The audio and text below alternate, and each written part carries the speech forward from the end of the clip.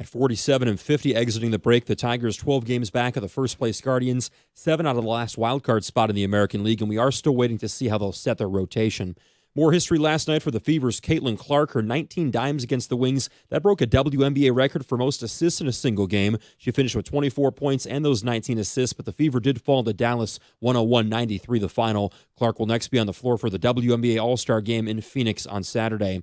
ESPN's annual top 10 quarterback list is out, compiled by executives and also sources from around the league. Jared Goff, number 9 on the list, just one spot behind the Jets, Aaron Rodgers at 8. The top 3 in that order, Patrick Mahomes, Joe Burrow, and Josh Allen. And the first round of the British Open is happening as we speak. Justin Thomas leads at 4 under right now, then a pretty big group at 2 under that includes Adam Scott and Justin Rose. At the Coral Health Sports Desk, I'm Luke Sloan. For more, go to 97.1 The Ticket or Odyssey.com.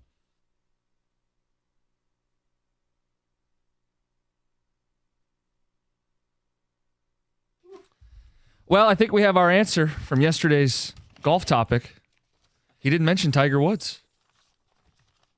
Apparently he's not that relevant anymore. Well, I haven't even looked. It's early in the morning. They just started. I mean, while people were asleep, they were playing golf. So I'm not... Well, the relevance of that today anyway. Right. But I looked at Luke, and as he was walking out, he did a little paper crumple, and he said, "Oh, no. I left off Tiger." Uh-oh. It'll be in the next update. Better be anyway. Luke Sloan with the update. Good morning, 97.1. Jim Costa, John Jansen, Heather Park, Gov, and Greg behind the glass on a Thursday. Good morning. Good morning. How are you guys this morning? Thursday morning? Looks chilly. It is a a little blanket chilly on. in here, yeah. It's definitely cooler outside as well than it has been in the past, 5-6 days. So it's shaping up to be a beautiful day outside. I had the heat on in the car. I was cold. I was cold this morning. Yeah. Really? Yeah. She's pulling a me. You do that? No, but you made fun of me for having the AC on. Yeah. And now you're putting the heat You're on in always- the always summer. ahead of It's the curve. July. Yeah. I actually had the windows down on the way Oh. in. It was just a beautiful morning. It was just chilly. Yeah. John, Little chilly. I'm sure you think the exact same thing I think when walking out to your car and the weather's like I this. doubt that we think the same thing. Really, When you climb into do. your monstrosity of a truck and I get into my golf cart, we're thinking the same thing in the Yes. morning. I'm sure of it. Please tell me, what am I thinking? Yes. That's what I'm thinking. Yes. The chill in the air, albeit not a fall chill, but just a little drop in the temperature gets me feeling like it's football season. Yeah, I was thinking more, wonder what the wind's like on the lake. I bet I could have a limit of walleye by the end of the show. Yeah. This is me driving into work today. We're close. Lions training camp is sold out, by the way. Did you see that? I did. And no surprise. We've seen last year they announced season tickets sold out during training camp. Now it obviously was moved up and there's a waiting list. And last year it was the emphasis was get your tickets early because of the 9 and 8 season. Everybody was excited about what, in the draft picks. Now this year, everybody's just so amped for this football season and to get things going. Rookies report Saturday, vets a couple of days later. We're going to be out there the week after. And hey, let's go. It is time to hit the ground running. And, there are other teams. We mentioned it, the Bears. They reported, 2 days ago. Yeah, Texans are out on the practice field. Yep. And they got the Caleb Williams contract done. All of those things were ironed out. So that conversation that we had was makes no difference now. We were hoping for a disaster in Chicago, and we may still see it. But the reality is we don't need a disaster in Chicago. And I think that's maybe No, we don't. No, but I love to see any of the division opponents. I mean, you got a rookie quarterback in Chicago, a rookie quarterback in Minnesota, and and obviously Green Bay. Everybody loves to see Green Bay struggle or whatever, but just have something happen that creates a disaster. So we can always hope.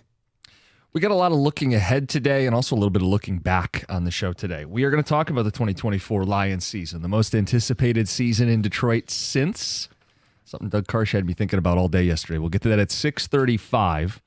We're going to look ahead to the Tigers' second half of the season with Fact or Fiction Look Ahead Edition, a chance for redemption for one John Jansen. Yeah. Hopefully I can do much better. We'll look back because ESPN's got their top 100 athletes of the century, the 21st century, I decided to put together a top 10 Detroit athletes of the 21st century list. Top 10 Detroit athletes. Yes. Oh, okay. Yes. We'll do that later in the show today as well. Amon-Ra St. Brown getting some disrespect from an NFL executive. We'll do that this hour. But we also have a question for John Jansen. And you don't know what this is. No, I don't know what this is, but I know it's about college football 25, right? And you can't see, NC2A. You can't do all this stuff because it's college football 25. Mm-hmm. Did you play another season yesterday? Not a full season. Have you moved on from the Thundering Herd yet? I promised to slow down, and I did. We're about halfway through. Okay. Halfway through. Halfway through the are we? Do they go by years? Like, are you already in the 20? You're in the 25 season. Yes. Yeah. Some good stuff.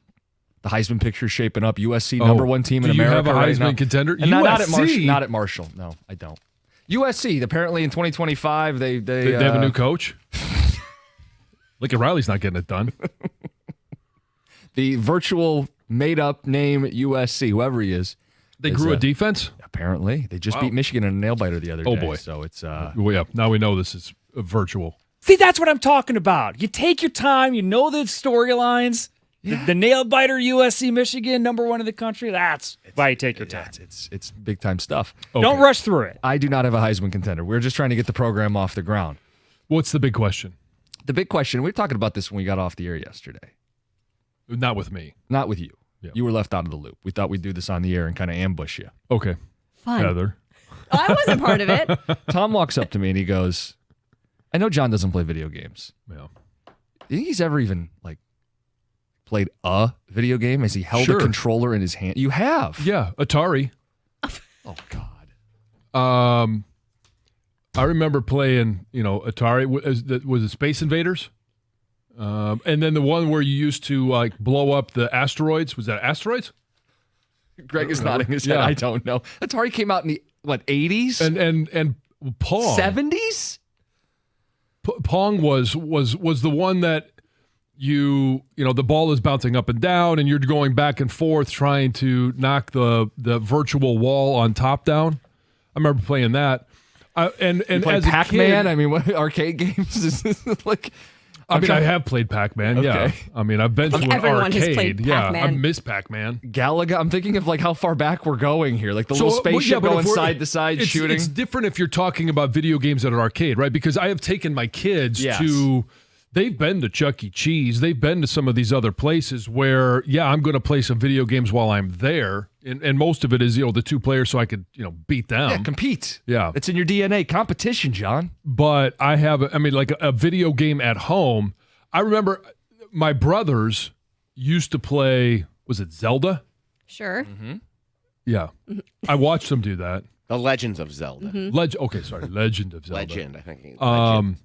But yeah, I think the last video game I would have played was Atari. Wow.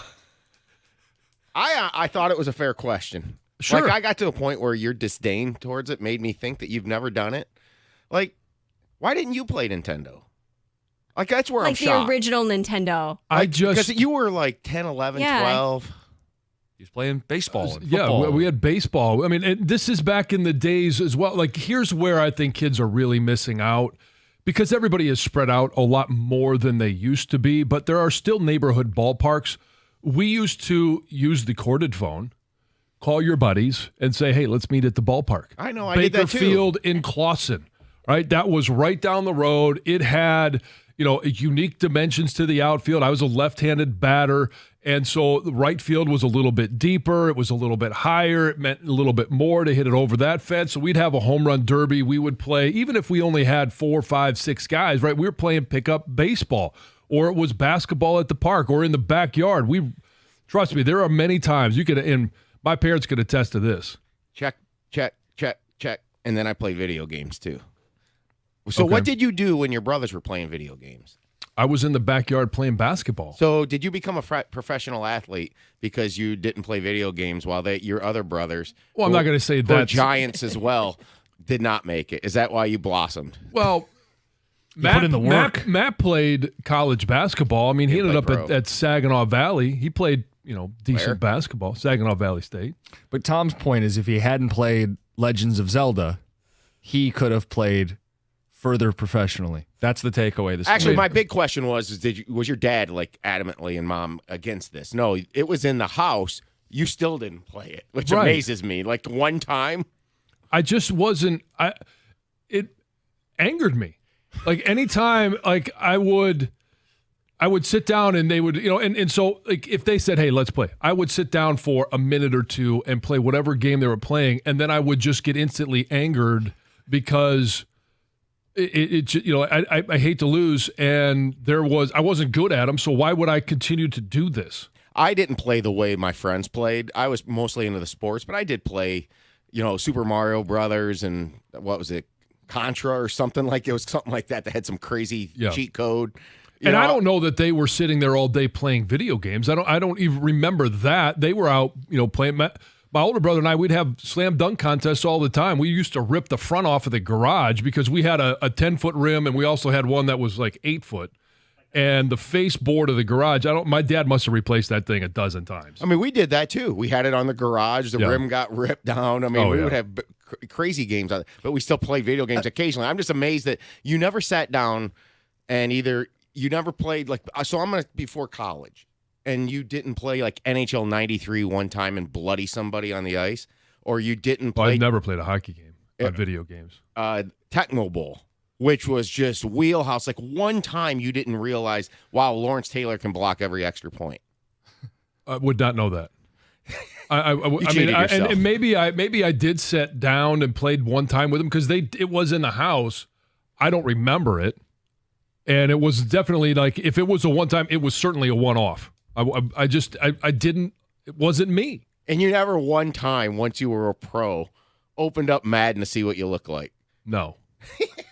No. See, guys like today, they do care about their we video had game a whole ratings. thing. Trust me, I remember how big it was. And I'm not saying that there's anything wrong with playing video games. It just wasn't my thing.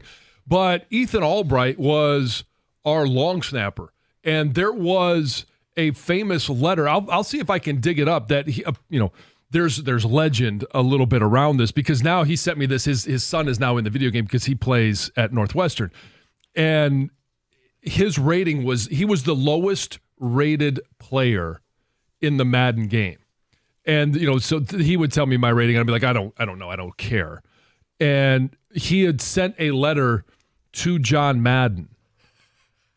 And it's out there on the internet. I'll see if I can find it. But yeah, that's how I knew it was big and how guys cared about their rankings. It just wasn't something that I cared about. John, how about today? This to me is a nonsense conversation. We're talking nonsense. Right, but it's also popular nonsense. Because I'm not going to tell you it's like a super productive outlet, but I'll tell you, I think it's more of an outlet than you give credit to. Because it may be the biggest thing in sports right now. It may be because it's obviously it's bigger than what we have going on here in Detroit currently until the Lions start up. But I'm not sitting here saying that it's not huge. I know how big it is. It's like I can admit yesterday that eventually they will move the Michigan-Ohio State game. I'm willing to admit things that I don't like. I don't like video games, but I'm willing to admit that they're huge, that this game is huge. I'm willing to admit that football is a monstrosity compared to what we know as American football. Jim, just downloaded the Madden 05 roster for the Washington Redskins. John Jansen's rated a 91. Whoa! Yeah, baby. What's my speed? Can you get down to the details on that? Speed is probably low. Power is high. Athletic ability. 53 speed. 53 speed. What's the strength though? Strength is what they would go by for power. You're really. We're in the weeds you on gotta this. You got. Overall, 91, so it's got to be decent. Pretty good, John. Well, let's check here. More run blocking or pass blocking? Would you say at that point in your career? Well, I'd like to say both. 91 probably. I'm looking up here. There it is. Okay. 95. Damn. Yeah. One of those road graders. That's right. Yeah. So, when you guys walk around here with your arms up, rawr, that's why. This guy. See, Bring now, it on. What I was going to tell you is athletes today, their rating's not set in stone. They update it throughout the season now because everything's online. Oh, yeah. So if you get off to a poor start, they downgrade you. You give up a sack in week 4, they go, that pass blocking rating's going down. You pancake somebody in week 5, they're going to give you a boost. All right. So these athletes, it's not just the release day. So if you I'd don't like your to know- ratings, go play better. Looks like your boy LeVar was the highest rated player on the team, 98. Yeah, his athletic ability was probably off the charts. Yeah, but he also got beat 38-8. Him and Courtney Brown, 34-8. Yeah, there's a lot to a little. Okay, you can't say 34-8 without just a 97 Penn State game. Right. Yeah, The I greatest got where he was going. The greatest Michigan game ever. Yeah. I Him, love the fact Courtney when Brown, 2 first-round picks. I think they went 1-2 overall. They were young.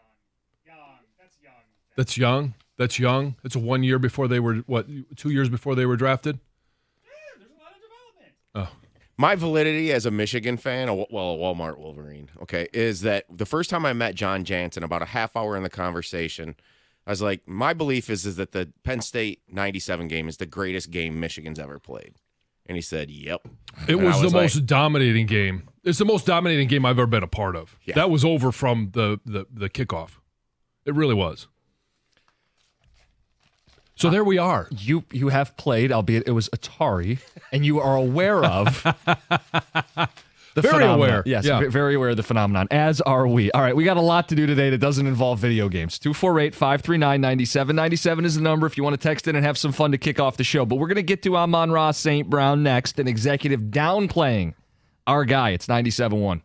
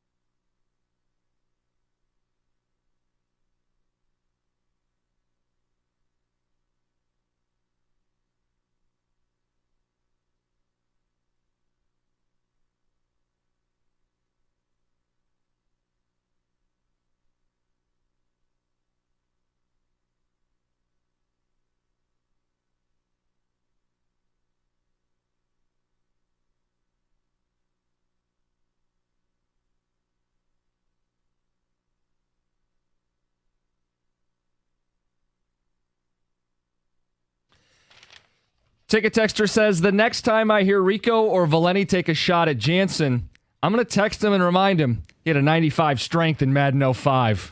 That's right. I asked Greg at the break, too. I'm like, what was Larry Allen's strength? You said Larry Allen was a 98?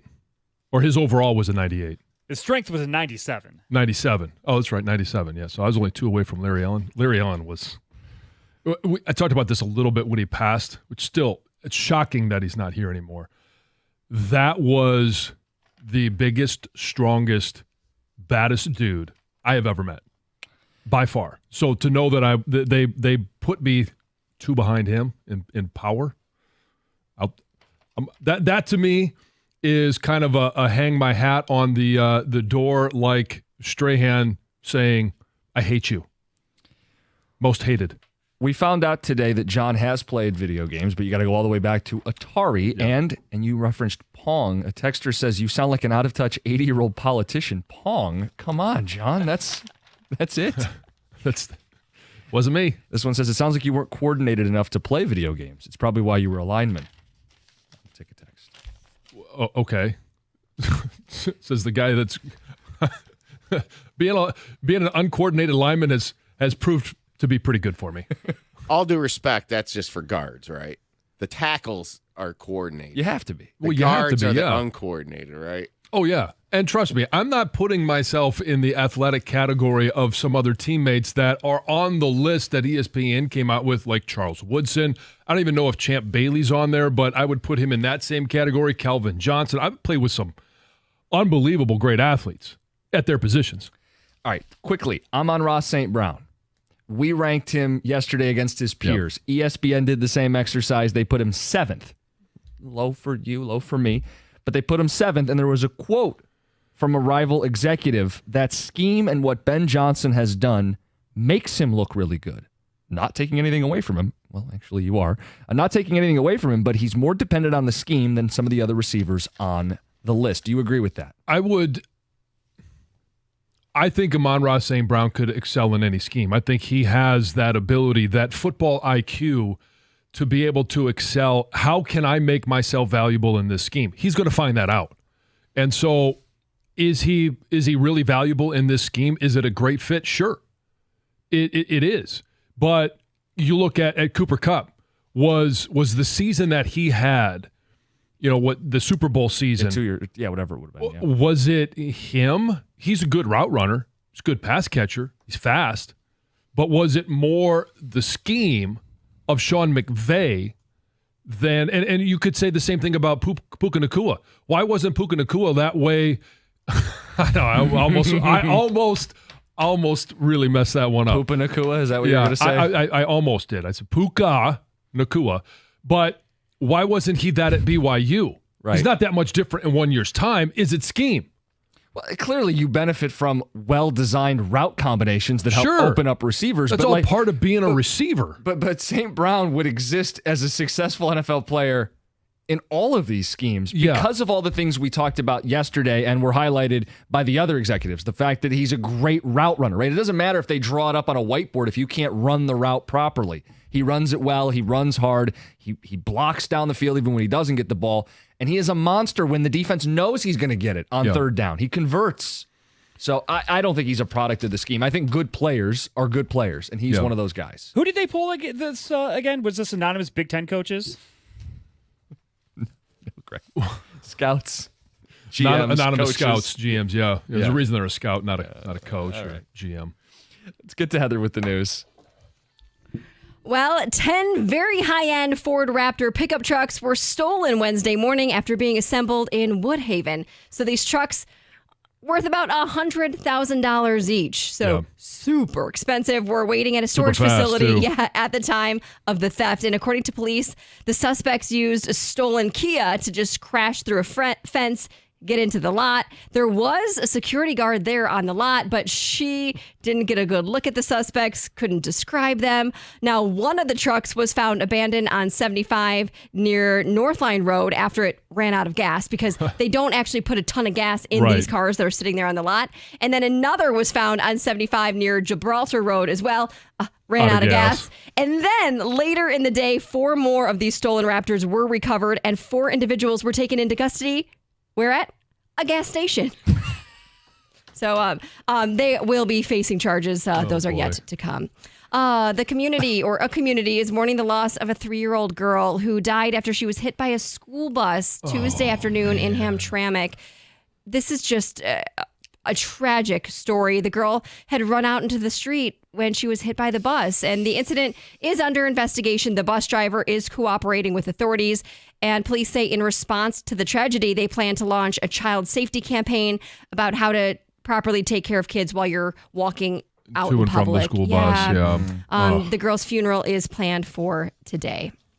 Hey, there's a new Michigan law that is aimed at preventing trouble for your pipes and your local treatment plants. So there was a bill that was just signed into law, and it limits what can be considered as a flushable wipe. So manufacturers are no longer allowed to market wipes in Michigan as flushable at all. In fact, they're required to say, do not flush. So I think that's a great thing. I do too. So these wipes obviously are known for clogging pipes, and that will require, constant maintenance, costly cleaning fees and stuff. And do you remember, I don't know what year it was a long time ago, they had that, they called it that Fatberg on display of like what was clogged. I think it was a Macomb County pipe, and it was just like, it's just sludge and wipes and blah. Ugh. And basically they're like, we want to prevent any more of these Fatbergs from clogging the pipes. That's awful. That's an awful name for it, too.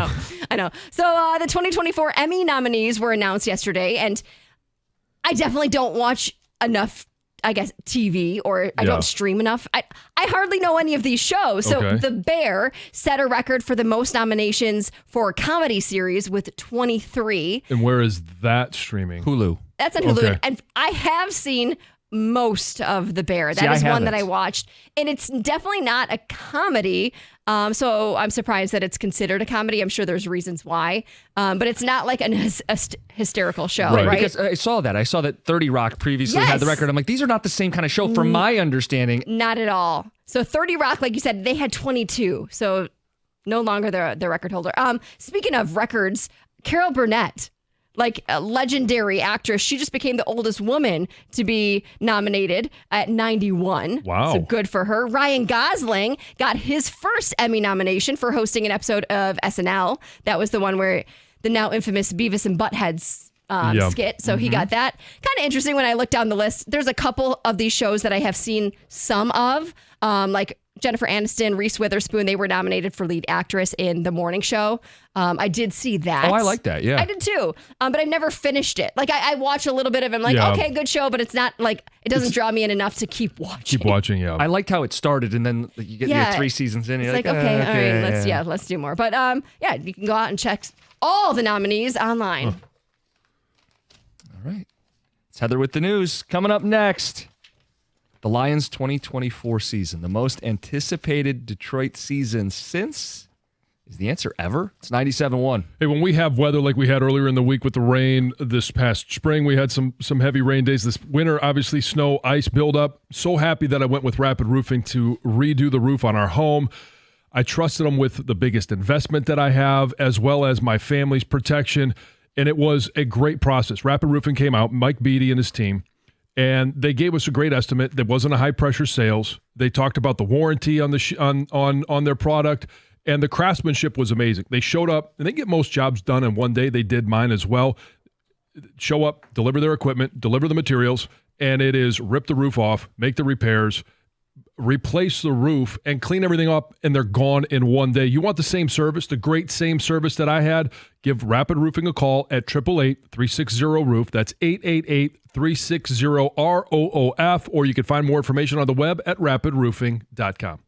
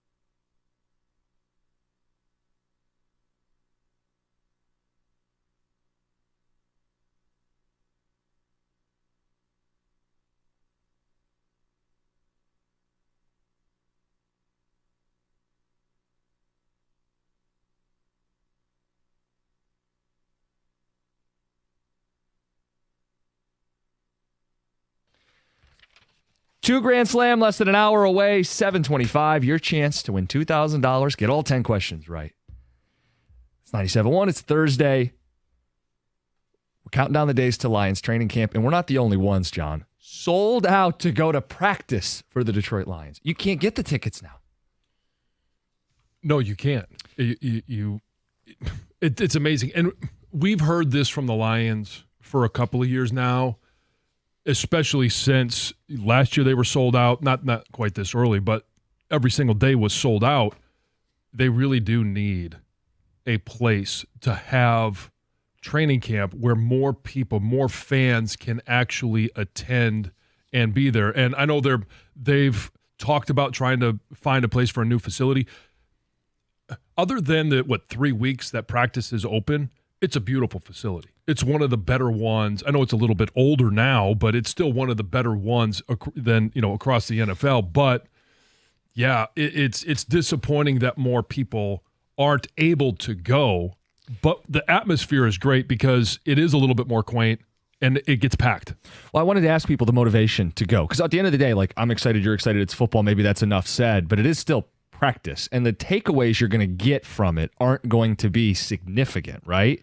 So what is the motivation from the people who are going, who already secured those tickets? 248-539-9797. Secondarily, Doug Karsh said something yesterday in the crosstalk that's got me thinking. He said this is the most anticipated, or maybe the most anticipated Detroit sports season ever. He may be right that this upcoming Lions season on the edge of a Super Bowl, knowing what that would mean to this city, it's the most anticipated sports season we've ever had. Then I got to thinking, we've had some pretty anticipated seasons before, and I wonder if it's true. John, I start thinking back to the 2013 Tigers. They were in the World Series, not the NFC title game. They were in the World Series, the championship. And then they got Victor Martinez healthy to go with Prince Fielder and Miguel Cabrera in that great rotation. Was that more anticipated?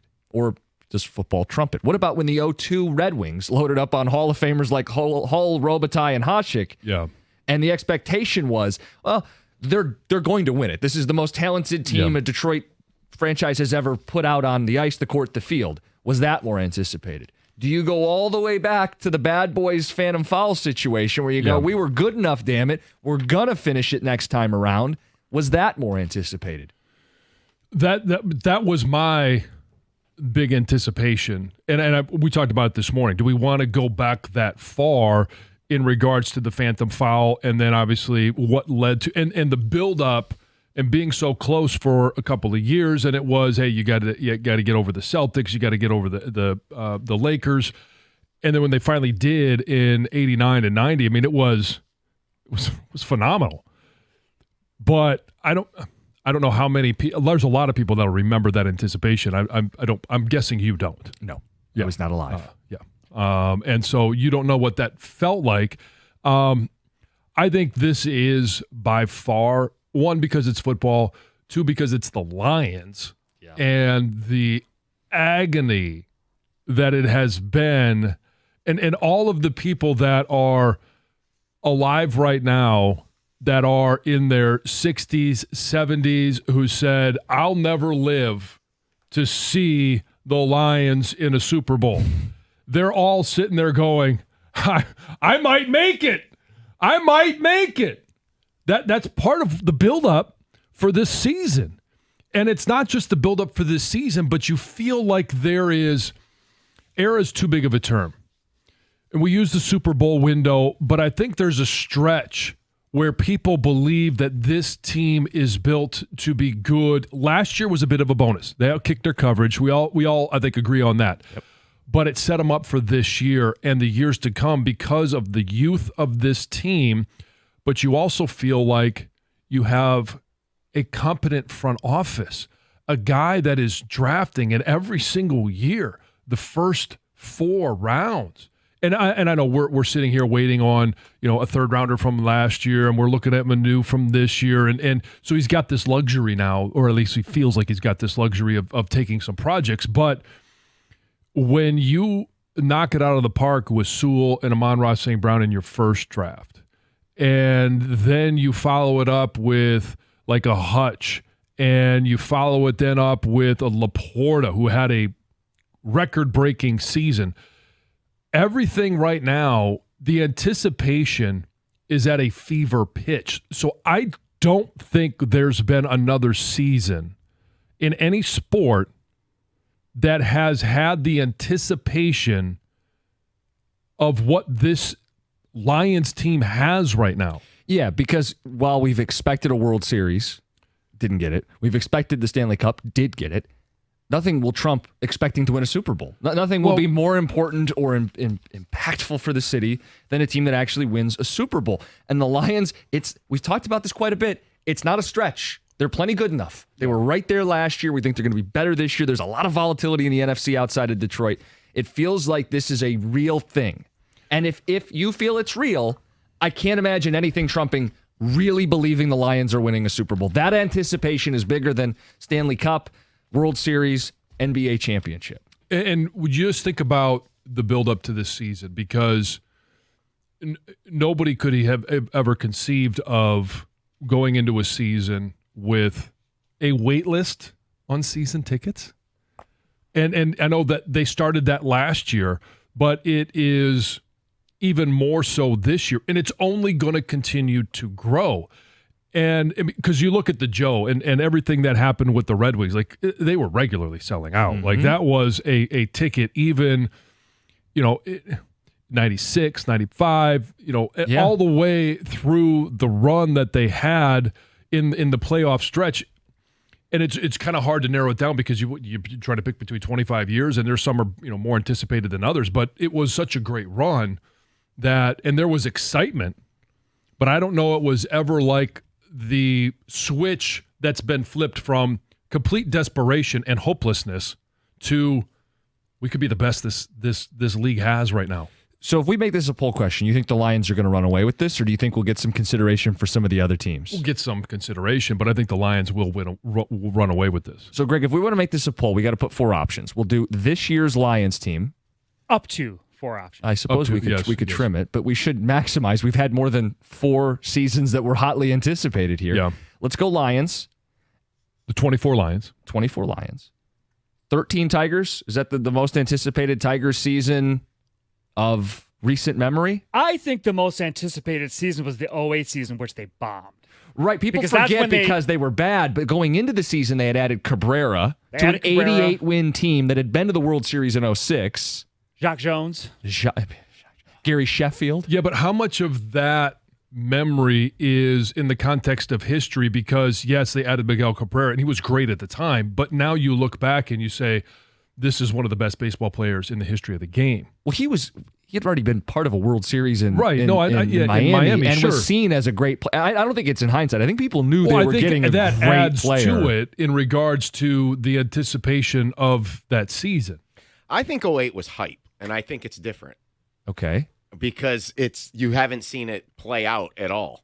When you know you have a championship caliber team, that's when you're just sitting there. You're waiting to get the championship. You're anticipating this is going to finally be the perfect season. On paper, 13 was a better team than even 08 on paper before the season played out. 06 was magic, let's face it. Yeah. Okay? A lot of those players weren't on the team just a few years later. And then it took them time to get it right. And 12, they added Fielder because V-Mart got hurt. But in 13, they had Cabrera, Fielder, and V-Mart, plus the rotation of Verlander, Scherzer, Porcello, Sanchez. Fister? They added Fister in season, I think. So it doesn't count towards the anticipation. No, they added Fister prior. You're right. Yeah, yep. I mean, and everybody thinks that was the best team. Yes.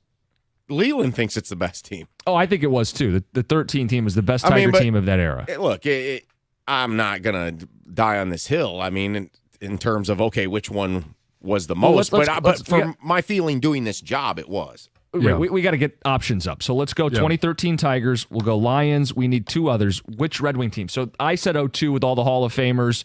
There's a case to be said for 97. Because the drought was much like the Lions, a long drought. They just added Shanahan on the eve of the season. The fact that the Avs were the reigning Cup champs, the toe-to-toe showdown that you were anticipating. Oh, yeah. I could make a consideration for 97. John, you want to cast a tiebreaker? 02 or 97? Which Red Wing won? Or do we do 2 Red Wings and say who are the Pistons? We don't need to be involved in this. Well, I don't know that you put the Pistons in. Okay, leave the Pistons out. I mean, because you could say 05, but some of the edges. You don't have to have a seat at the table. I mean, I know you're the guy that likes to give everybody a gold star, but no, you don't have to have a seat at the table. Because I want the group of 5 to have a spot in the 12-team playoff. Okay, put it this way. The 05 Pistons, there was a lot of buzz, but they just won the 04 title. When you're the reigning champ, some of the edge gets taken off of the anticipation. So you'd have to go all the way back to the 88, 89, right? Coming off the Phantom Foul. Yeah, the Phantom Foul. We don't need to do that then. Let's go 02 Wings, 97 Wings, 13 Tigers, and this current Detroit Lions team. Yeah. Those 4 options. Greg, you okay with that?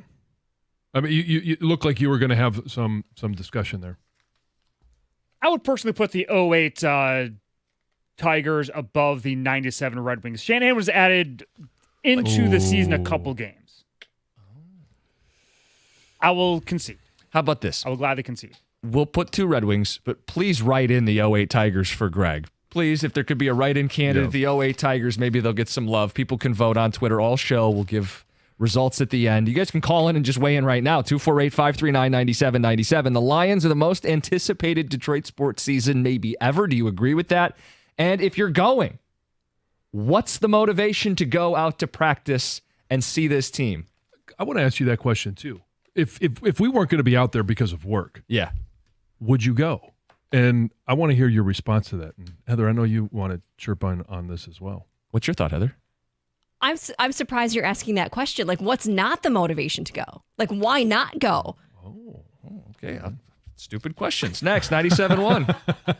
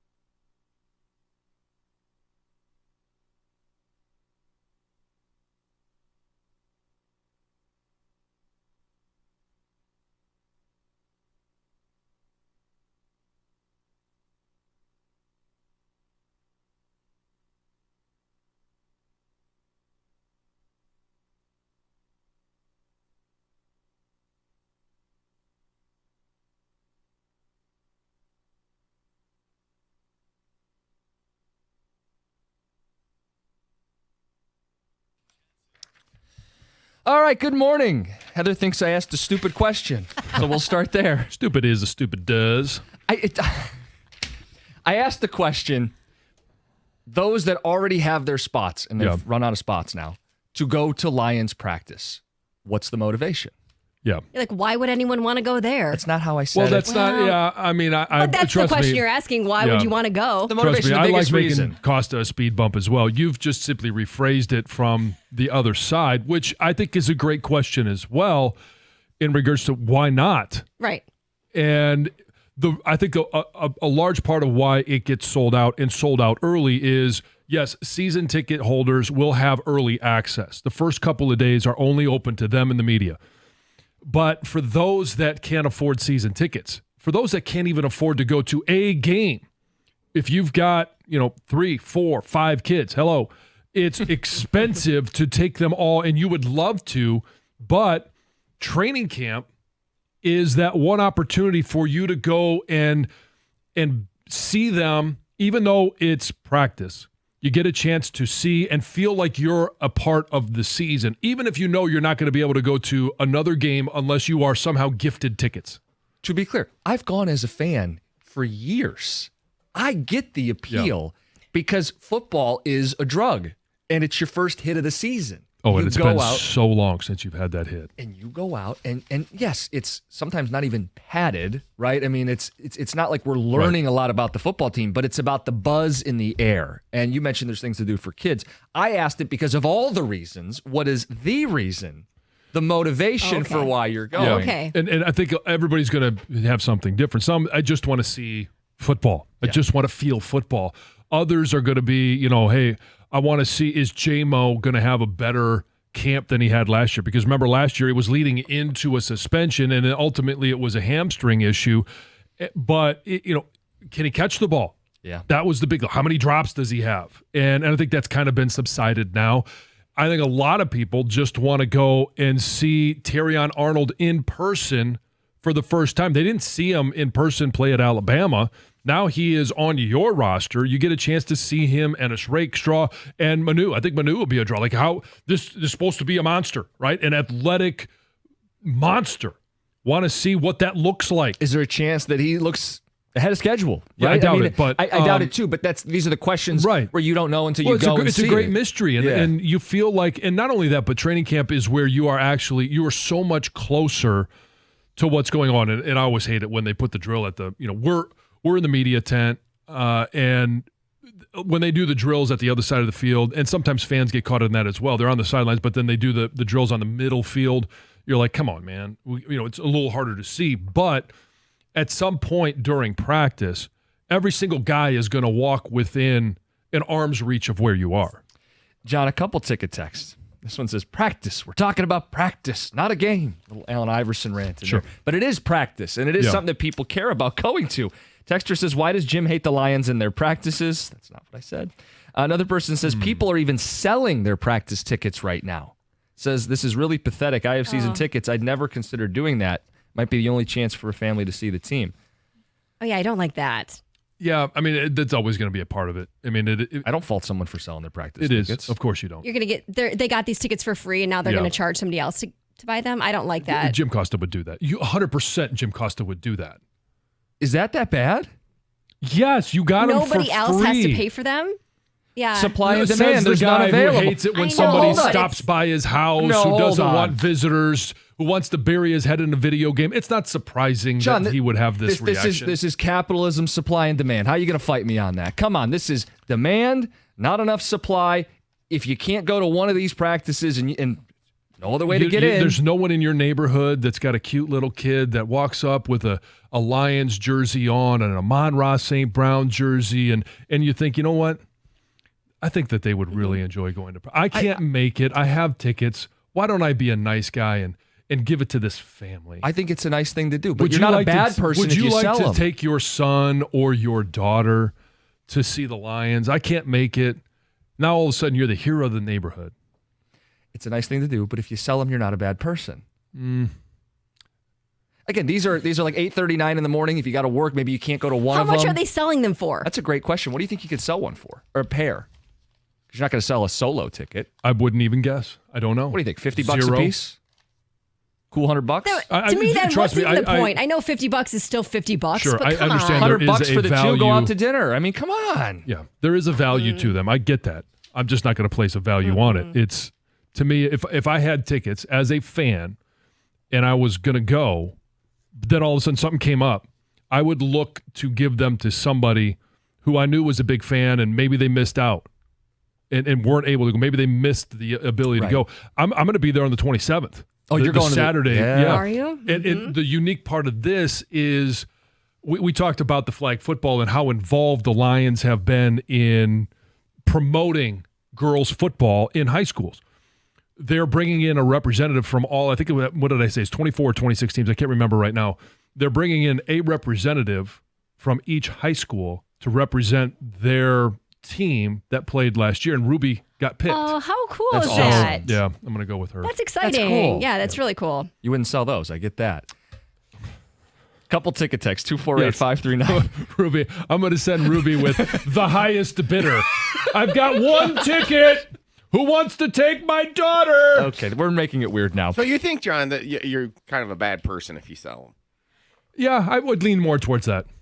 Like, you think it's to the point where, like, you know, like some of the, like one of the local TV stations used to have the Hall of Shame thing, where like they expose people who are selling them. Yeah. I tried to look briefly to see how much they are selling for. I couldn't find like on an initial search. So Yeah. much. Where would you sell? No, them? I don't know. Facebook, you could just sell them on like post on eBay or Facebook or something like yeah. The question is, and I don't know the answer to this, maybe Tom, you do. How many tickets are available each day or were available? I don't know. I don't I'm know not if it's 3,000, I think it's a 4,000. couple thousand that can Right. get in there roughly. Just estimate there. But And so I would, obviously, because there are limited tickets, you know that there is going to be a market for them. But because there's limited tickets, you could literally probably call up any of your buddies and be like, hey, I can't go. You want to go? $50. Just be a good dude. Yeah, exactly. Yeah. No. Yeah. Costa's going to call me up. Okay, I'll be way down the list. I know that. There are some ticket texts calling me some unsavory names we can't read on the radio, but there are some people who agree with me. This one says I spent $2,000 on season tickets and training camp tickets were included. They're not free. I am paying to get them. I can sell them all I want. Jansen can kick rocks. That's from Nate. No. This is different. If you bought tickets, I'm talking about the ones that are you sign up to go. They're complimentary. That's what then- I'm talking about as well. Not the people who have to pay for them. That's different. If you've already invested money, sell them. Yeah, sell them for what you got into But it. if somebody gave them to you for free and then you turn around to make a big profit off of them, I don't like that. Yeah. To practice. I'd make the case I'd rather go to training Could be camp some practice. 3-year-old with a cheerleader outfit and dad, mom get to go. You know, hey, and then 20 years down the line. Remember that practice that we went to right before they won the Super Bowl? Dad, that was great. Hey, you know what? You can thank Jim Costa for that because he's the Lifelong one memory. that gave us those tickets. Aw. I was just going to say, I think going to training camp might be more appealing than going to the preseason games, which you are forced to pay for as season ticket holders, right? Would you agree with me on that? Oh, yeah. Yeah. So these are a draw. These are valuable. There is appeal to these. If you paid for them, then sell them. If you got them for free, just give them away. I see the clock. Someone wants to call me out. I think we can make time for someone who wants to call me out. I will always make time for that. Mark, real quick, you're on 97.1. Hey, guys. How's it going? Good. Good. Jim, come on, man. It's the only chance for maybe a family that can't afford to go to a game, even a preseason game, for the kids to go get their faces painted, see the team, create a little excitement. Get an autograph. Come on, man. They sent me a link for the training camp sessions, and I just simply can't make it, so I just, disregarded it. But never would I claim them and then turn around and sell them. And weren't you the same person that said when the Lions jacked us season ticket holders for an 80% increase that you thought it was a little... That I had an issue with it. I did, Mark, and I think I had no issue with going up on season tickets. I had an issue with price gouging. I didn't say I'd charge $1,000 for someone to go to training camp. Well, if that's the market value, why wouldn't you? All right, that's cool, but I mean, come on. I'm with Heather and Jansen all the way on this. I mean, come on, man. I mean, how far does it have to go? Thanks for the time, guys. Have a good morning. Mark. You Hey, have thanks, a great Mark. day. You're a good person. Stumbled into something here. All right, we got Luke's update coming up next, and then we'll get to Fact or Fiction for the second half. Look ahead to the Tigers, 97-1.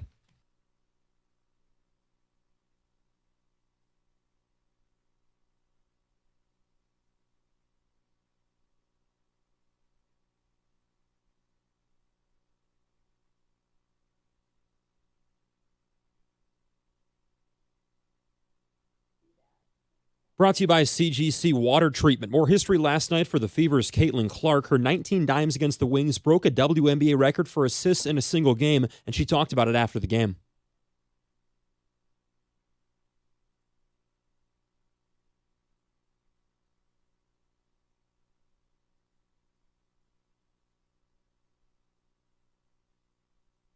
Clark finished with 24 points and those 19 helpers, but the Fever did lose to Dallas 101-93. Clark next on the floor for the All-Star game in Phoenix on Saturday. Summer League continues tomorrow for the Pistons. They're 2-1 right now, wins over the Rockets and Bulls. And next up, a date with the Knicks in Vegas tomorrow. Tobias Harris has been at multiple games supporting his teammates courtside, and he talked to NBA TV about his excitement for his second stint in Detroit.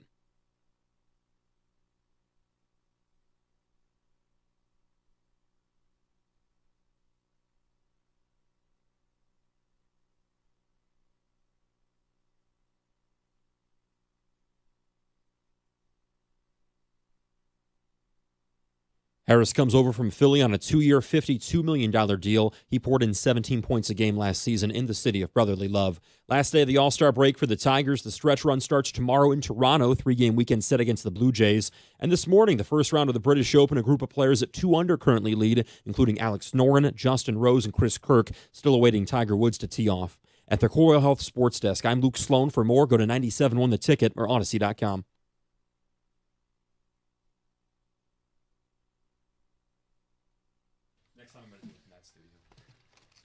Tigers getting set to start the second half on Friday. And we have Fact or Fiction. John, try to do better this time for the second half of the season. That's right. Hey, all right, the big news, Tarek Skubal. We got to work it into the show somehow today. Will the Tigers keep Skubal? Fact or Fiction, John? They keep Skubal. I think they do, and here's why. I just don't know that we've talked about Baltimore. We've talked about L.A., the Dodgers. We've talked about New York. I don't think there is going to ultimately be a package put together. Scott Harris should be talking about these, taking all calls. I don't think there's going to be somebody that wants to give up the value that you should get for this year's Cy Young Award winner. Given the lack of urgency from the front office, if they're not going to be more competitive in the next year or two, it does make sense to trade him, but only for a Godfather offer. And I don't think they're going to get one. I think he stays a Tiger into the second half of the season. Yeah, I think I didn't know if this was ever real until this week happened, with the news that came out. And then, of course, you reported the exclusive from the chatter down at the All-Star game.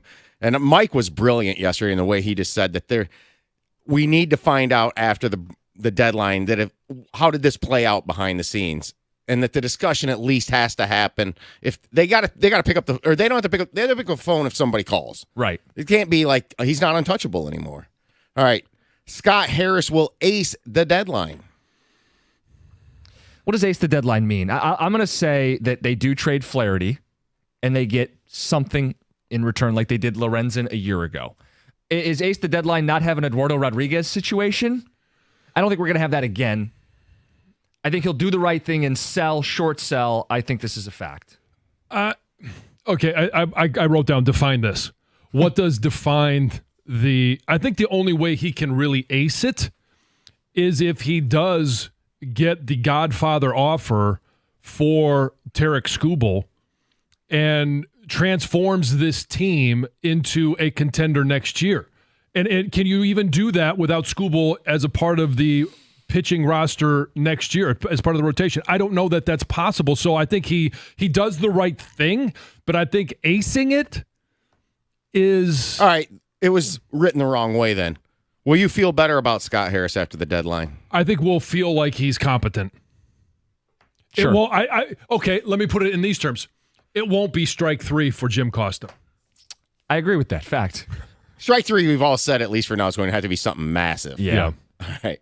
Tigers finished with more wins than last year, which was 78. So a lot of math involved in this one. And so to get to that 78 wins, which this one is, you would have to get to 79. But to get to 78, you've got to finish 31-34. 3 under 500. This is a team that right at the All-Star break is 3 under 500. So they basically have to do exactly what they've done, except when you look at the remaining teams on the schedule, especially the way it starts. They've got Cleveland, they've got Baltimore, they've got New York, obviously the Twins and Kansas City, all, 3 of those are conference opponents. Boston, who is a like team in there as well. I think this is fiction. I don't think they get more wins than they had last year. Yeah, it's fiction. You sell at the deadline, you face a tough schedule.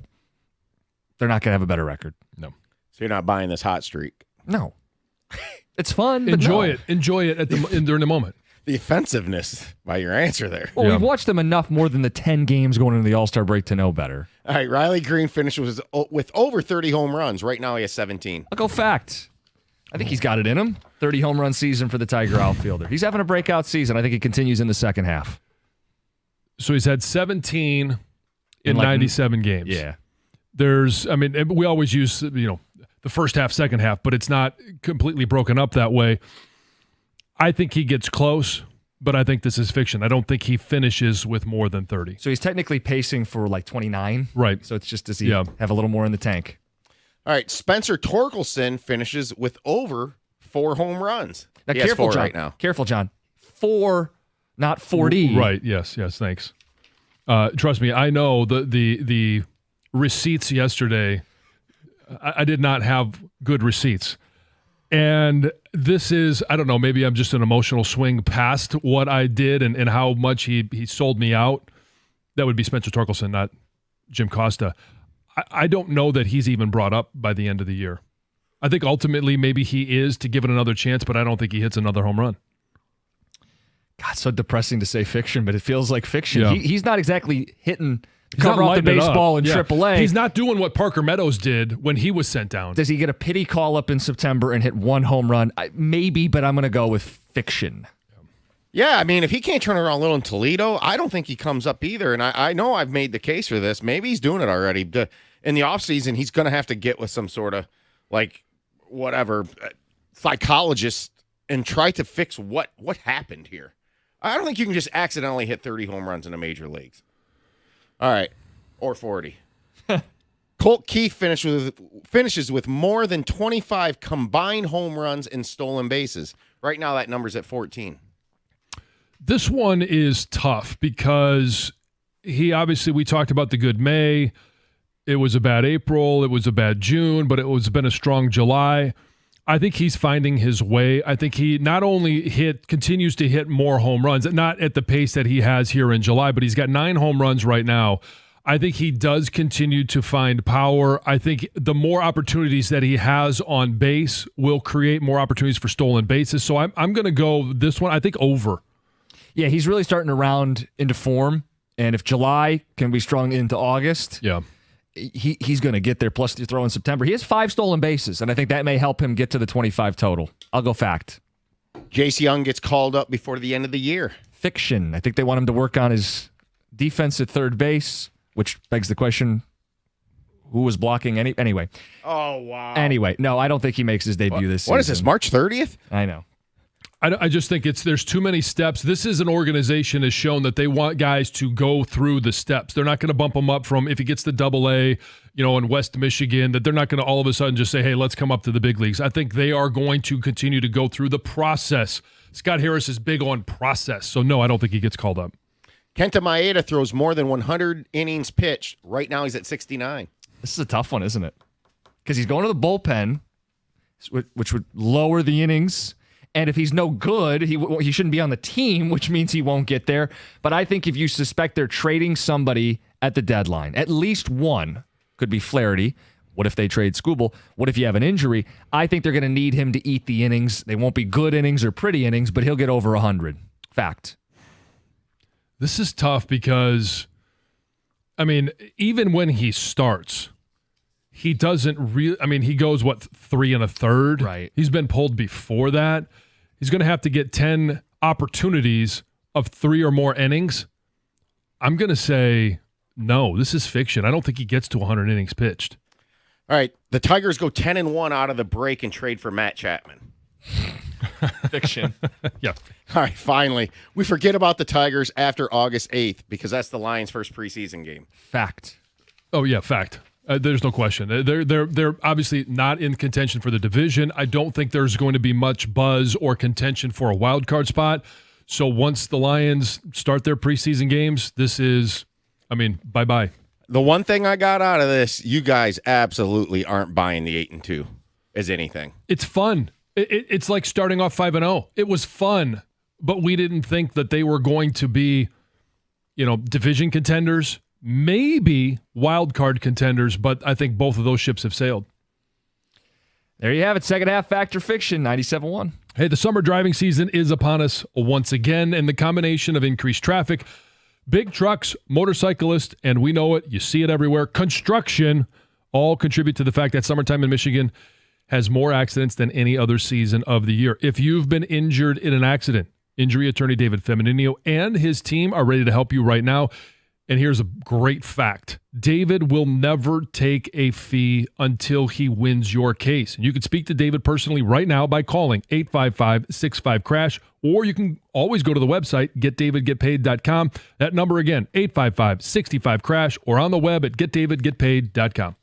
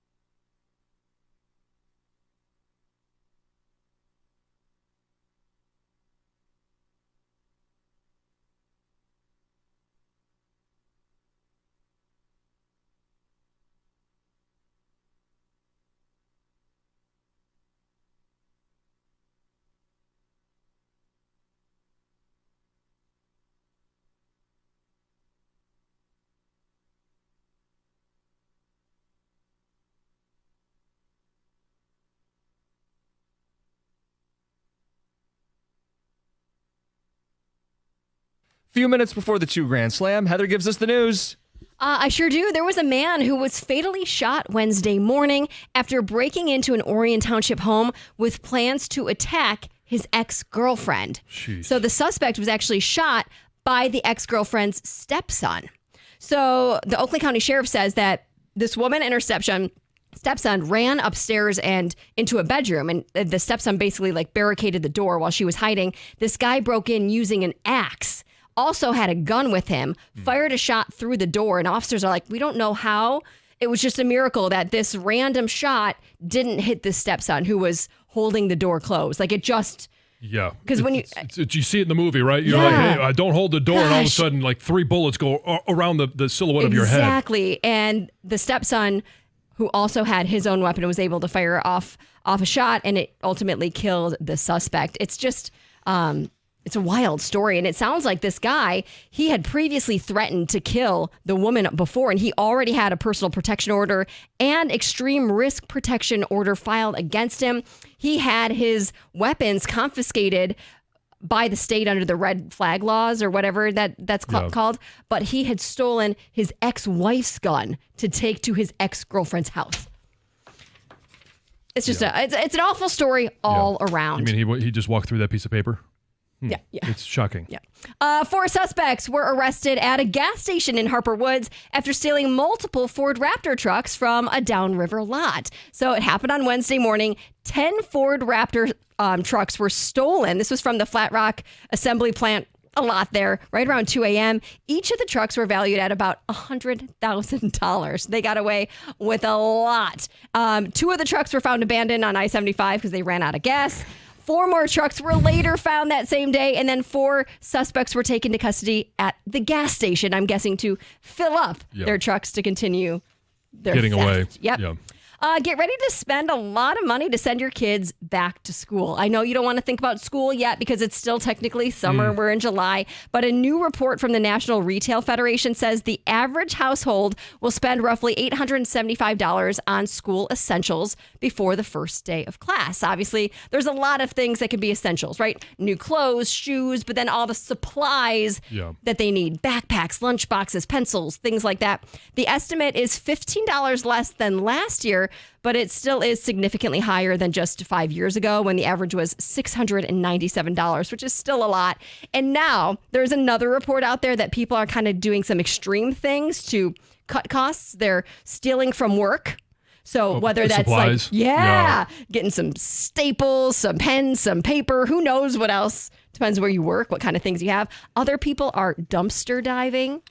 Oh, no. Yeah, it's what it says. And then other people have, I guess, more reasonable tactics. They're looking for back to school sales, maybe comparing multiple stores or couponing, things like that. So just be prepared, and you really be prepared. Oh, yeah. Yeah, no kidding. I got one going to college. Yeah. You need so much for that. Ugh. You got your little shower caddies, your bedding. I thought decor. Yeah. And it's so Lucy asked me last night. She's like, what am I missing anything?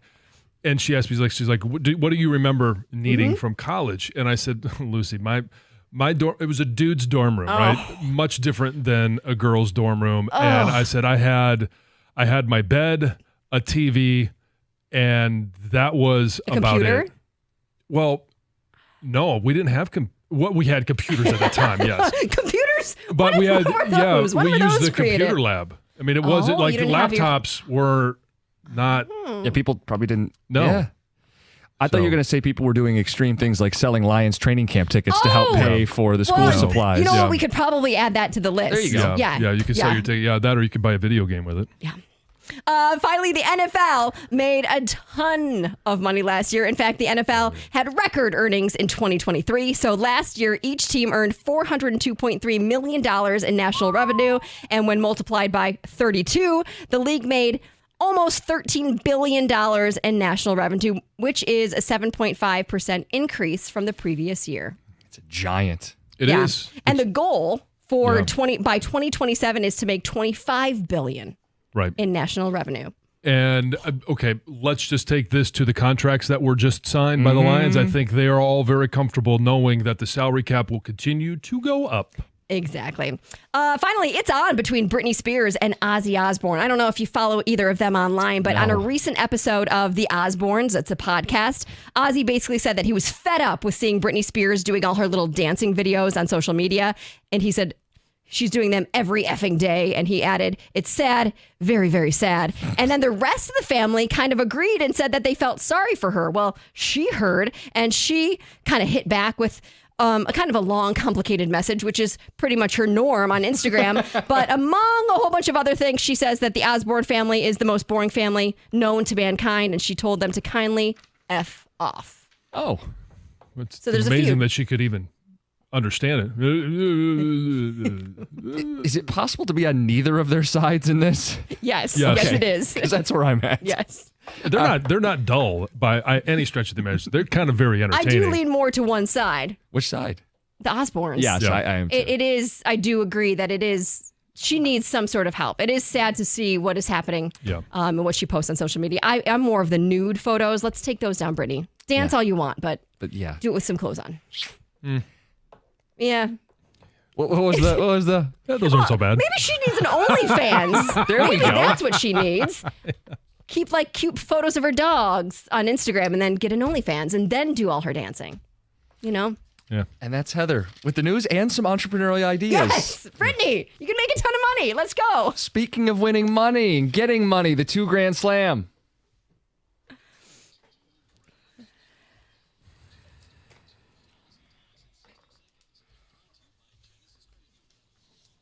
I hope we give away a ton of money. This Yeah. would be great. We all know the rules of the game, right? It's super simple. 60 seconds, 10 questions. If you get each one right, you win $2,000. With each correct answer, you're going to get $25. And you really want to use your time wisely because if you don't know something, pass. Yep. And if there is enough time, we can get back to it and hopefully Save get the your right answer. time. Yes. The guy on Tuesday used his time really well. So He was. quickly, yeah. And his Yes. answers were like, I'm trying to write down which ones were right and wrong. And he was super fast in his answers. Yes, he was. It goes quickly. Be strategic. Our contestant today, it's Ed. Ed, you're on 97.1. Ed in Ferndale, good morning. Hey, good morning, guys. How you doing? Good. How was your morning going? Pretty good. About to go to work soon here, so It's about to Hopefully I get even can- better. Yes. I can win. All right. All right, Ed. So your time is going to start as soon as I start reading the first question. Are you ready? Yes, I am. All right, here we go. Michigan opens their football season against this team. Pass. Who is the head coach of the Texas Longhorns football team? Pass. What is the state capital of Louisiana? Pass. Who do the Tigers play tomorrow night? The Blue Jays. Who played Wade Garrett in the 1989 movie Roadhouse? Chuck Norris. This team is currently in first place in the National League Central. Ooh. Who's in first place? The Brewers. Who was the last Big 12 team to win a national title in football? Big 12 team. The Clemson. All-Star Game MVP Jaron Duran plays for this MLB team. The Red Sox. Jim Leland wore this jersey number with the Tigers. Ooh, 40. This rapper had the 1996 song All Eyes on Me. Oh. Tupac. Oh, Sorry. Late. too late. Yeah. You were right on that one, but we got you with 3 correct. Is that That's what I got him. Yep. 1, 2, 3. Yep. yep, $75. Yeah. Hey, I'll take it. All right. Those first 3.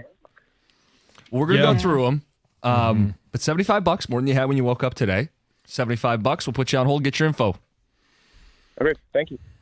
Want to go through these, John? Yeah, let's do it. The first question, who does Michigan begin their football season with?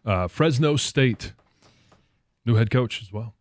Who is the head coach of the Texas Longhorns? That would be Steve Sarkisian.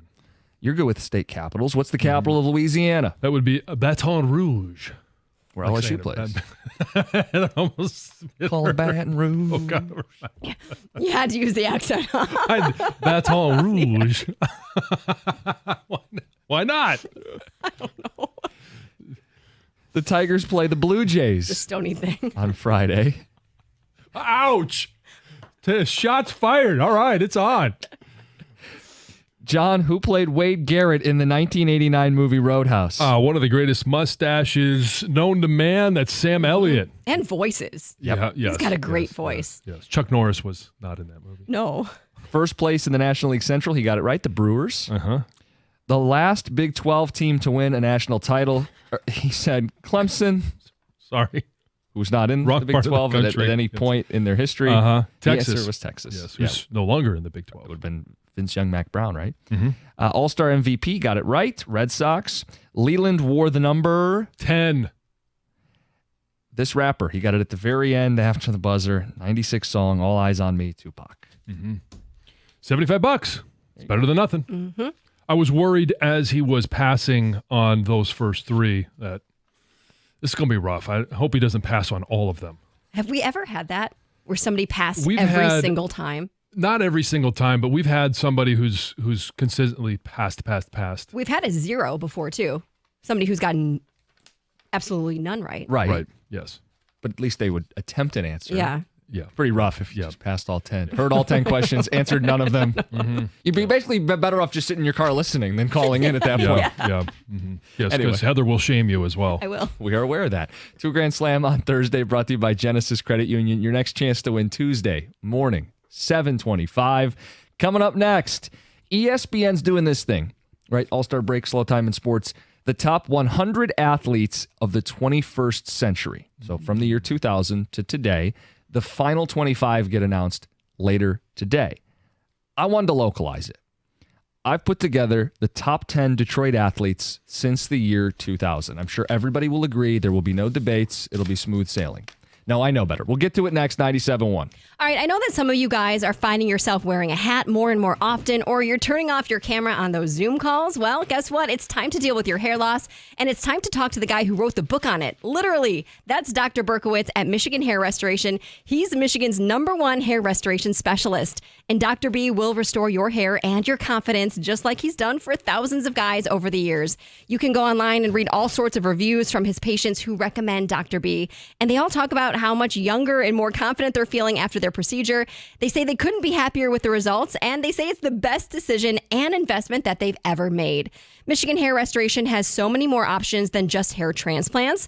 There's lots of natural remedies, and these therapies keep getting better and better results for his patients. Dr. B also has treatment plans that fit almost every budget.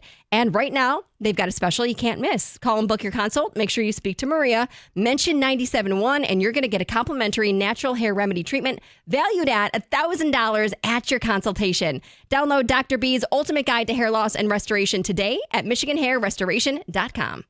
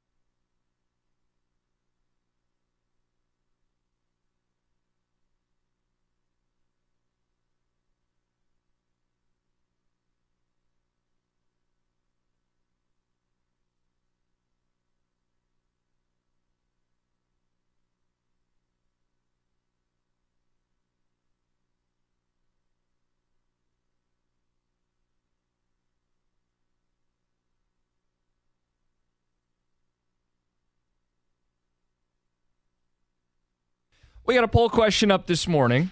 The most anticipated season in recent Detroit sports history. Is it the 2024 Lions, 2013 Tigers, 02 Wings, or the 97 Red Wings? You can vote. The early returns, overwhelmingly 73%, the Lions. Legit Super Bowl contenders. Kind of trumps everything else. Well, recency is part of it, but I mean the build up to this season it's like nothing I don't think we've ever seen before, and I think it's legitimate. John, I said I had something to present to people today. I have a top 10 list spun off of ESPN's best athletes of the 21st century. So since the year 2000, they're doing a top 100. And there are some Detroiters in the list. Cabrera's on the list. Verlander's on the list. I decided I would just do a Detroit list. Not 100 names, but 10 names. A top 10 Detroit athletes since 2000, the 21st century. Okay. Some caveats.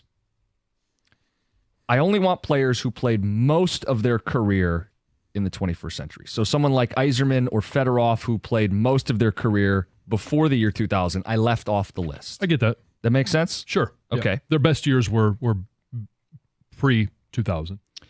Of those who qualified, I valued greatness over longevity, but ideally you have both, and the guys at the very top of the list have both. Does that make sense? Yeah. Okay. Mm-hmm. I have some honorable mentions before we get to the top 10. Okay. And Greg, I don't know if we have any music for the top 10, but the honorable mentions, just to go through some of the guys who are not on the list.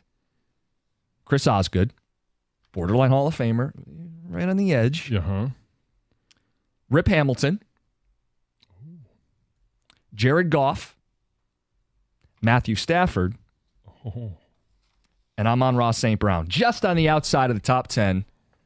And for St. Brown, he could end up on this list. Already an all-pro, driving force. Oh, you're just putting another list together for Amon-Ra St. Brown to recite for us. But those are those that just missed the list. Okay. Are you going to start with 10? We'll start with 10. I would anticipate. Yeah, let's do it. Number 10. Do we have any music, Greg? You don't have any music? Okay, no music. That's fine. We've had enough production today. We'll just do this. Number 10, Maglio. Okay. Won a batting title, two-time All-Star with the Tigers, Silver Slugger, and of course, everybody remembers, sent the Tigers to the World Series. One of the greatest moments of this century. Number 9, Penei Sewell. Oh. So I do have representation from the current Lions on the list. You could accuse me of being a little premature with this. I would tell you... Penei Sewell, but no Amon-Ra St. Brown. And here's the difference. They're both all pros. Sewell is the best at his position. St. Brown, we did yesterday, he's not the best at his position. Sewell, to me, is the identity up front on the offense. 3, didn't we? I had him, I think, 4. 4. Okay, top 4. But Sewell is 1. Okay, well, you're the best at your position on the offensive line, the identity of the football team. I chose him over St. Brown. You could flip them if you think St. Brown is more important, impactful, better, however you want to do it. Oh, no, I think an offensive lineman is way more impactful. Okay, and I think he's better than St. Brown. I will wait to see what the next 8 look like before I go all in. These next 8, I think, are unimpeachable. I don't think any of these guys could be kicked off the list. You could fight me on 9 or 10 with maybe an honorable mention. You're an Aussie guy. I think he should be in the Hall of Fame. Fine. My number 8 is Ben Wallace. The identity of the going to work era, Hall of Famer, 4-time Defensive Player of the Year. That's the most in NBA history, tied with a couple other guys. But one of the greatest defensive players of all time in an era where defense won championships. Number 8 is Ben Wallace. You good with that? Well, again, I'll wait to see what the other 7 look like. Okay. Well, number 7 is former Red Wing captain, Henrik Zetterberg. Led the team in points in the 08 and 09 Cup playoffs. MVP of the 08 Cup with that Conn Smythe shift, killing off a 5-on-3. More than 1,000 games as a Red Wing. It's the 6th most all-time. Henrik Zetterberg, number 7. Okay. Number 6, Mr. Big Shot, Chauncey Billups. MVP of the finals team, best player on that team in that era, 5-time All-Star, two-way, not just defense like Ben, but also the guy that hit all those clutch shots, including everybody remembers the shot against the Nets. Sure. That's number 6. Number 5, Calvin Johnson, who is on ESPN's list of the top 100 athletes of the 21st century. He checks in number 5 for me, Hall of Famer, as physically gifted as any receiver in NFL history. Would you agree with me on that? Yeah, and he was as physically. I've always said this about Calvin, as physically gifted as anybody that I've ever played football with, and in NFL history, as you mentioned, worked his butt off, and didn't take it for granted that he was gifted that the DNA. 6'5", 4'3", 40, big hands, double teams, triple teams, bracketing him with two guys on the goal line, doesn't matter. You couldn't stop Calvin Johnson. NFL record holder still to this day, going back to when it was a 16-game season, now 17-game season. Number 4, we're really getting into the pantheon here. Justin Verlander, MVP, Cy Young winner, 6-time Tiger All-Star, pitched in 2 World Series, was a bulldog in the postseason to get him to those World Series. Verlander, number 4. Just ahead of Verlander, number 3, Pavel Datsyuk. Hall of Famer, 2-time Cup champion, elite two-way player, 3 Selke Awards, third best plus-minus all-time in Red Wing history. Number 2, Miguel Cabrera. One of only 7 guys with 500 home runs, 3,000 hits, 4-time batting champ, 2-time MVP, Triple Crown winner. You're thinking, how is he not number 1? The number 1, the best Detroit athlete in the 21st century is Nick Lidstrom. Most of his career played after the year 2000. 7 Norris trophies, all came in the 21st century. 2-time Cup champ, captain in 08, MVP of the playoffs in 02. His goal from center ice against Vancouver is one of the all-time slept-on moments in Detroit sports history. They were down 0-2. He scores from center ice, flips the series. They go on, they advance, and that loaded roster wins the Stanley Cup. So, to me, you valued championships more than... So, Lidstrom, I would put Cabrera at number 1. Why? Because he is one of the 3 or 4 best hitters all time. Lidstrom is one of the 1 or 2 best defensemen in the history of hockey. It's him and Bobby Orr. And if Orr didn't play as long, you could argue Nick Lidstrom is the greatest defenseman in the history of hockey. And he played in the 21st century for the Red Wings. I mean, even just taking the fact that he was on 2 Cup teams off of it, he was... Again, he plays defense. It's boring. He wasn't a guy who hit bone-crunching hits into the boards, but he was so good, the perfect human. It's 1-2. I'm not going to argue that. Yeah, no, when you do this, you disparage the person that's 2. Right. It comes off that way, and that's not what's happening here. You guys simply disagree. Right. I would side with Jim in the fact that his nickname was the perfect human. And he didn't make mistakes. And he is in the discussion and is on my starting 5 NHL all-time team. Miguel Cabrera, I don't know how you quantify that. Would he be in your all-time lineup? I mean, I'd have to think that out. But still, that's 6 people, and he doesn't play goalie, so and I don't know if the NHL ever did this. I would love for them to do it. Is to create their all-time starting 6, and I don't know if Lidstrom would be on it because I think there would be Canadian bias. He should be on it. Seriously, I mean, and if you think that, I don't know how he's not the best athlete ever here locally. If the Tigers had finished the deal in any one of those seasons, 12, 13, 14. I don't think it puts Cabrera number 1. No, I'm Verlander. Oh. Would you have moved him ahead over of Datsyuk? Yeah, I think there's a real debate with 3 and 4, to be honest with you. I think there's a drop-off after those 2. Calvin at 5. I don't think you could argue him in over Verlander or Datsyuk. I didn't know the bottom. Zetterberg versus Chauncey. I mean, again, we're splitting hairs a little bit. If you want to call and fight about 6 versus 7, 1 versus 2, did I have any glaring omissions? Did I miss anybody? Is someone being wronged significantly on this list? No, and I'm originally I was a little bit miffed, you might say, that Amon-Ra St. Brown wasn't on it, but there's nobody on there I would take off. Right. I think that top 8's tough, and then you could fight Sewell St. Brown. You could fight Maglio Osgood, right? I mean, Osgood maybe... If Osgood gets in the Hall of Fame, and I think the ship's kind of sailed on it, but he's closer to the Hall of Fame than Maglio, but then you get to the contributions specifically to Detroit. Yeah, but we don't really know what... I mean, I think Mags actually could get in the Hall, and I think Osgood belongs, but I don't know that he will. Okay. So, I mean, yeah, I'm not going to sit here and split hairs over, Zetterberg above Billups or, Calvin, and you're literally are splitting hairs. Well, let me ask this question then. Does Goff end up on this list? If he wins a Super Bowl. So the Lions go on and and win the Super Bowl, and he's the Super Bowl MVP. How high does Goff move up on this list? I think he would bumps pass Mags. Maglio. Yeah. I think he passes Ben Wallace. Does he pass Zetterberg? There's a football bias. Well, there's a football bias, but some of it would have to go to, okay, that would be a giant feather in the cap for Goff, but what does he do after that? Right. There has to be more of a breadth of work. He's only, you talk about the majority of his career, it's been 3 years. Yeah.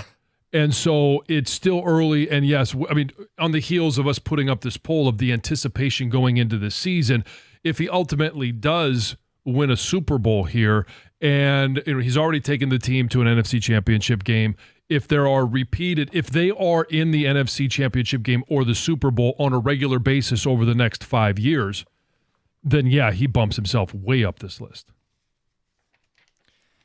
All right, reactions to this. Ticket text coming in, phone calls 248-539-9797. The top 10 Detroit athletes of the 21st century. We're going to get into the 8 o'clock hour with Dear John, and are they really going to demolish this iconic Detroit site?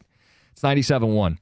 Dive into the best pool in history. We're talking Stadium Swim, located at Circa Resort and Casino. John and I are going to be out there in August getting ready for the football season. This place is built for sports fans. 6 pools, 3 different levels, always, no matter where you are, a perfect view of a 40-foot tall, high-definition screen. It's where all the big games are. Stadium Swim, America's favorite place to watch. Yes, football, but any sports you can plan all year round. Swim-up bars, Insta-ready selfie walls, and a nonstop party. Score your perfect game day spot. They've got the cozy day beds, the private cabanas. Grab a lounge at the center of the action. Reserve your place today. Start making plans for the fall. 365 days of sports poolside, located at Circa Resort and Casino in downtown Las Vegas. That's on Fremont Street. Stadium Swim, all sports, all seasons. Book your spot today, circalasvegas.com.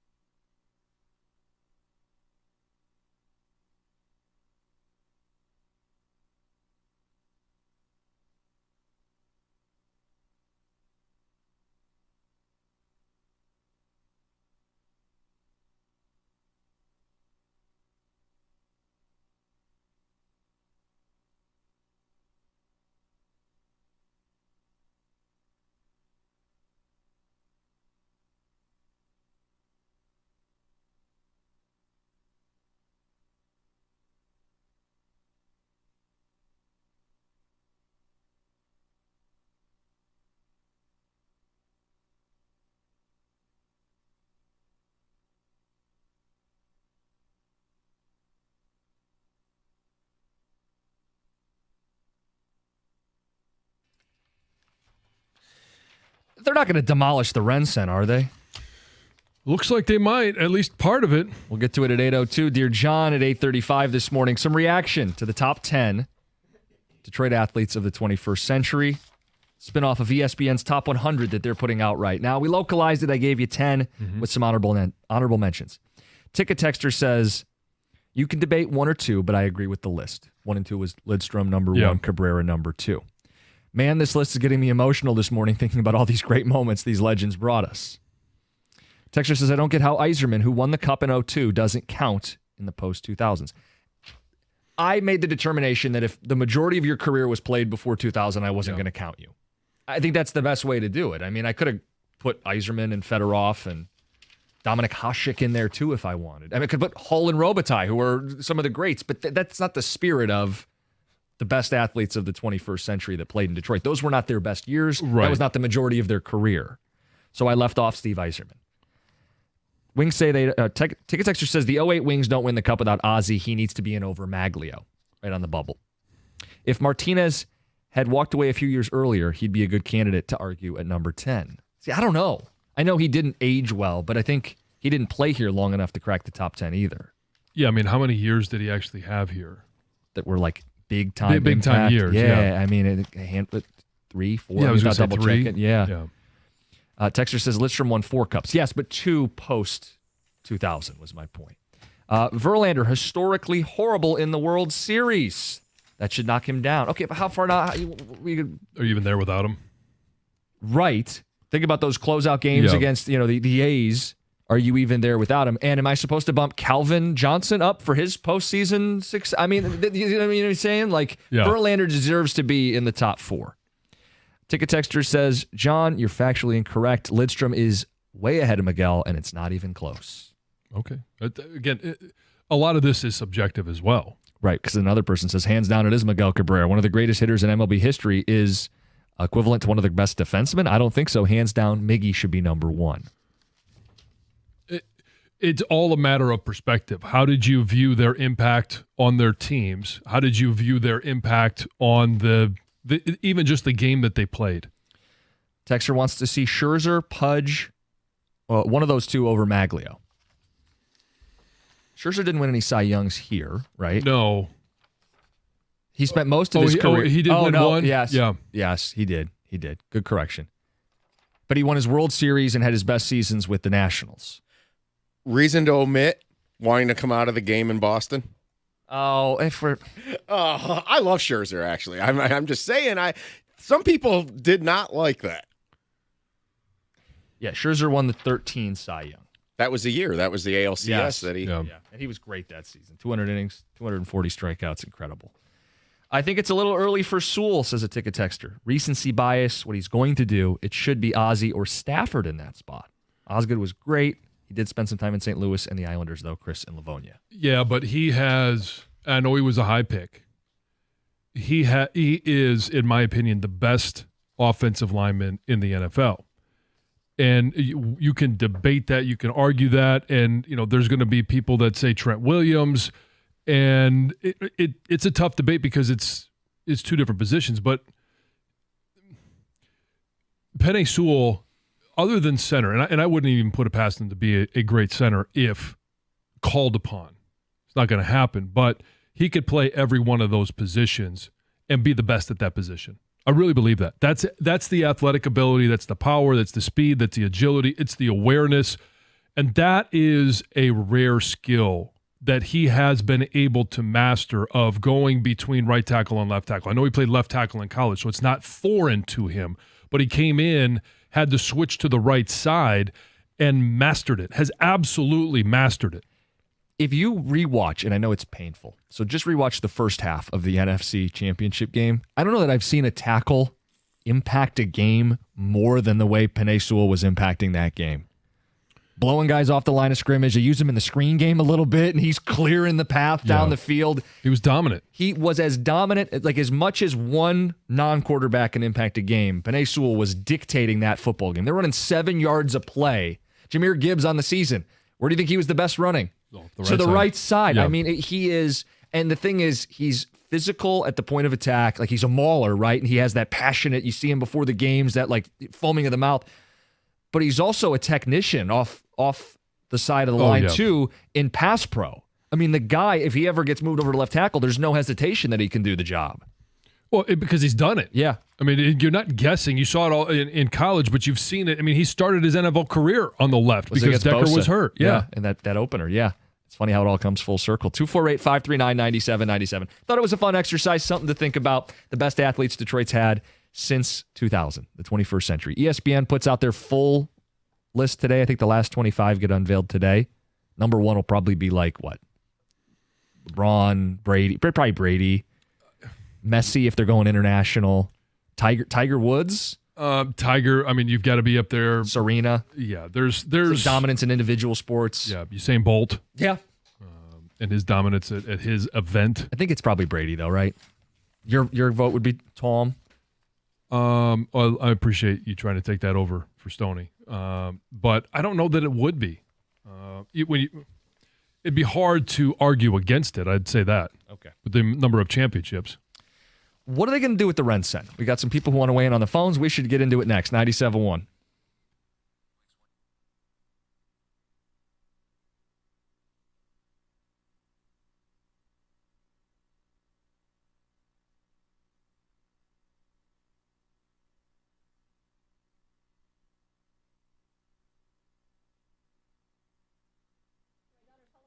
Brought to you by Cars for Kids. The skipper, Jim Leland, just days away from receiving baseball's highest honor. He'll be inducted into the Hall of Fame Sunday in Cooperstown. So, how you feeling, Skip?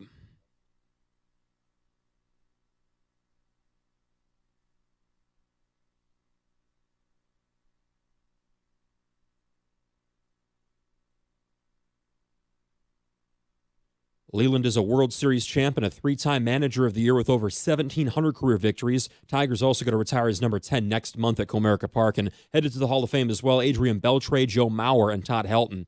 Tigers finished the first half as the hottest team in baseball, and a big reason why was their young guys. Riley Green, Colt Keith, Wincio Perez, think those names. And they've been leaning on their youth a lot all year long. Detroit's had over 1,400 plate appearances by players 24 or younger in the first half of the season, and that's the most in a first half since Texas in 2018.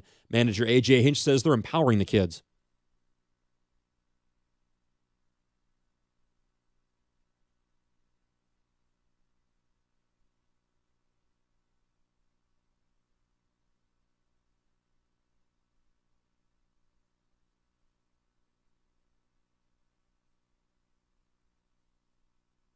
The second half starts tomorrow in Toronto. More history last night for the Fever's Caitlin Clark. Her 19 dimes against the Wings broke a WNBA record for assists in a single game. Clark next hits the floor for the All-Star Game Saturday in Phoenix. And this morning, happening right now at the British Open across the pond, Justin Thomas is your leader at 3 under. At the Corewell Health Sports Desk, I'm Luke Sloan. For more, go to 97.1 The Ticket or Odyssey.com.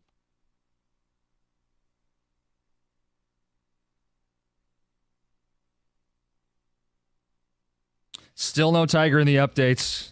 Certainly not as relevant. I think he's just hitting the links. Well, then say that, Luke. Come on, it's Tiger talk.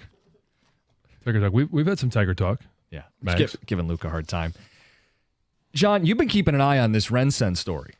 I have. And it came out, about a week ago? At least it was publicized a little bit more a week ago that there is consideration trying to figure out, since GM is moving out of the Ren St, they're building their own building, what to do with all of the buildings. And it's come out that the discussions, even though they are preliminary, studies have been done. It's all the running the numbers, crunching the numbers, and it's kind of on the heels of what we saw, the effects of 2020, people starting to work from home.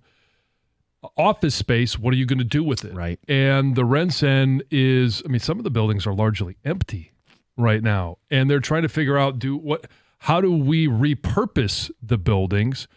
And the tower itself is one that is designed that doesn't necessarily lend itself, except for office space, to be used for apartments, condos. Because of the dimensions? Yeah, well, the shape of it, the round shape, and it's hard to partition it for living spaces. So it could be... They're talking about taking down some, all... the plans are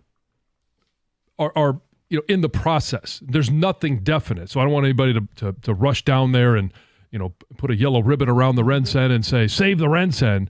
They are trying to figure out what to do with it, but it looks like some, if not all, will eventually be demolished and something new built in its place.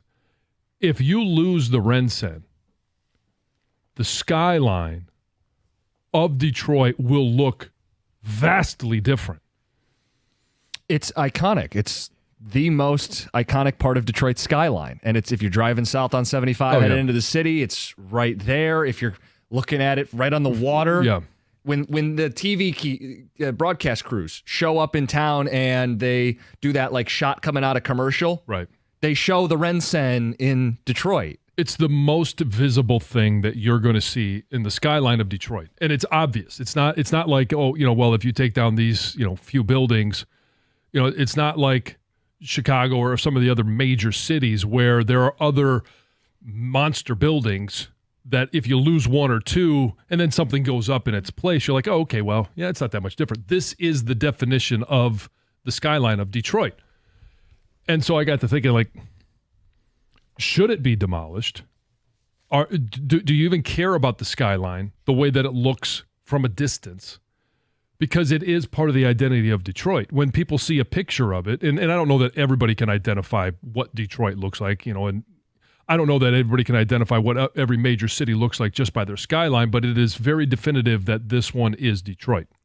248-539-9797. How would you feel about the possibility that it gets demolished in some, total, or entirely? Is there a way to save it, better utilize it? What would you build in its place if they demolished it? Do you even want it saved? In my head, I think, no, don't demolish it because of everything you just said. Yeah. But then I start thinking, would I really care? Because I'm reading a little bit more about it too, and they're saying how expensive it would be to basically rehab it for another type of business because they can't use it for companies because nobody is working there. So they would have to turn it into residential buildings and commercial buildings, and they have to like redo the whole glass facade because it's inefficient, and how expensive that is, that it's cheaper to demolish and build something new than it is just to repurpose it. Would I really care at the end of the day? Probably not. It's just but that in my head, I say, no, don't demolish it because it is so iconic. Well, part of the problem is the process. Yeah. If they do demolish it, it's not like it's gone tomorrow and then in a year's time there's something new in its place. If you take down all of the towers, the skyline looks vacant. It really does. And it's you're talking about, and I don't even know what the entire timeline would be, but we know that nothing happens quickly. And is it 7 years? 8 years before the skyline is redefined? Oh, for sure. It would have to be, right? I mean, yeah, the time frame is extensive. I read one where they thought maybe they would leave that center tower and demolish the other ones around it. And then it'd just be one silo in the middle while they build. Yes. Then doesn't the silo almost get in the way if they want to do something different or fun or unique? The new era or of Detroit? Is there some creative way to incorporate it? Because that is obviously the tallest building in Detroit. Right. And I think it's prime real estate. I know it's not right downtown, like at the center of everything, but it's right on the water. Have you guys been there? Like, have you went to the restaurant? Years. Not as an adult. It's been a long time. Yeah, me too. Very long time. Well, that's maybe part of the problem, right? Is nobody's going there. Yeah, so well, for sure. So maybe it does need to be demolished. But it's when you say that out loud, you go, "Well, no, this is the thing. The city's naked without this." Let's get to Stacy in Commerce. Stacy, good morning. Good morning. Great show again, guys. John, go blue. Go blue. I work for an environmental industrial company, and we're doing a demolition project in Chicago at the Chicago Tribune. Same thing, building been there forever, right on the Chicago River. It's being demolished for a casino. Oh. And granted, it's going to take a while for it to get redone. And I have heard long before last week that the demolition program will be for the Renaissance Center and a casino will be put in its place. We've got a couple casinos already. Yeah. They're going to follow the money. Yeah. Wherever the money can come, that building will be there. I mean, there's no question that casinos are a huge part of what's going on in Detroit. Yeah. I don't know. I mean, are they going to build one big enough? Do we even want one big enough that is going to replace and add to the profile of Detroit, the visual profile, or the, just. If they built a casino that tall, it would be just to build it that tall, right? I mean, I can't imagine. How many slot machines do you need? I'm going to go up to the 110th floor to play the Wheel of Fortune slot machine. Like, no, it's not going to be tall, right? Skydeck slot machines. It's coming. Ooh. I don't. Okay. Not anti-casino. I like going to the casino. I don't know. No, but I also don't want, okay, Vegas is Vegas, right? But I don't want the skyline in Detroit to be known as a casino. We're the Vegas of the Midwest. Some will say. Let's get to Kyler in Detroit. Kyler, you're on 97.1. Hey, guys. How you doing? Good. So I actually love the St building. It's iconic like you guys are talking about. And my mom used to work there for a commercial company. So when I used to go there when I was a kid, it was like a movie. Literally, there was a movie theater in there. There was I don't even remember. It was like a flea market store, not a flea market, like a liquor store almost. Like it was insane. And for my 18th birthday, I went to the Highlands. Like that place is beautiful. It's like a movie in there. I've got some pictures in there. And I like what Heather said. I get it. It would be cheaper to demolish it, but I can't even imagine Detroit without it. I don't know if that's dramatic or not, but. When was it built? How long have we had it? 1977. Yeah, I mean, it's people's entire lifetime. Mm-hmm. Kyler, it's a good phone call. It is. It literally is my entire lifetime. I was born in 76. I don't know. I don't remember construction, but I've never known Detroit without it. Right. And so many people alive right now have never known Detroit without it. Is it inevitable that it's going to happen at this point? When you break down the economics of it, the guy calls in with his hot tip. I mean, is this inevitable? Or is there a compromise if they are able to repurpose the center tower, the circular tower, and then they take the other? I think the other ones are the ones that are actually more usable because they're more standard fit. Right. But is there a way to preserve that part of the skyline while you are rebuilding around it? Well, what are you going to put in these towers, right? So the big issue now is people don't go into offices, right? I mean, that's the big issue here is office spaces becoming less valuable, less important, more work from home. So it's not like you're going to just cram more. It has to be residential. Yeah, so places to live. You could do some restaurants. You could do some mixed use, Yeah. Make it more of a community space. They're big. I mean, that's a lot of space to fill up. Now what do you do with the rest of it? Because even if we did everything we just said, you're still going to have, half a tower to fill? Right, but the other thing, too, is, do you really want, as the buildings sit right now, those massive buildings sitting there, even though they are giving something to the skyline, sitting empty? Empty? No. Right? You want them just sitting there? No, you don't. But so then the question is, if nobody's going there now, if they just need to be not modernized, if you just build something new, why would somebody then all of a sudden say, well, okay, now I'm going down there? As a business, I understand more people are moving back to Detroit. There's been a no pun intended, well, I guess maybe pun intended, a renaissance for the city of Detroit. We've seen it in so many different events that have gone down. I know more people that live downtown now and work downtown than at any other point in my life. Isn't there a report Gilbert might buy it? I don't know what his plans would be. Again, you're talking about a guy that is, has the means to do something like, and the acumen, obviously, to do something like this, but he's also not going to do something that doesn't make sense. Which translation also has to make dollars and cents. Yeah. So, pitch it to Dan Gilbert if he ends up buying it, or whichever person ends up in possession of this if GM does, in fact, leave entirely. Well, they are. Right. So what do you want to happen to this space? Demolish it, keep it up, redesign it. We got people who want to weigh in. We'll get to those calls next. 248-539-9797. What to do with the Rensen? 97.1. Hey, when it comes to an IRS collection or audit, you need a law firm that specializes in the resolution of all types of tax problems. And when dealing with the world's largest civil law enforcement agency, your case could take a lot of twists and turns. Your first call Your only call should be to an experienced law firm like Abraham and Rose. They're prepared to advocate on your behalf, no matter if it's civil or criminal or even the Michigan Department of Treasury, whether personal income tax or business payroll taxes. You're going to need a real team of local lawyers, not some tax organization with a random individual you're never going to meet. Visit abrahamandrose.com today or call 248-539-5040 so you never personally have to deal with the IRS.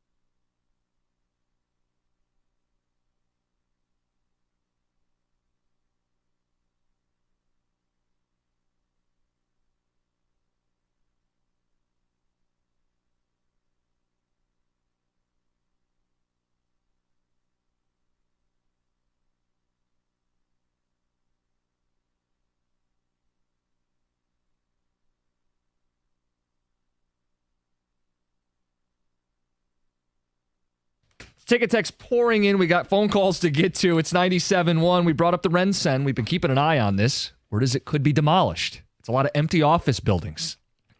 The way the world's going, people aren't going into the office. They got to find out what to do with this iconic symbol of Detroit skyline. It's the shot they show every time the TV crews are here for the games. It's what you see when you're driving south on 75 into the city. It's what you see right there on the river. But you're seeing an empty building for the most part. I think the big question is, yes, as residents or those that are, in Southeast Michigan here, when you see the skyline, it's very definitive what Detroit is. And if you lose the Ren St, you're going to lose a major part of the skyline that is identifiable. But how do you attract new businesses or businesses to return to operating downtown? Businesses that are operating in other states, in other cities, how do you attract those businesses and say, hey, we want to make our headquarters in Detroit because of the new buildings that they may have or the refurbished buildings? So you got two choices. Ticket Texter says, I was at the Ren St a few months ago. It's very iconic, but the building sucks. It's confusing. You get lost in there. It says, let's be honest. It's the punchline if we don't do something about it. It'll be a joke in 10 years. Let's be proactive and reimagine that part of Detroit. See what we could do there. Yeah, a walkable area with buildings and shops and living spaces. Yeah, do you want the identifying marker of your skyline to be a vacant building? Yeah, the more I talk about it, the more I think, as painful as it would be. It makes sense, but you hate I know. to see it go. It's just that's change, right? Nobody likes change. When you first brought this up, I'm like, I like a cool skyline. I don't want to demolish the thing, but the more we talk about it, that's where I'm going with it. Ticket Texter says they should tear down the Ren St and build a pier like Navy Pier in Chicago, restaurants, outdoor dining, views of the river, do something like that. It wouldn't be obviously tall enough to be part of the skyline, but it would be a social district, right? If you rule out that you have to have a skyline with whatever goes there, I love that idea. A legitimate boardwalk. Yeah. With all that stuff you just said and the best amusement park in the world. I've said it. Well, I should say Sandusky, Ohio have the best. Right. Right, John? Ticket you guys laugh. The people that would bring in? Yeah. That's just part of it. Can be at the end. Should be demolished to show the growth of Detroit in a new Detroit. It was built during some of the worst years of the city. Another texter says, I hear they're keeping the middle beam and putting two spheres on either side. They have the sphere in Vegas, double up, and keep the middle beam. Anyway. That would be, quite the Eiffel. Yes. Quite the sight. I'm sure that would become an iconic part of the city. Let's get to Mike in Windsor. Mike, you're on the other side. You're on 97.1. Yeah, so honestly, seeing it from this side, we're just so used to the beauty of it, seeing the nice skyline, like seeing the tall buildings. When Detroit Red Wings are in playoffs or now the Lions, they put the Lions logo and the Red Wings logo up in the screen. But I was at the Riverview Loft in Detroit for a wedding last weekend, and looking back at Windsor makes me realize how lucky we are to see such a beautiful skyline from Windsor into Detroit. So selfish me would be pretty sad to see it go down, but I do understand the economics behind it, and I see what the reason is for, but I would hate to see it go. It is such a beautiful skyline. It's iconic. It's iconic. Every time anybody comes to Windsor and we go to the river, that's the first thing they see. So it's sad that that's what they want to do, but I mean, I understand it. And to be clear, this is not definitively right, happening. Yeah, it's an option that they're exploring. They're exploring all options to see what they can, again, do to better the city of Detroit with business, with residents, with whatever shopping it might be. But it's also got to make dollars and cents sense. Texter wants to know how many pickleball courts they can fit inside the Ren St. Different levels. There you go, multi-level. A boater on Lake St. Clair says it's a great visual navigation beacon. You can see it from so many parts of the lake. If it's demolished, I hope they replace it with something of that size and stature. Identifiable, Yeah, so that you have that there. Let's get to Alan in Royal Oak. Alan, good morning. You're on 97.1. Good morning. I'm an interior architect by profession, and having tried to plan the Renaissance Center for a few different clients over the years, you get about 30%, 40% usable space. Problem is they make square furniture, not round, so that building is kind of obsolete from an office point of view. The other problem, and one of the things the pandemic has taught us, is that the office is a place of communication, and that's probably why we will get back to the office at some point. Being in the Renaissance Center, there was no communication at all. It was impossible to have a company between floors, between buildings. You might as well have been spread out all over town. And the other thing, from a downtown perspective, I like the thought of having a riverfront kind of river walk. That building is just so isolated from downtown. You can't visit the Renaissance Center, park your car somewhere. I suppose you could use the people mover, but what we do on a day-to-day basis, you're constantly in and out of your car to get to the Renaissance because it doesn't connect anything downtown. So I'd like to see it gone. I don't think there's any viable use. Put housing, restaurants, make it a place that we can all enjoy. Yeah. That's kind of become the consensus. Appreciate the phone call, Alan. Yeah, kind of make it an area unto its own that once you're there, it's a hub. It's a hub, yeah. You can operate from there and enjoy all of the things that one area would have to offer. People are still not over the two-sphere idea on the ticket text. We'll just leave that in the ticket text. We got Dear John coming up at 8:35. First, Heather with the news. Sad day to report. A 21-year-old man is dead after drowning while swimming with a friend in an Independent Township lake. This was Tuesday afternoon. The man was swimming in Townsend Lake in Independence Township when he unexpectedly just went underwater and did not resurface. Police say the friends were swimming for fitness. Like, they were both in very good shape. This was somebody who didn't not know how to swim. This was somebody who could swim, and they decided they were going to swim across the lake. But at some point during that, this guy just got tired and couldn't keep up and went under. Unfortunately, he was found about 100 feet from the shore in about 20 feet of water. Paramedics did arrive. They provided life-saving, measures, but unfortunately, he passed away at the hospital. A Macomb County man has claimed the Michigan Lottery's largest Fantasy 5 prize ever after buying tickets for the game every day. Wow. Yes. So he won just over $963,000 after purchasing a ticket from Smokers Express in New Baltimore. So he saw that the ticket won, right? Like, that his store won. Like, oh my gosh, this is where I buy my tickets every day. We got to check this out, honey. So he got his wife, and they were looking over the ticket. And then he realized he was the winner. He was the big winner. He plans to buy a new car, a new house, and a cottage with his winnings. So he's bought it every day for how long? I don't know. It doesn't say, but it just says that he just get back all the money that he spent? He broke even? Exactly. For his entire life since One he lump could. sum. Yep. A man who broke into his ex-girlfriend's home in Orion Township was shot and killed by the woman's stepson on Wednesday morning. Police say that this woman had previously lived with this guy for 17 years, but she had obtained this personal protection order against him after he threatened her and threatened to kill her. So this man used an axe to break into this home. Like The Shining? Yeah. But he used a window. He didn't go through. It sounds like a basement window. And then he fired shots at this woman and her stepson, who were like hiding out in a bedroom. The stepson had his own gun, returned fire, and ultimately killed this man. Obviously, things are still under investigation, but it sounds like the son was acting in self-defense, and he's not going to be in any trouble for that. Yeah. This guy had his own firearms removed from him under the state's red flag law by police, but he went and took his ex-wife's gun and took it with him when he did this. I don't know if he was married before this 17-year-long relationship or after, but either way, a tragic story.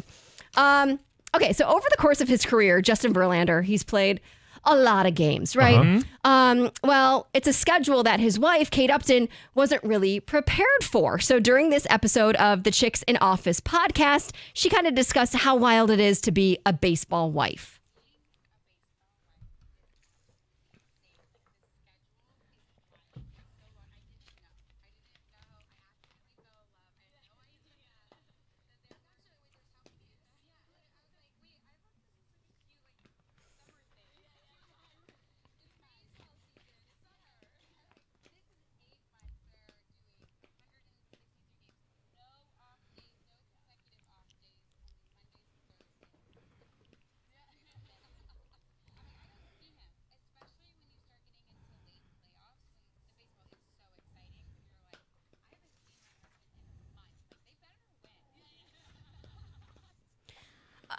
Now, some people are probably like, oh, poor you. You know, your husband is a professional ball player making a ton of money and you're a supermodel. But the thing is I do understand a little bit of where she's coming from. Sure. Because it's always like when you, especially for her, if she was not into baseball before, you didn't follow it, but you also don't really know what goes on until you're living it, right? Like you can start dating somebody and they're like, oh, well, guess what I do? I'm a professional baseball player. You're like, oh, that sounds cool. Sweet. That's cool. I can handle being by myself. That's all right. And then you get into it and you realize, oh, wow, he really is gone all of the time. Yeah. And that could be really tough, especially, they've got a daughter at home too. That's got to be hard too, not having dad around all the time. So I understand. I don't think she was really complaining about it. No, she was just sharing. She was sharing that it is one of the difficulties of being in a relationship with a professional athlete. Yes. She brought you some advice. We've got advice courtesy of John Jansen coming up next. Dear John on 97.1.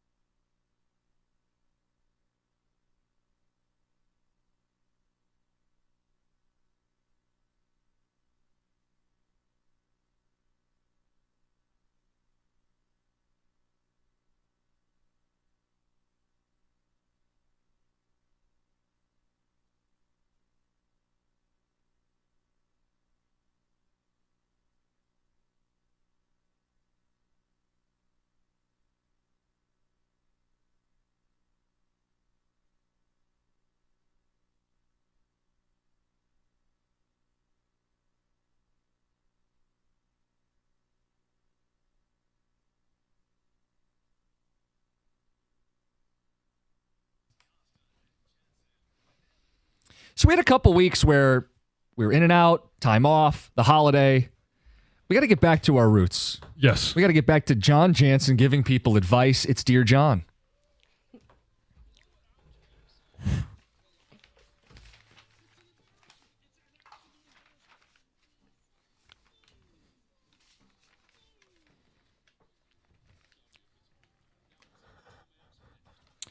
The topics today, if we can get to them all. No food at the wedding. Oh. 3-year-old got out of the house and my husband didn't tell me. Should I go easy on my kid? And I found my boyfriend using OnlyFans. All right. Here we go. All right. We'll start with no food at the wedding. Dear John, I'm 28. My fiance, 30, just got married 2 months ago and we had our dream wedding. Everything was perfect, and I mean everything. Both parents helped pay for a good chunk of the wedding, so we're debt-free and we're eternally grateful. The issue arose a month and a half ago when my aunt started posting on Facebook about how disappointed she was with the whole ordeal, and a few guests sided with her. Background, my fiance and I are huge Disney fans. We travel to Disney World as much as we can. It's an important part of our life. We decided not to offer catering service or bar service due to routing the money towards having Minnie and Mickey make appearances on our special day. The cost was about the same for them to be there for 30 minutes.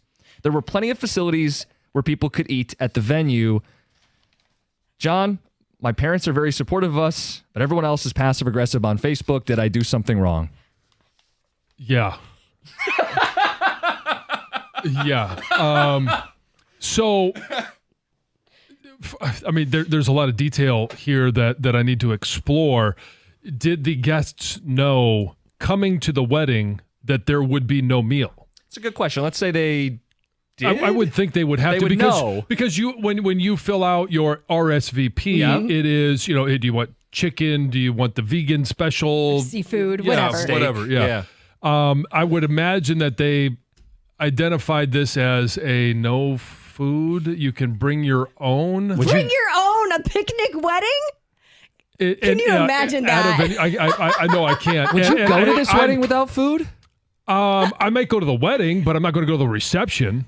Yeah. You're on your own at that point. You have to have, if you're going to entertain people, you got to for provide an extended food. period of time, especially like, okay, obviously there's no open bar because you're not going to be allowing people to drink with no food.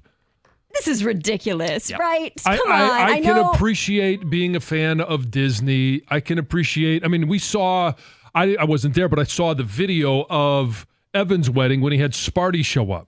Like, he's not going to have Sparty show up and say, well, we blew all of our expense on having Sparty show up, but we're not going to provide food. Like, that would be ridiculous. You guys go down to Disney enough. Get your pictures with Mickey and Minnie some other time. Anyway. Maybe the guests could eat Mickey or Minnie. It's a possibility. Yeah.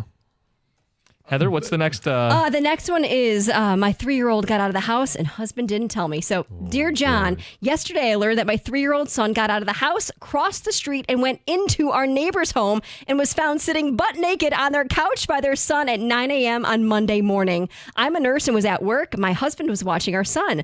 My husband didn't answer at first, and he was still in the shower, but eventually did and collected our son. If this story isn't horrifying enough, my husband did not tell me that this happened. Nope. 8 days later and a few weird looks from this family, and finally the mom must have picked up that I had no idea and told me everything. I was holding back tears, fury, and a panic attack while she told me I've never been more embarrassed in my life. When I confronted my husband, he started telling me that it wasn't a big deal and told me and said, I told you that this happened. I said, how dare you try to gaslight me? And all he said to me the other day was that, you can't leave our kid downstairs while you shower because he knows how to unlock the door, but didn't say anything else. I plan on getting the neighbors a gift card and writing a long thank you note to them. I know how lucky we are that this didn't go catastrophically bad. Oh, yeah. What a nest show. How would you feel if your husband kept this from you, or I guess, John, your wife? Yes. I can't even look at him. Yeah, there are no secrets, especially if the kid shows up in the neighbors. Like, the husbands think that the wives aren't going to talk, or they're not going to call up and say, hey, has little Billy recovered from walking across the street naked? I mean, it would be a hard conversation to have. Hey, babe, sit down. I'm going to have to tell you something that our kid did. and you've got to pull out. It's my fault. Yep. I I'm was so taking sorry. It's Here's not what gonna was happen going again. on. Yeah, thankfully nothing happened. You've got to come. She's still going to be unbelievably mad, but it's going to be worse when she does find out, because she will find out. That is always the truth with anything. Yeah, If honesty is the something best happens, policy. let people know right away. Yeah, still anger, but way less anger than finding out through somebody else. I would be very upset. Obviously, kid could have died, could have been hit by a car. Who knows what could have happened, right? How long was he actually there? I mean, I'd have to wait a little while before I could have a conversation, because I would be so mad if I found this out over a week later. Yeah. Well, I think because it involves another family too, it's definitely going to get out. But I wonder if there are dads listening. That stuff's happened while mom's not there. Oh, sure. They just but they're little things. There's big things. This one is a gigantic thing. Oh, absolutely. Yeah. I'm not excusing this person. And it's a conversation you can have. Maybe you need a different type of, there's little rings you can put on your door. So if it opens, you can hear that the door has been opened. I mean, it's a huge safety thing. Yeah, there's been times where, the kids have fallen down, or Teddy falls down and there's a bump on his head. And it's not the first thing I say when she walks through the door and she sees, the bump. Oh, yeah, he fell down.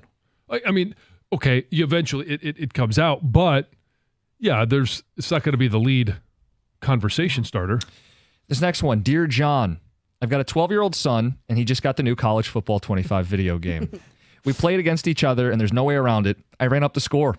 Final, 62-7. I was going for 2 after every score. He couldn't stop throwing interceptions. I get kind of animated. I celebrated a bunch. When we were done, I said, good game. He said it back, but he seemed pretty down. I know you don't play video games, but should you let up at all when competing with your son? No, you do not let them win. They have to earn a win. And if they're no good, then you just keep pounding away until they finally get good enough to compete. Is this always the case? I mean, is it? Does it start at a specific age? Or do you, like with Teddy, would you let Teddy win if you were playing a game with him? Obviously not a video game. Oh. You can play basketball in the backyard. I'm not going to talk trash to a 2-year-old. Well, obviously, I didn't say trash talking, but at least let him win once in a while. Well, like Jack, if you go play, pick up basketball with him, like in your driveway or something. There's no chance I'm letting him win. I'm blocking shots. Yes. Yeah, I do that with Ruby now, and I mean, I do that with all the kids. I'm not. There's no freebies. Sorry, freebies don't happen in this world, so they're not going to happen in my house. There's 2 parts to this, though. Letting them win, letting them stay close. Like, are you willing to let the game be more competitive? Well, if then they're going to finish the deal. If they're going to cry and run away and we don't get to play anymore, then I might let them keep it close. Like we play ping pong, I always play left-handed. Still crush them, but and then they're like, "Oh, wow, yeah, I'm getting close, Dad. All right, I'll play with my right hand." I'm with you. Don't let up. You got to learn through competing. Yeah. I am too. I was just going to say, I think we got to have some like real world not running up the score tendencies, like run the ball. Don't go for 2 when you're up already 54-7, apparently. Yeah. You don't need to do that, and you don't need to celebrate every touchdown and every score. Right. Yes. Act like you've been there before. We got time for one more? All right, let's do this. This was I found my boyfriend using OnlyFans. Dear John, me and my boyfriend, we're both 21, have been together for 2 years. He has been nothing but amazing to me. I feel so secure with him, and my family absolutely adores him. This past weekend, when I was sleeping over, I was playing on his phone because mine had died. I've never looked through his phone because I've never felt the need, but something told me to go through his Instagram viewed links. All OnlyFans payments and subscriptions totaling $250. Since I brought it up to him, he's been very honest and apologetic, but I feel so sick. The girl he looked at the most is his next door neighbor, by the way. I love him so much, but is throwing my respect for myself out the window. And do you think this is something he can truly stop, or will it become an issue in the future? What's keeping me is he truly is everything I could ask for. I'm afraid I'd be throwing away something good when we could work on it. Please give me honest advice. Am I being dramatic? Well, I mean, is there something you're not providing? Oh, John. That he is looking for? Ah! I mean, he's obviously filling his time or his needs or wants with something that he feels you're not doing. No, I mean, so I don't think it's anything you need to be concerned about. I would hope that after the conversation, if it's something that is bothering this girl, they have that conversation. If he thinks as much about her, then he'll make that sacrifice and not continue to do it. Heather, do you consider it cheating if a partner has OnlyFans subscriptions? Okay, I don't really know. Is OnlyFans basically porn? I don't know what Yeah, I don't OnlyFans know. is. I honestly don't. Is it You don't just know like what OnlyFans is? I know what it is, but I've I've never been seen on it. it. Like, Yeah. is it just suggestive photos or is it what? It could be wait, what are whatever we the talking content about? creator is going to provide, but yeah, it's porn. Okay. No, I don't think it's cheating. I don't consider it cheating. I do think it is a little different spending money, paying for a specific person, especially That's the when it thing. is the neighbor girl he's Yeah, that's a paying little for. close to I think home. that creates a little something different. Well, let's let neighbor woman. Okay. Neighbor yeah, girl, okay, it sounds a fine. little bit. Yes. You're right. Yes. I'm sure she is 18 and up to be on the Right. site. Yeah, I would have some issues with that. If it's creating an issue in your relationship, then it's up to the dude now to decide, is this something I want to continue to do? Or is the relationship that I have, because this bothers my partner so much, I need to walk away. I need to stop. And that is Dear John. Can't wait to see what people had to say about that. It's 97.1.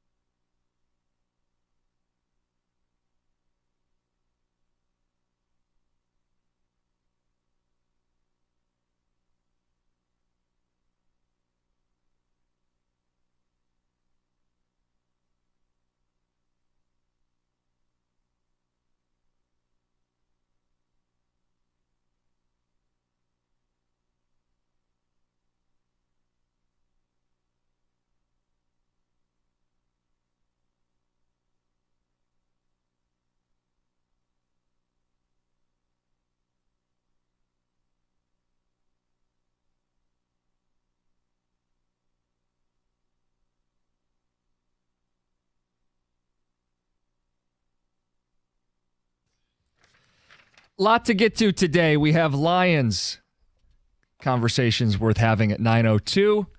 Fan behavior worth policing? You tell us. The Tigers get set to start the second half tomorrow. We have a fact or fiction for the second half coming up at 9:35. Some ticket text reacting to Dear John. Yeah. Takes the term girl next door to a whole nother level. It certainly does. That's where that story gets weird. Yeah, that's not right. Texter says, that's the line for me. When people we know start getting involved. If you're going to watch porn, fine, but don't let it be someone you could actually leave me for, literally the girl next door's OnlyFans. Yeah. Yeah, I think that's where it crosses the line. Texter says, wow, glad I listened. Went and cleared my Instagram searches. Okay, when I saw that story, I didn't know you could go and look at like Instagram link views. I didn't know you could do that. Well, I think if you click on, I hope my audio's not on. But if you click on, no, but just because I don't want to go over air. Not that it's, if you click on the search button, your recent searches do come up. What search? Oh, down here? Yeah, it says recent. So I've searched, obviously my kids are on there. Kids high school. I've got a couple of outdoor searches and I've got some different smokers, but it's not, it's nothing meat smokers. Yeah. Okay. Text says some women legit post the same Instagram photos on their OnlyFans and sad men will pay for it. I know someone Grills. Someone's doing that. Men are pathetic. Heather, you didn't really know much about OnlyFans. No, I mean, I know like the general concept of OnlyFans, but I've never gone on to the site to like see how it works. I didn't know like could you just post kind of like a sexy photo? You could. I don't think people will pay as much for that. Or like I didn't know if it was like straight up porn. No, it can be just full. I didn't know. I don't know. Well, we were going to our resident expert. I realize as I answer this, people are going to assume, no, I don't pay for anybody's OnlyFans. And how does it all stay private? So let's say I pay for somebody's OnlyFans a photo. Yeah. I get the photo. What's to stop me from giving that photo to somebody else or posting it online? Or I don't get how it all stays private. I don't know. There's got to be some type of exclusivity in that. You would think. This one says, it's funny. My boyfriend's perfect. My family loves him. Everything I want, but I'm concerned about his porn choices. Probably best to let that one go. Signed, Eric. Yeah, not everyone's perfect. All right. Some that aren't that story that people reacted to. The idea of running up the score on your son. It says, love the advice, John. My dad used to always beat me in horse growing up. It led to me getting a scholarship to play basketball in college. So, that's kind of the way it was with my dad as well. He wasn't ever going to let us win. And then when we did, there was some celebration. But, he wasn't one that was going to run up the score. He wasn't going to... Not doing finger guns at you? Yeah, he wasn't doing the finger pistols, yeah. Morning, guys. Cookies, would you let John stay close or possibly win at the new college football game? LOL, Dave at work. No, I would. No. And you wouldn't expect me to. That would be embarrassing. Because on some level, that's like patronizing. Yeah. But I think like a 4-year-old needs to see that they can win. Like I think there's an age thing. Yeah, they can see how winning looks. They can beat other 4-year-olds. Well, I'm saying let's say you sit down and play Candyland or a board game. It doesn't need to be a sport. I do think it's important as a young child that they can win, and even if you have to like let them win. But I think at a certain age, you don't let them do that. They might be able to beat. Like at 12, the story was a 12-year-old. No, don't let them win. Right. But that's why I think there's an age requirement. This one says, we had a coaches versus players race at summer baseball yesterday. The kids are 6 to 8. I smoked them. No freebies in this house. I told the kids the first time they legitimately beat me in a race, they get $100. Something to strive for. Something to strive for. Exactly. There's got to be a prize at the end. You're not just going to give it away. On the wedding subject, if I was invited to that Disney wedding and saw no food and no bar, I'm taking my card and I'm going home. Reed on his way to work. He just wouldn't show up. Well, no, he did show up, but then he would leave right away. Well, it goes to why are you giving the gift? Are you giving the gift to start them off the way that you would like to see, or help them start their relationship? Or is it, hey, I'm giving a gift commensurate to whether it's $50 a plate, $100 a plate, whatever it is, to the also the meal that I'm getting. You base your gift around the quality of the food at the wedding? No. Well, no, because you typically... You're establishing that beforehand. How close to the But that's people why he you said, That's why he said, I'm taking my card and going home, because he was going to give them a gift, I'm guessing, of a monetary value. Right. And he realized, doesn't even, what am I paying for? You're paying because you're giving them a gift. It shouldn't be reciprocal to the food you receive. But I understand that if you're not going to feed your guests, it tells me what you think of your guests. And that, to me, would be grounds to take the card. Right. But there also might be, if there's kids allowed at the wedding. Now, Lucy's 18, so it's not necessarily kids. My kids some of them are older. If I'm going to take 4 people to the wedding, the gift will probably be bigger. There would be a gift, and then if I'm taking 4 people with me, it would be a bigger gift. Yes. Sparty at your wedding. Was it Evan Jenkins that you said? Sparty at your wedding. Was he the best man too? What a cheese ball move. Waste of money on that. Oh, no, I think it was awesome. I mean, I wasn't there, but I saw the video. I think it was awesome. A lot of people do that. I remember after my wedding, my dad said, "Are you disappointed that I didn't get Paws to show up?" And I was like, "No, I'm not." But that was apparently a consideration. Really? Yes. Mascots at the wedding. Well, I was working for the Tigers. I don't know. He thought it would be like... If it's something that you are involved in, or it's a big part of your life, especially if it's a big part of the life of the relationship. Yes. They love Disney. They loved it a lot. Apparently not. Again, in that story, the cost to have Mickey and Minnie for like a half hour was the same cost as to feed the entire wedding. Yeah. I mean, like, I get making choices. You can't have everything at your wedding. I can't imagine telling everybody. There's food trucks and vendors outside. We have to have Mickey and Minnie here. Yeah, there was one that we didn't touch on. We touched on it earlier, and it very well could have been a Dear John topic.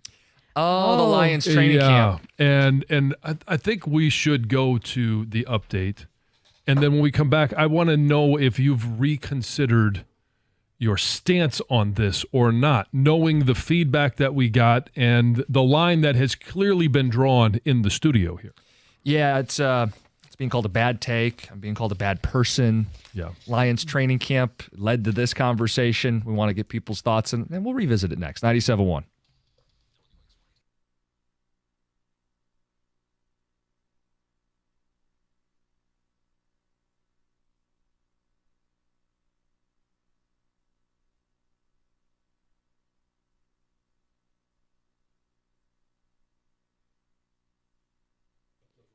Brought to you by the Michigan Lottery. Caitlin Clark's got another spot in the history books. She posted 19 dimes against the Wings last night, breaking a WNBA record for assists in a single game. Clark finished with 24 points and those 19 helpers. The Fever did lose to Dallas, though, 101-93 the final. Clark was asked about that record after the game.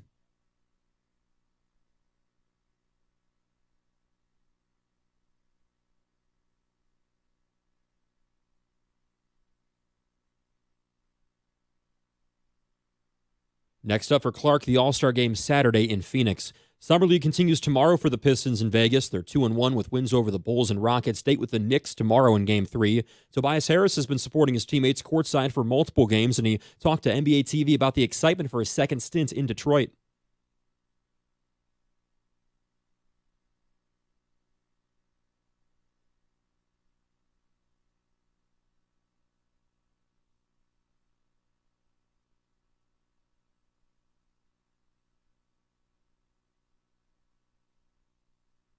Harris comes over from Philly on a 2-year, $52 million contract, pulling in 17 points a game last season. Last day of the All-Star break today for the Tigers. Stretch run kicks off tomorrow in Toronto. 3-game weekend set against the Blue Jays on tap. And this morning across the pond, first round of the British Open, Justin Thomas currently leading at 3 under, and Tiger Woods will tee off this hour. At the Corwell Health Sports Desk, I'm Luke Sloan. For more, go to 97.1 The Ticket or Odyssey.com.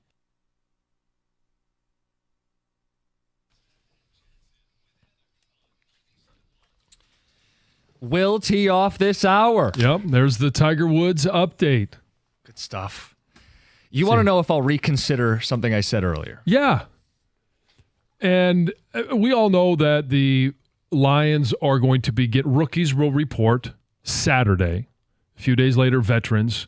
Training camp will open up, I believe, the first day that any spectators can be there, albeit season ticket holders and those with early access, is the 27th, which is a week from Saturday. And the topic was brought up that we know season tickets, hey, they're sold out There's a wait list. The ability to go to training camp is in large part a cost-free affair. They give away tickets. If you have tickets, and they are sold out, if you have tickets that were either gifted to you or you acquired free, if you give them to somebody else, should you just give them away? Or since there is apparently a developing market for these practice session tickets, that you would sell them for a profit? And you said yes, that you would certainly sell them to the highest bidder. Well, that's not quite what I said. I said you're not a bad person if you sell the tickets, because people were bringing this up, that people are trying to sell their training camp tickets and said that it was pathetic. Yeah. And I said, no, they're valuable. There's supply and demand. I'm not saying price gouge people, but first of all, you should only get tickets if you intend to go. But if life happens, something comes up, you can't go. I have no issue if you want to list them. I said, what, $50 a pop? Or if you're a season ticket holder and you've already bought your paid tickets for them, essentially, and you're given the option to get them, you can get them even if you don't intend to go, because it's the perk of being a season ticket holder, and then you can give them you can determine who takes your spot. Right, and I think it's valuable to go. Like, I would rather go to training camp than a preseason game.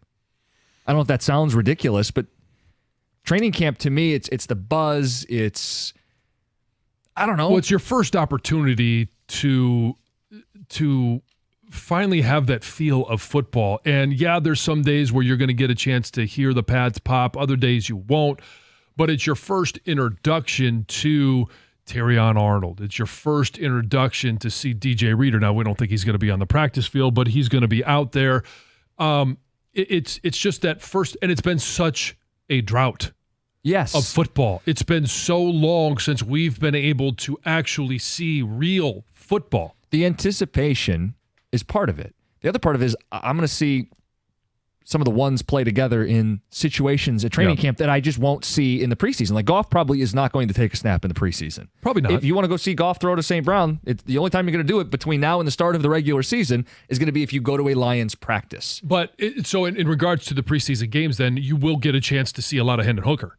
And I think there's something very enticing about being able to see that. So if you want to go to Ford Field and see one of the preseason games, you're going to get a chance to see that. You'll get a chance to see some of the guys that may not even be on the roster. A lot of them won't be on the roster. Right. And I guess some of this is the preseason games are televised. Practice isn't. So, I mean, some of this is access if you go that you wouldn't ordinarily get. And going to Ford Field and it not being a real game takes a little bit of the juice out of it, as opposed to going to practice, which feels like a very juiced up spot. Everybody's in a good mood. Everybody's excited, especially this year with the Lions. So much so, to bring it full circle, that you can't just walk up and go. You can't go online right now and reserve tickets. They're sold out. So there is demand. Are you a bad person if you sell your training camp tickets to somebody? I just think it's a low thing to do. It's in poor taste. It is. It's just not, like, if you got, I know it's different maybe coming from a work, but let's say you got concert tickets. Hey, I got 2 concert tickets to go see whatever. You got them for free. And they're like, you know what? This is in such high demand. I'm going to list them online. And sell them, would you do that? Is that I don't something know that you I would do? list them online. I mean, I wouldn't sell to begin with. But if you list them online, then the boss is going to look and say, well, you're selling the tickets, I got you. It is different from work. But let's just say you receive something free, whether it's concert tickets or to a big event or to training camp. Right. I think my first thought would be, I want to go. Otherwise, I would not say yes. I would take the tickets only with the intention of going. And then all of a sudden, a work or a impromptu family vacation prevents you from going. Right, and understand with the Lions practices, these are like 8:30 in the morning during the work week, most of them. I know there's some weekends. So something may come up, you might not be able to go. I would initially offer it to close friends or family. But if they could not use it, I don't think you're a bad person for saying, hey, who wants to go? $50, get you in. And I'm just pulling that number out. I mean, I'm not trying to say it's got to be a ridiculous sum of money. Yeah, I mean, $50 could be $100. I mean, it jump depends on the highest bidder, right? Make some money. I would jump on. You know where I would go? My neighborhood Facebook page. I would, because there's so many families in my neighborhood, and I would say, hey, I've got some free tickets to Lions training camp. I'd love to go. Yeah, I'd love for somebody to use them. Is anyone interested? Yeah. The other for free. The other side of this coin is we've gotten some text saying if anybody's dumb enough to pay for something that's free, that's their own fault. We also have people saying they would pay because it went so quick. and they want to go and there's no other way to go. Ticket Texter says, I'd happily pay $30, maybe even $50 for training camp tickets. They sold out so fast online, I couldn't get them. I want to go. If people are willing to sell them, I'd buy them. Supply and demand, the marketplace, John. Why are you against the marketplace? I'm not against the marketplace. I'm for the free market all over the place, but it's if you had them for free, and like you mentioned, you're not going to do it if you're doing this, if you went on there and said, well, I'm gonna get tickets. I know I'm not going, but I want to get tickets anyway so that I can sell them. Scummy. Yeah. That is scummy. That to me is it's taking away from the spirit of what training camp and the free tickets are intended for. Some ticket text coming in. Again, phones are open, 248-539-9797. Sold out for training camp, for practice, and I get it. I mean, I've gone in previous years when they weren't on the cusp of a Super Bowl. The demand is there. If you had them but you couldn't go and you sold them, or you want to sell them, or you're a bad person. Ticket Texter says, I can't fathom paying to watch a team practice. I think that people would pay, though. So, whether they would or not. Well, this person says they can't fathom it, but you got to understand, the NFL's big business. The Lions are super good. The fan base is super passionate. Absolutely, people would pay money to go. And I want to get back to the point of the question was, you, Jim Costa. Yes, hi. You, if you had tickets, you couldn't go, you're saying that you would sell them to the highest bidder. I'm not going to price gouge. I'm not going to say. But if they were free, you are automatically price gouging, right? Yeah, it fits that category, yeah. See, because you're telling me you're walking around in your neighborhood. We know that you go for walks in your neighborhood, just leisurely walks, because you saw the bag of dog poo right in the middle. If you're walking along and all of a sudden here comes little Jill and little Billy with mom and dad on a nice evening walk, and they're both wearing their Lions jerseys. One's in a little cheerleader outfit. The other one's wearing an Amon-Ra St. brown jersey. And you're sitting there going, I've got these 4 tickets, boy. You know, and you strike up a conversation, which I know is not in your character to just be that friendly. But if it were to happen and they said, yeah, man, I know you work at the station. I know you cover the Lions. They start talking Lions. Boy, we really wanted to go, but we couldn't get tickets. And you're sitting there with 4 in your pocket. You're going to say, hey, here's 4 tickets. I'll charge, adults it's $50, but I'll give the kids a break at $40 apiece.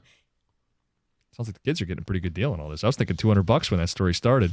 My point exactly. Anyway, Texter says, smarmy now greedy. Costa's the new Gordon Gekko. People, come on.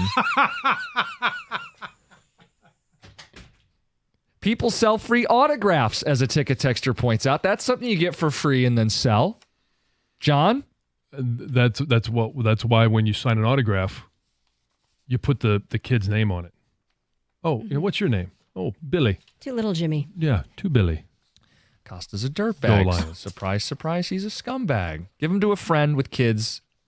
Says, I'll buy you dinner. That's from Roy. This is not a real story. I don't have Lions training. We're going to go broadcast live 2 weeks from now, and we don't have tickets. You don't have tickets in hand? No, and I'm not doing this. But this got brought up on ticket. This is a fan-generated, Lion fan-generated conversation, because it was brought up that some people apparently are doing this. And is this behavior reprehensible? Are you a bad person if you sell these sold-out training camp tickets? Do you know anybody that might be Lions fans, or let's just say they are Lions fans and they have kids? Yes. All right. And if you had 2 tickets, so you had 4 tickets to training camp you weren't going to use, would you call them up and say, hey, no, you guys are fans. Would you want to go? If they're people I know, yeah, I'm not going to. Or you're not going to charge people you know. Is that weird? Well, if you're willing to charge people, I just want to know where your humanity. This is a scenario I've never considered until today. Humanity begins and ends. You just don't want to do something nice for someone? So, like your friends and family, you're not going to charge, right? That seems like a normal. That seems like a normal line in the sand. But for a stranger who really wants to go, the family that you met on the sidewalk, the mythical family that you I said, I don't know. I'm sure. Yeah, here you go. You want your tickets? Yes. You're going to give them. Here's what it cost. You're such a dirt. I didn't even think this was a thing until today. So, the morality of it is I'm just giving you my answer in the moment. If it was a good friend and he's got kids and sure, here you go. But if I can't, I got to get rid of him. I can't go. Somebody else can't go. I'm going to the market. I'm setting up my lemonade stand. I'm saying, how bad do people want to go to this? And I'm going to get something for something valuable that I have. Now, I'm not going to sit here and go that was $1,000 given a to pop. you For free. For free. People had to work to get these tickets. Some of them are season ticket holders who paid. Other people waited in this queue, I'm assuming, online. If you toiled paid, away to get these tickets. If you paid, that's a completely different so conversation. a season ticket holder can sell their training camp tickets, if and they that's paid okay. for training camp tickets. Well, whether you paid for them directly or not. If it's part of the package of being a season ticket holder, and you're going through the mental gymnastics that these are part of the package that I paid for, assign a value and fine, sell them. Okay, how about this ticket texter? What about like memorabilia? Like this one points out people are selling bobbleheads they get for free at games. I hate that too. I hate that. I know people do it. It's the same thing. Yeah. The Zamboni. I think that's less of an Gravy issue. boat, yeah. But I think that's less of a. They probably pay. Well, they paid for their ticket to you get paid into for the the ticket game. to get Exactly. in, and part of the reward is hopefully you Yes. saw a win. Yeah. Not if it was in March, But you were if the you first, saw a win, yeah. however many fans, you got in, you got a collectible. It's yours to keep, sell, do whatever you want with trade. It is. I just don't like it. I'm okay with that one because you did buy a ticket. You did buy a ticket, yeah. Yeah, I think that's I just less think it's like reprehensible. you get this little cheesy gift, and now you're going to sell it for. Yeah. I don't know. We're talking about a free ticket to a practice. And Jim Yeah, that's Costa very different. is going to maximize his earning potential. Pretty much. All right, some ticket text, some phone calls. We do have the Tigers' second half look ahead Fact or Fiction. That's coming up at 9:35. It's 97.1.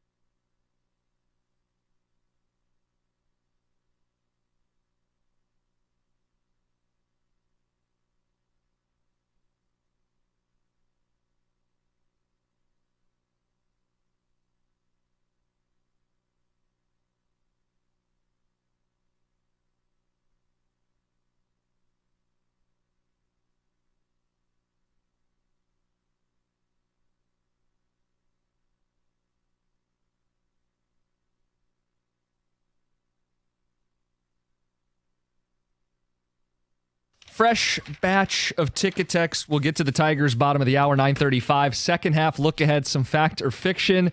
Team was hot going into the break. What do we think's going to happen out of the break? Texters reacting to this training camp topic. The Lions have sold out not just their season tickets, but training camp, practice. The buzz is real, people, and there's clearly a demand for these tickets. So we had Lions fans asking us about people trying to sell these tickets and whether or not that's reprehensible, you're a bad person. And I said, I have no issue if you sell them. And now I'm being lumped in as a bad person. And I'd like to, because you wanted to know if I'd backpedal or re-clarify. I would never ask for tickets that I intended to sell. I think that's bad. I would also try to give them to a friend or close, a family member or close friend for free.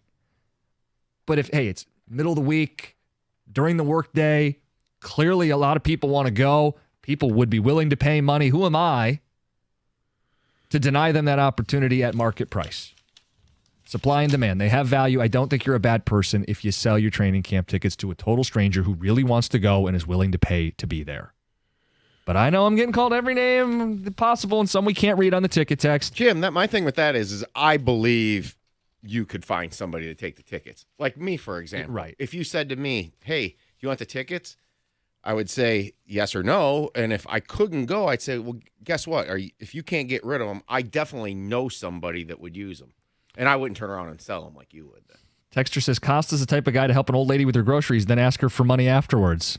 It's from Steal her purse. Put your hand out and go, hey, come on. Ticket Texter says, it's a free fan event. Come on. You should give them to another fan. If you sell them, you're a low-life human being who needs to find a better job. Tom in Flat Rock. Okay, Tom. Someone says, I'm with Jim Costa big time. If you can make a buck, make a buck. It's free market. I don't see a problem with making money. What's the difference between buying a ticket for $10 and selling it for $20? Versus this, getting them for free and selling them for $10. What's the difference? It's a free event. Yeah. I just think that there are plenty of people that wanted to go that are willing to pay. I get that, but you got them for free. You're not going to be. You're not out of pocket. But as this person says, if you paid, you only got them for $10, but you're going to sell for 20 or more. I mean, people do that. Is that unethical? No, because you invested in something. This is a free event. I wonder if people sold, that concert at the train station? Oh, yeah. That was a free event. I wonder if people got tickets and then sold those. Sure they did. And that would be wrong, too. Texter says it's capitalism. If something is high demand and has value, there's nothing wrong with charging for it. # America. And Costa, don't listen to these people. Bacon's $10 a pack. Stuff's expensive. Make your money. Inflation's out of control. I know. You got to pay for that video game. $100. Any upgrades you might want. Yeah, no joke. This is so stupid, but I love that this happened organically today, that this is something that people had on their mind, and we'll talk through it. Yeah, to me, if it's a free event, and I think this is also going under the assumption that I don't know what they're even going for. I haven't been able to find what's the market for these. And I think some people have said that you can't transfer them. Like they've made it so you can't. So maybe that would be the workaround. That's the Lions' workaround for, hey, the intention is that these are free, and if you're not going to use them, then they go back to the Lions? Maybe. You can't even. But then you can't even give them to a friend for free? That seems like a challenge. It seems like it would be hard to. And logistically more difficult. Texter says Costa definitely re-gifts. Is that I'm not saying I actively do this, but I don't think there's anything wrong with re-gifting. With re-gifting? Somebody gave you got two things. You got two coffee makers for your wedding, and you decide, you know what, I'm going to give this one away as a.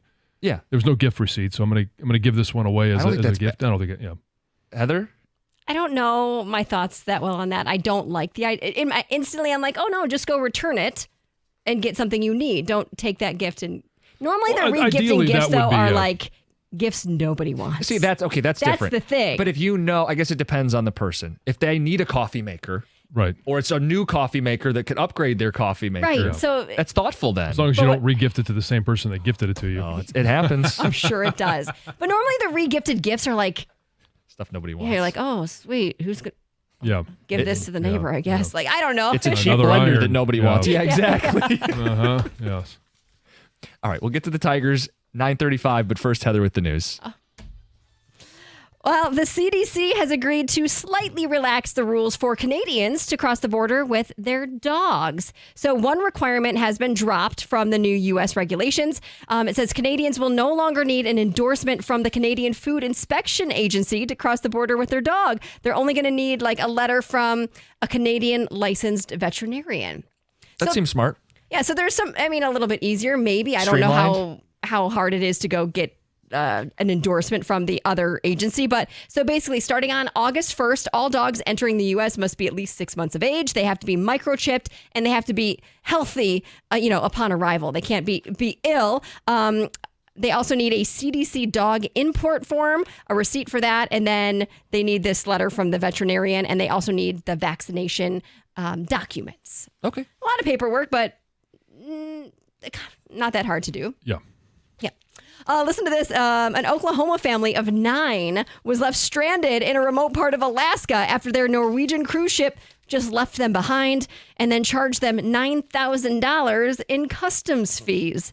So this family was traveling. They had 6 young kids, and then there was a grandma, 78 years old. This was July 12th, and they got off the ship at an area. They went to go watch this lumberjack show together, right? It was like an excursion. Mm-hmm. And on their way back, the tour company that they were working with never really did like a head count. And when they got back to get on the shuttle to go to the ship, there wasn't enough room. So the tour company said, you know what? We're going to send another shuttle.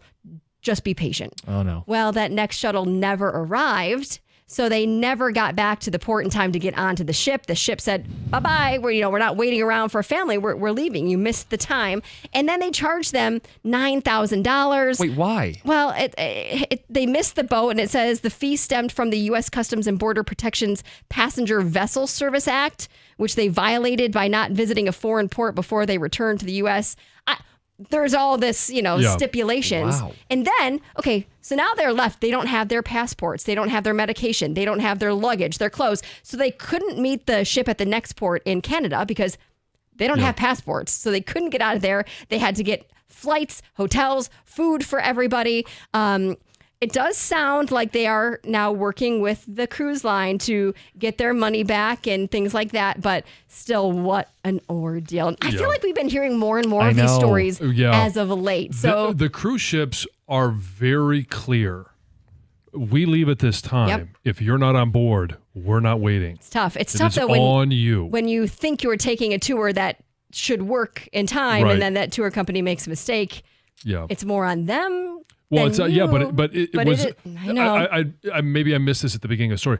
Was this a tour that was set up by the cruise ship? It didn't say, but it was a tour. I don't know if they got off the ship and then hired the tour company, or if they. But even those tour companies, this is their business. They know they got to get people back by the ship time. And I guess the lesson is don't cut it close. I've only taken the one cruise, and I didn't want to get anywhere close to the time where we would miss the boat. Yeah, because that sounds like a nightmare. Yep. Oh yeah.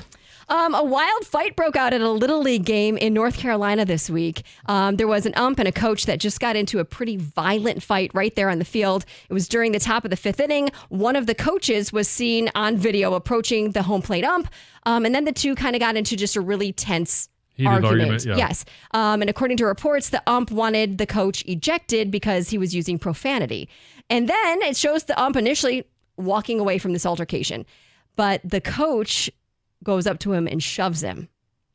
So the ump turns around and uses his face mask as basically a weapon and just starts beating the coach right there. It didn't end until some other coaches came and restrained the ump on the ground. Yeah. It sounds like police were not involved and no arrests were made, but both the ump and the coach have been suspended following the incident. And you can see it. There is video that exists.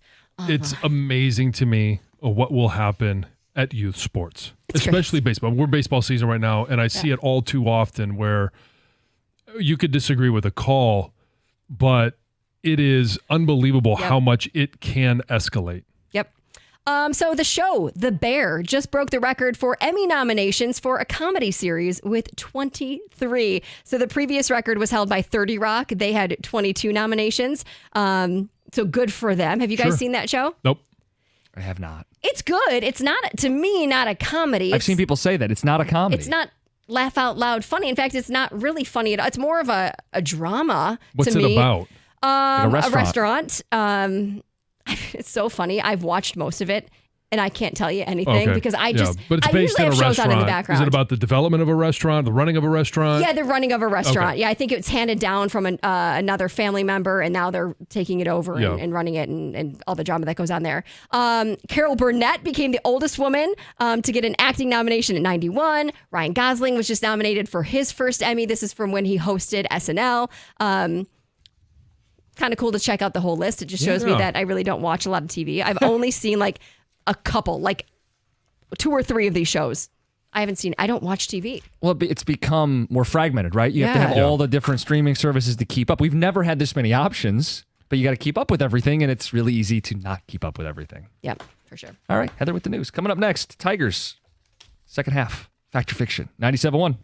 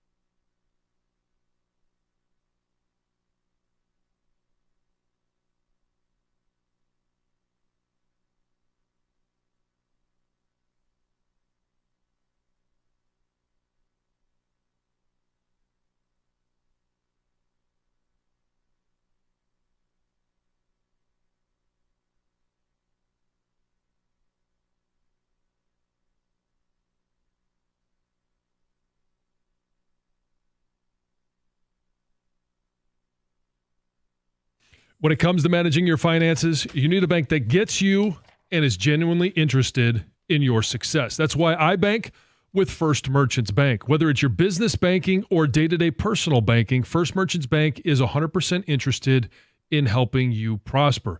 First Merchants bankers are attentive. They're going to sit down with you and ask you questions about your business, ask you questions about your individual life. Are you married? Do you have kids? What are your goals?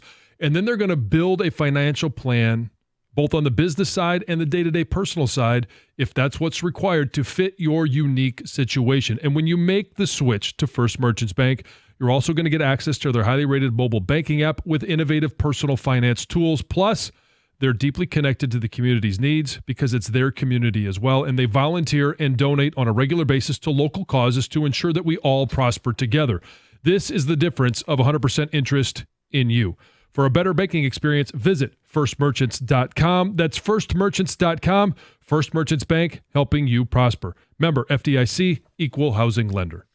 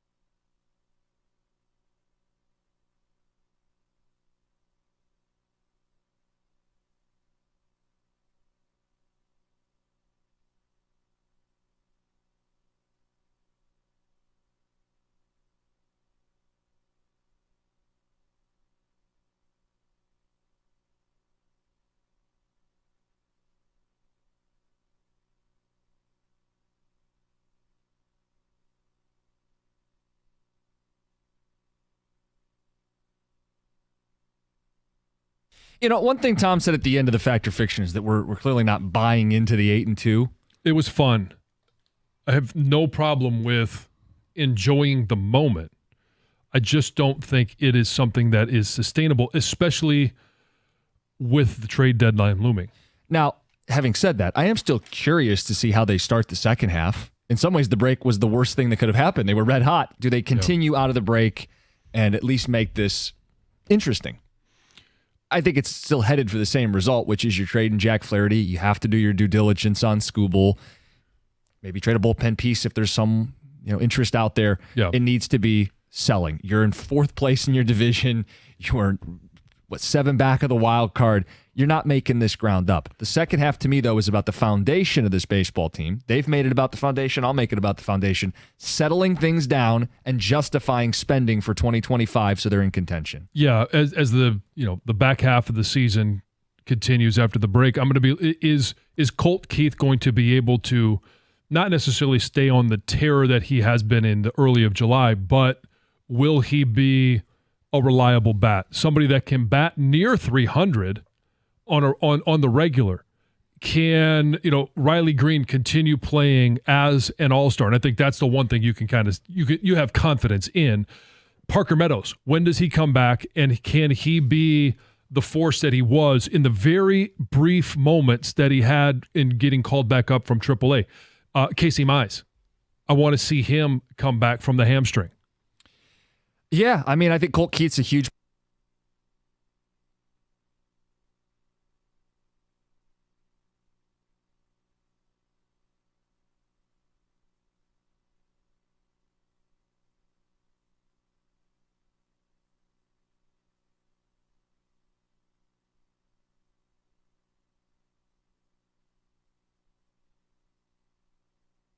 He's been able to fill that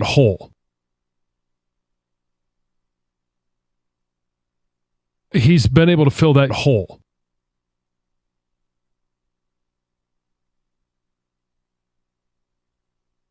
Contract, but they could extend him.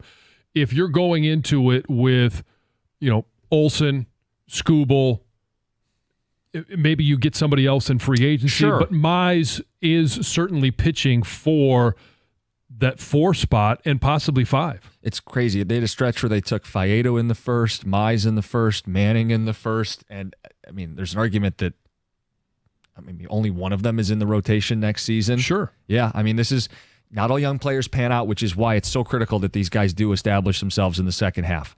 John, earlier in the show, we referenced ESPN has their list of the top 100 best athletes of the 21st century. Yeah. It's done now.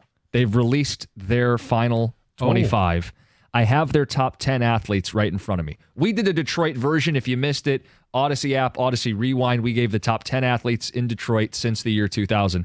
ESPN's top 10 across sports. Kobe Bryant, number 10. Usain Bolt, number 9.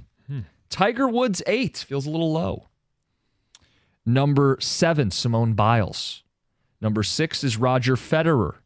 Number 5 is Tom Brady. Okay. Feels kind of low. Number 4, LeBron James. Number 3, Lionel Messi. Number 2, Serena Williams. And the number 1, the best athlete, Michael Phelps. Fitting with the Olympics right around the corner. Sure.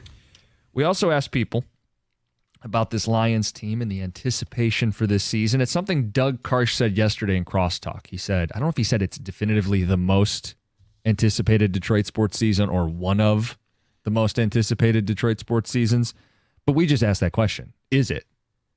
And we put a poll question up with some other examples in Detroit sports history, and the Lions won going away with this. Yeah, and okay, I don't know how we would statistically go in and say what do we remove for recency bias. Even if you were to lower some of the numbers and race, it is a dramatic difference between the 73% that is currently for the Lions, and there's only 2 minutes left in the poll. The next closest, 2002, Red Wings at 12%. The 97 Wings at 9%, and the 2013 Tigers at 5%. It's so crazy because the 13 Tigers, You want to talk Super Bowl or bust? That was the original World Series or bust. They made the World Series in 12 with Vmart hurt. He was healthy. You throw him with Fielder and Cabrera. That rotation, which Scherzer, Verlander, Fister, Sanchez, that was the best team of that era. Absolutely had World Series expectations. We were living and dying with individual baseball games. Think about how much madness that is. One game, we'd flip out over the bullpen, or they're falling behind. They're not doing enough to win a World Series. That season had so much anticipation, and it's a distant fourth on this. The other two Red Wings were Hall of Famers added to the roster, Hall and Robitaille and Hasek, and people are like, that pales in comparison to the Lions. Some of that is recency. Some of that's football, right? Some of it's that the Lions are the most hungry fan base in this city. That rotation for the Tigers in 2013, they had 3 Cy Young winners and an ERA champ. It's ridiculous. And they did not win. And they didn't. They didn't even make with the the World greatest Series. hitter of his generation in the lineup. In his prime. Painful. It's just unbelievable they didn't win. I mean, when you lay it out like that, it's unbelievably painful that they didn't come away with the series win, World Series win. Do you realize the thing in common with all the teams we listed? They all either won or appeared in the title game that year. And I think that's the expectation for the Lions, that they will be in the Super Bowl this year. So can we move backward just a little bit to the list, your top 10, and the ESPN one that came out. Tomorrow's show, can we do the entire show on LeBron being one spot ahead of Brady? John, your thoughts? That's what I took away from that. I think Brady should be ahead of LeBron. But what does Stephen A. think? I just had to mess with you. No, when you're in the top 10 of a poll like this, you're literally are splitting hairs as to where. And one of the things, I wouldn't even be qualified to place where Lionel Messi would go. Yeah, but I'm pretty sure you believe Tom Brady should be higher than LeBron James. I do. And some of it's championships, and you have 2 careers that are very similar in length. Tom's is still a little bit longer in a sport that's more physical, but you're not exposed as much. You're not playing as many games. John, if we are literally splitting hairs, then I would take Tom Brady over LeBron James. Yes, because he is concerned about his split ends. Much better head of hair. Yeah. One other note. LeBron has a bitter beard. He does. So are we splitting facial hairs? 248. They did not have Nick Lidstrom at all on the top 100 athletes of the 21st century. Keep in mind, Nick Lidstrom won 7 Norris trophies, all in the 21st century. Yeah. I'm a little confused how... listen, Cabrera's on this list, Verlander's on this list, how Lidstrom is not on that list at all. Whether you think he should be higher or lower than somebody, that he's not on the list at all. So Sidney Crosby is the highest hockey player. It comes in at 22. Yes. And I'm even just looking to see how many hockey players are even on the list. I know McDavid snuck in at the very end. That's the thing, because they have to cover all the bases. So you got tennis and swimming and golf and more tennis, more gymnastics. Yeah. Yes, women's basketball, the NBA. I don't know. I can't imagine leaving Lidstrom off. Well, I can't either, and I can't imagine. I'm at 50, and it's still only one hockey player of this century. Oh nope, Alex Ovechkin comes in at 54. Okay. Doug Karsh is coming to the studio. You inspired our conversation about the most anticipated Detroit sports season. Yeah. And most people said it is this Lions. It's football, it's recency, but it might be true. I think it is true. And it's unprecedented times, and I feel like I have a job in a completely different industry. It's beautiful. To have an NFL team. It's funny. I just tuned in briefly this morning. I was driving in, and I caught the conversation where you guys were talking about the Lions, and John said, I heard John go, "It's early." And I'm like, yeah, it's early. Training camp hasn't even started yet.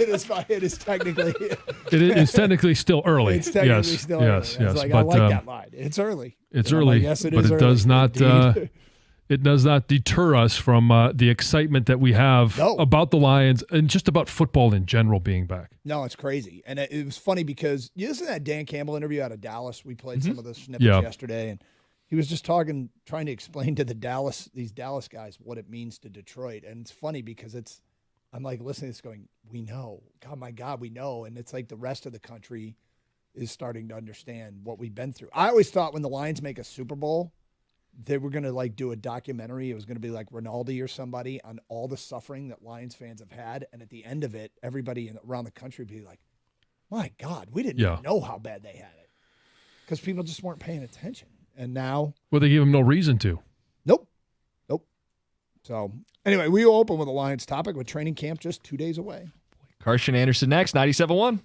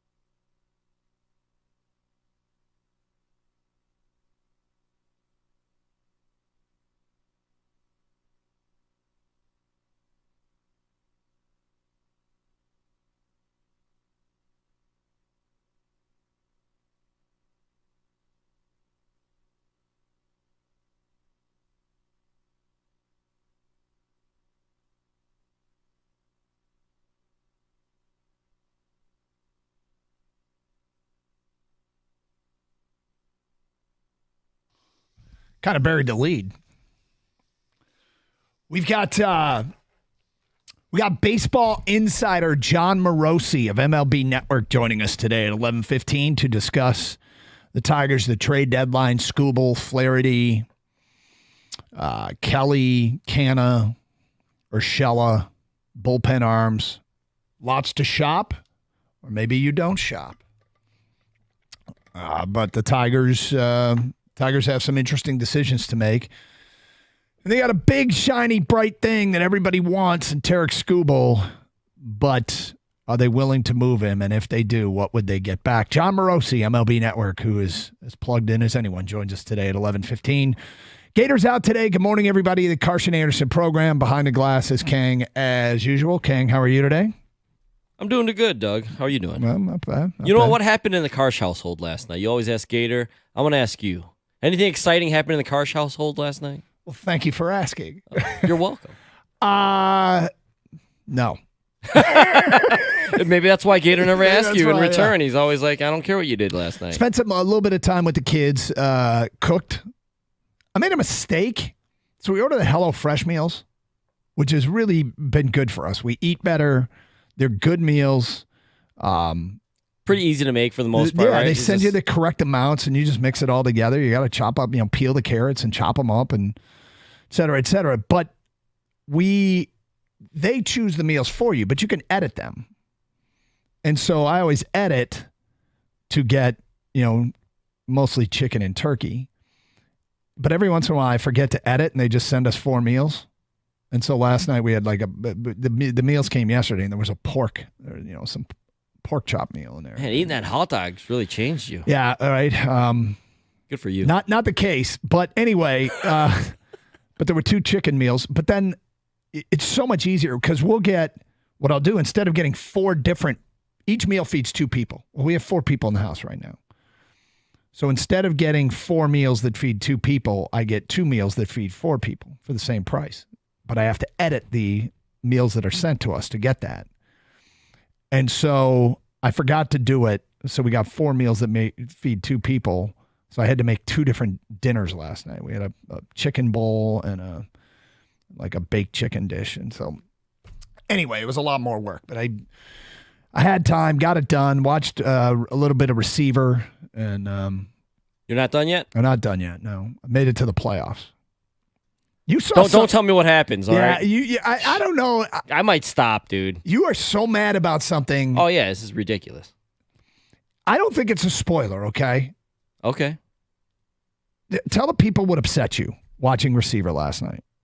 I've gotten to the point in this show where it's late in the regular season, very late, and they are actually just started the first round of the playoffs, and they completely glossed over the declaring eligible game from Taylor Decker and Skipper, the Cowboys game for the Lions. Didn't talk about it at all. Didn't even mention it. And to me, this is a huge problem. And I knew this already going into a lot of these quote-unquote documentaries and all access and behind the scenes, but this just magnified it even more that although we're getting access we didn't have before, they're only showing us what they want to show us. They're editing, they're controlling the narrative, and that's fine. But the NFL has to okay this stuff, and they didn't okay that. Probably because they were wrong. They probably screwed up. The refs probably screwed up whatever it was, whatever reason it was. They didn't put it in there because it made the NFL look bad. It made the Shield look bad. And because of that, I find this receiver, now Netflix show, really tainted, to be honest with you. Wow.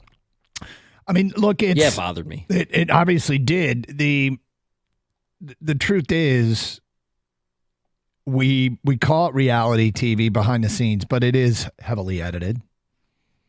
And if that's the only way we're going to get this stuff, so be it. I'll take it. It's better than nothing. But I hear you.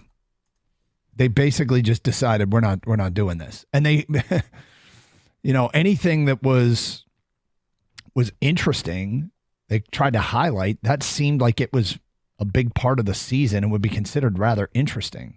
Yeah, and part of the show at that point is they're talking about teams trying to get the number 1 seed and seeding in the playoffs. Like the Niners, of course, end up with the 1 seed. Spoiler alert, people. Yep. But they were watching other games. The Lions were in that mix. They were all like 10-4 at one point. Yep. It's not like there's no need to put this in here. There was that need. There was just the need that was a big NFL story. It's not like they didn't have St. Brown or CeeDee Lamb. No, they had one of the receivers involved in that game, mic'd up, other players, I'm sure. But so that bothered me. That's all done. Yep. It was a huge part of the season, and it could have cost the Lions the number 1 seed when it was all said and done, and that's not a small deal. That should be the goal this year, should be the number 1 seed in the NFC and play that San Francisco game at Ford Field. And, it didn't even get glossed over. It got skipped. They didn't talk about it at all. They didn't even mention it. No. So I'm not quite as hostile about it as you are. You said the show is now tainted for you, but it's definitely tainted. I mean, like I said, I knew that this was the case with most of these type of shows, but in the moment, it's bothered you. Yeah, it's bothering me. It's so glaring. Yep. Well, it still is worth watching, I would say.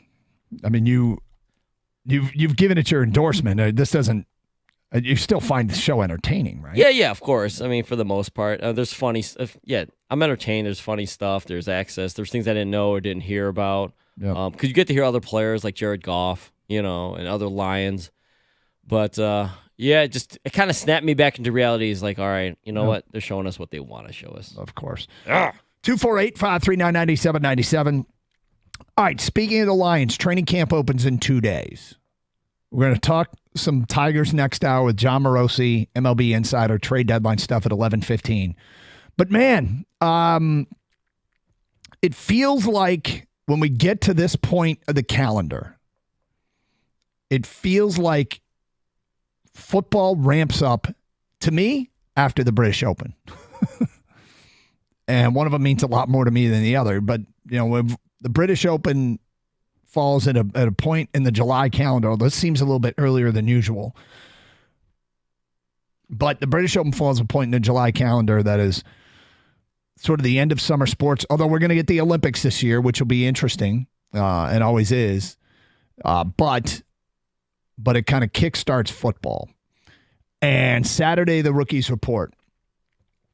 One of the most exciting things about the beginning of any season is to see the new toys, the new players that you have added. And it has been so rewarding as a Detroit Lion fan to see the new players that they have added the last few years, because Brad Holmes has done an incredible job at identifying and bringing in good players. So we asked you a question on Twitter today about the new players and which ones you expect to make the biggest impact in 2024. Rookies, free agents, and trades. We'll run down the list, get to some of the responses on Twitter, and talk to you about it. Which new member of the roster edition, makes the biggest impact this coming season? I got a guy. Kang's got a guy. Feedback coming in via Twitter. We'll read some of your tweets, et cetera, et cetera. 248-539-9797. The car skater out today, 97.1 The Ticket.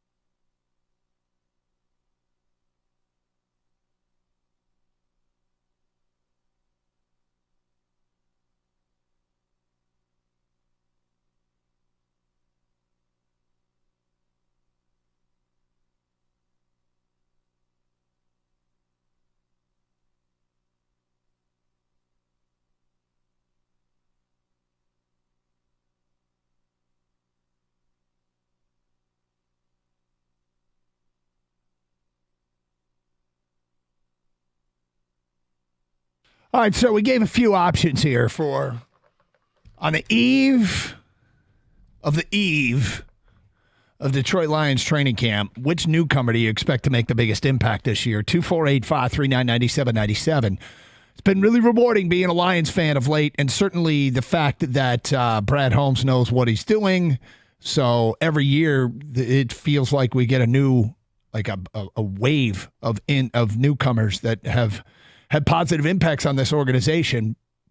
This year, it might not come as much from the rookie class as it has in previous seasons.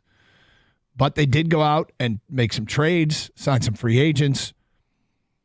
A few names we threw out there on Twitter include Terrion Arnold, first-round corner. Kevin Zeitler, by many accounts, an upgrade at the guard spot. DJ Reader at defensive tackle, such a position of need. Carlton Davis, veteran corner, comes over from Tampa in a trade. Jake Bates, the kicker from the USFL. He's got a howitzer for a leg. Amik Robertson, nickelback, considered a kind of a under the radar but important addition. Marcus Davenport, defensive end, who seems to get almost no love from the Lions fan base. 248-539-9797. Who would you pick as the newcomer that makes the biggest impact on the air? I'm going to read some of these tweets, and Kang, if you hear your guy, say, okay, stop. All right? I'm ready. All right. First one comes from Kyle Laddish on Twitter. It's Amik, super underrated signing. From Raymond, defensive tackle DJ Reader. Lions defensive tackle Lee McNeil has been underrated on this team since he was drafted. Now with the addition of Reader, it will give the Lions an elite duo they haven't had since Ndamukong Suh and Nick Fairley. The Honolulu Blue Wall is back. From One Pride 89, Carlton Davis. Campbell and Glenn haven't had a proven vet in their defensive backfield. Davis is a Super Bowl winner and knows how to win. Okay, stop. All right. I would disagree a little bit with the text. I mean, they had a veteran in Cam Sutton last year. It's not about just having a guy that's played in the league before. It's having a guy that can play well in the league. And I think that's what Carlton Davis brings to the Lions that they didn't have last year. Cam Sutton, he wasn't as bad as everyone, I think, wanted to make it out he was, but he just wasn't a number one corner, and that's the role he was playing on this team. At the end of the year, he definitely got worse, and he was getting beat, it seemed like, on a consistent basis downfield. Carlton Davis is a bigger cornerback, long, athletic. If you believe in PFF, he didn't allow any touchdowns last year. I know we don't know exactly what coverages everyone's playing all the time, but that's not a bad thing from what they looked at. I think he will provide a much more true number one cornerback for this team, and the secondary was the problem last year. And you saw what they did in the draft. You saw what they did in free agency. But Carlton Davis is the centerpiece of that. If he can just hold down one side of the field, that's a big difference. How freaking amusing is it that in the TV show Receiver, when they got Justin Jefferson mic'd up on the field and they're playing against the Lions in week 15, I think it was, Cam Sutton is talking trash to Justin Jefferson. And, I mean, even if Cam Sutton were still here, I think there'd be a lot of people going, all righty. Is this really what we want to be doing, Cam? And Justin Jefferson lights up almost every cornerback in the league, but he lit up, Sutton a lot. I mean, last year, the final game of the year, Jefferson had like 190 yards or something. But yeah, I mean, Cam Sutton, he's not. You need someone better than that if you have Super Bowl aspirations. Yep. It's plain and simple, and I think Brad Holmes saw that. Dan Campbell saw that. Of course, they didn't see the Sutton legal issues coming up, but I think they were going to shop for a corner no matter what, and they went and got Carlton Davis. More feedback. I think it has to be the cornerback since that was the weakest position group by far from last season. I'll say Arnold with Davis making the second biggest impact. Philip Lutz says, Jake Bates will revolutionize the Lions offense as long as they allow him to start. Beyond that, it'll be Matthew Betts, who will be a bookend for Hutch. He will not be Jack Campbell, as Doug says, but will be a major contributor this season. That's from Philip in Livonia. That's funny, Philip. Matthew Betts, huh? I feel like every couple of years, the Lions, and probably every team does this, you've kind of got that wild card sleeper. Oh, he's a rugby player. Or, oh, he tore it up in D3, went undrafted, and people can't believe he went undrafted. Or this was a CFL standout. You kind of always it feels like if you're 90 men you bring to training camp, it feels like more often than not, there's this experiment. And this year the experiment is Matthew Betts, who had 20 sacks, 19 sacks, whatever it was last season in the CFL. And CFL guys so rarely work out. They do, but it's rare. There's not a lot of Warren Moons coming down the pike anymore. And yet, this is the experiment guy that a lot of people like. Next one from Jeffrey. Matthew Betts. If he shows up and is a legit problem on the edge with Hutch on the other side, the opposing quarterback is going to have one heck of a time. It will make our corners better too. Wow. Next one from Average Joe in the D. DJ Reader, if he can help push the pocket and not let the quarterback step up, Hutch will have huge sack numbers. Luke says, Arnold or Davis going from arguably the worst cornerback room in the entire league to anywhere near league average will be a dramatic difference. Which newcomer makes the biggest impact in 2024? Jim Schaefer tweets us, I think Arnold will get the most attention, but I think DJ Reader, if healthy, will have the most impact. He will eliminate double teams, stop the run, and allow the D-line to be dominant. And then this from Brendan. Zeitler. It's just a strength on top of strength on that line. He helps the run and pass game. Big upgrade from Jonah. Okay, stop.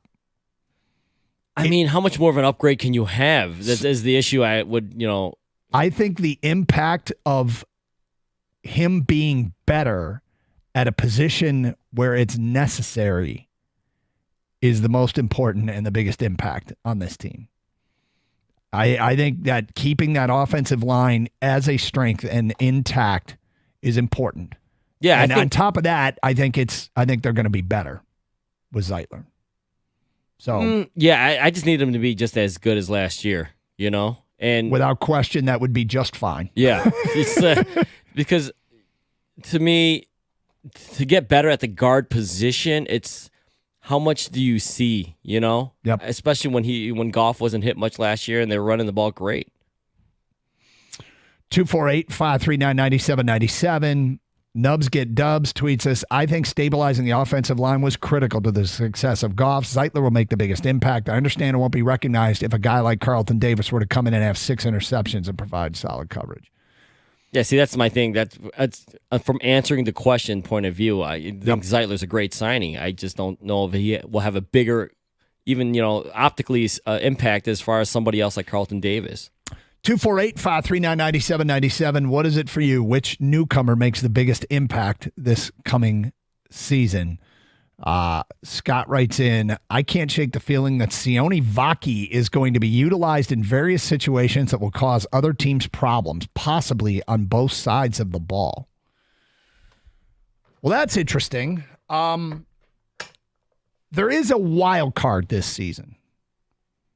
Something that I think even the smartest NFL people don't quite know how to process yet. That's the kickoffs. Do we really know how different the new kickoff rule is going to make it? The ball will be returned. There will be different strategies of where to kick it and things of that nature. I think there is some truth to it possibly being a special teams edition. I read there's a story in The Athletic. I didn't read the story, but I saw the headline. And it's funny because I don't know that it can be predicted, but here's the headline. New NFL kickoff rules could bring excitement and chaos. Quote, it's going to be an S show. Yep. I don't know that we can know what to expect. For people who don't know it, the kicker will kick off from the 30. The coverage team will line up on the other team's 40-yard line. So the kicker will be standing by himself. He kicks off from the 35, sorry. His coverage team will be across the 50 and on the 40 of the return team. The return team's return unit will be on the 35. So it'll be 10 guys or maybe 9 guys on the return team if they have 2 people deep 10 guys lined up on the 40 covering the kick, and then maybe 10 guys on the return team lined up on the 35. The ball has to land between the 20 and the 10. If it goes into the end zone, doesn't it come out to the 35? I believe it comes out to the 35. So it's more punitive to kick it into the end zone. So you're going to want to kick it between the 10, between the goal line and the 20, but that's where the return guy is. So anyway, it is what it is. It's a totally different deal, and it could be chaos. 248-539-9797. Talks of baseball at 11:15. John Morosi joins us to talk all things Tigers and trade deadline. I'm going to enlist some help from the audience at some point today. Every once in a while, I get selfish about it. Brandon Ayuk, the trade deadline. Vegas has spoken. Where is he most likely to end up next? Could it be here? We'll get to that at 10:35 here on 97.1 The Ticket.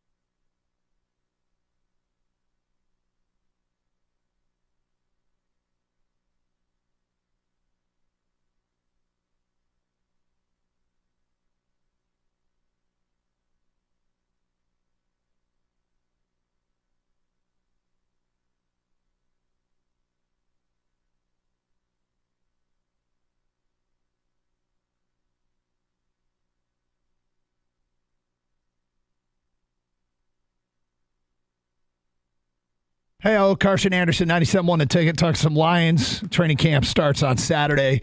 Get some baseball stuff in the back half of this hour. And also John Morosi talking trade deadline at 11:15.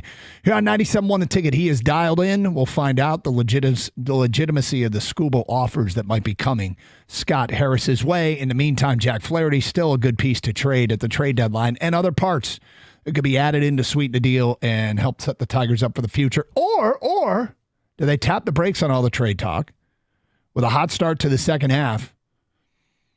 Could they try and stay in this thing? All that coming up here on Carson Anderson on 97.1 The Ticket. Feedback. We were talking about the newcomer that makes the biggest impact in 2024. I think it's Kevin Zeitler. Kang says it's Carlton Davis. Others have sounded off, and a variety of names have come up. From an unnamed texter, I say Marcus Davenport has the biggest impact, not necessarily with pressures and sacks, but because teams now have to account for him. This allows Aiden Hutchinson to have a monster all-pro season. Marcus Davenport's a smart pick, okay?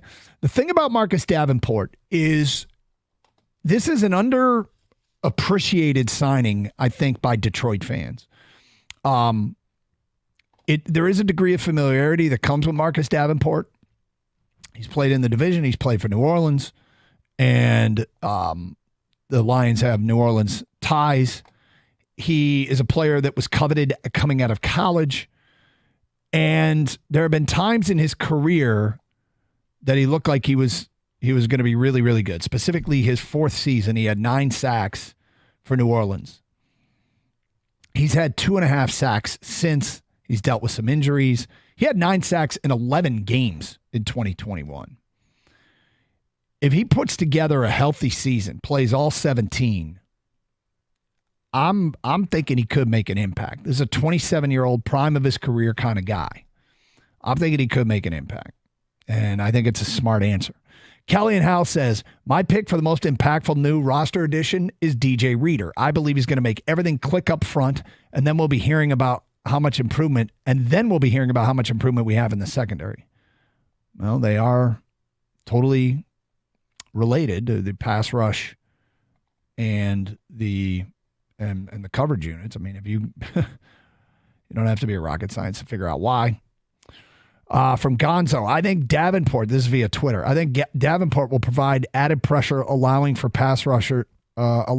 rushed passes into a better Lions secondary. Davenport and Hutch will allow our secondary to lead the league in pass breakups and contend for the league in turnovers. And let's get to another ticket text. My hot take, Marcus Davenport. Marcus Davenport getting some love for this. 248-539-9797. Okay, whenever there's big news in the league, we always wonder how does it, if it impacts us. So earlier in the week, it was announced that Brandon Ayuk wants a trade out of San Francisco. He had more receptions, targets, and yards than anybody else for the 49ers. He doesn't get the hype that Deebo Samuel does, and Deebo missed the better part of 2 games and better part of a third with an injury. George Kittle gets a ton of hype. CMC gets a ton of hype. But Ayuk led them in receiving last year. And he wants a new contract. San Francisco's running into a money crunch. It's his last year of a deal. There's no progress made on the contract, and he requests a trade. So already that could positively impact us, as if he is traded, and I can't imagine that San Francisco will trade him for anything other than players. I don't think they want draft picks. They're trying to win a Super Bowl. This team has been close. It's gone to the playoffs, won a bunch of playoff games in the last decade, been to Super Bowls, been to NFC title games. They do not have the Lombardi yet, this incarnation of the 49ers. They're trying to win a Super Bowl. There's no point in trading Ayuk for future assets. I mean, it wouldn't make sense to me, at least. So where is he likely to play next year if not for the 49ers? Vegas has weighed in. If he gets traded, this impacts the Lions in that a weapon is taken away from the 49ers. It could also impact the Lions based upon where he ends up. It stands to reason that a team contending to win the NFC is not going to want to trade a commodity that they love to a team that they are contending with, perhaps their closest competitor in the NFC. he's not going to end up in Detroit. Although Vegas gives it 25-1 odds that he ends up in Detroit. But highly, highly, highly unlikely. The favorite to land Brandon Ayuk. Kang, you have any guesses before I answer this? I will go with someone from the AFC. Bingo. And I will go with either. I got to pick one. I'm torn between the Raiders and Jets. I'm going to go with the Raiders. Okay. Raiders are 20-1. The New York Jets are 20-1 also. There is one team in the top 7 from the NFC. It's the Washington Commanders. They are the 4th favorite at 17-2. The 3rd favorite to land Brandon Ayuk is the Indianapolis Colts at 13-2. The 2nd favorite to land Brandon Ayuk is the Jacksonville Jaguars at 6-1. And the favorite to land Brandon Ayuk is the Pittsburgh Steelers at 7-2. Now, the teams we don't want him to go to, okay? The Green Bay Packers. I don't want to see him in Green Bay. They're 75-1, not likely to go there. The Dallas Cowboys, 50-1, not likely to go there. I mean, if you're San Francisco, you can't trade him to an NFC contender. You just can't. The team I would have thrown in there, although they don't have great odds at all. Well, they have decent odds. Is the LA Chargers. They are 9-1. I think that's the kind of deal that Harbaugh would make. But outside of that, AFC all the way, right? Yeah, I don't think they end up trading him because they're trying to win a Super Bowl right now. Yep. It's going to be really hard to get better by trading your best receiver. He's your best pure receiver. Now, you can argue Debo or Ayuk, but Debo is more of a Swiss Army knife for that team. He can do so many different things. They love to use him in the backfield and the slot outside. Ayuk, though, he's a receiver. And you take him off the field or off that team, I don't care. They can't depend on rookies, Jennings, and those other guys they have. They're okay, but they're not Brandon Ayuk. He's actually really underrated, and to the Niners, he means a lot more than most teams. I saw something, a player-for-player swap, that was about as interesting as it could possibly be, and that would be Ayuk to the Chargers for Joey Bosa. Have the Bosa brothers on the same team? Bosa brothers both playing for San Francisco. And that would actually be a little bit scary. But a little bit scary for opposing quarterbacks. Yeah, but their offense would take a little bit of a hit, though. I'm telling you, like the thing about the Niners last year was when they're healthy, they probably got the best roster in the NFL, and they could probably beat any team, including the Chiefs, when healthy. But whenever anyone was kind of dinged up a little bit, they definitely felt like they weren't the same offense, the same team, especially on offense. If CMC is out, if Debo's out, if Kittle was hurt, Purdy didn't look the same. It's almost like, I don't want to take anything from Purdy, but he's so much better when they're all out there. So if you take Ayuk away from that equation, I just don't think they're the same offense. Yeah, if I'm San Francisco, and I would think the probability here is they keep him all season long and let him walk to free agency, and they just say, hey, look, we don't have the money. We got a Purdy contract coming up. We got other guys we got to pay, and unfortunately, we're out of money. So here's what we do. We work together this year. You go have a great season. We win a Super Bowl, and you go to the market as one of the most coveted players on the market and get yourself paid, son. And we'll take the 3rd-round compensatory pick that we'll likely get back. So 248-539-9797. Again, we'll talk some baseball with John Morosi today at 11:15. I do this every once in a while where I need some help in my life, and I turn to the listeners that know a lot more about it. I'm about to make a purchase. And I don't know, I haven't done any online research. I figured I'd take it to the audience first, and maybe you can help me out. It's the kind of thing that guys love to buy. We'll get to that today at 10:46. It's Carson Anderson, 97.1 The Ticket.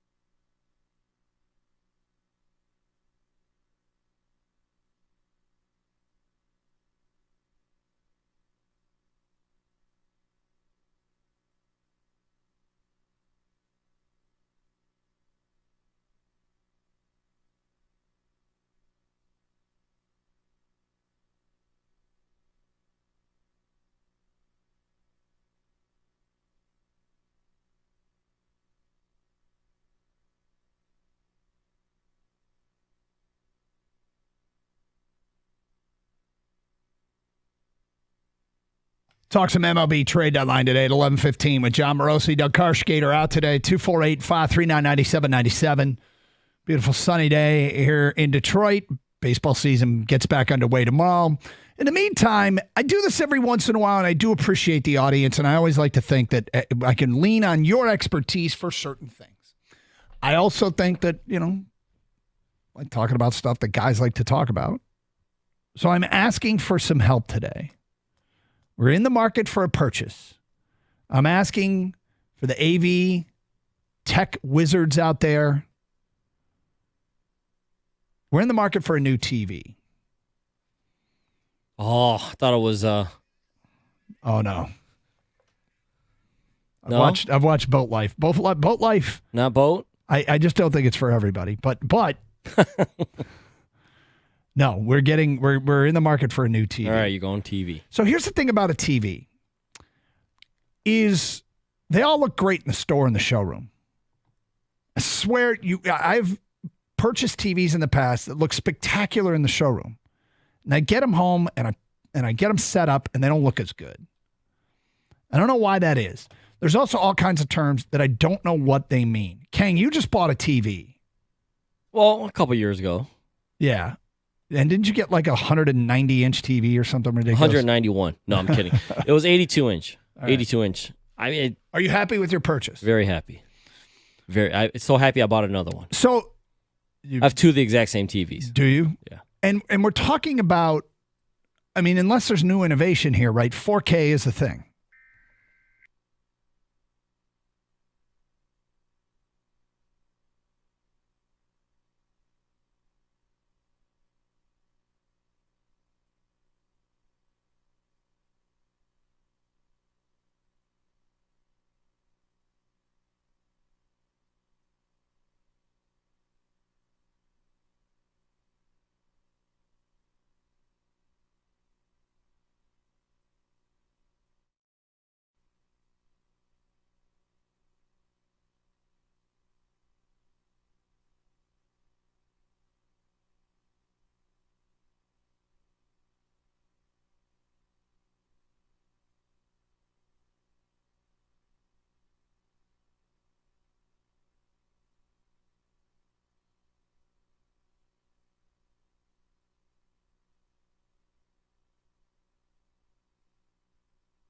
What are the do's and don'ts for buying a TV right here, right now? Is there anything better than 4K I should be looking at? Yeah, whatever the Sphere has in Las Vegas. Get that. Get the Sphere? I should get the Sphere put in my house? I'd come over. That's a construction project that I might not have. I want it done before football season. I'm not sure I can get that done before football season. All right, so TV tech guys, is there such thing? And I'm serious. Can a TV be too big? Probably depends on the size of your room, but can you overdo it? Where it just takes away from the quality of the picture? Is refresh rate something I need to know? What's QLED? Is there something better than 4K? Yeah, what's the new thing? What's the new innovative thing that you got to have? Yeah, somebody help me out. You know when you're watching sports and you get that like ghosting on a ball that's moving too fast or something like that?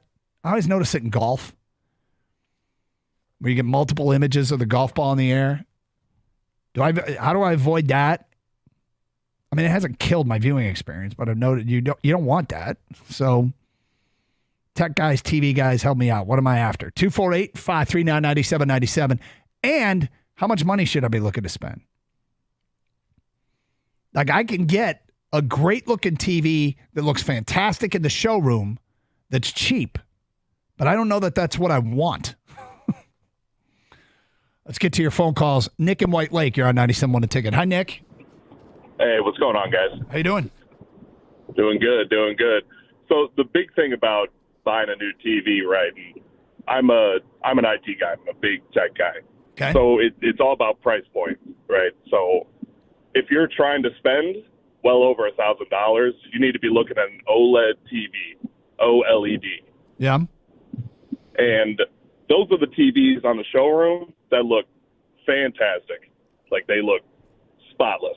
Yeah. So if you spend big bucks and you bring home an OLED TV, it's going to look exactly like it does in the showroom. It's like organic matter, literally in the TV that displays color. So the blacks are going to be 100% like pitch black, where like a normal LED TV will be like a little gray. So just a thought. If you're willing to spend big bucks, go OLED. OLED. Now, is that 4K?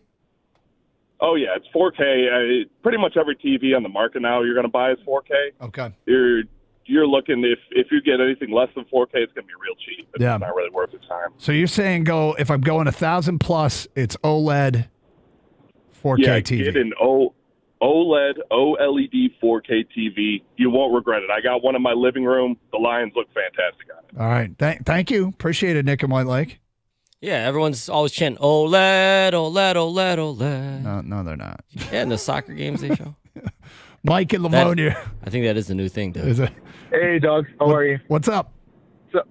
Nothing much, but listen, so the last caller was kind of correct. It depends on what you're using it for. So if the room is pretty, dim and it's not too overly bright, then you go with an OLED, and that's going to give you the best picture, the best blacks, right?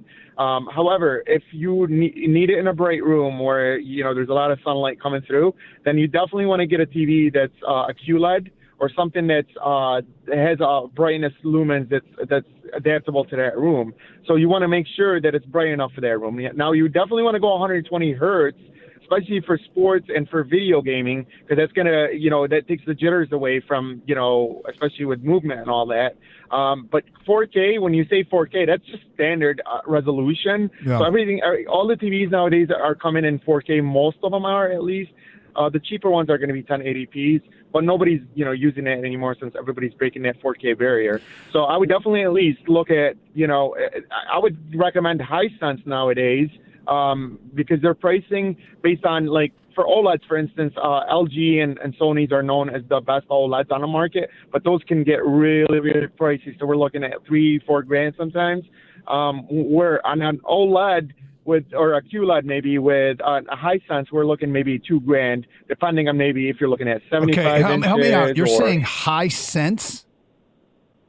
Hisense. It's a Chinese brand that's breaking into the market lately. And I bought 3 TVs already. They're all Hisenses, and I love them to death. The brightness are unreal on them. So I actually have them in the garage, and I watch all the Michigan games on them, all the Tigers games, all the Lions games on them, and they just come out perfect every single time. And the brightness are actually too bright. I have to dim it down a little bit. So in bright rooms, you want to go with a QLED or something that's going to give you ultra brightness.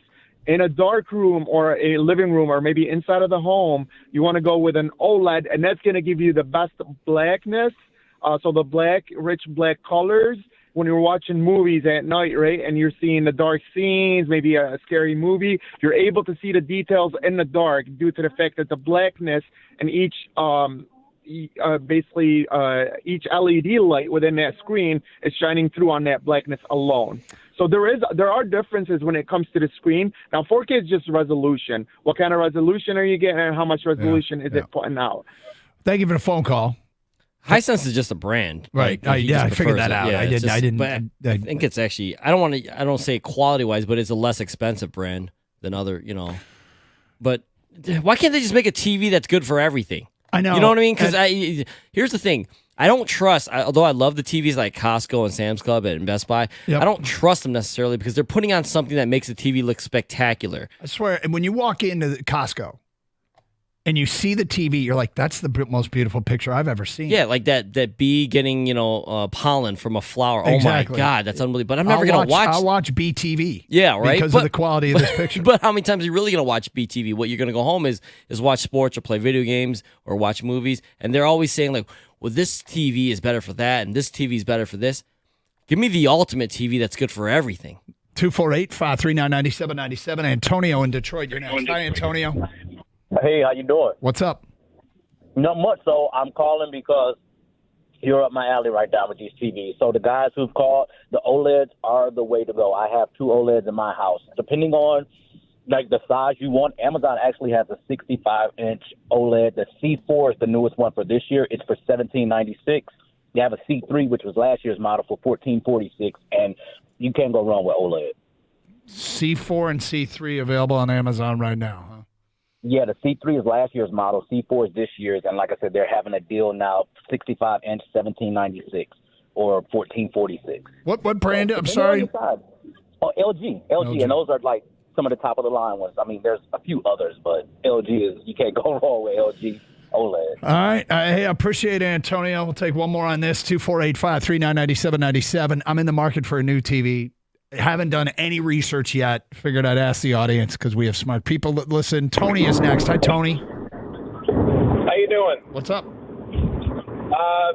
Now, I've seen a long time ago, and everything that everybody's telling you regarding resolution and all that is all correct.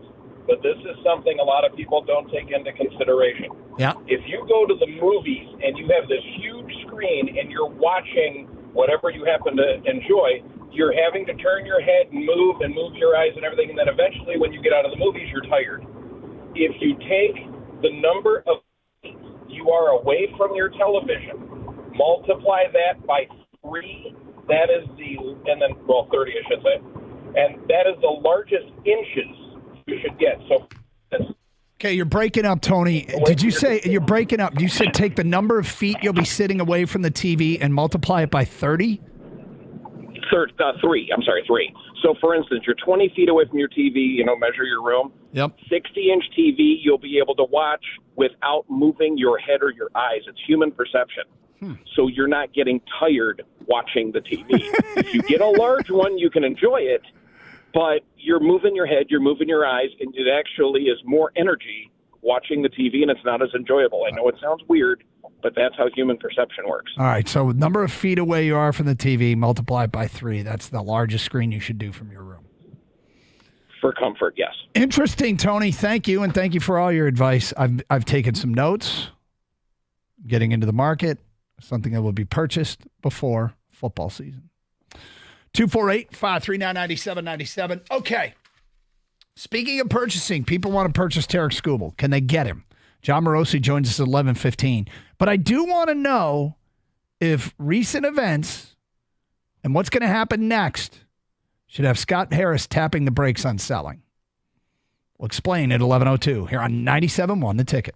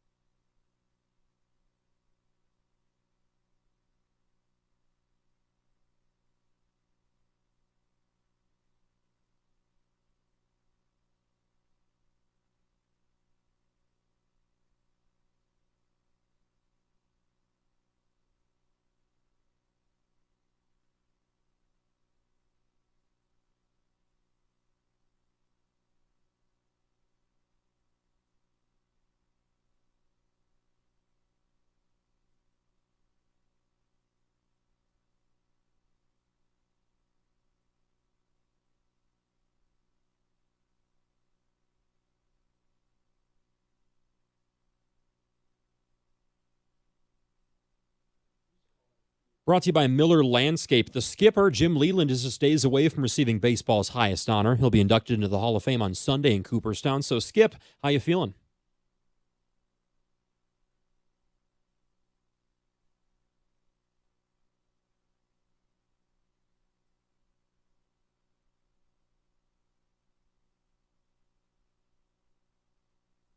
Leland is a World Series champ and a three-time Manager of the Year with over 1,700 career victories. The Tigers also retiring his number 10 next month at Comerica Park. And headed to the Hall of Fame as well on Sunday, Adrian Beltre, Joe Mauer, and Todd Helton. Meantime, last day of the All-Star break today for the Tigers. The stretch run kicks off tomorrow in Toronto. Three-game weekend set at the Blue Jays is on tap there. At 47-50 exiting the break, the Tigers are 12 games back of the first-place Cleveland Guardians and 7 out of the last wildcard spot. More history last night for the Fever's Caitlin Clark. Her 19 dimes against the Wings broke a WNBA record for assists in a single game. She finished with 24 points and those 19 helpers, but the Fever did vault to Dallas 101-93 the final. Clark's next going to be on the floor for the All-Star game in Phoenix on Saturday. And this morning at the first round of the British Open across the pond, Justin Thomas leads right now at 3 under. At the Corewell Health Sports Desk, I'm Luke Sloan. For more, go to 97.1 The Ticket or Odyssey.com.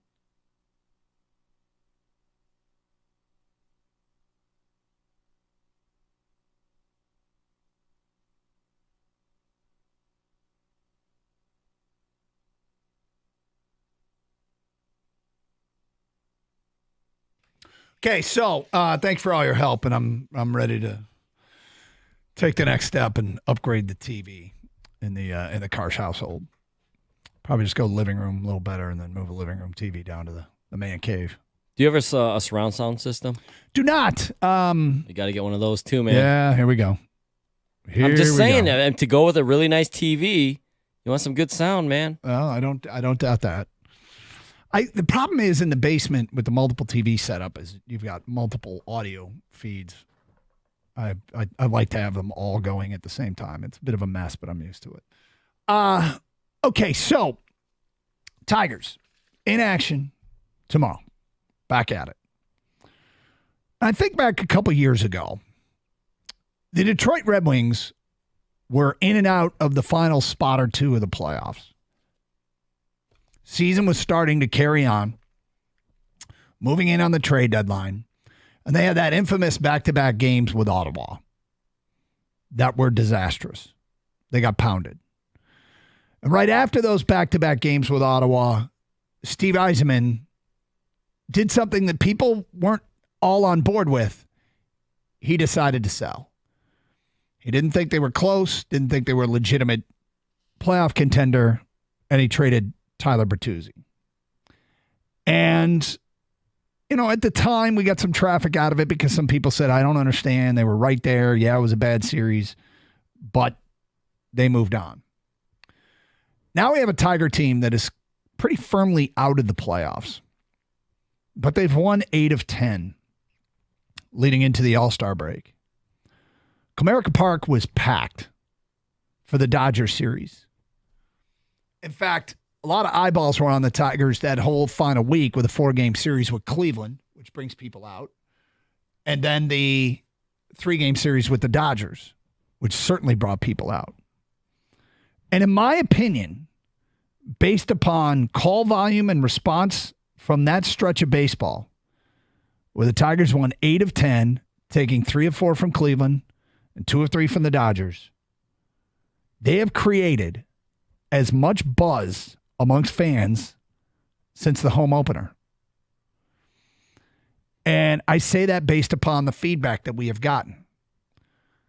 The feedback, it was micro Tiger talk. And what I mean by that is people were talking about the games. People were talking about decisions that A.J. Hinch made. People were talking about singular at-bats. That was micro Tiger talk. Macro Tiger talk is, well, they really need to sign a free agent shortstop. How do they get rid of Baez? In this, next season, I hope Chase Young's ready to go. Like that's the bulk of this Tiger season has been consumed with macro talk, the 30,000-foot view, the long game.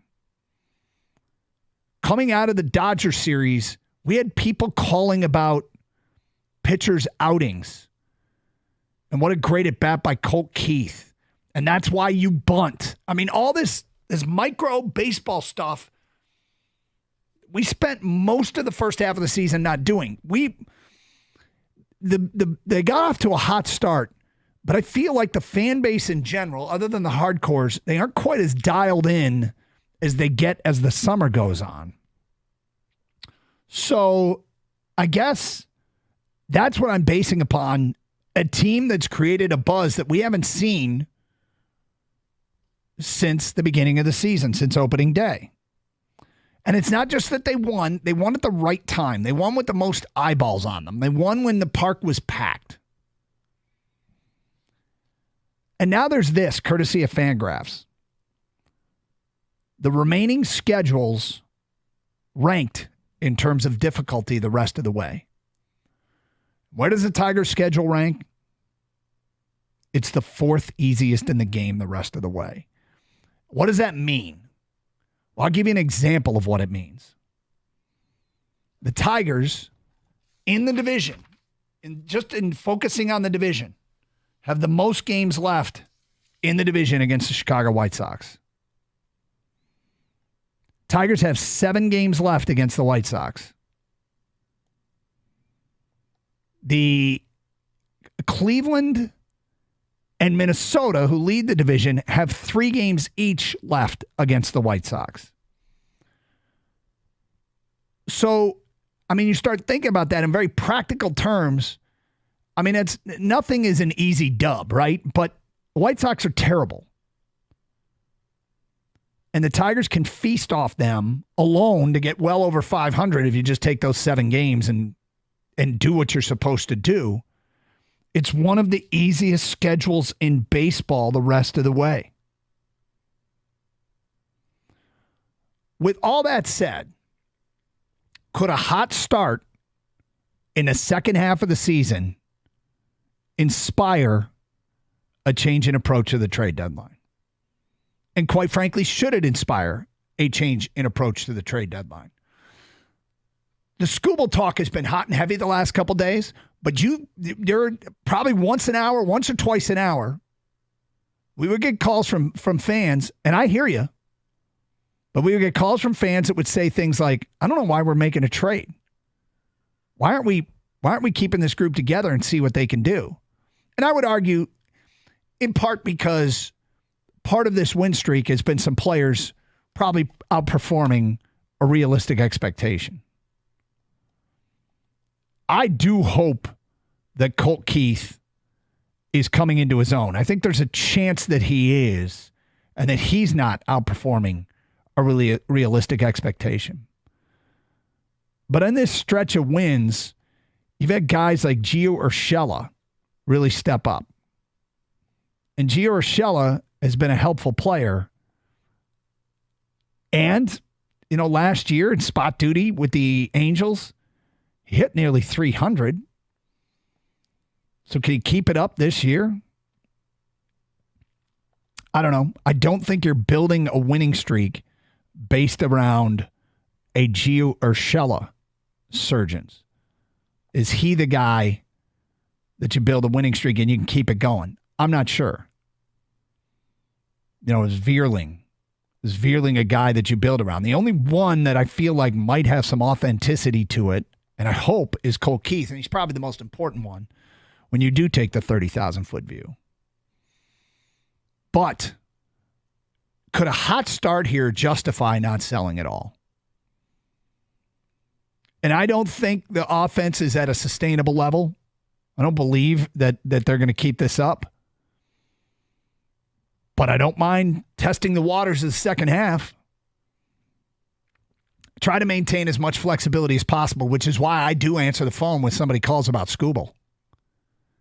And just make sure that they aren't going to make the Godfather offer. What will suck and what will get very difficult for Scott Harris is if they come out in the second half and they're white hot and the Godfather offer comes in. What do you do then? 248-539-9797. What could happen is, I doubt that, the Tigers make a move to quote-unquote buy at the trade deadline. Even if they get within, I think there's 6 or 7 games out right now. Let's say they stay hot, they get within 2 to 3 games by the trade deadline, which is in like 2 weeks, right? Yep. I doubt he goes and makes a move to make this team, to make a run at the playoffs. But what it would, I hope, convince Scott Harris in the front office is you have the pitching in this offseason, go get the hitting. Yeah. You know what I mean? Like you're kind of this close with subpar lineup out there every night. Go get some bats. And if you don't trade Flaherty, or if you bring him back, I mean, if you don't trade Skubal, you got Reese Olson. Is Job going to be up next year? You're gonna have a staff that can keep you in games. It's the bats. It's the everyday lineup that we're worried about. I can't imagine Javi Baez is going to be a Tiger at the end of the year. I think this is it, and they move on from him. You replace him with someone that can. Anybody would be better than Javi Baez. Carpenter maybe gets healthy. You hope Green builds on what he has. Colt Keith builds on the season he has, right? And then you go add another bat or two. It's all right there in front of them. I just don't know if they do it this year.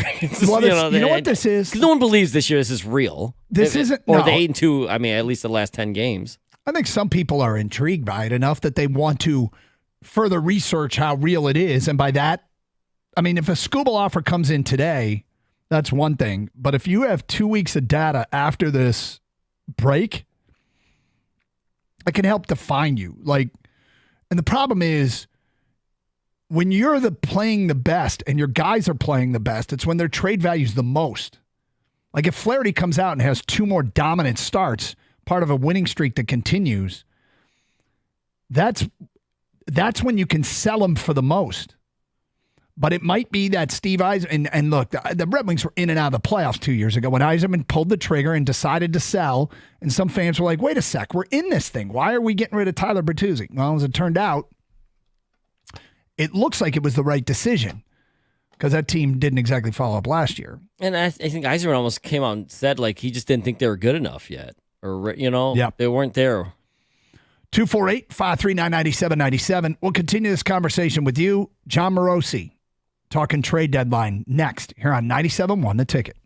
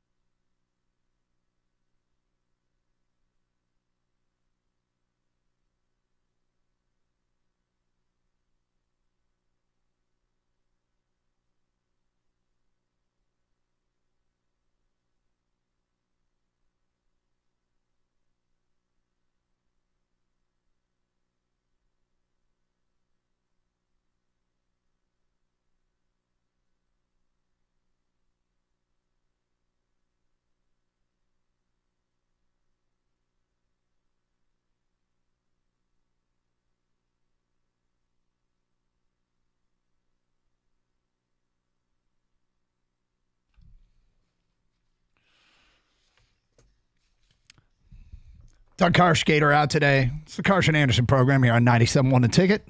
Tigers back in action tomorrow. Blue Jays kicking off the second half of the season. Team's gotten awfully intriguing of late. And, of course, the trade deadline is looming. And to talk more about it, we welcome in from MLB Network and MLB.com and host of the Road to Cooperstown podcast, John Morosi joins us here on 97.1 The Ticket. What's up, John? Doug, good morning, my friend. Great to be with you today. Yeah, thanks for joining us. And let's just start real quick with the Road to Cooperstown. You talk to people who are headed to the Hall of Fame and get their stories. What have you had on there most interesting of late?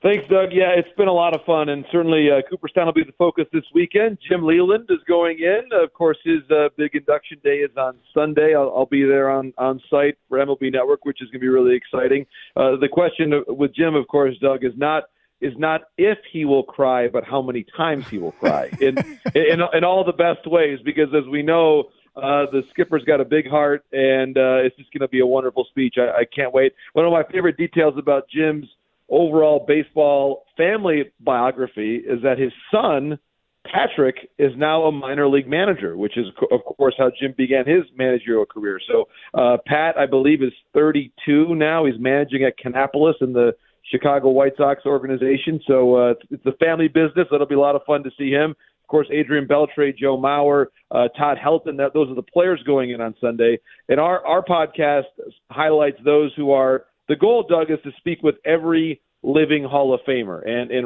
roll out the podcast once a week. So we've already spoken with Michigan native John Smoltz, Craig Biggio, who actually was almost selected by the Tigers back in 1984. That would have been quite a story had Biggio become a Tiger and not an Astro.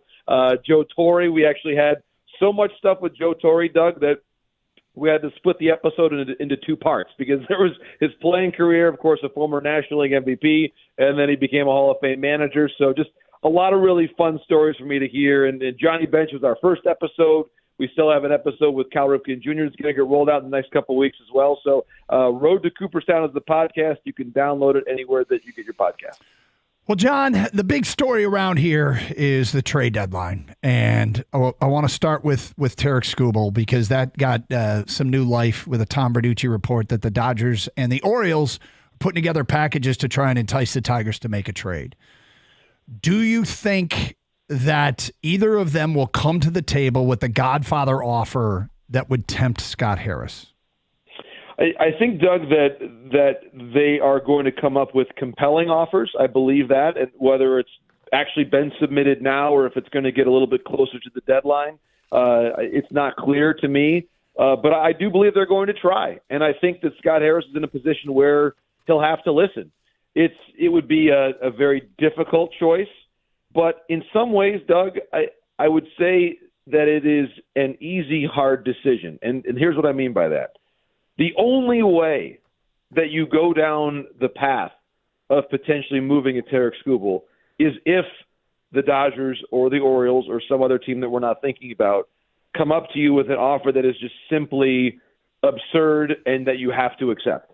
And if it's south of that, don't even worry about it. Just say, hey, guys, I can only trade this player if you come to me with an absolutely incredible offer, similar, and I pointed this out yesterday, similar to what the Nationals got for Juan Soto, which included someone who was an all-star this week in C.J. Abrams, someone who I think is an all-star caliber starter in Mackenzie Gore, and someone who is, in my judgment, undeniably a future all-star in James Wood.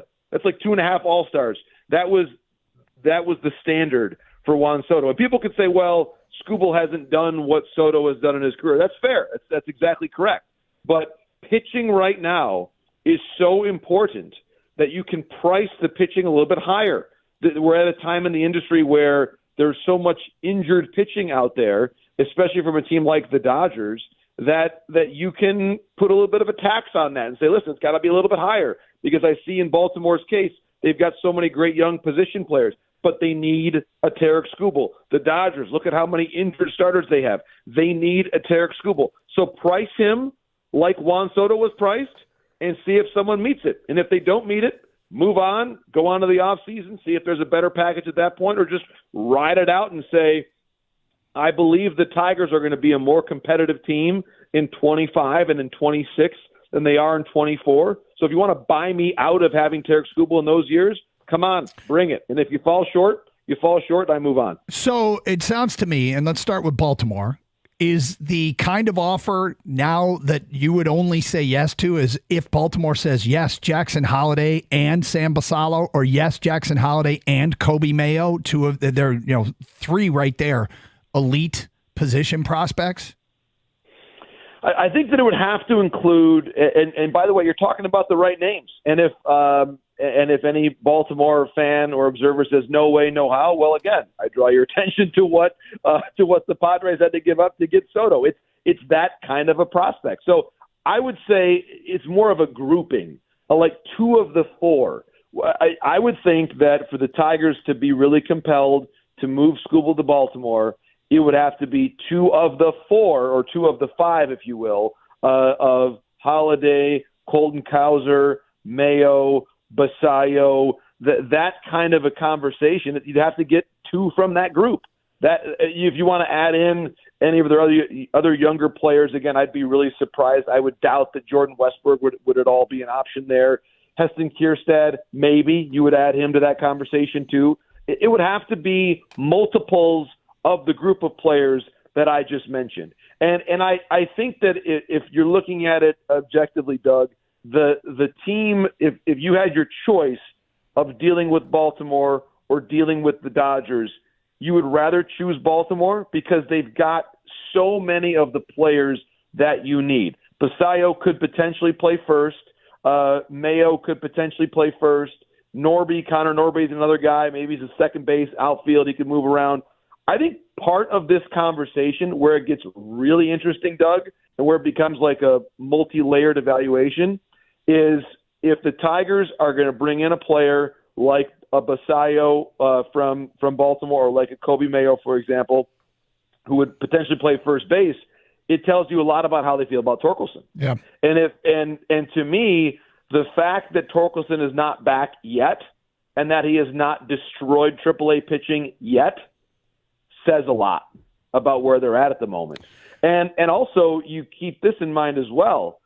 Do they potentially move to a place where if you get a third baseman like a Kobe Mayo would be, do you then say, listen, if that's the case, would we envision a Mayo at third, a Jace Young at second, and a Colt Keith at first, and then again, Torkelson's not as much a part of the plans anymore? I mean, that's kind of where you're moving. And for my estimation, if I'm just looking at it objectively, the way that Torkelson has played this year, both in the majors and the minors, has told me that if in these conversations, whether it's a Dalton Rushing with the Dodgers or, again, Mayo, Basallo, someone like that with Baltimore, that Torkelson no longer has a firm claim on being the first baseman of the future for the Tigers for the next 3 years.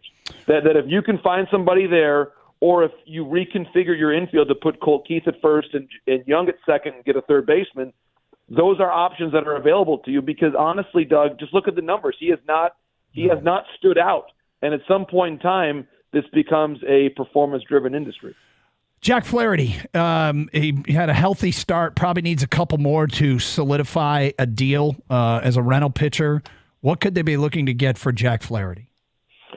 He probably is a player that when you look at the deal that the Tigers made a year ago with Michael Lorenzen, Hao-Yu Lee was, of course, the player they got for him, and he actually had a really good season at Double-A. He's played in the Futures game this year. I think that's the kind of player that you probably would get for a Jack Flaherty. It's not a transformative, change your organization type of a move like Skubal or like they maybe hoped that Eduardo Rodriguez was going to be a year ago.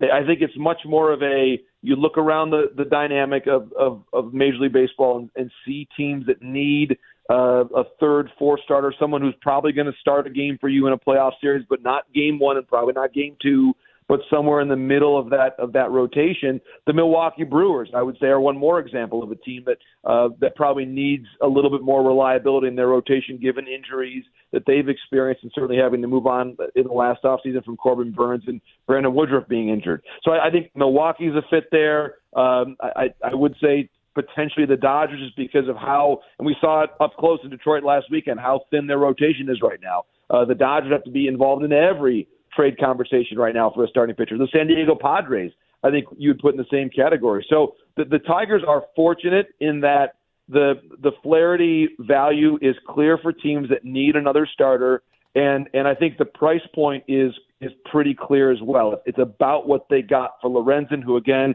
was half year of a guy who made an all-star team last year, was pitching really well. It's probably about that same level of player for Flaherty right now. Final thing, because I deal with this question and people are hesitant to make any trade because of what happened with Avila.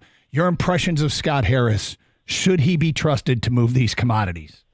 Yes, and the reason why you signed him, the reason why you've got Scott Harris in this position is because you trust him to make this move.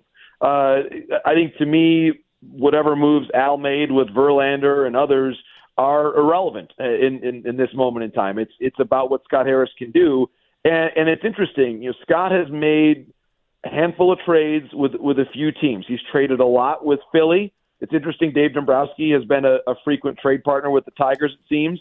He's traded with Atlanta. I think that to really do a good job, and this is where it's going to be interesting. We know that Eduardo Rodriguez was almost traded to the Dodgers a year ago, and so they got to the finish line basically and couldn't get over the finish line. I think that he's going to have to find a way to make a deal either with the Dodgers or the Orioles or some other team that comes up. If, again, Skubal is going to be available and on the market, it's going to have to be one of those big-time.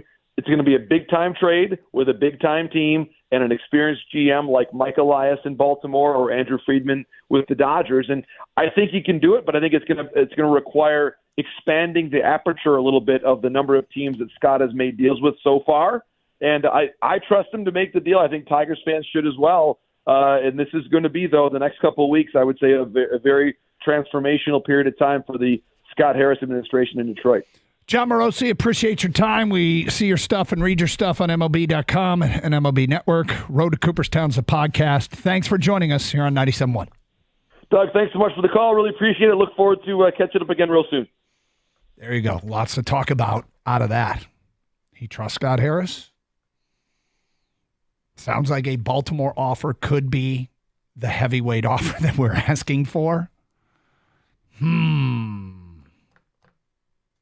You brought up Juan Soto in that deal. Yep. As he called 2.5 All-Stars. I mean, that's where you got to start. You got to start. That's just where you got to start. I like the way he worded it. The easy, hard decision. They've got to make it so easy for you to say yes is the only way you would say yes. Yep. And that makes sense. Your reaction next, 97.1 The Ticket.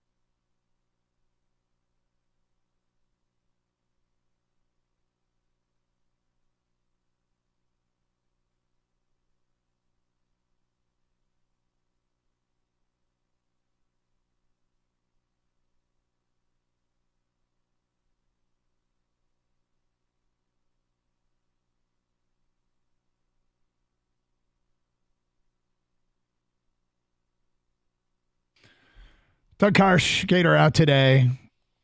Very interesting conversation with John Morosi. I went into this thinking, kind of feeling like I would come out of it, thinking we've kind of been talking fantasy,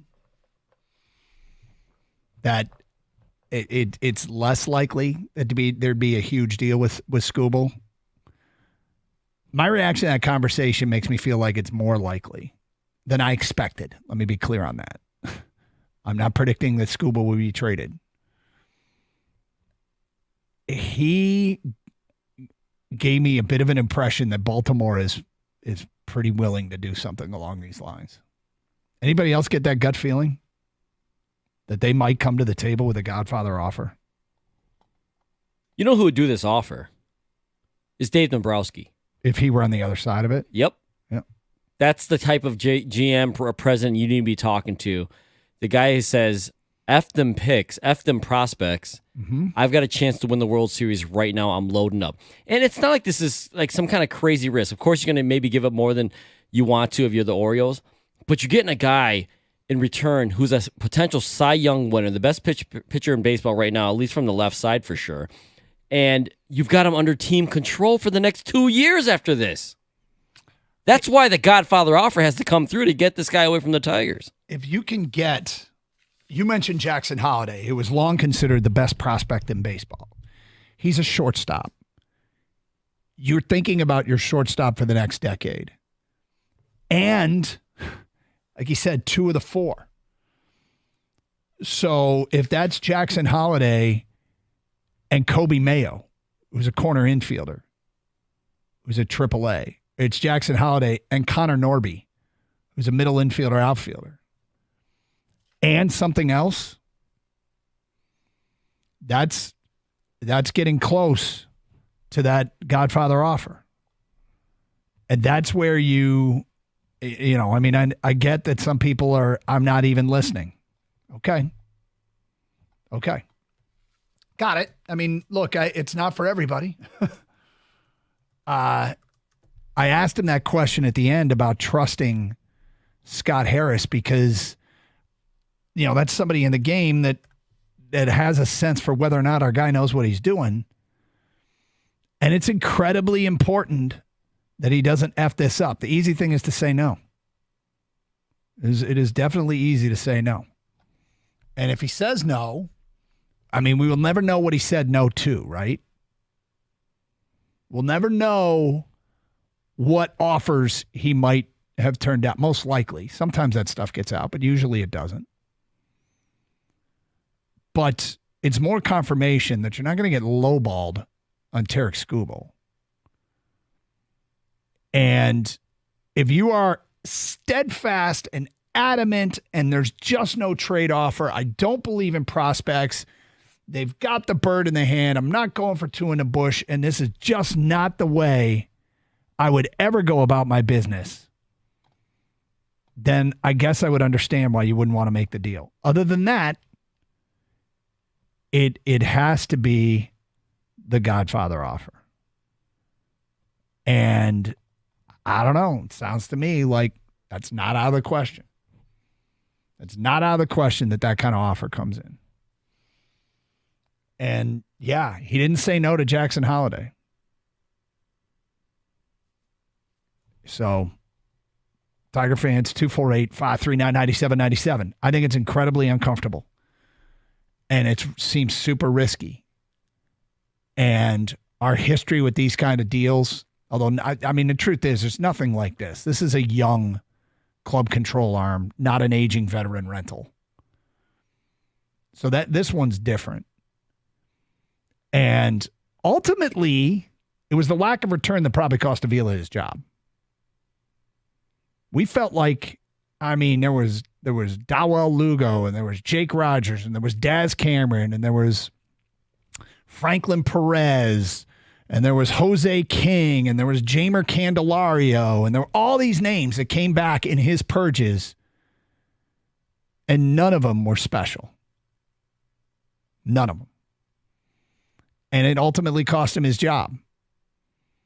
But Scott Harris is a completely different person.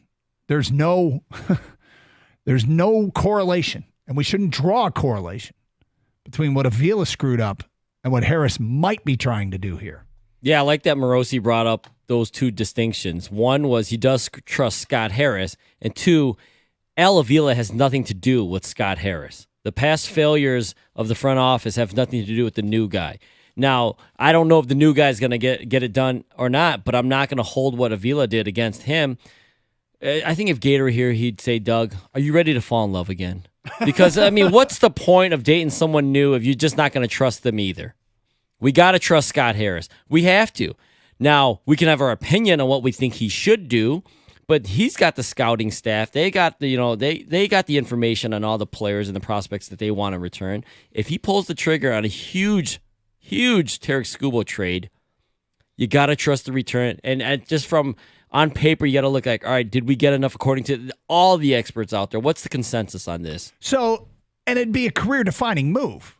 Like, it probably, you sit back and you got to think about this. If you're Scott Harris and you're a young executive and you have this opportunity in front of you, but it's also clear he's got a long view. We talked about the first 3 picks being high school players, his pick last year being Max Clark. He doesn't want to get fired before these players get to the majors. This is the kind of move that could get you fired. If you trade Skubal and 2-3 years from now, you got nothing in return, it's a risky move. It's also expediting the judgment of Scott Harris. Saying no, given that we probably won't know what he says no to, is a safe, conservative, doesn't put any pressure on him kind of move. Any more pressure. Trading him puts a ton of pressure on him. And he will be judged fairly or unfairly, almost exclusively by this move, if he makes it. Flaherty stuff, interesting. Expect a Lorenzen type return. The How You Lee player looks like he could be trending towards the big leagues, maybe next year. That could be a decent return. 248-539-9797. We'll get to your phone calls and feedback coming up in the noon hour. Lots to get to, including something that happened in Paris prior to the Olympics that got us talking here in the office. We'll get to that today at 12:20 here on Carson Anderson on 97.1 The Ticket.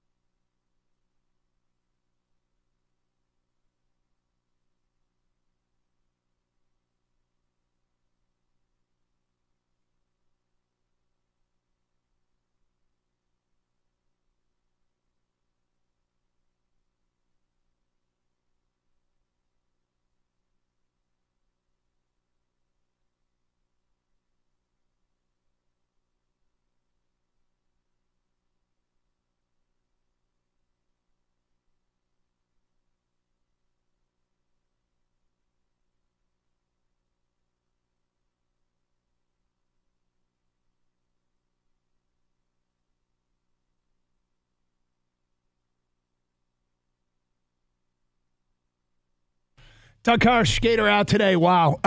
John Morosi didn't rule out a Godfather offer from Baltimore. Didn't rule it out. When we've talked about the Dodgers, I've talked about Andy Paez, the rookie outfielder that they're using. They'd have to say they'd be willing to part with him. Would they be willing to part with him? Well, they got guys coming off the injured list, Mookie Betts, Max Muncy, Jason Hayward, guys that can help make up for the loss of what he's providing offensively. Although I can assure you the Dodgers, you don't want to trade a player that you're using, but at the end of the day, you're talking about trying to get Tarek Skubal here. 248-539-9797. Dan's on a cell, and he's on 97 The Ticket. Hi, Dan. Doug and Kang, how are you boys doing? We're doing great, thank you. So, I was interested. I wavered between sort of letting Skubal go, but, letting him go at the right price. And if that right price, if the price for him is becoming too good to turn down, of course, how could we not do that deal? I think back when Jordan Montgomery got dealt from the Yankees to the Cardinals in 2022, they had him under control for at least 2 postseasons. He was incredible in 2022 for the Cardinals, very good for the 2023 Cardinals. And then, the Cardinals were able to deal him at their trade deadline in 2023 to the Rangers, and he went on to win the World Series. Now, he's not pitching well now. I think the Orioles find themselves in other clubs maybe have a similar position where they're getting Tarek Skubal for 3 years of postseason control. Yep. And if things don't work out for the Orioles this year, next year, they could get potentially, like the Cardinals did, 3 prospects for him, including maybe other pitching prospects in the future. So I think the asset, almost the investment grows in a way, like it did with Montgomery and the Cardinals. Yeah. They traded their starting center fielder, the Yankees did, for Montgomery, and the Cardinals used him for 2 years with realistic World Series prospects in 2022. They grew it out of something, and I think the Orioles might have that. So if they give up, like you said, Jackson Holliday, who, his dad I loved in St. Louis, Matt Holliday, I think he would be a great player here. No question. I mean, you're talking about I'm not really that interested in trading Tarek Skubal, but Morosi put it perfectly. It's got to become the easy, hard decision. They have to make it easy. And if they're not willing to, that's fine. But that's a perfect way to put it. Wait, you're going to do what? Oh, well, okay. They got to make it the easiest hard decision ever. I don't want to trade Skubal either, but if the right deal comes along, you and I are in agreement, you got to make the move, right? Yep. If you don't trade Tarek Skubal, then you got to ask yourself, what do we do in the next 2 years? Because then at some point, are we going for it the next 2 years? Or is he just going to waste his talents here in the next 2 years and then you're going to lose him because his price tag is way too high or Boris is too difficult to deal with? Or you have to trade him because at that point he's not coming back and you got to get something for him. His value will probably never be higher than it is right now, though. He's a favorite to win a Cy Young. He's healthy. He's had a dominant first half. The teams in question that be trading for him are loaded with prospects. They have to make a tomorrow decision today. Yeah. Like if they're gonna keep Tarek Skubal, well then damn it, go for it the next 2 years before he gets to the open market. And if you aren't gonna keep him, don't wait. Do it now. I don't think the price will ever be higher. And the funny thing is, when he added the stuff about torque, the updated numbers on torque, he's hitting 237 with a 736 OPS at AAA. He's been there for a while. It's not trending to the point where, they might make a move here that speaks to them moving on from Spencer Torkelson. Dave's in Troy, and he's next. Hi, Dave. Hey, Doug. How you doing, buddy? Okay. I say hi to King, too. Love him. I have not called. I'm here? Yep, go ahead. Okay. I've not called and weighed in on any of the Skubal stuff yet, but when I'm hearing you guys talk this morning, it reminds me of and tell me why the analogy is wrong. Back when I was a little kid, like 10 years old, we traded baseball cards. My years were 1967, 68, 69, so obviously 68 Tigers. And every Saturday morning, all the kids would meet and we do trades. What we're talking about here with Scooble is like me showing up with a pristine L-K-Line card and say, I'll trade it for any 3 common rookie cards. I would have gotten like, what is wrong with you? And I said, well, I'm rebuilding my card collection. Well, I'm sorry, that wouldn't have flied even with a bunch of 10-year-olds. And I don't understand, if we're rebuilding, why we would let go of one of the anchors of the whole rebuilding process, unless they're thinking that we will not have a rebuilt team anywhere within the next 2 to 3 years. Well, I mean, if the whole concept is, when he mentioned the Juan Soto trade and he said you're basically getting 2.5 All-Stars in return, it's because long-term you think you're going to walk away with more than what you're giving up. Of course, but then you got the bird in the hand, bird in the bush. That's the risk you take. I mean, it's just acknowledged as you're taking a risk for sure.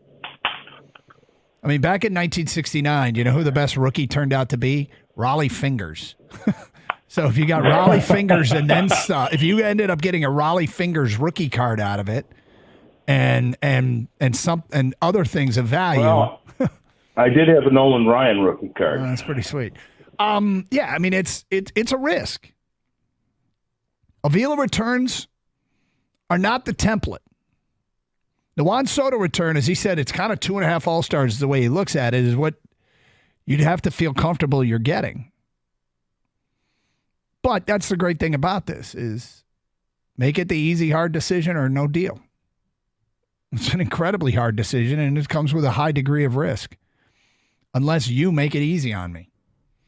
248-539-9797. Bob in Wisconsin. Hi, Bob.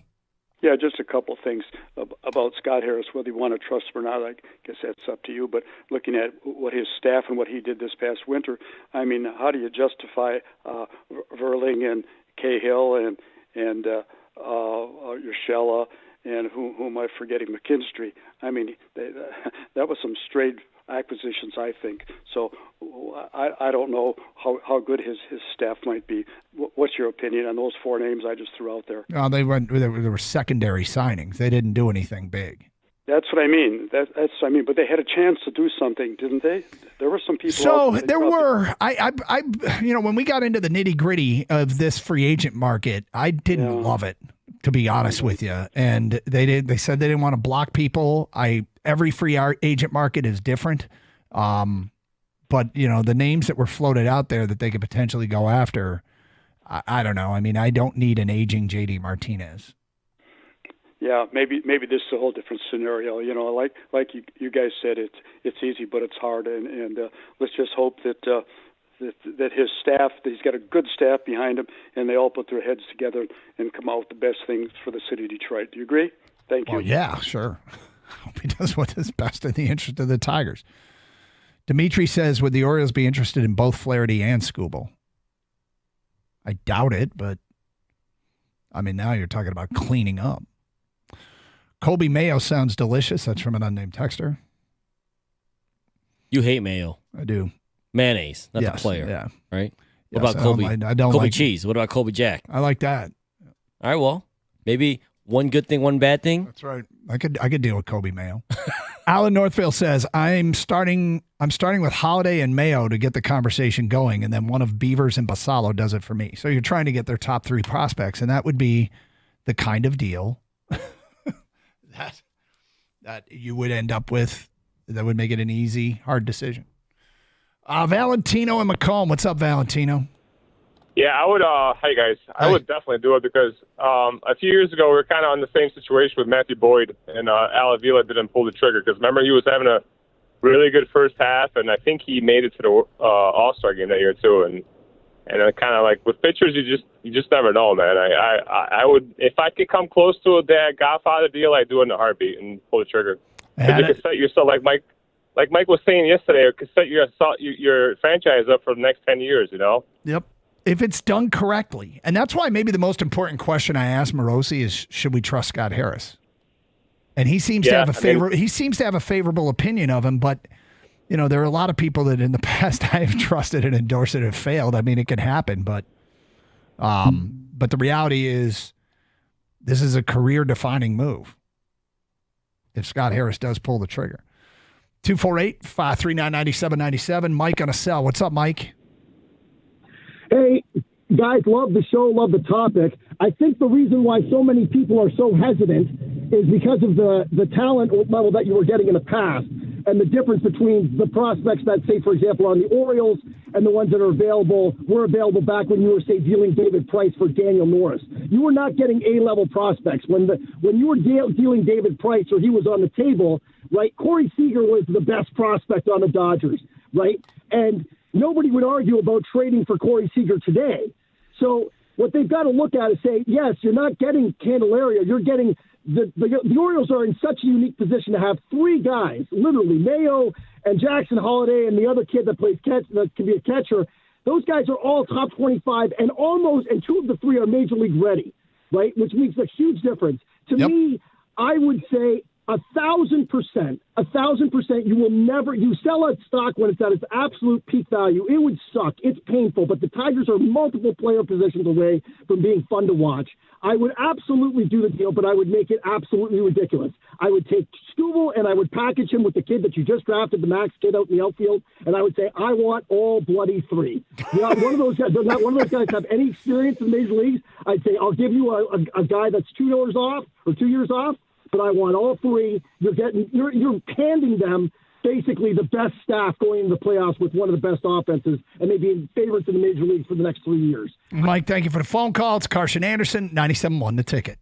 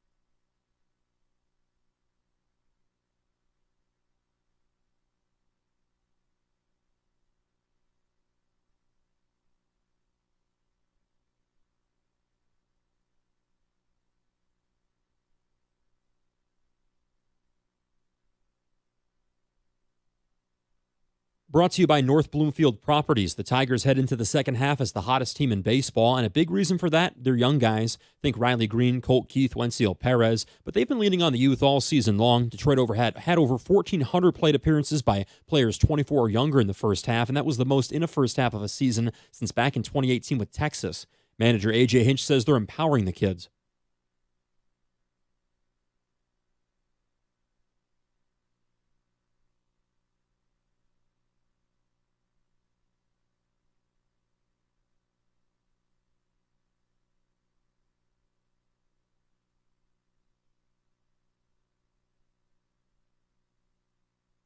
The second half starts tomorrow with a 3-game weekend series in Toronto. More history last night for the Fever's Caitlin Clark. Her 19 dimes against the Wings broke a WNBA record for assists in a single game. She finished with 24 points and those 19 helpers, but the Fever did fall to Dallas 101-93. Clark will next be on the floor for the All-Star game in Phoenix on Saturday. ESPN's annual top 10 quarterback list is out. Jared Goff coming in at number 9, one spot behind the Jets, Aaron Rodgers at 8. The top 3 in that order, Patrick Mahomes, Joe Burrow, and Josh Allen. And today, the first round of the British Opening happening across the pond. Justin Thomas in the clubhouse leading at 3 under. Tiger Woods on the course right now is at +4. At the Corewell Health Sports Desk, I'm Luke Sloan. For more, go to 97.1 The Ticket or Odyssey.com.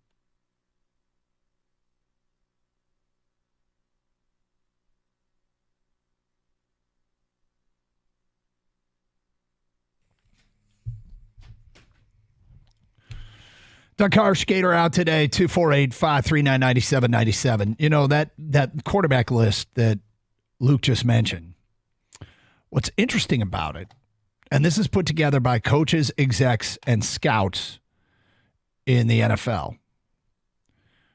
Jared Goff, as he mentioned, ranked number 9. He was the second highest quarterback in the NFC, which I think would surprise a lot of people. While he's number 9 overall, second highest in the NFC. Mahomes, Burrow, Josh Allen, 1, 2, 3. Lamar, 4. Stafford is 5. The highest rated quarterback in the NFC is Matthew Stafford. Justin Herbert, 6. C.J. Stroud, 7. Aaron Rodgers, 8. And then there's our guy, Jared Goff, at 9. The quotes about him, he's the best in the NFL at throwing into zone coverage windows, an NFL coordinator said. I've shown young quarterbacks tape of him and how he throws with anticipation. An NFC executive said, he used to seem nervous in the pocket, but now he's cool in there. I don't think he has the pressure on him like he did in L.A. Detroit has embraced him, and he has responded. AFC scout, he's outplayed some of his critics, played well in big games. Yes, he has. Second best quarterback in the NFC, according to this list put together by NFC coaches or NFL coaches, execs, and scouts. Now, what's interesting is I saw today, you know, the player rankings, like top 100 that always gets a lot of juice. That comes out in 4 days. And any day now, I'm expecting the Detroit Lions in-house production Inside the Den to come out. Inside the Den is their behind-the-scenes stuff with the draft that last year was so fascinating. And so that should be out. That came out in late July. I'm expecting that any day now as well. 248-539-9797. Okay, so last hour we talked to John Morosi of MLB Network, and you know what he didn't do? He didn't rule out or think it was unrealistic that Baltimore comes to the table with a Godfather deal, which is awesome. Like this is the most likely path for them scoring a huge return on a trade is through Baltimore. Now, that doesn't mean there's any guarantees. It is a risk for sure. And it will be a early career-defining move. I feel like Scott Harris has put together a game plan that he thinks he's going to have success long-term, going slow and steady. Can't be judged for a few years. If you trade Tarek Skubal, you immediately bring a ton of scrutiny on the risk that you have made, and you better get it right. Feels like everything in terms of the judgment of how you will do gets expedited, which is part of the job. These jobs aren't easy. And if you get it wrong, this one move can totally sabotage your career. So You got to have the balls to do it. And we asked, John Morosi, should we trust him? He said yes. 248-539-9797. Yeah, Morosi also said you got to make the easy, hard decision, right? Yep. I mean, it's a hard decision to trade Skubal, but it's easy because the offer is just too good. Yep. I think from the Tigers' side and Scott Harrett's side, it's definitely a thinker. I mean, even if they offer the world to you, you think about it, but you pull the trigger if you or I were doing it. Mm-hmm. From Baltimore's side, honestly, it seems like a no-brainer. I would easily offer up my prospects to get Tarek Skubal. You've built this war chest of prospects for a reason. Your team is good right now with young players already on the ball club. To bring in a guy like Skubal to win the World Series and have him under control for the next 2 years on top of that? You're talking about, as the caller made a very astute observation, you're talking about 3 playoff runs. With their roster, you can make 3 playoff runs with Tarek Skubal. Right now. Why wouldn't you do this if you're the Orioles? If I'm an Orioles fan, quit being stingy. I know those are just fans out there like, I don't want to give up this and this. Yeah. No. Give up the good to be great, right? Is that how Orioles fans sound? Yeah, I don't know. I think they might take offense to that. I don't want to make this move. I want to keep Mayo. Yeah.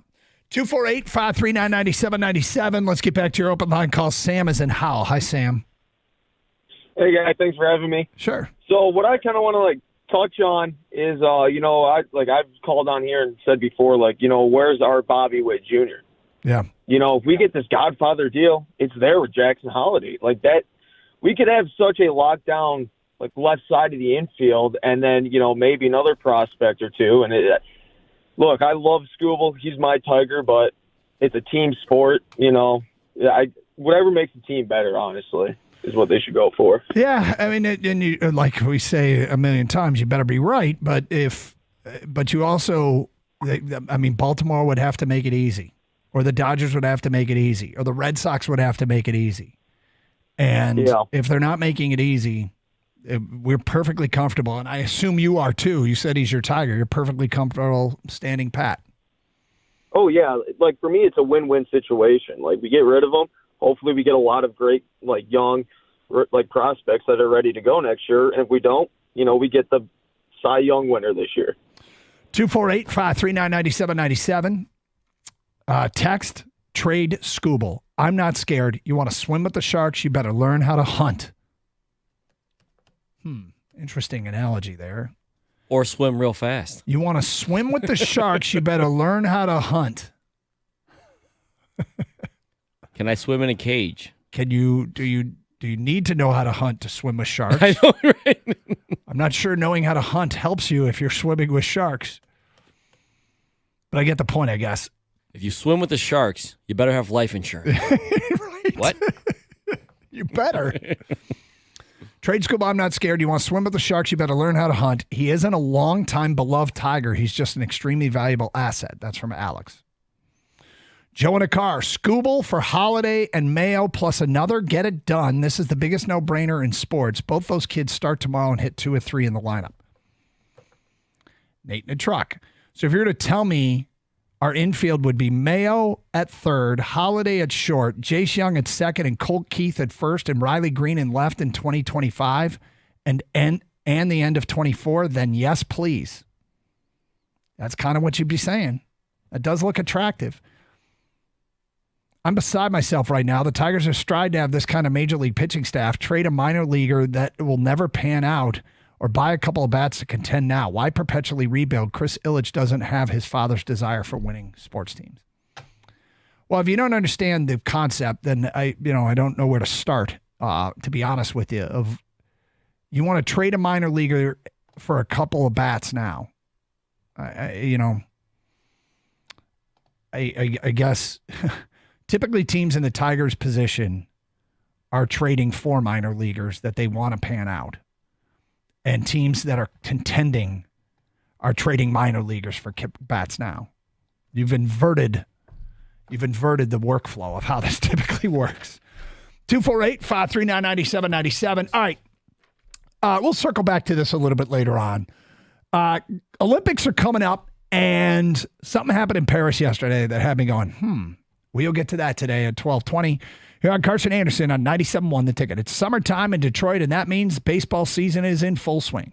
Pick up your favorite Stoli vodka flavor and pair it with a refreshing lemonade to enjoy while you watch. Make it the summer of Stoli. Celebrate with a Stoli blueberry and lemonade, or maybe try a Stoli vanilla espresso martini. No matter what your drink of choice is, remember Stoli for your premium vodka.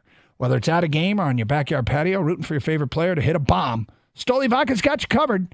Pick up a bottle of Stoli Vodka today, and as always, Stoli asks that you please drink responsibly.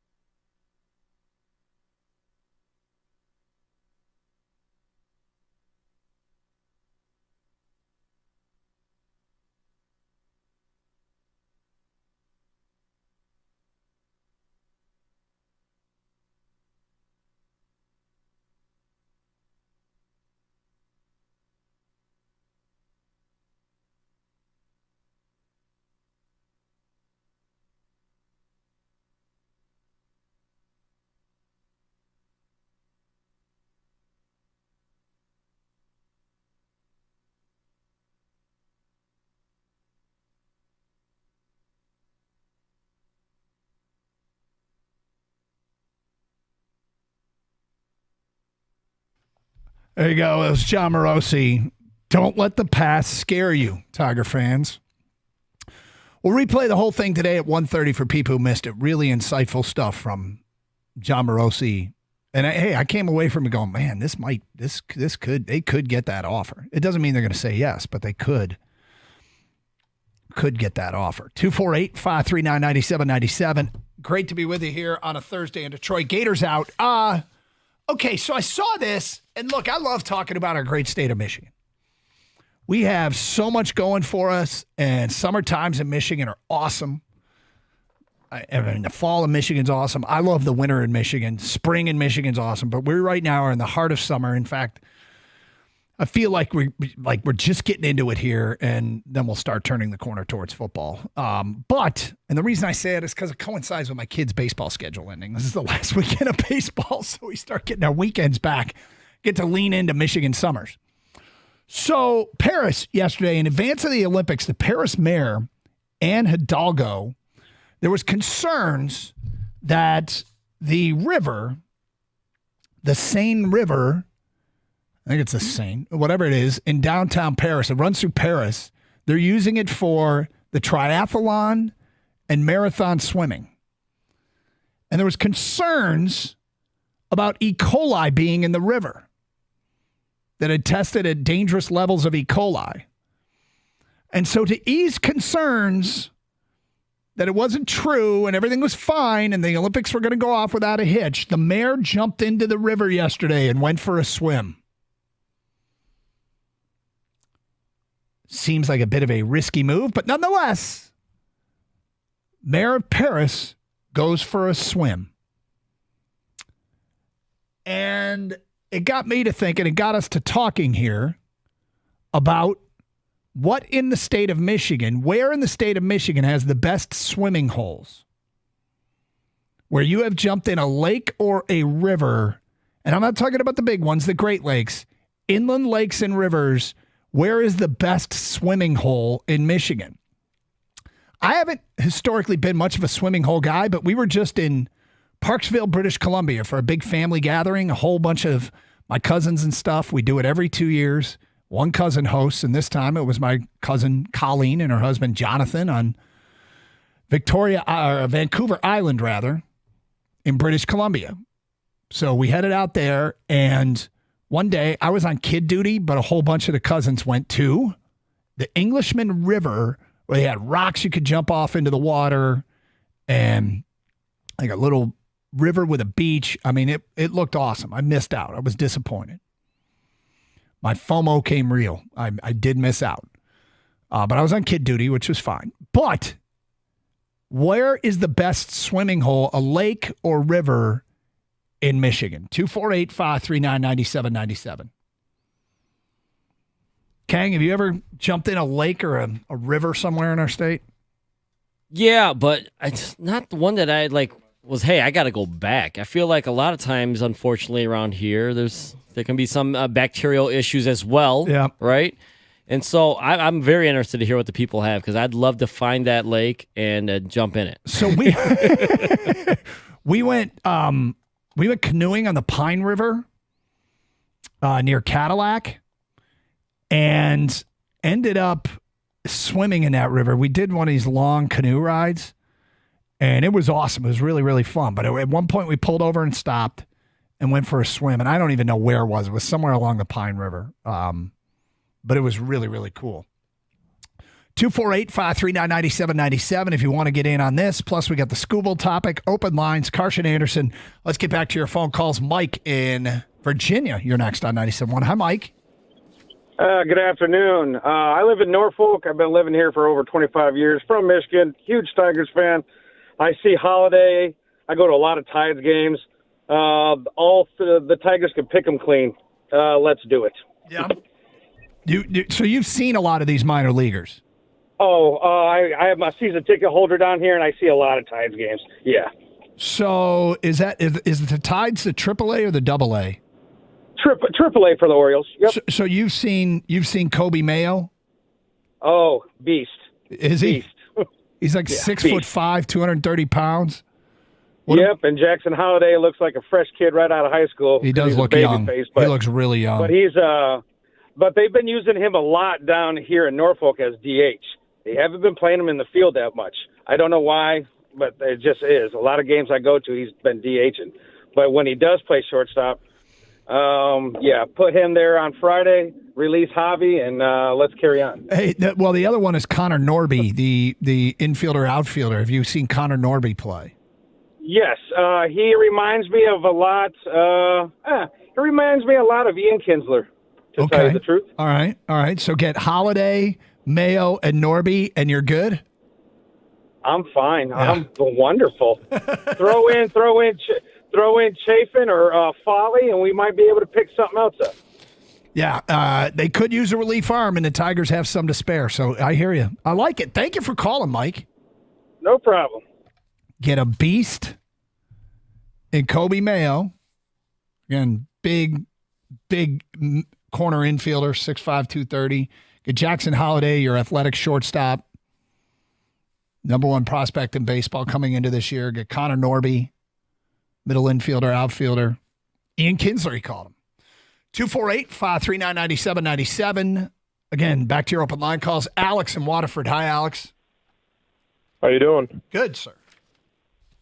So I just wanted to relay back to what you guys were talking about with the watering holes. I don't know if this really counts, but as a kid, around like 16, 17 years old, me and the buddies would go up to the Monroe Rock Quarry.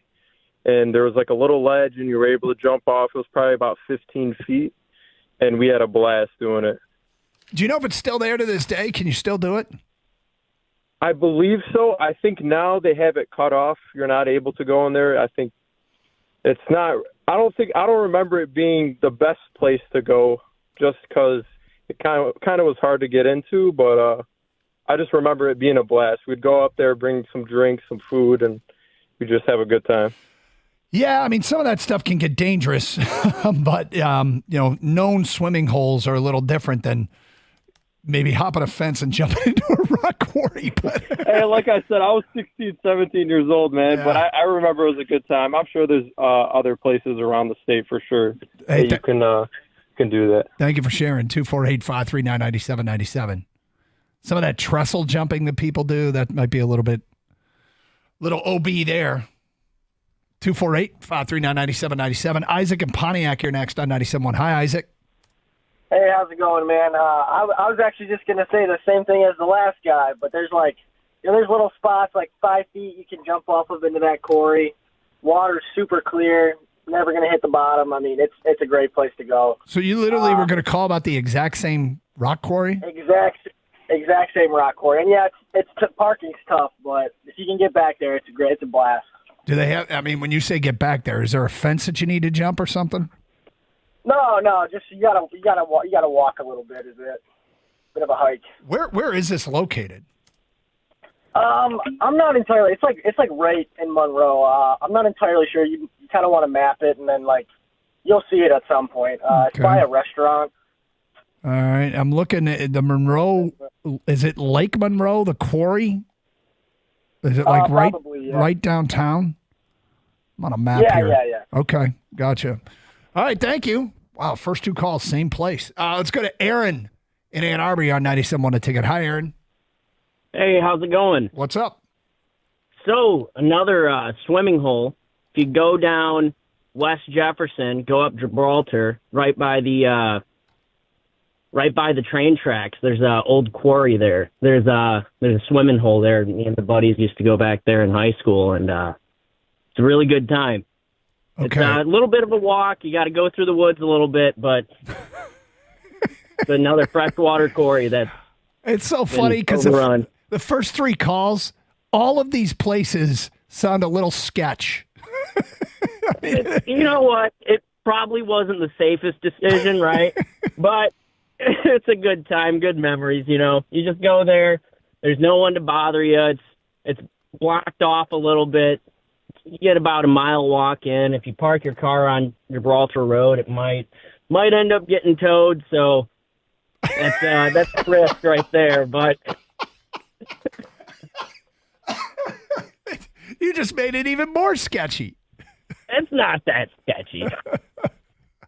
I mean, there's a meth dealer around the corner, That's right. but I mean, other than that, your car might get towed, and Go on. The one kid died last week, but it's all good mostly. It's also known as Sketch Lake.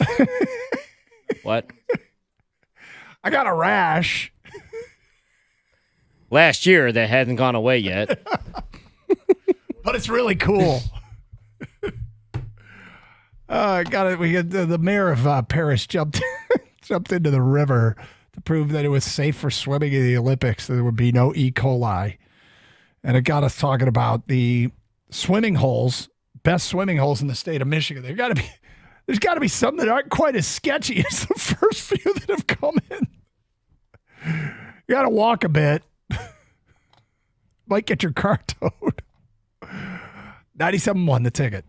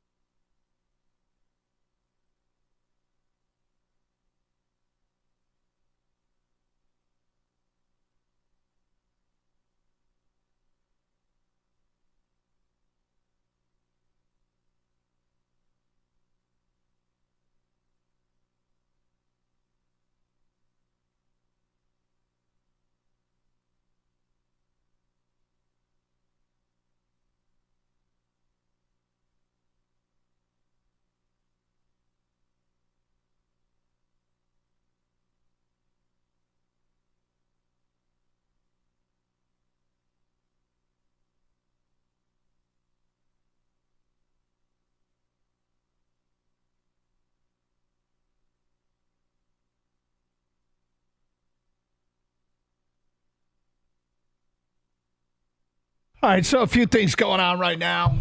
One is Scooble trade talk, which is, it is what it is. We're not, we've talked about it a lot the last couple of days. It kind of got rekindled a little bit in our conversation with John Morosi. If you missed it, we'll replay it today at 1:30 for you here on 97.1 A Ticket, but really insightful. And I came away with the idea that, Baltimore might make a Godfather offer. And as he put it, and I love the way he put it, make it an easy, hard decision.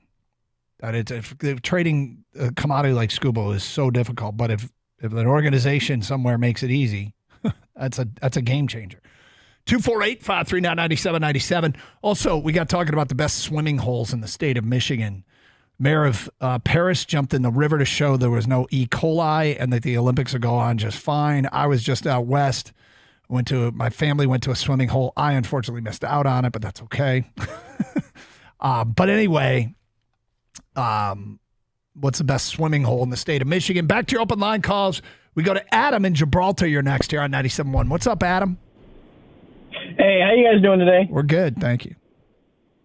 I don't know if I trade Scooble just for the fact that I don't think Scott Harris has the balls to do it when he's a relatively new GM, and that's relatively your best player on your team. Let me stop you. Hold on. You said you're not going to do it. You wouldn't do it, or you don't think Scott Harris will do it? I don't know if I would do it. I mean, if you're going to get a haul, you have to get Mayo, Holiday, and their top 3 prospects back for Scooble. Probably. Only way you do it. But I don't think Scott Harris has the balls to do it because he's a new GM. But here's my thing. If he wants to leave a stamp on this, trade Scooble if they give you that haul, and then you're going to leave your mark on this team. But here's the thing. If this goes south and they don't turn out to be the players that you expected them to be, like a Torkelson situation, you're going to be in rebuild for the next 5 to 10 years, in my eyes, because you're relying on Jackson Jobe now to get to the major league level and be what Scooble was, or half of what he was. Yeah, you're probably if it doesn't work out, you're probably out of a job. Like, you're putting your career on the line with this one move. Oh, absolutely. I mean, would I love that haul? Absolutely, but I just don't think Scott Harris has the balls to do it. Okay, why do you keep saying that? I just don't, with the organization the way it's been the last 8 years, I just don't know if they're gonna make a big move. I mean, I'd want them to, but because it's exciting, trade talks like this where you can get top 3 prospects from a team, but you also got to play ball with Orioles. I mean, it's not just one-sided. They got to agree on it too. Okay, thanks. 248-539-9797. Mike's in Southfield, and he's next on 97.1. Hi, Mike. Gentlemen, how we doing? Okay. Love the show. Thank you. So I wanted to call in because I heard 2 of your callers bring up Lake Monroe. So I am a first responder firefighter down in that area. Yeah. And I generally don't call in for things like this, but I'm going to tell you that lake is very much marked off, very dangerous, very fenced off. We get kids who drowned in that lake every single year, and we beg people not to swim in that. It is extremely dangerous, and experienced divers and swimmers have gotten into trouble every single year, and I am talking from experience on responding to those calls. Well, first of all, thank you for calling. Our idea when we came up with it, we should talk about the best swimming holes in Michigan, was not hop a fence, go to this quarry and trespass. But the first 2 calls were about this place, and you say don't do it. Yeah, I am a firefighter in that area, and we get drowning calls every single year. Our dive team for the sheriff's department uses it as a training dive site.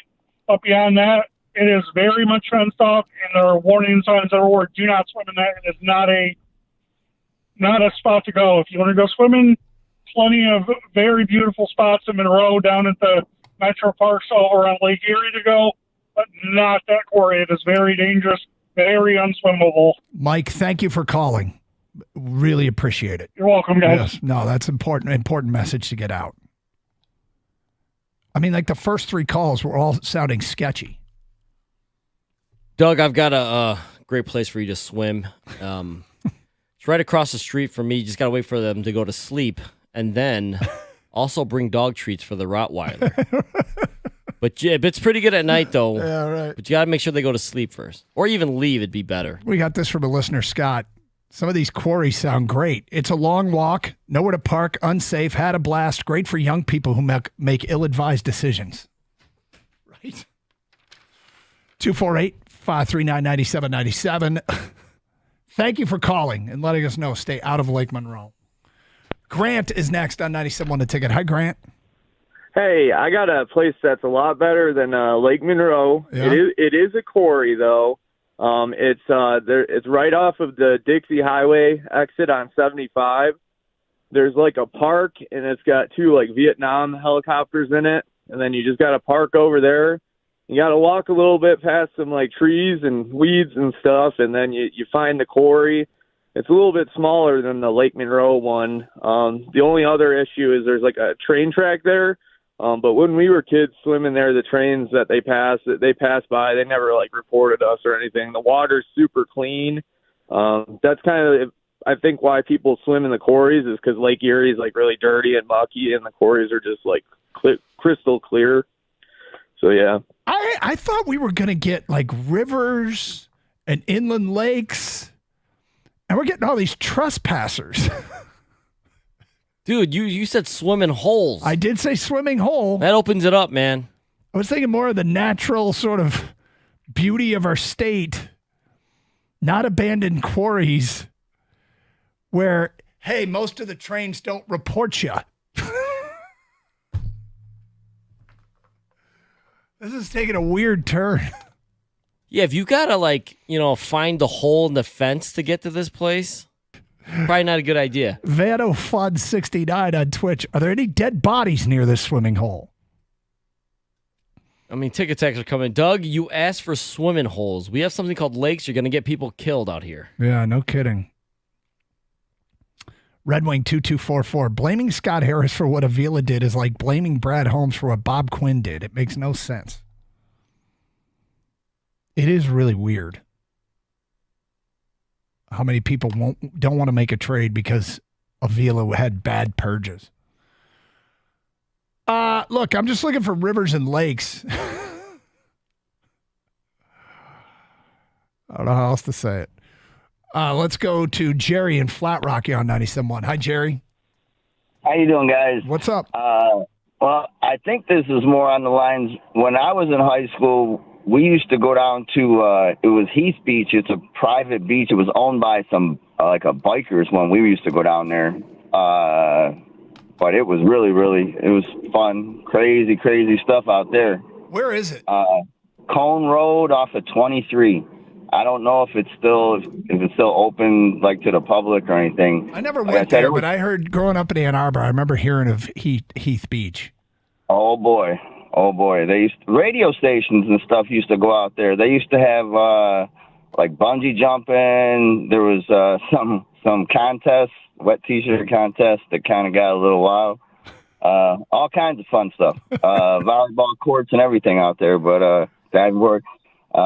But you could do just about whatever you wanted because like the sheriffs would come through, but they never really mess with you. I mean, people were smoking, obviously doing all kinds of things. I feel like you asked for what's the best place to dump a body. Is that what this topic's turned into? What's great about it is the cops don't enforce anything. Yeah, right? You pay the local sheriff off, he turns the other way. It's all good. And,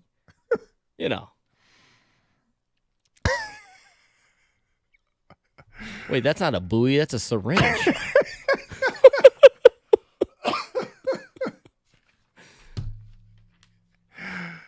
Phil is in Woodhaven and on 97.1 The Ticket.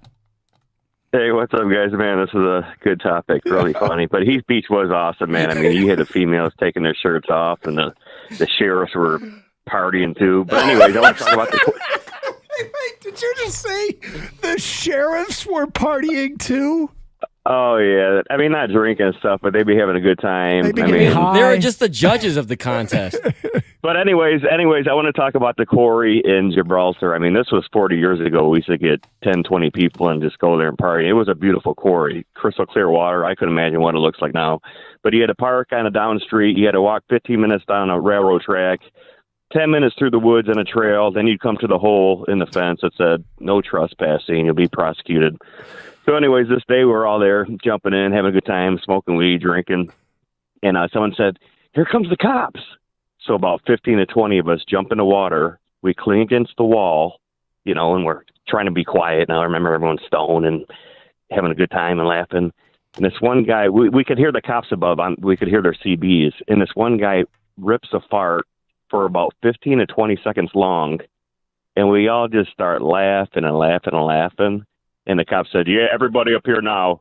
And they questioned us for like 5 minutes, but they let us all go and told us not to come back. So the next day we ended up going back and doing the same thing. But it was awesome, man. That was a great quarry. That's all I had to say. Have a great day. Where's Gator, dude? Was it we're not leaving till we find out who farted? Or like, what was that? I didn't know what the story was like. What the hell is going on? Inland lakes and rivers that are good for swimming. These places make Fight Island sound safe. Right. Not places where you might get a citation. 97 won the ticket. With the cost of eating out rising across all restaurants, Twin Peaks is here to the rescue. With their summer savings special starting tomorrow and running until the 25th, your favorite lodge is offering up awesome deals on food and drinks all week long. Each day will feature one of their awesome made-from-scratch appetizers, along with a deal on liquor or beer. That's in addition to the awesome happy hour specials. Come beat the heat and take advantage of all they have to offer. And the best part is it's all served up by the beautiful Twin Peaks girls. Have you tried their new Twin Peaks Light on draft, available now? This light lager is priced right at just $5.50 for 22 ounces. And we all know that draft beer at Twin Peaks is even better because it's poured in the bone-chilling 29-degree mug. It's been freezing for 6 hours. Pair it with wall-to-wall TVs, a scratch kitchen, serving up favorites like house-smoked ribs and brisket, and their famous Twin Peaks girls. Why go anywhere else? And be sure to stop back in Saturday as Jake Paul returns to the ring to take on Mike Perry. You won't want to miss it. Twin Peaks. To find a location nearest you, go to twinpeaksrestaurant.com. Eats, drinks, scenic views.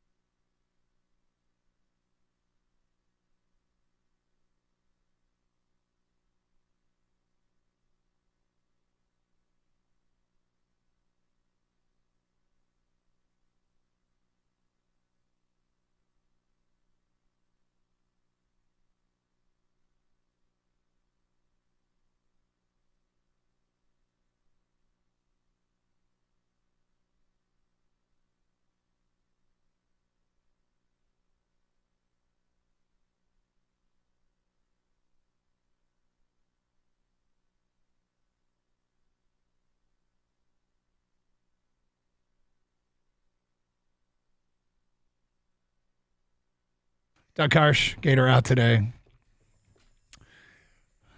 I think it's a lost cause, but we're just going to keep, crashing out of control through the guardrails and off the cliff. 248-539-9797. I'm using it as a list where to not go, so. I know, right?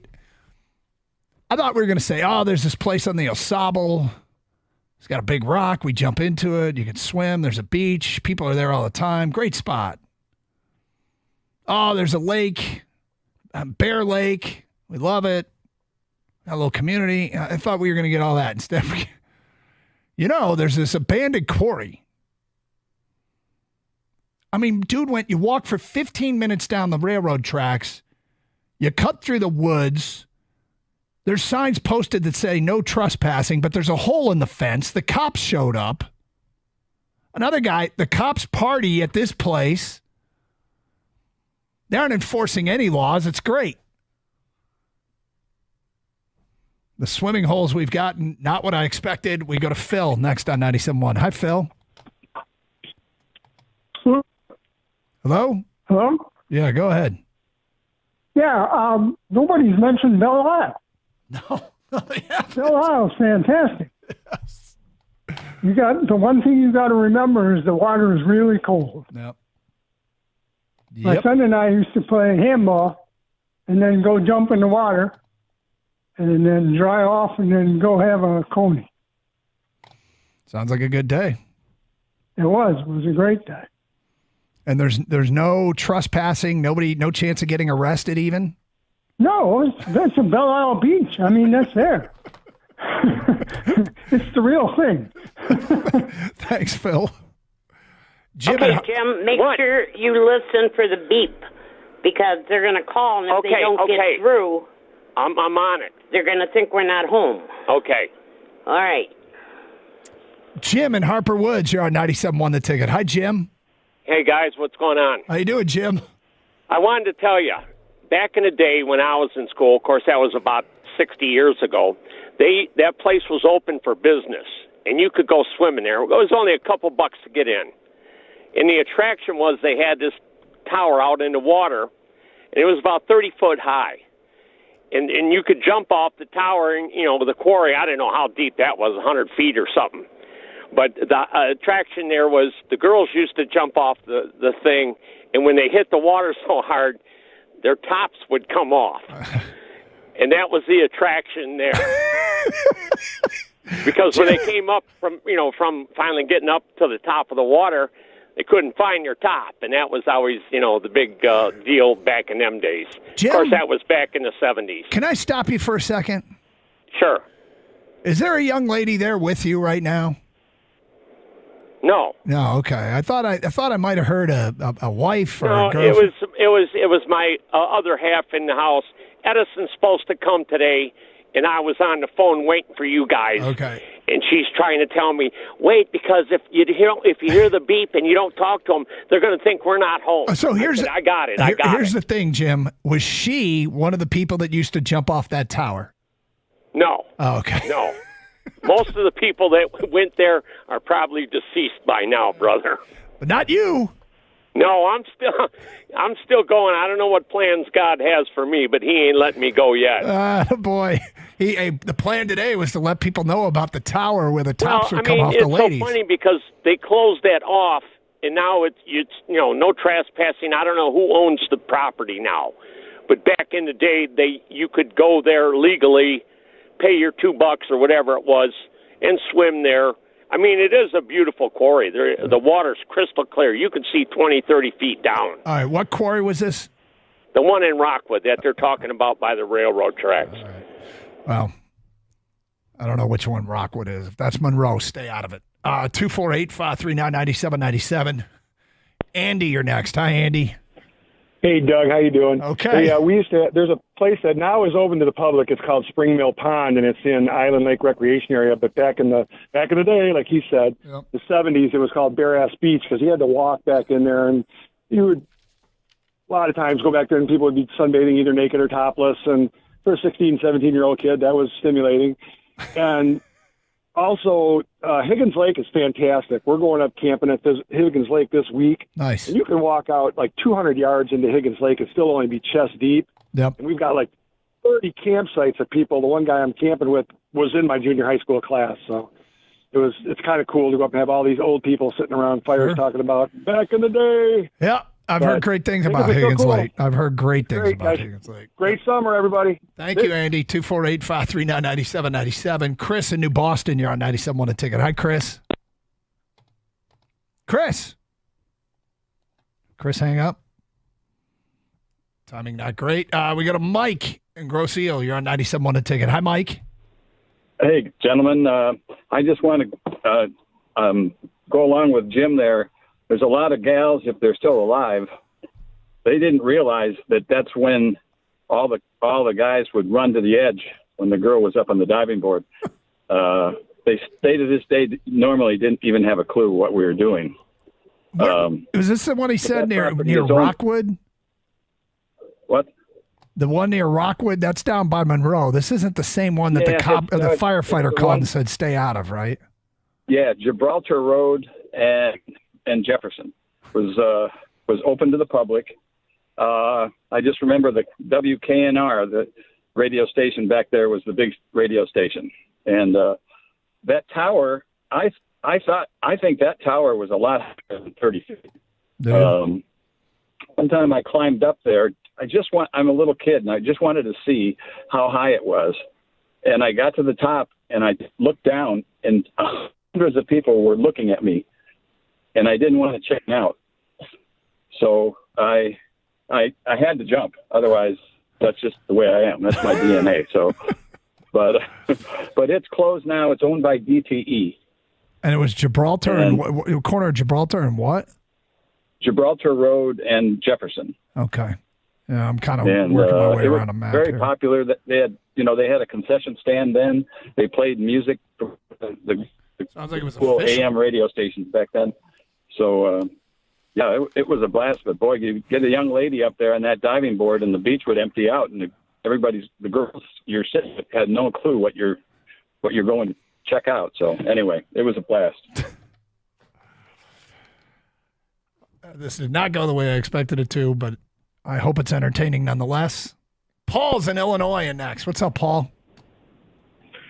Hey, guys, how are you? I think I'll save you so that we don't have everybody going to jail this weekend. Yeah, no kidding. Or drowning. Two of the greatest spots. One in Oxford Lake I lived on. Great rock quarry, open, deep, 100 feet deep, great water, crystal clear. But one of the best places in the state is the Lumberman's Monument right by the campground. Sand dune goes right down to the Asabo. You put your chair in the water. You can float all day. End of the day, you float over to the monument, walk up, you have a great day. I've heard great things about that area. I haven't been there. You got a mini sleeping like the dunes. So you got a mini place to hang out and play football and goof around, and it floats out into the water. Gorgeous. I think I was watching Under the Radar Michigan, and I think they did an episode around that Lumberman's Monument. But it is absolutely, the water's great for tubing. Float over. That's just a great time. The beer stays cold in the water. You have a great time. Yep. My last point on Scooble. Yeah. If I can get 3 guys that play, I get 15 to 18 games a week versus 1. You got to make the trade because you just don't. You need the quality players. We'll get into more details of that next hour with John Morosi at 1:30, and let's take one more on this. John in Riverview. Hi, John. Hi. Good afternoon. Just one last thing about the quarry in Gibraltar. Yeah. Number one, it wasn't a secret. It was extremely popular. You could go there, and there'd be hundreds of kids there. And I was one of them in '66 and '67. They had refreshments, food. I don't remember a lot about the parking, but I know that there were many that hitchhiked at that time to get there. It's on brand. One song they played over and over again, I can't get out of my head until is the Rolling Stones, I Can't Get No Satisfaction. They played it forever. Never heard of it. Can you hum a few bars, maybe? Thanks, John. Stay out of quarries, people. Stay out of quarries. Although it sounds like they used to. What was that? Remember that documentary about that adventure park or wherever, that place in out east where everything was dangerous as hell? Yeah, it was. It wasn't called Adventure Park. It was a play on words because because they were getting sued all the time. You know what I mean? Yeah. It was What was that place called? very dangerous. Yeah. It was not safe, and people were always getting hurt. And I think maybe HBO did a documentary on it. Stay out of quarries, people. It's Carson Anderson, 97.1 The Ticket.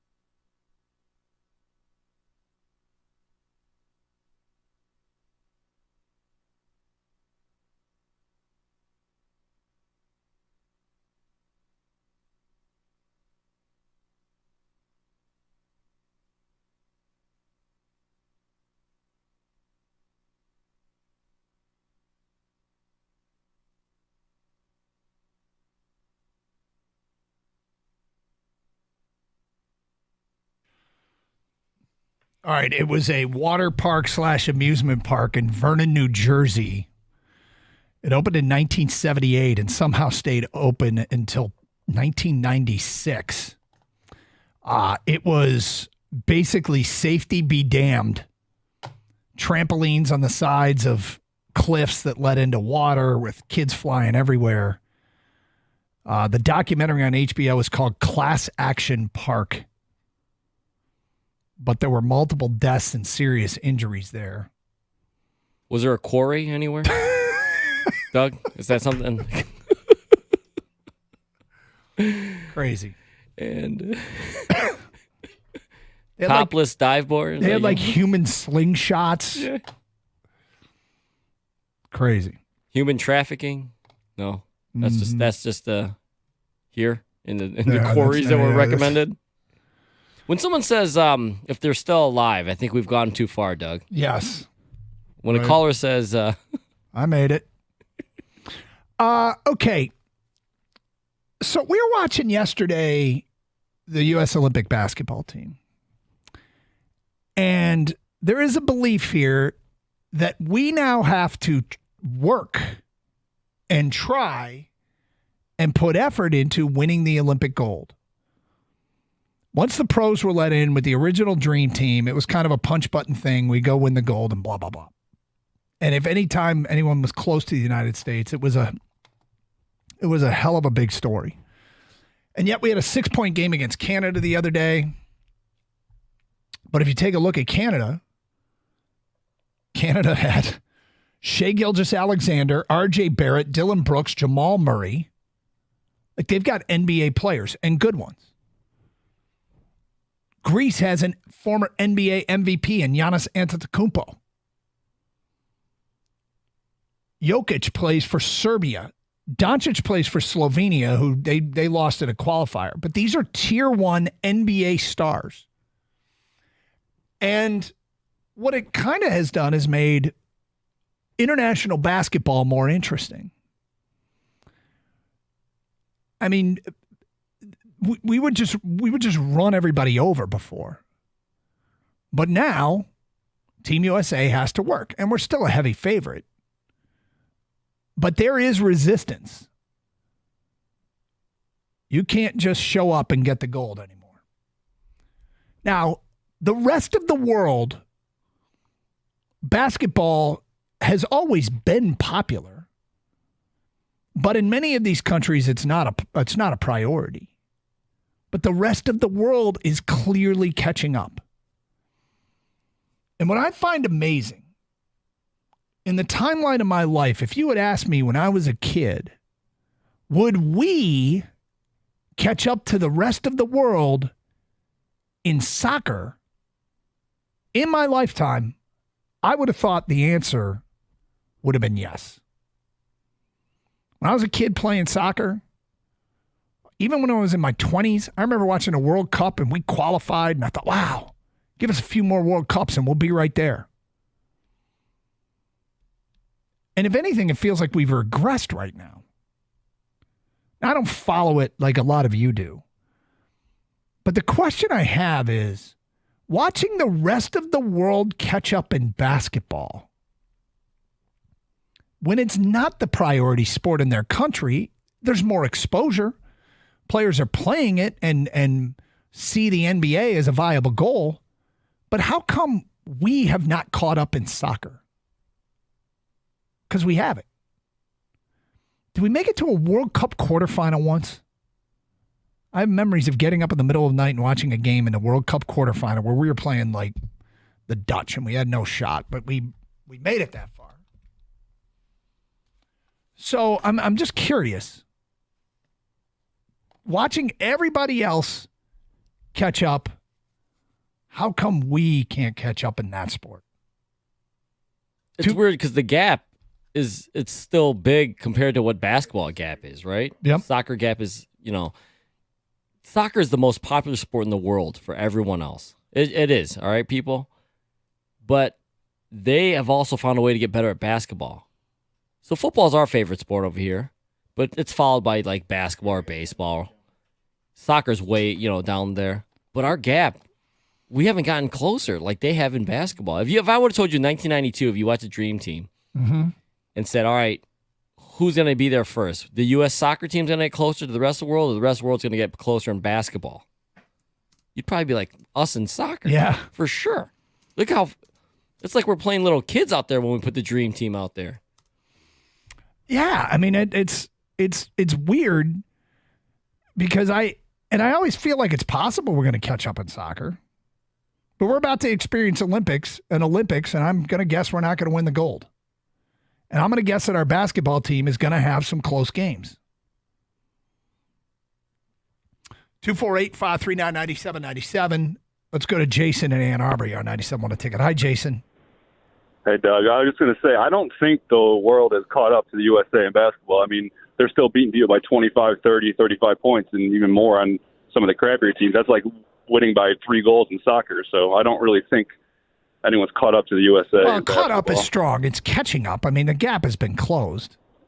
Yeah, that's true. I guess they did win by 40, 50 when LeBron and them were younger, but I still don't think it's that close of a gap. Well, it's kind of not even the point. I mean, the point is it's definitely closer than it was. But my question is simply, why aren't we catching up in soccer? And by the way, the squad that the U.S. put out there this year is meant to win. I mean, there was a point where they're like, hey, we can send B guys. Yeah, we can send anybody. They're NBA players. We can beat them. That's not the case anymore. No, that's true. And we were sending B and C level teams. Yeah, right. And then we finally lost something like the World Championship, and everyone's like, all right. 248-539-9797. Yeah, the point isn't that they've caught up. They haven't caught up. They've closed the gap, that's for sure. We have not closed the gap in soccer. If anything, it feels like we're further away. Brian in Atlanta. Hi, Brian. Hey, how are you? What's up? First of all, I think the pat answer, the easy one about why we haven't caught up in soccer is, again, our best athletes are, Tyreek Hill's still playing football versus playing soccer. Sauce Gardner, Kyrie Irving. You take the NBA wide receiver, cornerbacks, and then the point guards from the NBA, and if they grow up playing soccer, we're right there with the rest of the world. Can I ask you a question, though? Because I don't know the answer to this. In these other countries where soccer's the priority, aren't their best athletes playing soccer? Yeah, for the most part, yes. Yeah, absolutely. And they're still catching up. But the basketball, it's an interesting reason. And I heard a podcast a couple months ago. Mike Krzyzewski had Gino Auriemma on as his guest. Yeah. So between the two, you're talking more wins than, God only knows, right? Mm-hmm. And Gino Auriemma, they got into this conversation. Gino Auriemma made the point that AAU basketball has become the downfall of American basketball because our kids, they go to these tournaments, they play 12 games and they never practice, right? Yep. The European kids practice 5-6 days a week and they play once a week. So therefore they're getting drilled on the fundamentals. And if you watch international basketball, it's the back cuts, it's the movement without the ball, it's the fundamentals that just come so naturally to them. That's an interesting take. And I mean, he would probably know being out and recruiting and all that more than most. There's something weird about youth sports right now. Like, I mean, I got a son who just graduated with a degree that he's trying to, work in the world of sports. And there's so many different places that you can make money off youth sports. So many different places. And I don't know that it's healthy for player development, but will the Tigers actually trade Scooble? John Morosi, MLB Network, 130, 97.1 the ticket.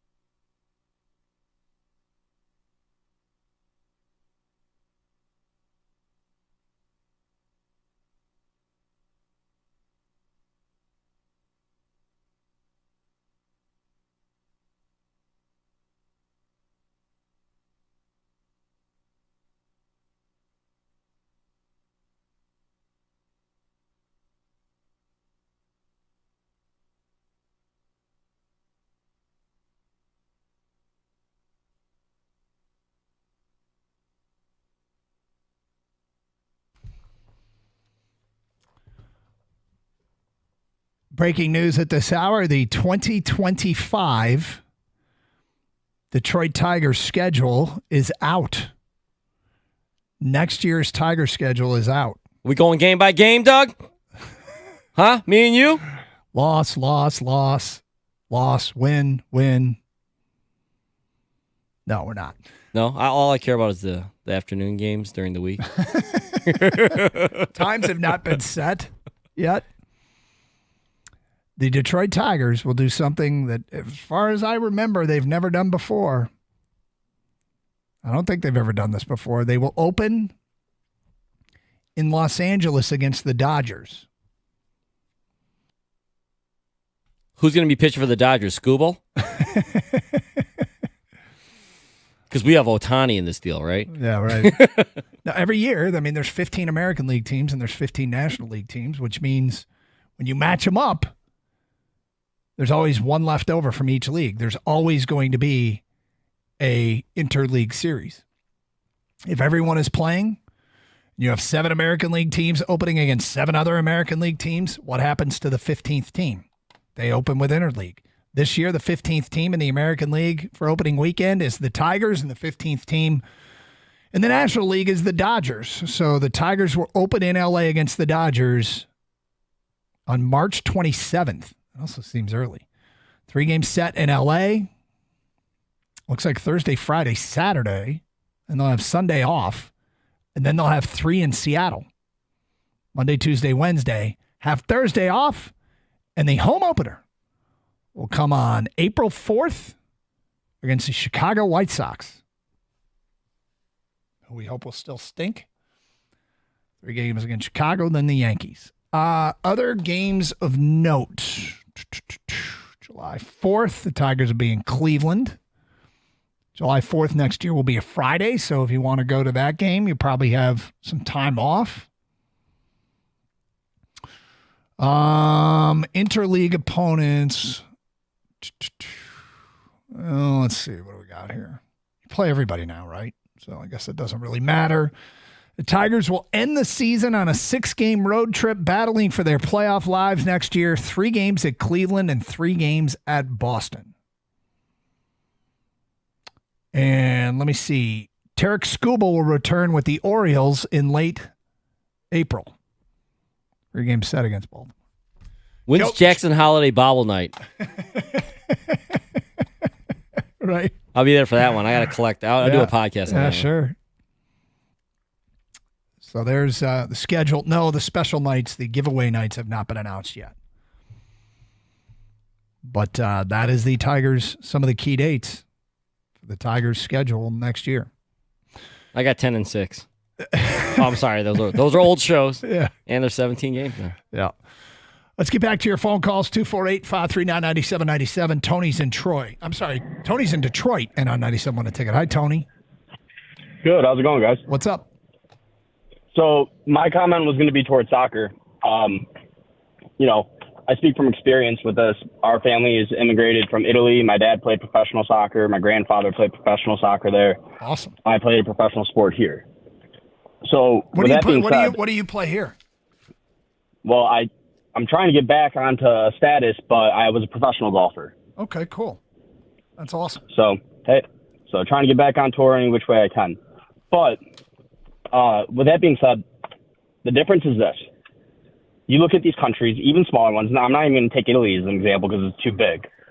But you look at these smaller countries, their best athletes are from the time they can walk. They got a soccer ball. That's their main toy to play with. Here we have footballs, we have baseballs, we're playing t-ball. We're doing so much variety of sports at a young age, where in all these other countries, that is the main sport. That's what everybody's doing. So you take Kobe Bryant, you take LeBron James, you take Aaron Judge, you take the best athletes of American professional sports, and you put them all in soccer. Yeah, now we're competitive.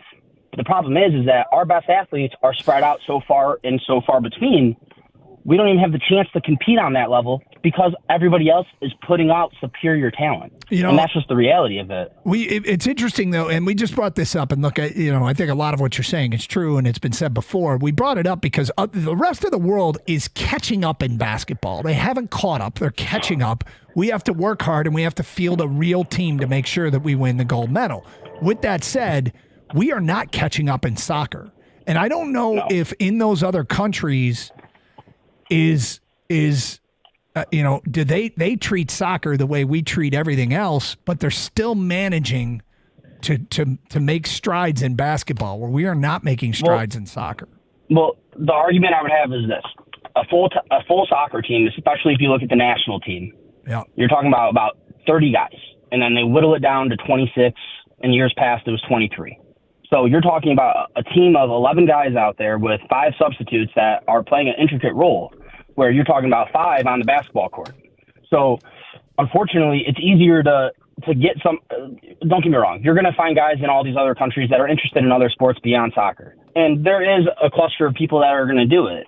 But when towards the basketball thing, if you're not maybe the best at soccer, but you're still an athlete, you're going to go try other things. And they're picking up because, I mean, the fundamentals in Europe and the fundamentals in Asia and everywhere else, I hate to say it, but Americans love to look at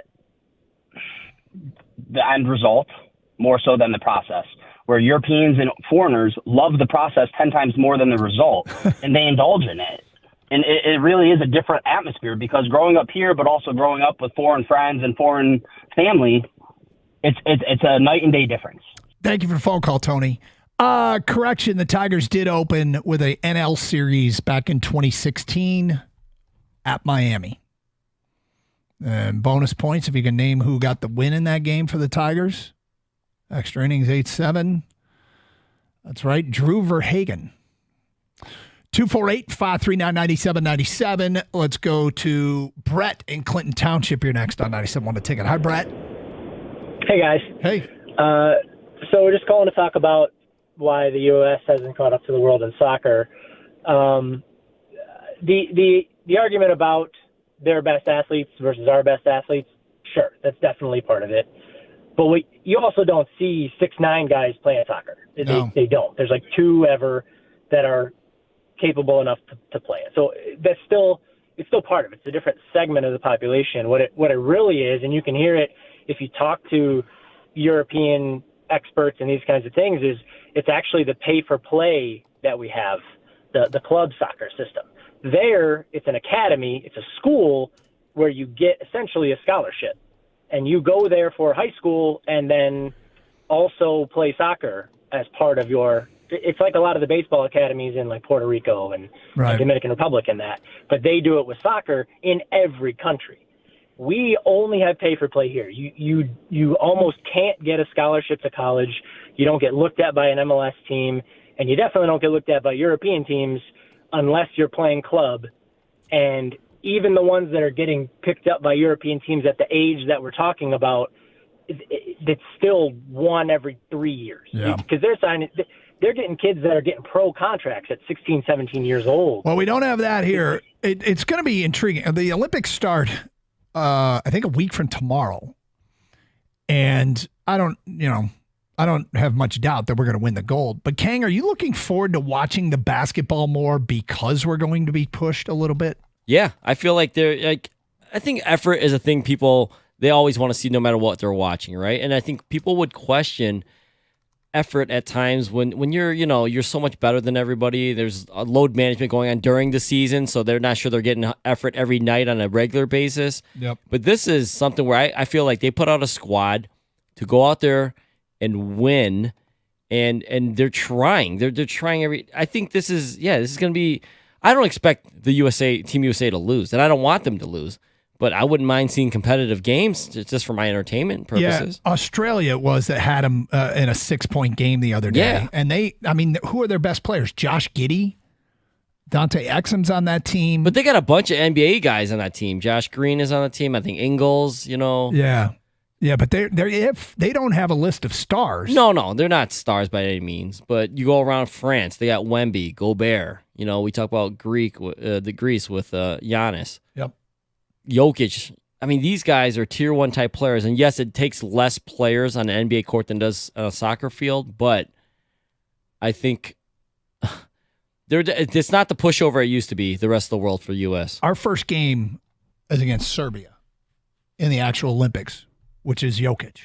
So, I don't know. One guy can't beat a team, but that game's probably gonna be competitive. No, now of course is their shooting guard not as good as Anthony Edwards? No, but the days of him being like some postal worker in Serbia are over. Right. Like that guy is actually a really good professional basketball player in Europe, right? I mean, maybe he's not good enough for the NBA, but he's damn good compared to what they were putting out there. Postal workers in Serbia. I don't know. I know, just call it straight. There's some kind of rec league right now going, what? All right. Legitimately, could the Tigers move Tarek Skubal, John Morosi, MLB Insider, MLB Network, and MLB.com? Next, 97.1 The Ticket.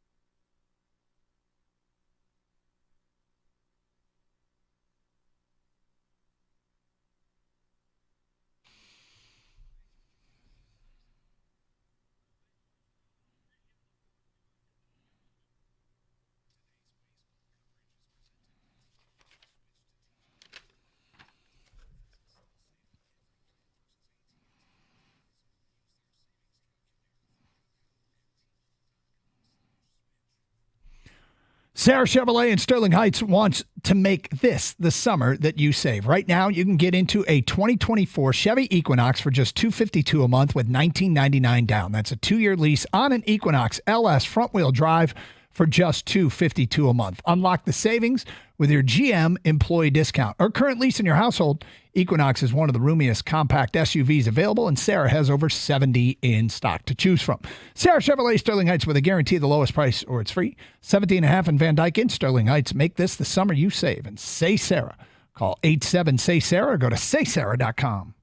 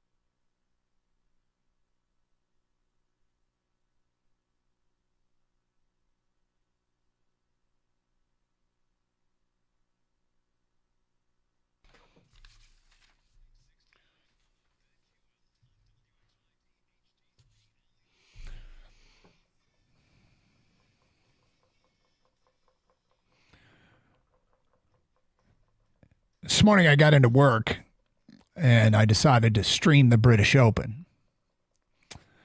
And I just picked a hole like they have. Okay, you can follow a group or you can pick a hole, and I picked a par 3. Then I watched every group come through while I was getting ready for the show. And at one point, the commentator, and you could tell these weren't the top tier, but it's a British crew. They were talking about Louis Oosthuizen. They said, how many people in the world are good enough to win the British Open and go buy a tractor? Apparently, when Louis Oosthuizen won the British Open back in, I think it was 2010, he then proceeded to take the money and go buy a tractor, which cracked me up.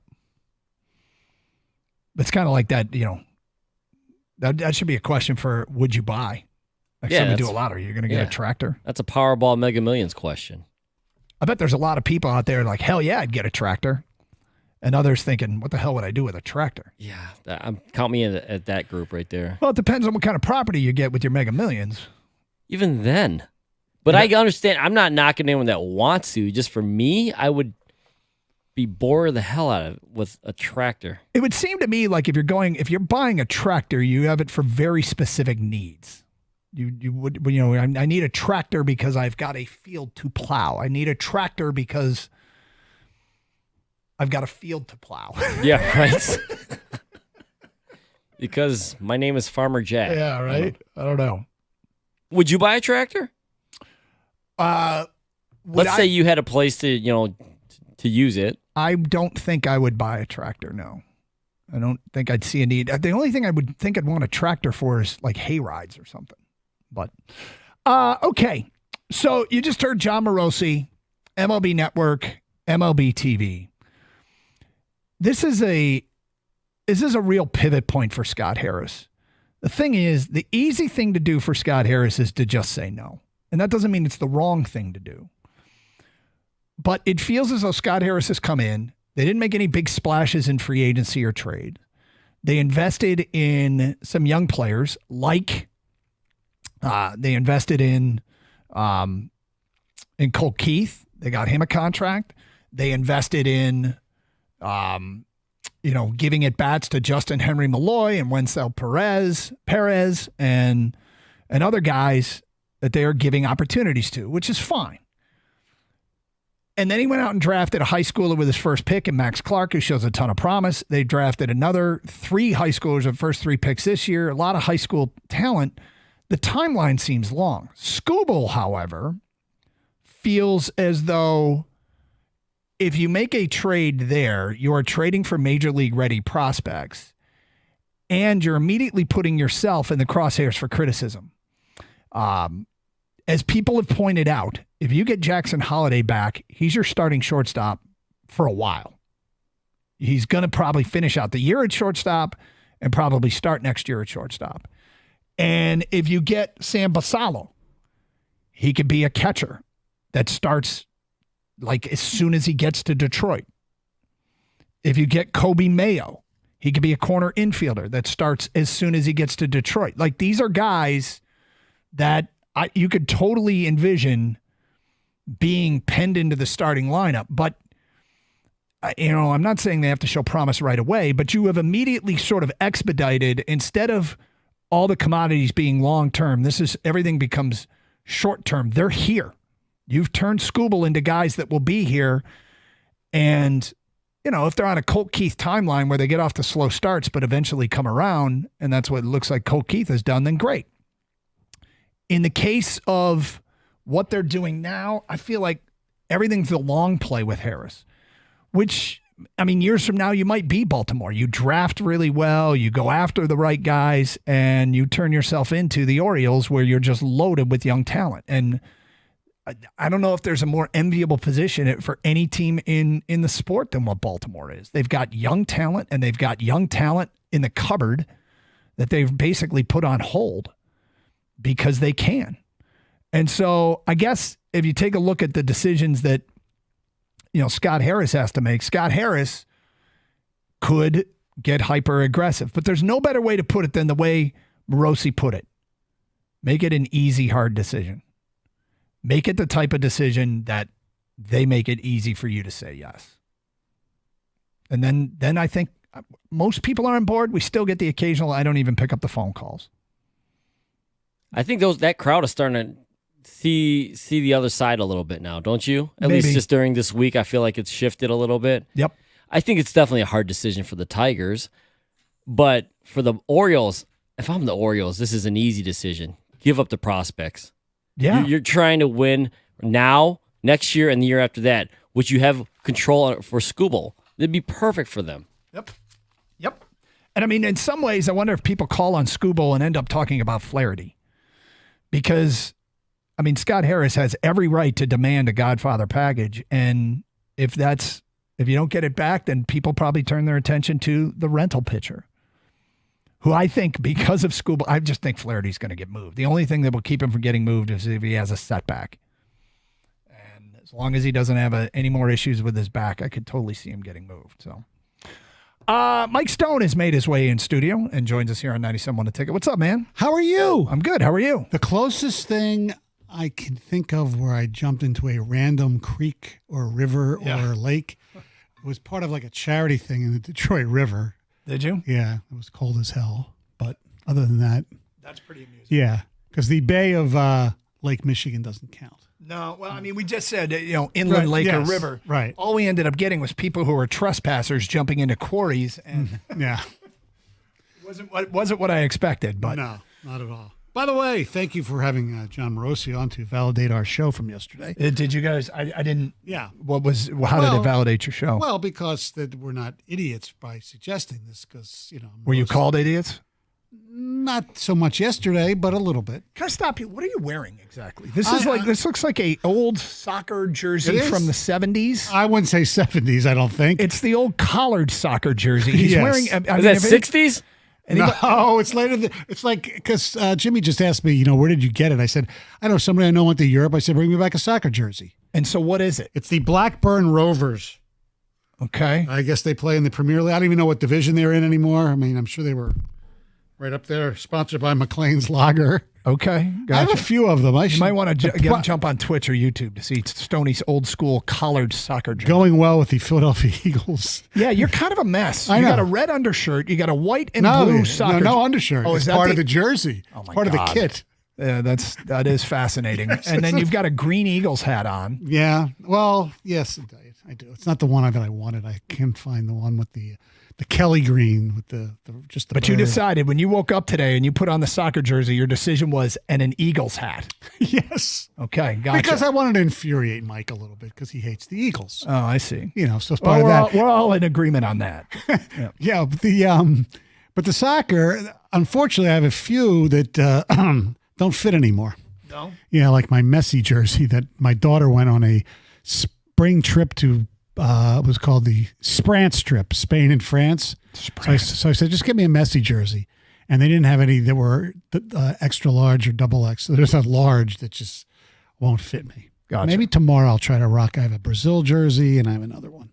Well, I'd look forward to seeing that. All right, what do you guys got planned coming up next? Well, we'll hear from John Morosi. Yeah. Not the whole interview, obviously. You just played it. We'll play some clips of that. And yeah, we will mention, by the way, the top 100 athletes of the century that ESPN.com came up with, and a name that kind of surfaced a few weeks ago when I was on one of the shows. I can't even remember. I don't know if it was working with Gator. I don't think it was with you, maybe in the morning, but has come up again. A local guy that I really think the Lions should go after. Well, we look forward to that. Have a great show. Stay safe, everyone, and treat each other with respect. 97.1.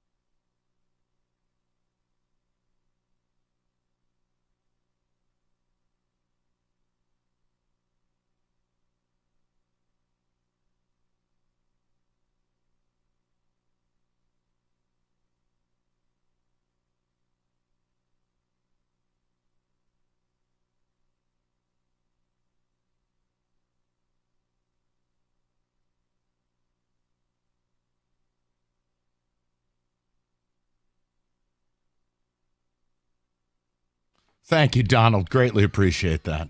Welcome in on a Thursday. You're wearing a hideous Eagles hat. You've really started off poorly with me. I know. That's why Especially I wore after it. I watched Hard Knocks last night. The Godfather with us. Also, I'd like to shout out Mike Stone for the most mangled, deformed hat brim I've ever witnessed. No, stop. No, Don't. I'm looking. Don't. Turn that towards No, Kenny. I'm just looking. It's not If that you're bad. watching on Twitch, take a look. He brimmed like 10% of the hat. Yeah, because I don't like them when they're flat, so I brimmed it a little bit. But you all... Kenny, you see this. The people on Twitch He see. ruined it, is what he did. Look at that. I think I've worn this hat maybe 3 times. I think I bought it at the Super Bowl. All right, so between yesterday's hat that hadn't been washed in 30 years Yes. into today's Eagles hat that looks like it got run over by a taxi. Yes. Bring all your hats in. Okay. And I'm going to fix your hat collection. Okay. Like I will Should I wash them first? No, I'll fix it. I mean, what on earth, man? Donald, please. I know. Thank you. We have a jam-packed show. And it can't start without me telling you something because I caught Mike Stone in a fantasy. And not the normal stuff associated with Mike Stone. No. Nope. Mike Stone and I were just casually relaxing pre-show because the show is so loaded. I mean, we were good to go. This man fantasizing about being in Saratoga and doing a live show. Literally telling our boss, could we take the Comrex and do the show tracks? Yes. Get NetJets to sponsor us. We'll just fly up and fly back. Perfect. Yes. Sure, it'll go great for a company in bankruptcy. So my point is, I mean, really, I don't think the NetJets card is going to be functional. No. So my point to you is, Michael. Yes. You can picture. Now, you've been there I've before. been there. Okay. And the other thing is that we discussed is that, look, you grew up in the Northeast, obviously closer to Saratoga. Yeah. I grew up in Philly.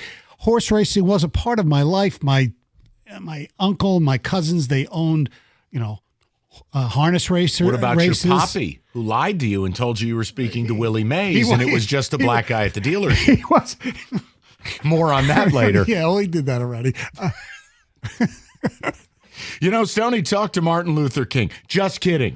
It was a black guy in the street. But it's what you grew up with. So I grew up with, places like Brandywine and Delaware Park and, going to these places for, races. Some and of the real coliseums of Well, American then going racing. to college in D.C. where Pimlico and Bowie and we used to go, get wasted and go to the horses. You're ready to go. Yes. I could see Stoney right now just randomly talking to strangers about Bruce, ice cold beer in one hand, this ridiculous outfit he's wearing today of a soccer jersey. The Blackburn Rovers, with an ladies and Eagles gentlemen. hat that looks like it got hit by a bus. Stoney My wife made me change my shorts. She goes, your shorts color gray doesn't Stoney match. is picnic area ready. This is unbelievable.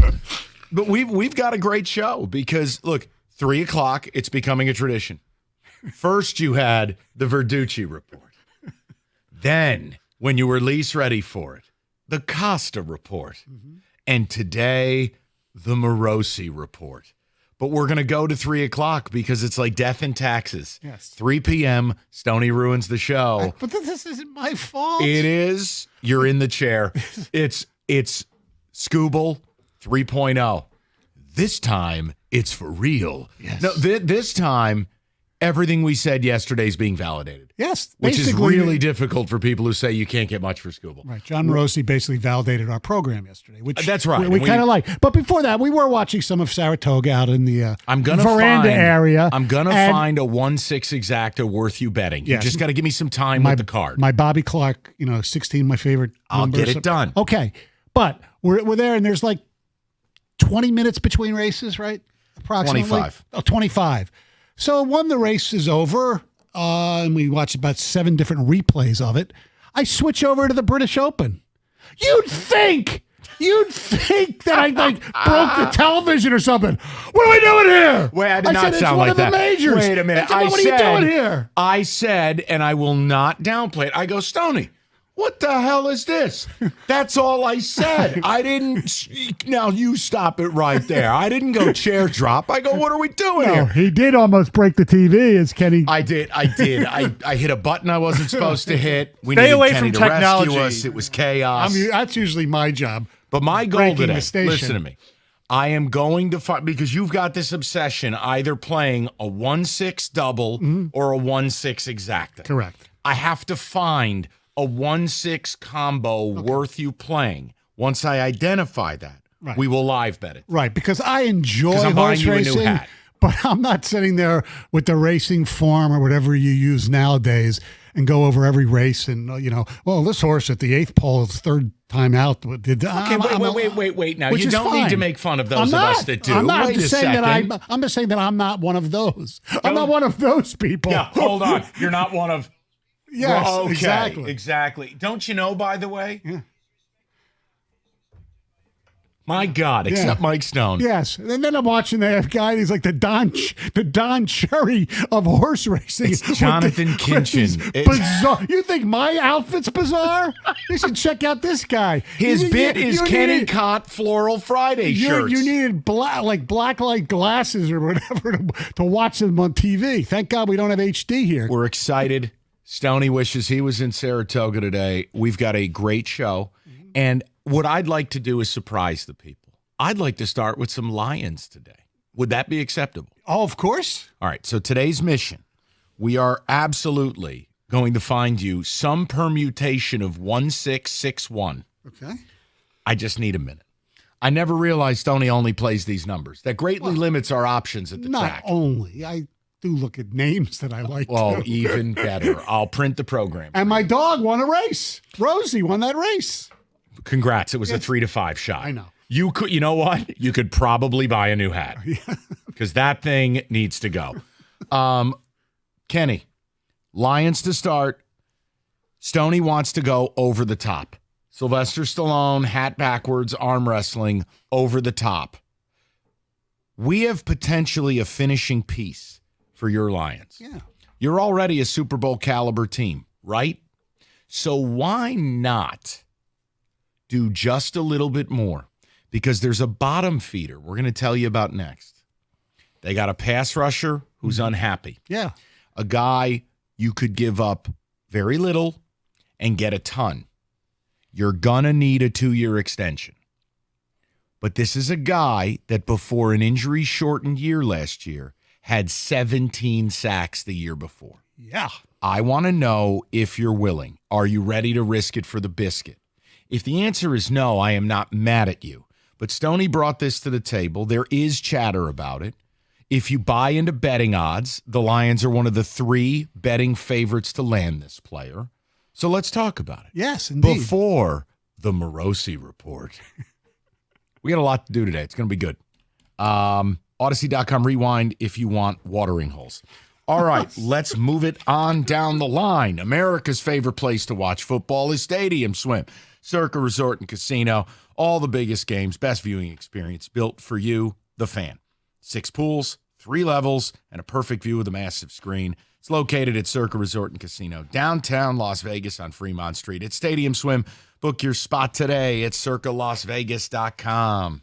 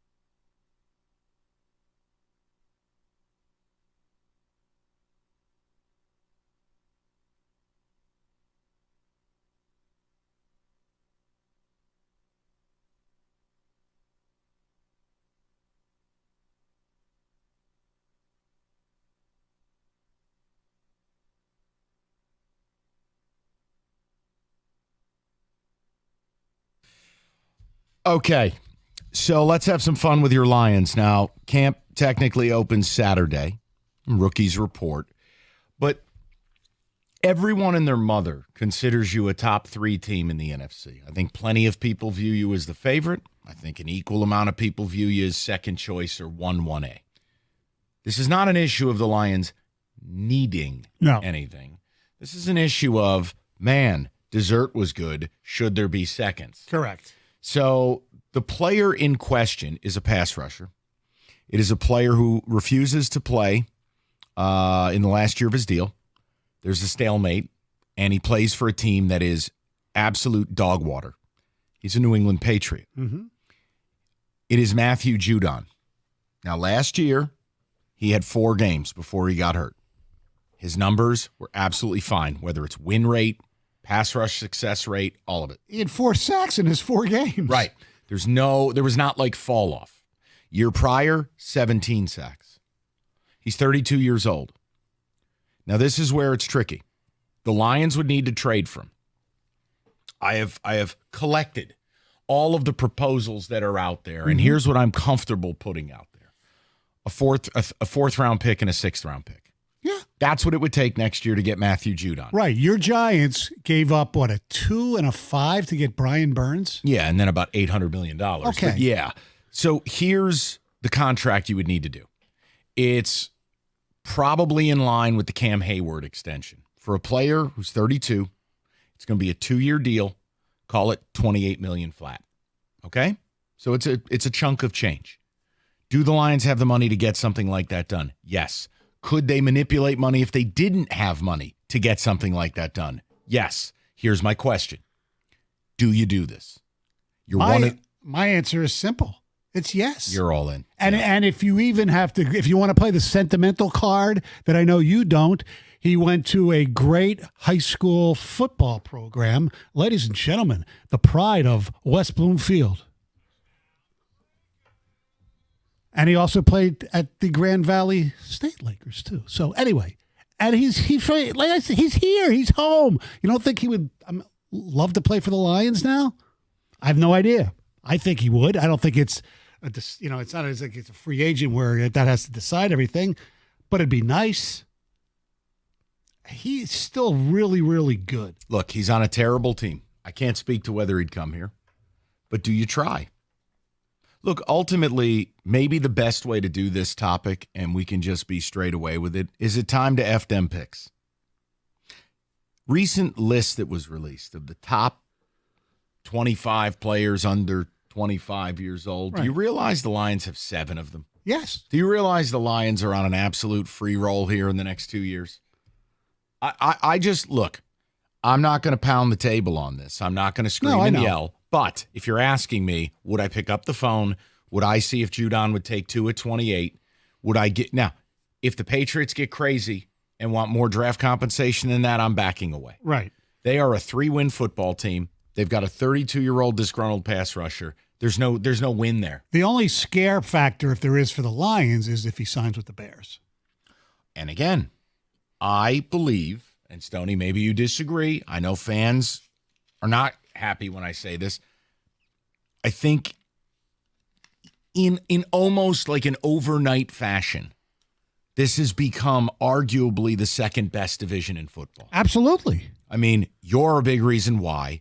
The Packers are a big reason why. Here comes the anger from the listeners. I believe the Bears are going to be a distinct problem.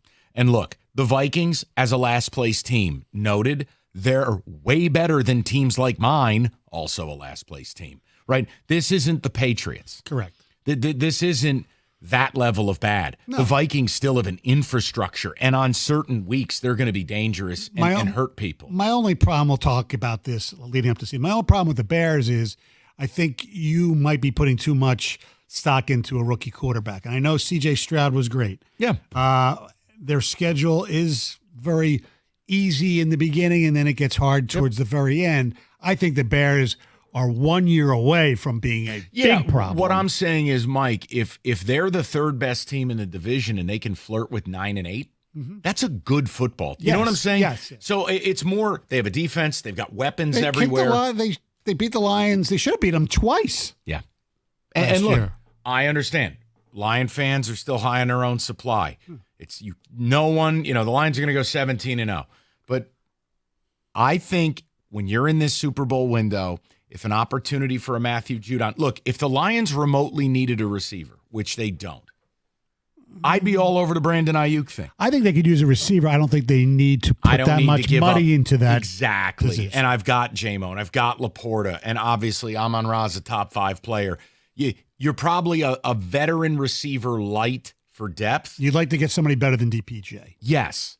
But as it pertains to pass rushers, you never can have too many of those. And if at age 32, I can have Judon in a more measured usage, I can keep him fresh, I can keep him healthy, I can deploy him, and then think about third downs where it is Houston and it's Aiden and it's DJ Reader and it's your blitz package and it's Brian Burns off the edge. And now, Brian Branch off the edge. Oh, and now I deploy Matthew Judon. Right. Guys, I'm just asking, have you reached FDM pick phase? Pretty much. The other thing about Judon that we don't know, and I would assume that he would, is because they obviously the culture is what they really care about here. How's he as a teammate?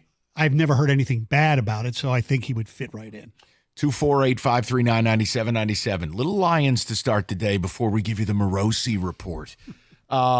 Kenny, where are you at on it? Because to me, you're all in. I don't view a 4 and a 6 as egregious. The money means nothing to me. I can't say that enough. The money is a non-factor. It's a 2-year window where after the first year, you'll probably be able to get out if you wanted. Would you go all in? If you were a fringe team like we expected to be last year, I would have said, man, maybe kick the can 1 year. But when you're in this position, when you were a half away from the Super Bowl, you're allowed to make these, and I'll call it a luxury deal that you wouldn't have need to do in prior years. This is exactly the type of move a Super Bowl team would like to make, and it is. It is the philosophy of FDM picks. Yeah, I'm on board with that. The only thing that might be detrimental, and it's not going to hold me, I'm trying to give the other side, is you don't have a third-round pick next year, so that means you're going to go without a 3, a 4, and a 6. And I don't care. I know. That's where, because yes, honestly, right. My faith in Brad Holmes, my confidence in Brad Holmes as it pertains to the draft, I don't care. I don't care. You could work your way. You could trade down in the second round and replace one of these picks. You could move down in the first round. The idea is I'm going to be picking late in each round anyways. I'd like to know where you're at with it. We'll get some ticket texts in a second. Let's go to Marcus, 97.1. Hi, Marcus. How you doing, buddy? Hey, how you guys doing? Good, Marcus. What's on your mind, pal? All right. Hey, Stone. How you doing, man? Good. I am in F those pick mode. I wouldn't give up a first or a second, but anything after that, like if we had to kick the can down the road a year to make it a third-round pick, I'd do it. Dude is a beast. I watched him. He is a beast. Yep. He gets around the edge about as fast as anybody in the league. He's nice. Right. Well, the reason we didn't mention a third is because they don't have one right now. Well, I mean, maybe the next year. They do have one the following year. Whatever that, if that's what it took. We're trying to win a Super Bowl now. Not get there. We're trying to win it. That's it. We feel like we're there. We're trying to win it. And if all it costs us is a third-round pick the way Brad Holmes drafts, I'm good with that. I would be willing to. And I'd give him a little bit extra money if it took me $15 or $16 million to get him. Yeah, I don't have any qualms about it. Marcus, I'm there with you. If it's a pass rusher or a corner, I just don't think you can have too many of them. And if the Patriots the Patriots have no ability to win this year, they have no ability to win next year. And like Stoney said, he's coming home. I think he would love that. Love that. I mean, one thing we know about our local kids, they love Detroit. All of them. They've always said that. That's a good point. 248-539-9797. Kenny, the ticket text. What do they have to say on Matthew Judon? Brad, get me Matthew Judon. That's unnamed texter. Joe from Warren. Mike, I agree. This division is much tougher, and so is our overall schedule. If you have the chance, please get Judon to shore up the D, and let's go chase that Super Bowl. Judon is an absolute yes. Another one I'd have him on our team. He's a game wrecker. See, and here's the thing. He made 4 consecutive Pro Bowls before he got hurt last year. Right. Listen, and again, I don't need him to even be that player. No. I can ask him 17 to 20 times a game, go get the quarterback. Think about it. Look at the amount of talent insulation that resides here. Let's go to Matt, 97.1. Matty, how you doing, buddy? Hey, what's up, man? I love listening to you guys. Thank you. Appreciate it. I definitely go for Judon. You don't really need the picks. We've got a pretty solid team, and it's always nice to have something a little extra, even if you don't need it. And then I was going to ask Kenny, because he's the hockey guy. I've never been to a Red Wings game, so what's like a good team to see the Red Wings play against? If you want a full barn, a team from Canada, they're really good fans that show up, and you get a much more vibrant crowd, especially coming from the Red Wings fans in return. Okay. I've never been to a Red Wings game ever since I moved here, and I've always wanted to go, but it just never did. Where'd you move here from? Missouri. So, I'm a Chiefs fan. Oh, okay. But I still root for the Lions. Oh, that's fine. No, I mean, Matt, the other thing you can do as well, wait for the Blackhawks to come to town. You get to see Bedard. There's still holdovers who treat the Pittsburgh game like a big deal. I'd love to tell you see him play the Leafs, but you're gonna have to dig into the wallet for that one because the Canadians invade. This might be the last year you get to see Ovechkin, or maybe one more. There you year. go. And if you want to see an automatic win, see him against the Islanders. You'll have a ball. Oh, please. No, there you go. But yeah, listen, we're a shipwreck. We have lots of problems. Okay. You got Kyle Palmieri. He's a good player. Oh, that'll do it. Let's go to William, 97.1. William, what's going on, buddy? I'm from Southfield, man, and you know what? I listen to 97.1 every day, all day, and you guys be talking so much good stuff. Where can I get my Super Bowl tickets right now? I'm ready to go. I mean, listen. You could probably get them online right now. You got to get comfortable that this is your team. They are that good, I'm William. Comfortable. All right. I'm comfortable. So I'm ready to go. I'm ready to get it on. So do you want Matthew Judon? Matthew Judon. You want him? Not really. Why not? I don't know. I think we got a good enough team what we got right now. I think we can go to the Super Bowl right now, go through the NFC, wear it out, and then take everybody else home. Okay. Good talk. I don't know where that's going. I can just tell you, well, we're going to take care of some business. That's one, Jeff. That's one. Early. Jeff's using a mulligan early. 248-539-9797. We've got a Morosi report. Doug had John Paul Morosi on. And basically, John Paul Morosi said the following. John Paul Morosi basically validated me and Mike Stone's entire show for the last 2 days. By the way, for our caller, cheapest seat on StubHub for the Super Bowl is $5,400 right now. Watch it on TV. You're way better off. 97.1.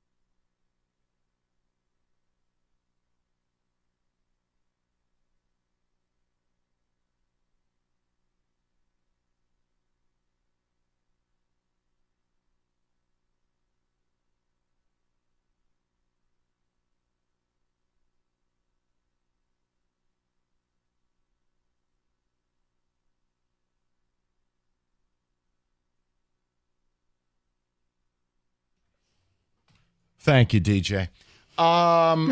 We got the people in the mix. Stoney's hat is just Mike. I can't look at you. That brim on that hat. Besides the fact that it's an Eagles hat, which the second worst thing you could wear would be U of M. Look at the brim on that. You don't see the problem with that?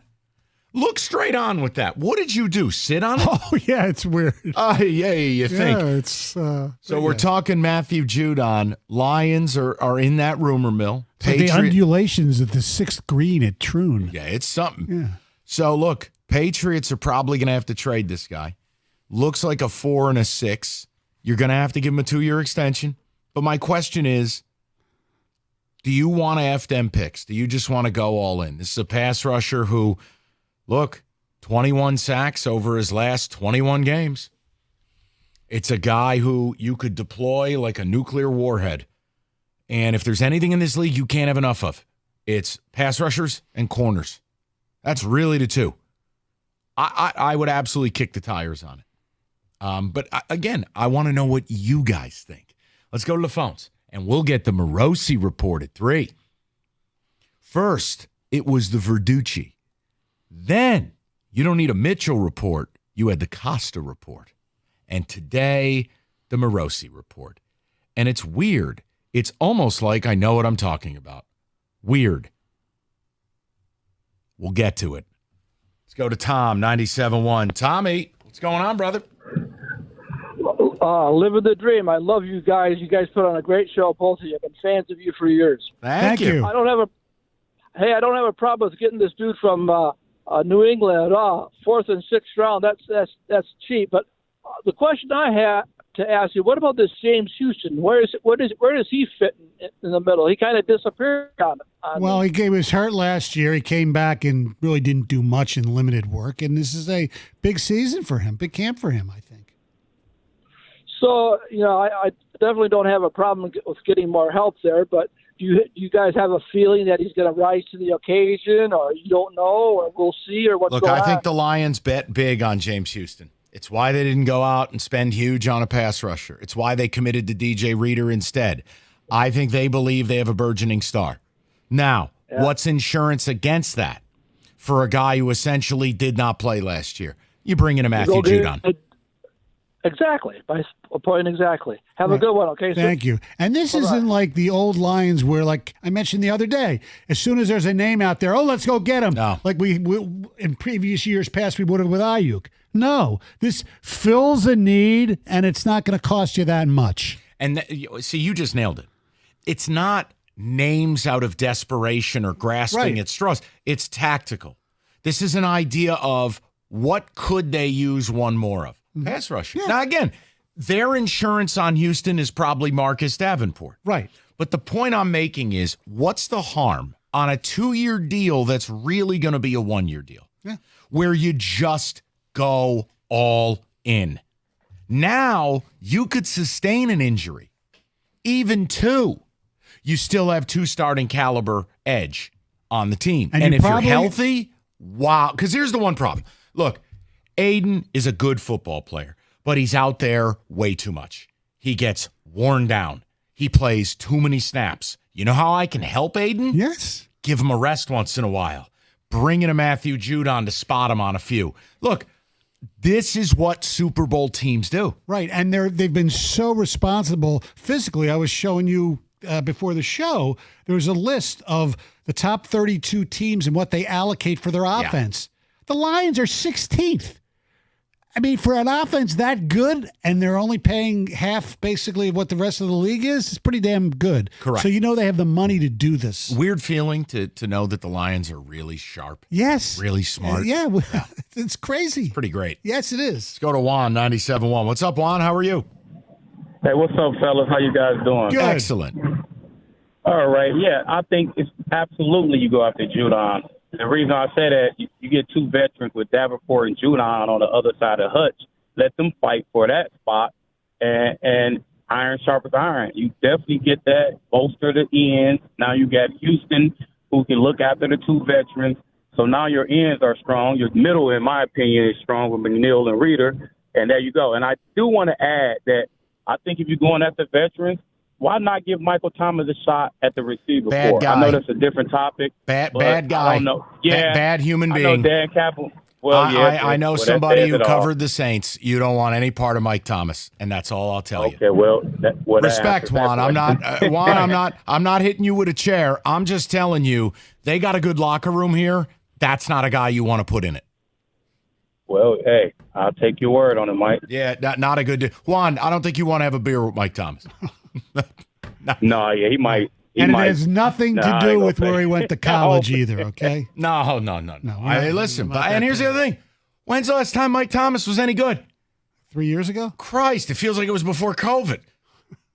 So I'm out. That one's a known. Okay. 248-539-9797. Go to Anthony, 97.1. Anth, what's going on, buddy? What's going on, fellas? How you guys doing today? Good. Great, man. Good. So, as I told your screener, I'd give up a first-round pick for a guy like that. I know his age is what is he, 32 years old, if you guys can correct me on that or not. He'll be 32 the middle of August, and I'll disagree right now. I'm not giving up a first round for him. Well, no, I'm just saying, like, that caliber of a player, he's worth it because, like Mike said earlier, you can never have too many defensive ends or pass rushers, per se. And he's probably underratedly one of the best ones. Nobody really talks about him in the way they talk about Brian Burns or even Hutch, for example.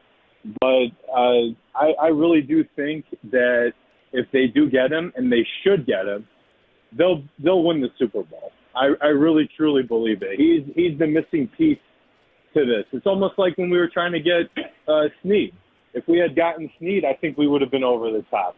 We probably wouldn't have to draft Terrion Arnold or Rakestraw, for that matter. But here's the counter. And again, I wanted L'Jarius Snead. If I couldn't get Snead, I wanted a pass rusher. Anthony, you're not wrong there. No. But they ended up spreading the money around a little bit. And as always, Brad Holmes dominated the draft, and now I have two bites at the apple between Arnold and Rakestraw. They're both dirt cheap, team control. They offset the salary of Carlton Davis. And again, the first-round pick, I stand with Mr. Stone, as he was referred to the other day. Yes. I am going to hold on to that. The only way I'm giving up a first-round pick, it has to be for an absolute superstar. Yes. And it has to be for a guy that is signed. It has to be for a guy that has got runway.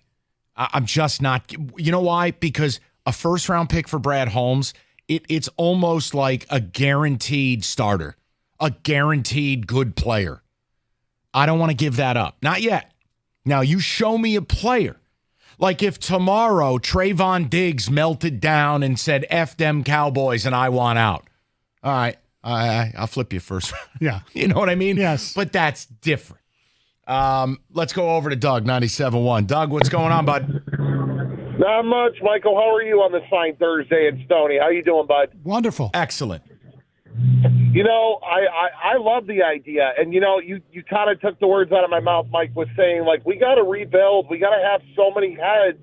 That's what Stoney's Eagles did. That's what San Fran has been successful at. You can never have too many pass rushers, and you give Aiden a blow every now and then, and you got to be smart. You don't want, like the guy said, you don't want to give up a first rounder for that. But if it's a good deal, the deals I've seen range from a singular third to a 4 and a 6.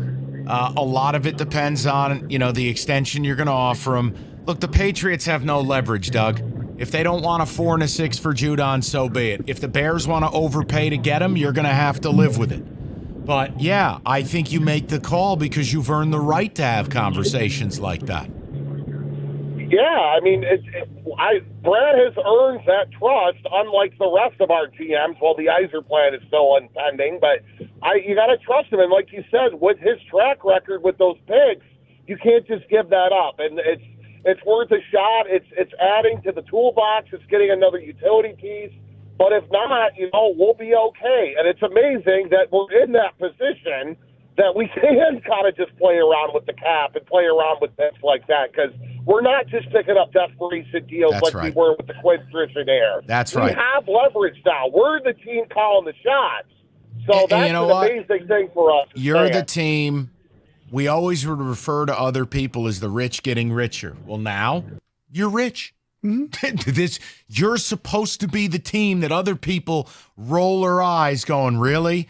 The Lions got him too? Yeah, that's you now. Right. The only reason the Lions, I think, would possibly turn down this type of a deal is, I'm not going to use the cliche of smartest guy in the room, but Brad Holmes might think, you know what?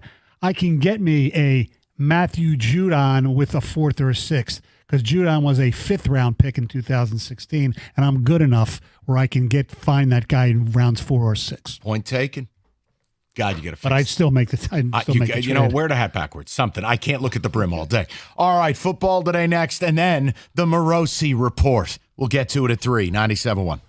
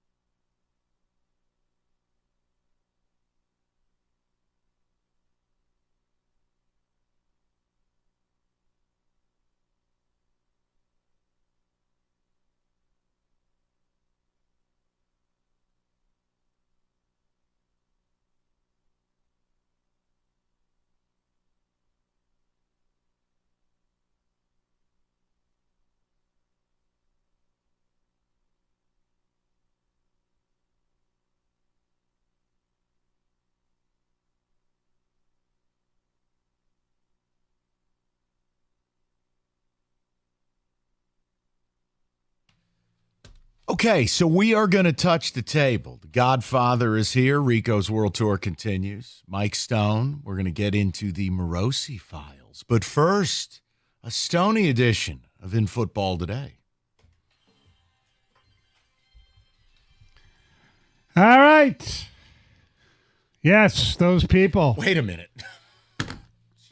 Those dastardly college football people. Ah, yes. All right, what do you have? I have a list from ESPN.com. They took 20 of their college football writers, and they asked them to vote for the best stadiums in college football, 20 points going to number 1, down to the bottom, and they come up with their top 25. All right, I've been to a good amount of stadiums, Yes, so I got a shot at some firsthand experience. Okay, here. so let's go from the bottom up. Number 25, I kind of thought it would be I've never been there, a member of the Southeastern Conference. Mm-hmm. Ladies and gentlemen, Darrell K. Royal Texas Memorial Stadium at 25. Haven't been. I haven't been to Austin. Yeah. I'm not a hipster. I don't know if I'm welcome there. Look, it looks cool, and Lord knows they're passionate, but yeah, not a place I think of when I start naming the cathedrals of college football. Speaking of which, their soul brother at 24, we go to Norman, Oklahoma, Gaylord Family Oklahoma Memorial Stadium. Am I wrong? I have no desire to go to OU. It doesn't look like there's anything cool about it. Well, it's Oklahoma. There's nothing there in sum total. Well, Nebraska's got nothing there. Also not a place I want to be. But I hear that's a cool. I was actually there, not for a football game. Their mascot creeps me out. Yeah. That inflatable dude, it's scary. Well, That's some of their fuel. fans, like when I went to a Michigan-Nebraska game, and like so many people were traveling with corn on their head. Yeah, listen, they don't They're like have the anything Chiefs. else. At 23, upset-minded Kid Brewer Stadium, home of Appalachian State. Okay, this one, I actually know someone who went to App State. I have seen this play. This is right up there with Mikey Stadium, which is where Army plays. Right. If you want idyllic fall postcard picture, it is buried in the woods. No bleep, Mike, Appalachia. But I mean, Mike, absolutely gorgeous on TV. I've seen pictures from people who've attended games. The description here suits it. It says, if you're looking for one of the most beautiful scenes in all college football, it's the place for you. Stadium surrounded by the natural beauty of North Carolina's high country. Yeah, and right in the end zone, it's like a mountain starts and there's trees. Gorgeous place. At number 22, it's got a lot of history there. I've been there for a pro game when a certain team played there. The Los Angeles Memorial Coliseum, the home of the Trojans. My problem with the Coliseum, I never feel like it's full. Minute USC loses one game, there's 30,000 people there, and you're like, this sucks. Yeah. Next. I went to a Lions-Raiders game there once. Oh, my God. The Todd Marinovich era? Pretty much. I was covering the Lions for WDIV. All right. What about the sports machine? All right, go ahead. 21, Vaught Hemingway Stadium, Ole Miss. Yep. You've been there, right? I think it's the stadium, overrated. Okay. It's just not. But the Grove is cool. The Grove is incredible. The town of Oxford is really unique. It's really small. I was not impressed by the stadium. Now, they've got some cool luxury suites, but like not a place I would associate with best stadiums I've been to. At 20, Ben Hill Griffin Stadium, a.k.a. the Swamp in Gainesville. Terrifying. It is a terrifying place filled with suboptimal dental care, meth, mean people. Gator fans are very mean, and it's when they are rocking. That is an incredibly hard place to play. Speaking of that state, at 19, Doak S. Campbell Stadium, home of the Seminoles. Buddy of mine has season tickets.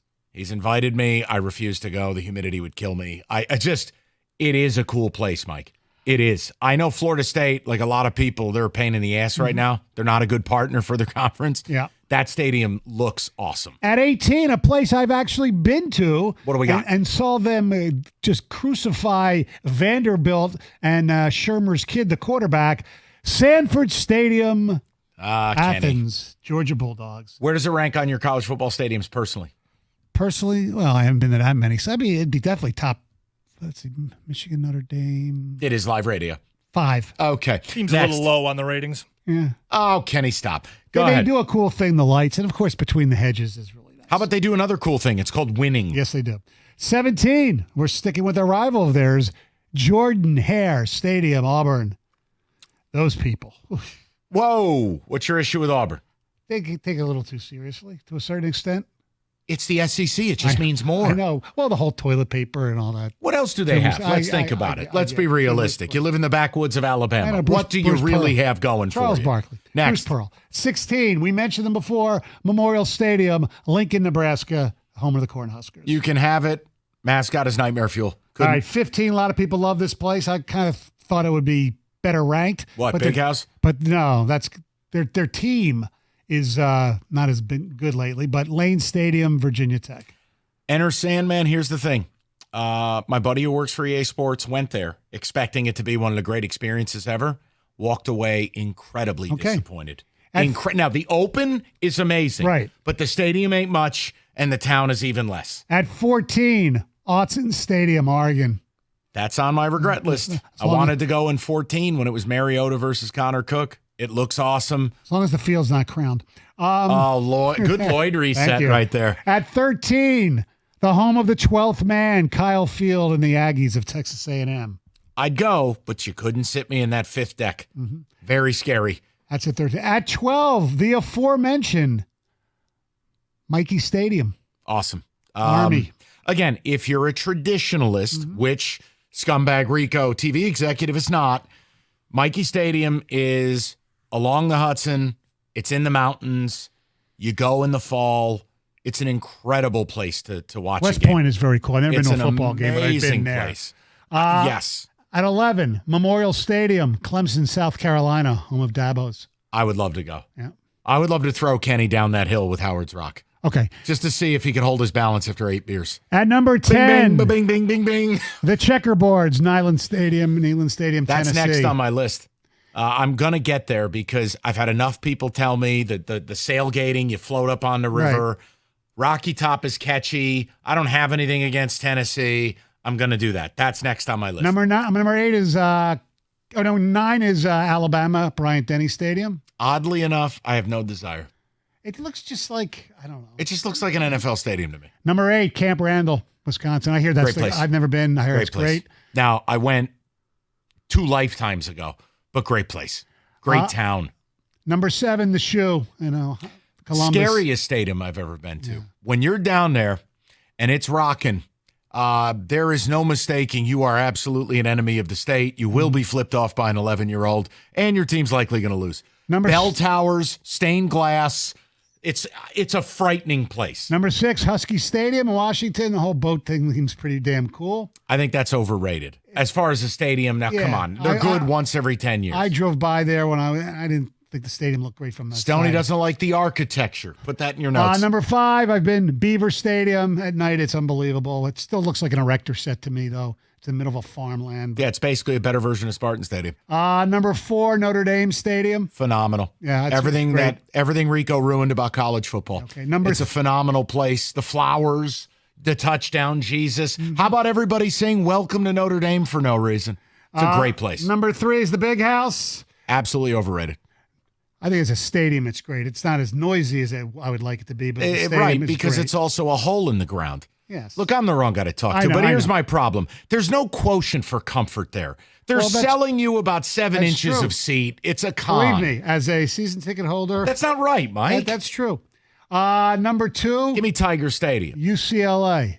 The Rose Bowl? The Rose Bowl. Only for the Rose Bowl, you have no magic in a regular season game with 18 nerds at the game. Right. That's ridiculous. And number 1 is Tiger Stadium, LSU. Death Valley was like nothing I've ever seen before. It is. Just go. That would be my only advice. Just go. By the way, Spartan Stadium did not even get any honorable mention. They should just. But Franklin Field, home of the Penn Quakers, did. Here is my advice for Spartan Stadium. Knock it down. And that is football today.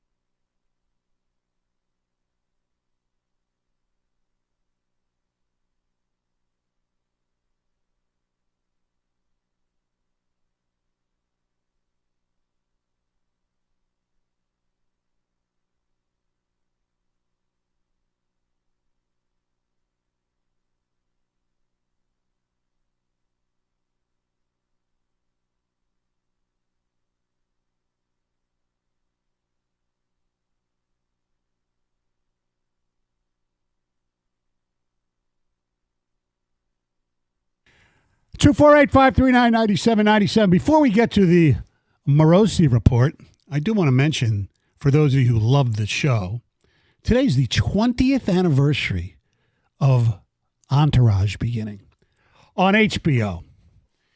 And another indicator I'm really old now. Well, you cannot say that in front of moi, okay? Fair. First, we had the Verducci files. Mm-hmm. Then, the Costa report. Mm-hmm. And now today, in what is seemingly a trilogy of reports this week about Tarek Skubal, John Paul Morosi was a guest of Doug Karsh today. The Pope! A Harvard-educated man. Can't say he doesn't know anything about baseball. Man went to Harvard. He could speak it in about 5 languages, too. Not sure I needed that, but okay. So, yesterday we told you about the Costa report, that the scuttlebutt at the All-Star game from a first-hand source was that Orioles are all in on Skubal, that Jackson Holliday would be a part of the package. And again, that doesn't speak to whether Scott Harris or the Detroit Tigers will do it, but we started talking about, okay, if Holliday has entered the chat, here's what I'd ask for. It'd be Holliday, Mayo, Beavers. Their best prospect, their third prospect, and their 9th prospect. Shortstop, third, and outfield. So Doug had John Paul Morosi on. Now, Kenny, I want you to intro each of the clips because I did not listen to each one in what he's referring to. Set the listener up for success. Well, yesterday we talked about Scott Harris needs to listen to these trade offers. He can't just be dormant. Well, Morosi agreed. Here's what he had to say.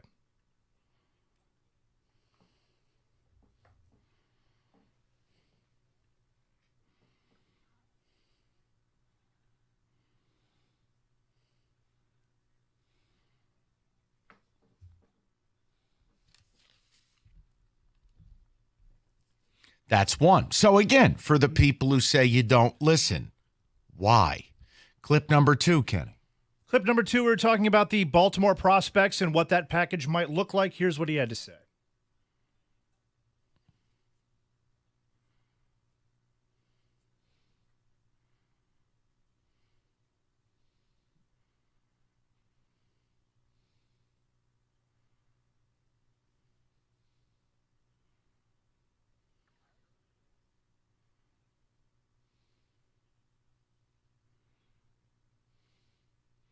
Which yesterday I said to you, Holliday, Mayo, Beavers. He's not in that group, but he is going to be major league ready by next year, outfielder.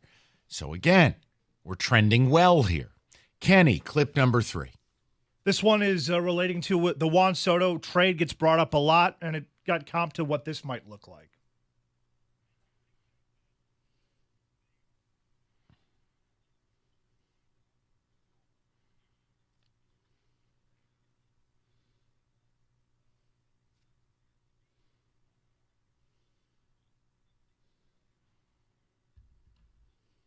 That's a repeat of the first one, Kenny. I'm pretty sure you hit the wrong button there. Nope, the system messed up. We only have 2. Okay, why don't we work on getting the third in? Here's how I want to frame it. So nice, we'll play it twice. Yeah, no, and that's, listen, it happens. Yes. To defend Kenny, sometimes the system gets a little wonky. We've had some issues this week. We'll get the third quote. Here's the point.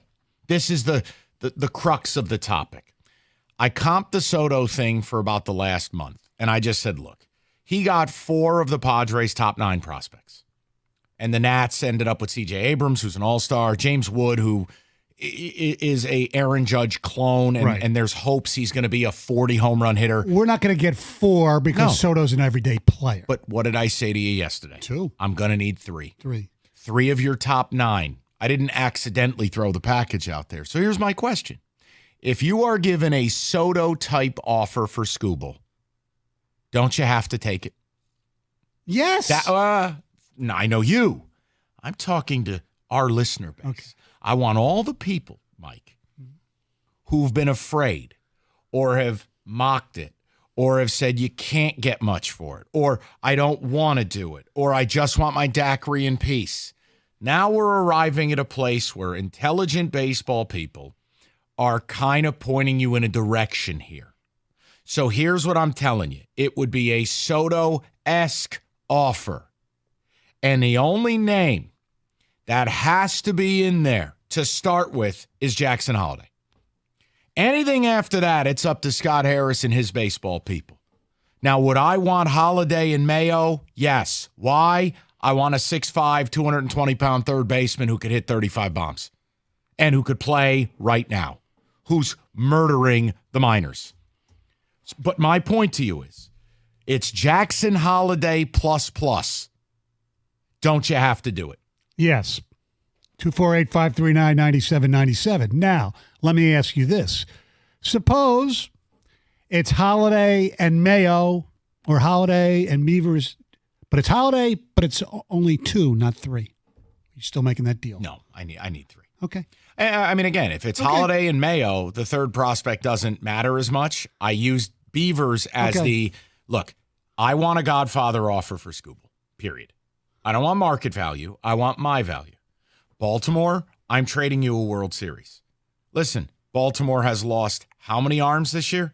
I mean, John Means, Bradish blew out, and they don't have Burnside next year. So they're in a World Series window. If I am going to trade you a Cy Young caliber lefty who's got 2 years of team control, you are going to bleed out of every orifice. You're going to give me 3 of your top 9 prospects, including 2 of your top 4. And if that is not the case, I'm not trading Skubal. I am making the Orioles say no. But what Morosi is saying and what the Costa report said and what Verducci said, it's all lining up to this point where it is Scott Harris will be given a very compelling offer on Skubal. Yeah, and even some people who were against it in the past few weeks or months, if you put Holliday in there, they admit that Holliday is the only entry to a conversation. There is no deal without him. I mean, even if they came to the table and offered you Basallo or Basallo, however you say the catcher prospect's name, if there's no Holliday, I don't care. Holliday, it's because positionally and from an organizational standpoint, we do not have a shortstop now. We do not have one next year. We don't have one the year after that. You're empty. And I'm not signing the dead body of Tim Anderson or Ahmed Rosario. No. Tim Anderson. I mean, he's dead. I know. Bernie Lomax. I want, if Jackson Holliday's in this deal and it is a Soto-esque package like Morosi intimated, I'm doing the deal. That's not me demanding. That's not me yelling and screaming. And it's not about, well, I don't want it. No, none of us want to trade Skubal. Mm-hmm. I wish the team were good enough we didn't have to do it. But the reality is you could supercharge this rebuild. Think about your infield next year being Mayo at third, Holliday at short, Young at second, Keith at first. And Dylan Beavers at some point next year joins the big club. God forbid you sign one bat and one arm. Maybe you bring Flaherty back. Here's my rotation. Flaherty, Olsen, Job, Mize, and Stoney's mom. You're winning 90 games. As long as she promised me Willie Mays. Right. May rest in I'll peace. put you on the phone with Millie, with Ty Cobb. I just would like to know where you're at with this. By the way, Mike, remember yesterday I referenced our Baltimore affiliate, Inside 105.7, The Fan in Baltimore? Here's their show sheet. It says, will Elias swing for the fences to the deadline? Would he consider Holliday for Skubal? How much does winning the AL East really matter? 2-6. And they tweet out their actual show sheet. Okay. 2:00. Will Elias take a swing at the trade deadline at Skubal? That's it. Yeah. Listen, this has been why I've been so steadfast that the Skubal thing's an option.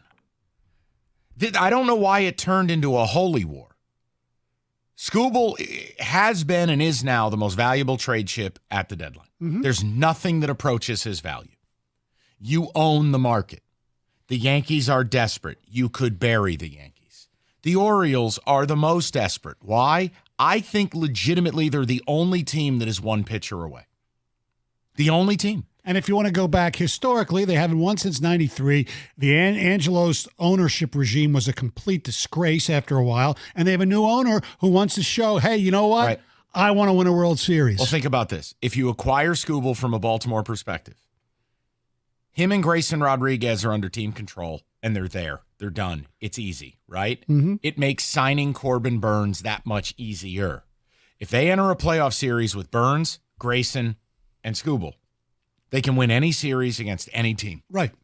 If they don't, and it's just Burns and just Grayson, and then it's like Pete Kramer, like that's what they're staring at.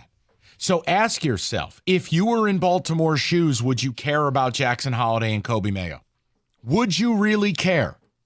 They don't fix your problems. And there's no one else on the market worth these prospects. If Jackson Holiday's in this deal, and it is a Soto-esque deal, which is what I comped yesterday. I said first, third, and ninth. I'm doing the deal. It's going to suck, but I'm doing it. I want to know if you guys have arrived at that point. Because I heard Rieger talk about this. They did a really nice job last night after we got off the air. And he goes, I'm getting to a point where if they don't do the deal, I'm going to be disappointed. It can't be that way yet. No, not yet. But if I hear a report that they turned down Jackson Holiday and Kobe Mayo, I'm going to be bummed. Yeah. I think I have that right. Yes, you do. 248-539-9797. Get involved.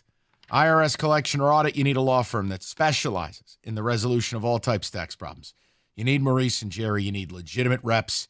And whether it's personal income tax or business payroll, you need Abraham and Rose.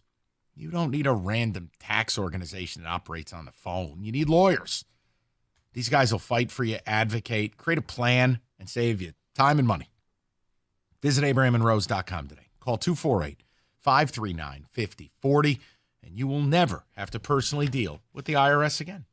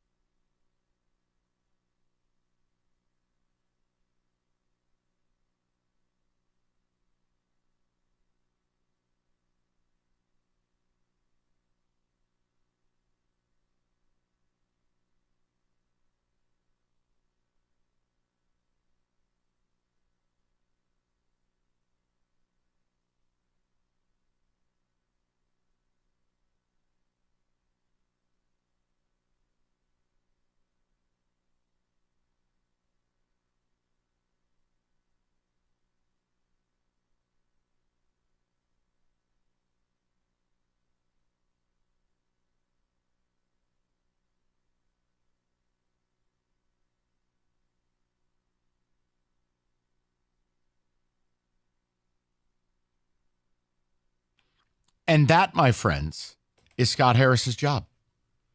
See, what I don't like, and I don't know how you feel, Stoney, I don't know what it is in this town. People want to make excuses for GMs, let them off the hook, accept less. We'll take that.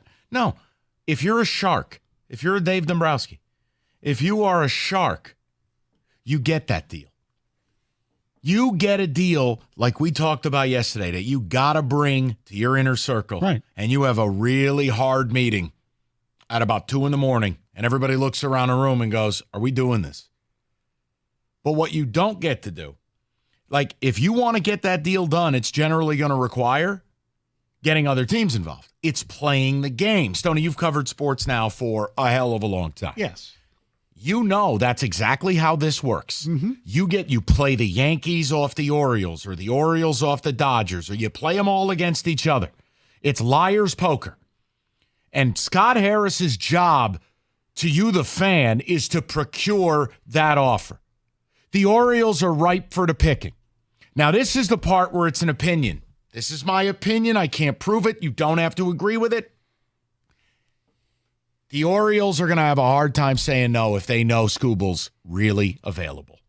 Meaning, how do you go to your owner and say, I didn't get us Tarek Skubal with 2 years of team control, which is 3 postseasons. I didn't get Tarek Skubal for pennies on the dollar because I didn't want to part way with a 20-year-old kid. Because I didn't want to part way with a kid who's not even in the majors right now. Because I didn't want to part way with these 3 guys. How do those 3 guys help you the next 3 years versus we have no pitching, half our staff is dead, we have the Yankees over a barrel. We can win a World Series right now in Baltimore. How do you explain that to ownership? And isn't Burns a free agent after yes. this year? So you might really have nothing. This is insurance on it. Right. You see what I'm saying? Absolutely. This is where Scott Harris has to earn his money. You're absolutely do your job. Correct. Play the game. And look, you play the game, and if you still don't like what you're going to be offered, fine. That's okay. Go to Jake, 97.1. Jake, what's going on, buddy? Hey, how you doing? Good. So if I was Scott Harris, this is simply what I'd do. I'd pick up the phone. I'd say, we need Jackson Holiday. We need Basalo. We need Heston Kjerstad. And we need Beavers as well. And you can start there. And if they say no, then you just say, have fun being a first-round exit in the playoffs again. Sure. And you hang up the phone. Yep. Jake, it's as simple as that. Yeah, and again, Jake, you and I only differ in slight regard. Is I would take Mayo instead of Basalo. I want a third baseman because Young can't play the position. And the Beavers thing, we're in agreement. Kjerstad, that's not a requirement for me. But I get where you're coming from, and you're designing the exact type of package. I want to read a report that the Orioles were the one to say no, not the Tigers. And if you go through this whole scenario, you have your general manager, Jeff Greenberg, in a weird voice say, Scott, we got Brian Cashman on line 2. So they think that you're actually calling the Yankees right away. And I'm happy to offer you Oswaldo Peraza, Spencer Jones, and Jason Dominguez. Wow. All 3. That's whatever good. You want. Yes. You know why? The Yankees got to cut a $700 million check this offseason to Juan Soto. You know what Skubal provides me? Free pitching. They have no pitching now. We're not going to have pitching in the future. It's Garrett Cole and Skubal at the top, and I don't have answers beyond it. The Yankees, I would gut my own system. Whatever you want. You want Anthony Volpe? I'll trade him to you right now. I'll give you whatever you want. You think Volpe and Dominguez is enough? Now, is he, because Volpe hasn't played well the last month, if I'm not mistaken. I'm just making a point. No, I know. I understand that. I would go to extreme lengths. And why do I feel I'm more right than wrong? Well, A, I know enough people, and B, Brian Cashman's going to lose his job. The Yankees have not won a World Series, much less gotten to one, in 15 years. Unacceptable. They need pitching bad. Skubal provides salary offset for bums and psychopaths like Rodon and Stroman and it's just utter garbage. Scott Harris could turn this whole thing around the same way that Brad Holmes turned the Lions around by dealing Stafford. He could absolutely do it. Sorry, I'm passionate about it. I want to win. I understand that. I get it. So the Yankee trade would be a win-win for you both ways. Get him in pinstripes. What do you want? What else do you want? That's it. What do you want? Nothing. I'm good. Give you whatever you want. Give me a 1-6 in race 7 or something. I'm working on it. Okay. There just aren't a lot of good horses on the rail today at Saratoga. I'm trying. Doesn't have to be on the rail. You know, It's the one horse. They're on the rail. Okay. Up next, Stony Racing. You line up wherever you like, regardless of number. Let's go to Lenny, 97.1. Hey, Len, how you doing? Hey, Mike. Let me ask you this. I know you seem quite enamored with Holiday, but it seemed like when he was in the majors, he took a holiday from hitting. And then when he was released, wasn't he hitting when he was sent down, wasn't he hitting like about 100? 2 for 36. That was his Major League Baseball. You know what his OPS is, though? Since he's gotten back, it's pretty damn high in the 9s, I believe. Then as far as Mayo goes, I'd say hold the Mayo. I mean, isn't he coming off of a pretty severe injury? Some kind of oblique or something? No, I hurt his ribs. He's back. He's fine. The guy's got an OPS of 1,000. Right. Lenny, I'm not telling you you don't have to take the Lenny, hold on. Here's what we're not going to do. Okay, if you don't like any of the Orioles prospects, I'm going to move you over to the left. The rest of the world does. So either Lenny in Farmington Hills is a rocket scientist and all of baseball is stupid, or Lenny might not really be on the ball here. And Lenny, here's the thing. I brought this up yesterday. Granted, it's like 40 years apart, but check out what Willie Mays did his first. It wasn't as bad as 2 for 36, but it certainly wasn't good his first 40 or 50 at bats. I would say that's certainly a bad analogy. But as far as the catcher goes, we're not. There's nothing wrong with alternating Rogers and Kelly. The days of having like a Pudge Rodriguez. Great. I didn't ask for the catcher. You don't see that. You don't really see that much. You're gonna first of all, you're gonna probably trade Carson Kelly anyway at the deadline. Yeah, I didn't ask for the catcher. I'm with you. I don't want a catching prospect. That's risky even by prospect standards. I mean, Rogers and Kelly. Okay, I'm just giving you my opinion. Well, it's fine. I'm just making a point to you. Trading arguably the best pitcher in baseball for guys who so far, Luis Holiday hasn't shown anything. Who? Okay, that's just my point. You said at least how. Okay. He batted 36 times. Yeah, you know who else didn't show anything their first 36 at bats? Colt Keith. Have a good day, Lenny. I'm just not doing it. If you don't want to make the trade, don't do it. But don't act like you have the answers that Baltimore's prospects are terrible. Because here's the problem. Exactly no one feels that way. Right. No one. Not a GM in the game. So it's Lenny's right and the rest of the world is wrong. Or if you don't want to do it, don't do it. Right. But what I'm not going to do is that. Right, because even if you don't like Baseball America or MILB Pipeline or name you Keith Law at The Athletic, they all have Holiday as like the top 3, if not top 1 prospect, and the Orioles farm system is either number 1 or number 2, correct? Yes, and again, he knocks Mayo. Look at the kid's numbers. Look at what he profiles to be. Here's the other thing, Lenny. If you don't trade for Mayo, who's your third baseman of the future? Oh, wait. Lenny is at every game. Did you see the 12 errors in 41 games for Jace Young at third? Can't play the position. It's why he's not here. You don't have a third baseman. If you don't trade for Holiday, who's your shortstop? I'll wait. Who? What I'm attempting to do if we go down this road is provide us, all of us together, a real lineup. And a real future. And a bridge to the Max Clark era and the McGonigal era and the long-term things we're excited about. I'm sorry. I know. I'm sorry. They don't get it. But the Lennys of the world are, I believe, the minority. I believe most of our fan base, yes, I believe. Stop. No, I wasn't making that assumption at all. Carry on. Well, you assumed it when you thought you were talking to Willie Mays on the phone. Well, I was 5 years old. What if the guy who impersonated Willie Mays that your poppy put on the phone wasn't even black? I mean, that makes the story even worse. I know. I have no idea. I was 5. If you missed the show yesterday, his grandfather put a man on the phone and he told him you're talking to Willie Mays right now. And 5-year-old Stoney, it was the thrill of a lifetime. Yeah. One problem. 60 years later, his mom went, yeah, that wasn't Willie Mays. Yeah. I was living the lie for 60 years. Heartbreaking. Thanks, Mom. 248-539-9797.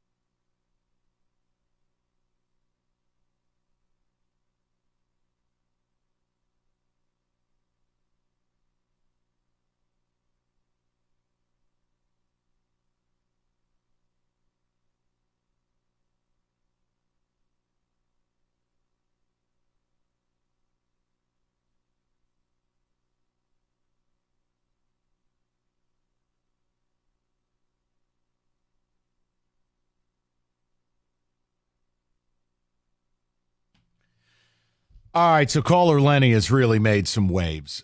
We are going to get to the phones as well. John Paul Morosi was on with Doug today, and it basically validated what we talked about yesterday was, all right, the Costa report said Jackson Holiday would likely be in a package that Baltimore would offer you. And for us, that was the beginning, middle, and end of a conversation, meaning no Holiday, no Skubal.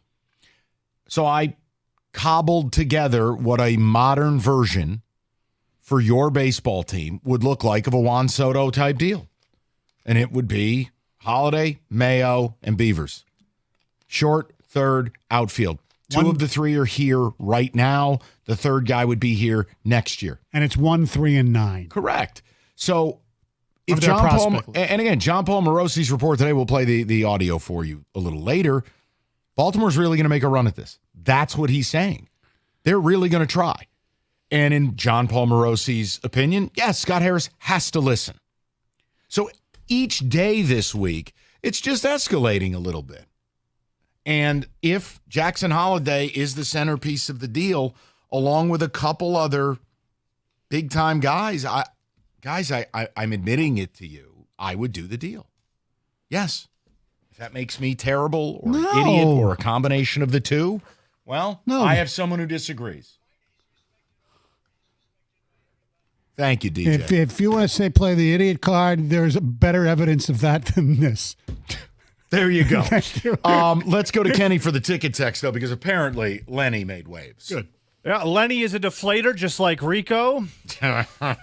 Steak is overrated and crab legs suck. That's from caller Lenny. Caller Lenny.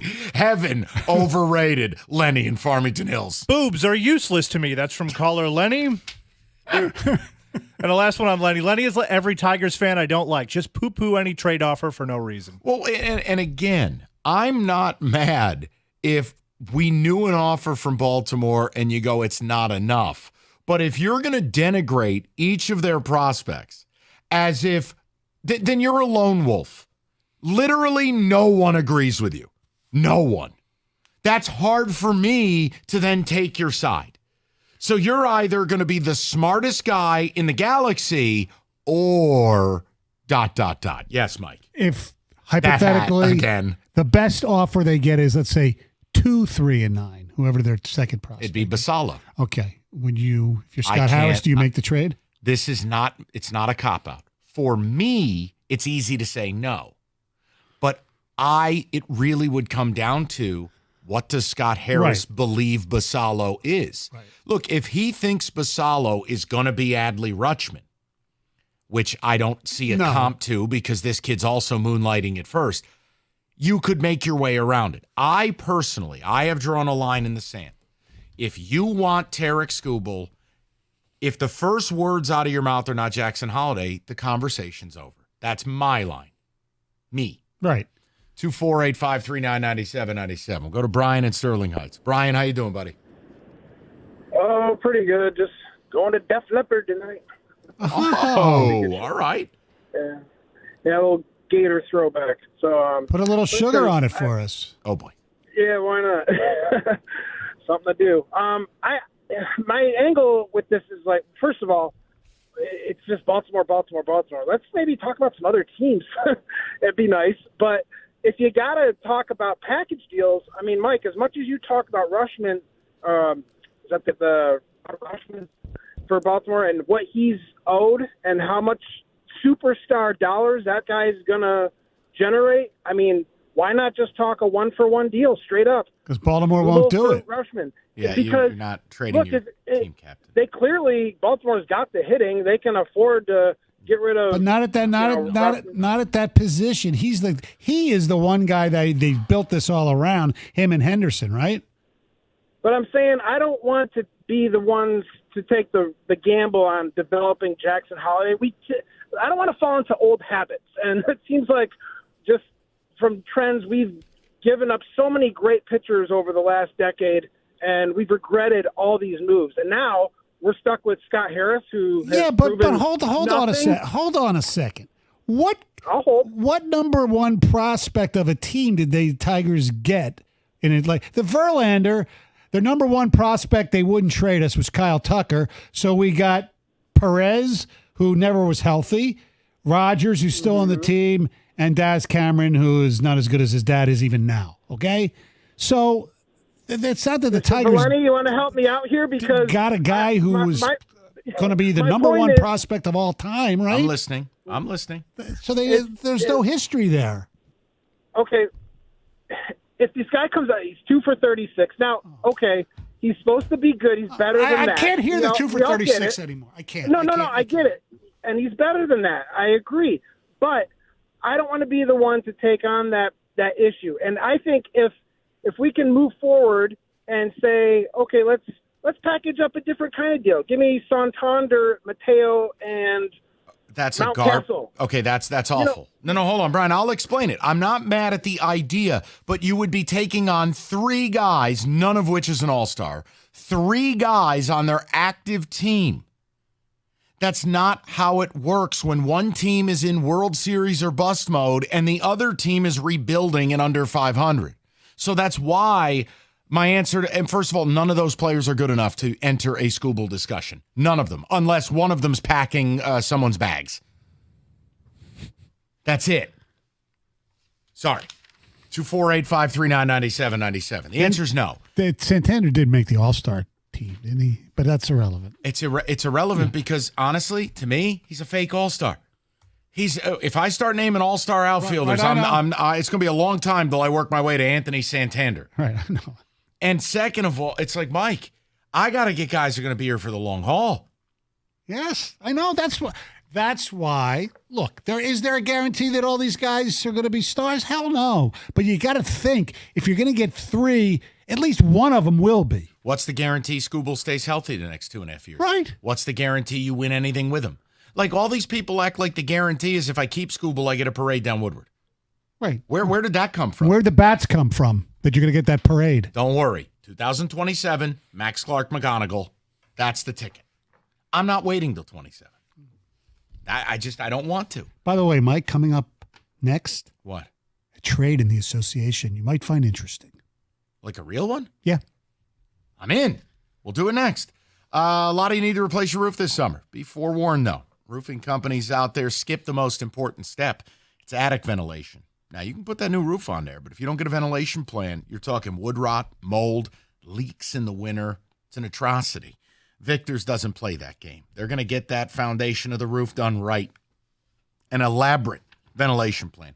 Then they put on their perfect roof, which is why they can offer with every roof they install a 50-year leak-free guarantee.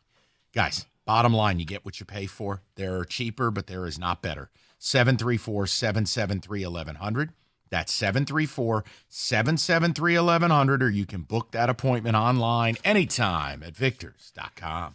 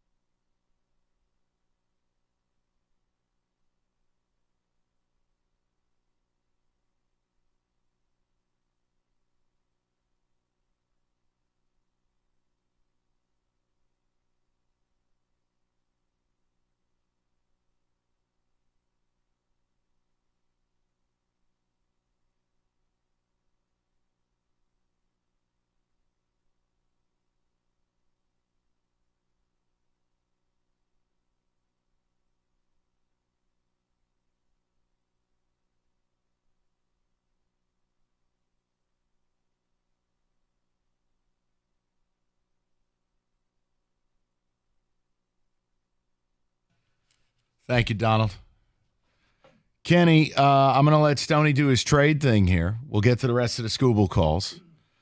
We got to get to a football today, top of the hour. We got some NFL trade targets with camp opening. Now, the Lions are one of the teams for one of these trade targets. We'll talk about it. Little deal breakers. Me almost putting a bullet in my television, watching Hard Knocks. A lot to do in the 4 o'clock. By the way, preliminary indications, the Stoney and Wojo Mike and Rico drop tournament will be Tuesday. All in. All in. I'm excited to do it. And again, it's going to be a lot. I mean, we've got some very powerful. I almost hit a bad button there. Sorry about that. Let's just keep it moving. Speaking of Wojo, the other Woj, the national Woj, Adrian Wojnarowski has reported that the Los Angeles Clippers have sent Russell Westbrook and a second-round pick swap and cash to the Utah Jazz in exchange for Chris Dunn. However, per Woj, the Jazz plan to buy out Westbrook's contract, and he's expected to sign with the Denver Nuggets. Okay, that makes more sense. Yeah. I don't understand people's fascination with Russell Westbrook. Oh, he's triple-doubles, Mike. 10 years ago. He makes Mateen Cleaves look like a sharpshooter. I mean, it just I don't get it. But if you're Denver, now here's the thing. Coming off the bench, maybe? I mean, yes. See, this is where if he can put his ego to the side, right? Which they I have think enough he can. shooting as a team, he can play a role there. Yes. Is Utah going to trade Markkanen or what? I don't know. I'd love to see him trade him here, but no, he won't trade him here. No, we don't have the pieces. I know. Honestly. And I mean, the Warriors are the team that need him. If they plan on staying relevant, they need Lauri Markkanen. Yeah. All right, Kenny, I'm going to get to the people, and we'll get a little football. We'll bounce back and forth. Let's go to Scott, 97. Scotty, how are you, buddy? Good, Mike. How are you? I'm excellent. Appreciate you taking my call. Yes, sir. And hey, Stoney, before I get into my comments here, I was one of the Rochester Adams parents that was talking to you in the hallway this past basketball season after the West Bloomfield game. Oh, okay. Good conversation with you. Thank you. I'm glad you were there. Yeah, so Mike, I am 100% on board with your trade. Not only because, so you got me stoked thinking about it, thinking about the infield we could have. Mayo, Holiday, Young, Colt Keith. Mm-hmm. Now this gives us capital for future years. So we talk about, some of I'm not going to name the names because these guys are kids, but all these young bats we've been drafting. They give us capital to make trades for the arms. That's right. 2-3 years down the road when we're turning around and we need more pitching. And it gives you the money to buy more arms. If you think about Keith, he's already signed. Young will have team control for several years. Holiday and Mayo, again, because I'm not doing the deal without those two. You then could make major expenditures on pitching. And I don't see how you're not better. 100%. This is how you rebuild a team. We're not one player away. Yeah, we're not going to have this thing turned around in 2 years when Scooball's at the end of his contract. Well, and that's, again, I never understood, and Scotty, I appreciate it. I never understood the argument that somehow if I trade Scooball, I'm a minor league team. I never understood this idea, okay, I'm going to keep him. All right, and what are we winning? Look, do I think this team's bad? No, but I also know that they're not good. So the question is, how do I get good if I keep Scooball? Who's my third baseman? I don't have one. Who's my shortstop? I don't have one. Who's my middle of the order anchor to help Riley Green and Cole Keith? Also don't have one. Okay, Scooball's contract, I have 2 more years. That's a blessing. Am I going to be a World Series team in the next 2 years? Magic 8 Ball says likely not. No, unless because you don't have a management group or an ownership, more particularly, who's going to go and overspend. Now, if you want to tell me that Chris Ilitch is going to come out and they are going to add $60 million to this payroll this offseason, and it's going to be manifest into 3 everyday bats, you can keep Scooball. Yeah. And I'm not mad at you. But I have a hard time believing. And also, who are those bats? Right. Again, we've highlighted third and short. There isn't anyone. Right now, I got to move Cole Keith to first. And I got to put Chase Young back at second. Mm-hmm. So that's the theory behind it. And again, if Baltimore doesn't give me those pieces, there is no trade. I'm just not doing it. Let's go to Lou, 97.1. Lou, what's going on, buddy? Yeah, I got this in reverse a little bit. Back in '87, when the Tigers were desperate to get back to the World Series, they made a trade with the Atlanta Braves, and they had a pitcher in their back pocket by the name of Tom Glavine down in the minors, and instead of bringing him up, they went and they traded for Doyle Alexander. John Smoltz. John Smoltz, number one. He was in Double-A, number two. There was no guarantee. He really wasn't performing very well at the minor league level either. So let's get our facts correct. Okay, fine. I'll give you that. But you're how many guys are in AAA crushing the ball, come to the majors, and don't produce? A lot. Anywhere near what they were doing. A lot. Well, you got a proven commodity here. Why do you want to give him away for 3 maybes? Because here's the reason: if you had him signed under contract for the next 5 to 6 years, you would probably be correct. That's number one. Number two is because of the contract situation, you risk a serious risk of by the time they're really good, okay, that Tarek Skubal's contract is going to be up and you're going to lose him for nothing. Would you rather? You're assuming that he's just going to bolt. You mean? Well, yeah, but you're assuming every AAA player blows, right? We're giving you that if we get 3 of them, that at least one of the 3 is going to hit. That's okay with me. Look, I'm trying to insulate your young players. I'm trying to help Riley Green and Cole Keith. I'm trying to give Jace Young a fighting chance. I'm trying to build a lineup that supports the pitching. And oh, by the way, I mean, Lou, something like that you actually feel like watching. Yes, there's a risk to it. But what I'm not going to do is put Al Avila's sins on Scott Harris. Scott Harris has to show he's an adult and can make a real trade. I know Avila killed us, Lou. I know that.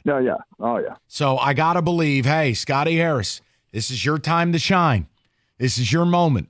You got a desperate team who's all in to win. And they got the best farm system in baseball. It's your job to make a Herschel Walker type trade. And if Baltimore is not ready to dance, then we keep Skubal, and Lou gets to be happy, and then I get to sit here and go, how are we going to win? Right. How are we going to get better? How can we improve on our offseason that we had last year? Right. That's the big question. We'll get more of this. The Morosi Report. By the way, this is probably more for your father and our ilk. Bob Newhart just passed away at the age of 94. Who the hell's Bob Newhart? You don't know who Bob Newhart is? Who the hell's Bob Newhart? The great deadpan comedian, the Bob Newhart Show, Don Rickles' best friend. I thought everybody knew who Bob I know Don Rickles. Okay, Bob Newhart. Bob Newhart. Okay, I'll Google. Shame on me. Listen, I got to get back to work. Like this next race at Saratoga, Yes. it's 2 20-1 shots Yes. in the 1 and the 6. I can't have. I mean, despite your bent hat, you haven't reached that level of desperation. By the yet. way, thanks to Detroit Sports Podcast for putting that out on Twitter. That hat, Mike. No matter how much you touch that hat, you're not going to fix the brim. I know. You know what it looks like? It looks like one of the classic Detroit Tudors, the houses that got the sharp triangle. That's Stoney's hat. He's wearing a Tudor model. I've never seen anything like it. We got NFL trade targets from training camp opens. We're going to do it next. 97.1.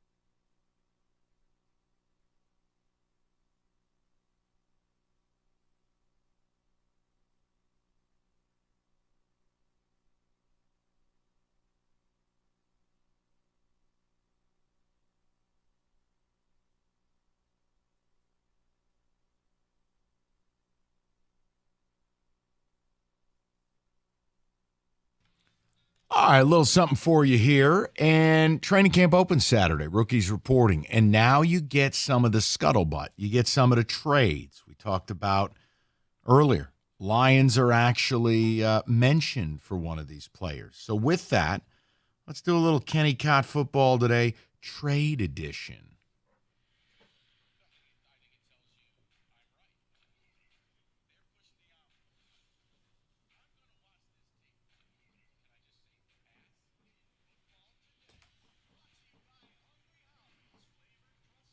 See, he tried to fool us there. He said, pass in. We have a Jeff Passan report on school The ball now? Passan report. Nope, just a Bleacher report Good. on the big board entering training camps, trades still available. Wanted to see your guys' thoughts on each of them. So the first one I'm looking at here is Cam Hayward, Pittsburgh Steelers, landing spot, Philly, and the return would be a second round and a fourth round. How does that sound? I think it's a little heavy on the the give, to be honest with you. But, you know, this is a time they sometimes F the picks, but then they get more picks. Roseman does a great job. I would not make that trade being an Eagle fan, whether it's an Eagle fan who wears a normal hat or a crooked hat. Look, he's been a damn good player, but that's a big price to pay. Yeah. I'm out on that. Anybody willing to add some quarterback depth? We have Taylor Heineke of the Falcons. Potential landing spots look like the Raiders, the Giants, and that would include a 2025 fifth-round pick. The Giants, you know what? This is what I mean. They just blew $4 million on Drew Lock. What are we, collecting stiffs? How much would Tyler Heineke cost? That would be a 25 fifth-round pick. And what would his salary probably be? It better be Atlanta picking up the whole check for that ridiculous contract they signed him to.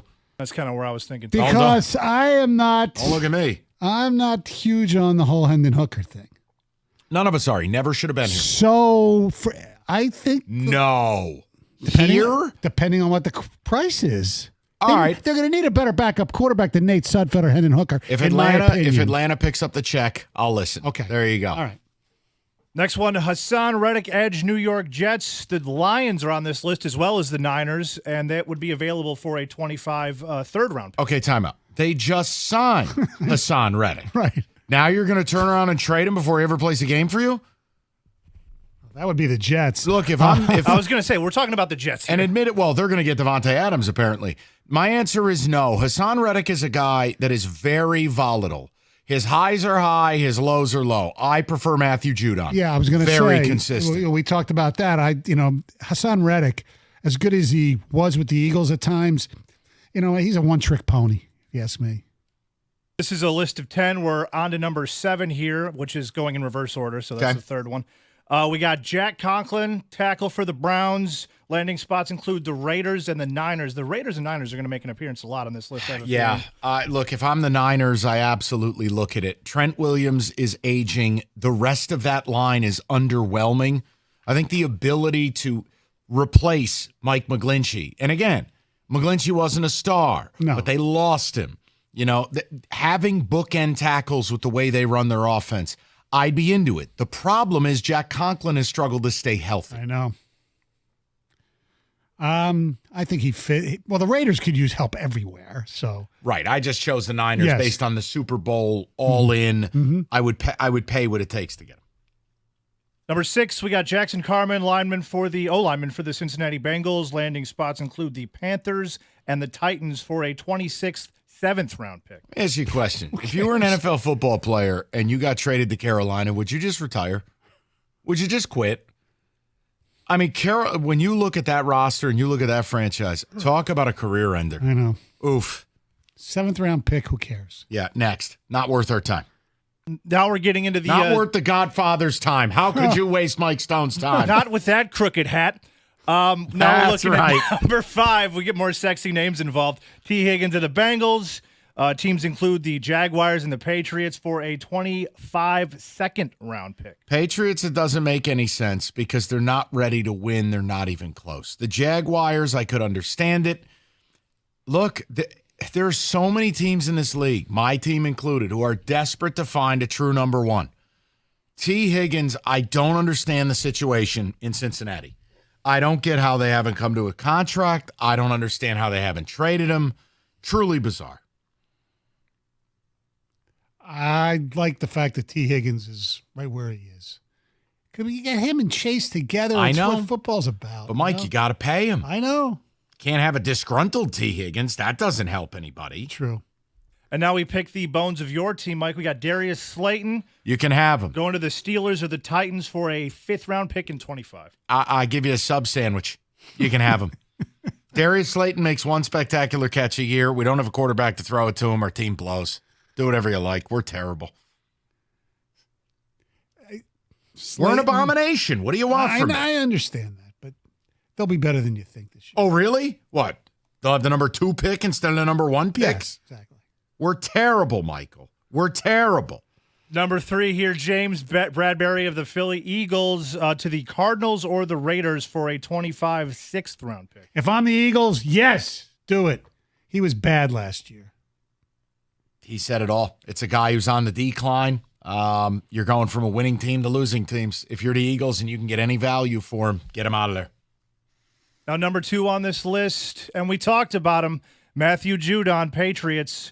Teams do include the Lions on this list, which is encouraging. Yeah. Also, the Baltimore Ravens. It looks like he'd be available per this list for a 25 3rd-round pick, which Lions don't have. You'd have to go 4th and a 6th or additional comp. Look, 21 sacks his last 21 games. He only played 4 games last year. He was effective. He got hurt. Year prior, 17 sacks. I understand you brought in Davenport, a guy that can play inside or out. I know that James Houston is back. I would add another pass rusher. If I could get him for a 4 and a 6, you're going to need to extend him on a Cam Hayward type extension to a 28, something like that. I would do it. Yes. What are the other teams involved? Ravens. Baltimore Ravens. To go back there? A homecoming. Yeah. Well, it's a homecoming here. He's got his jersey retired at the Swamp, West Bloomfield High School football field, baby. Oh, well, that settles it. Yes. Thank God we got him. That's Lock right. him up. And the news of the day, or the news of the week, rather, Brandon Ayuk officially requesting a trade. So that puts him at the very center, number 1 on this list for this market. The potential landing spots include the New England Patriots, the Pittsburgh Steelers. The trade value is quite substantial. 2025 first, a 2025 second, and a 2026 fourth. I'm never giving that up. First of all, the Steelers, there's no way in hell they would give up that much for him. I'm not doing it. I wouldn't give up a 1 and a 2 and compensation for Higgins. I'm not doing it for Ayuk. I'm just not. And again, the Niners are all in. It really doesn't make a lot of sense. They don't have to honor this request. No. Brandon, here's the deal. You want to be penniless this year? Don't show up. Yeah. The tag's there. We're happy to pay you to damn near $20 million. What this did was definitely include him in the Diva Hall of Fame. Yeah, it's very hard for me to be on his side with this. You play for a winning team. I know you want a new contract. What do you want to do? You want to go to Washington and win 5 games so you can play with your former college teammate Jaden Daniels? Is that what you want to do? What are we, in high school? And how many successful teams are going to want a diva wide receiver? Teams that want to have Super Bowl aspirations. That's why I say avoid if you're a team like the Lions. Right, and it's a copycat league, and what the league is showing, watching the Detroit Lions, they don't have divas, we don't believe. So, but divas being phased out a little bit in successful league and team building, because the Lions don't have a single one, and they were almost in the Super Bowl. Right. The closest thing you might think the Lions have as diva is maybe J-Mo. Maybe, but every report coming out is saying he's putting in the work, he's putting his nose down and grinding. Yeah. With a guy like that, that's the opposite of the diva mantra. Mm-hmm. And that is in football today.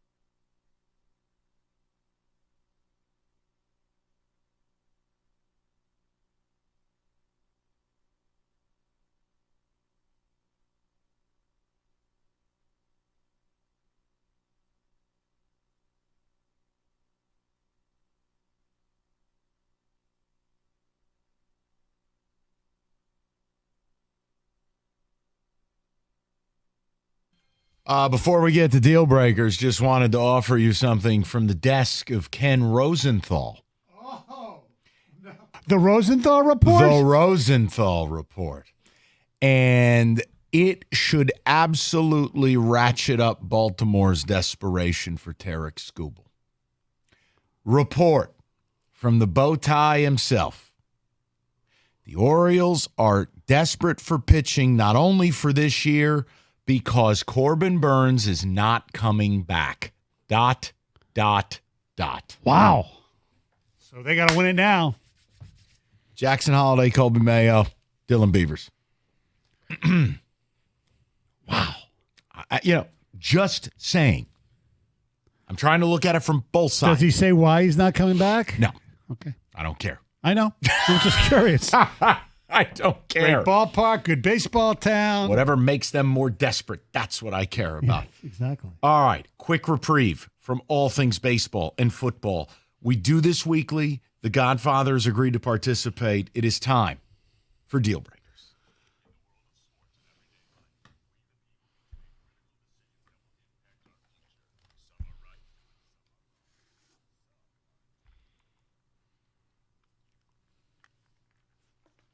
All right. Indeed. Thank you, Donald. We got some deal breakers here. Let's see what you guys make of them. Jeff will also be joining us from behind the glass at a participant. Star quarterback at Bowling Green in EA Sports College Football. No, 25. he transferred to MSU. I can't keep up. All right, let's By keep the way, rolling. Costa basically said did a great job coaching Marshall, and now he's going to coach someplace else. Good for him. Him and his cats. All right, let's roll.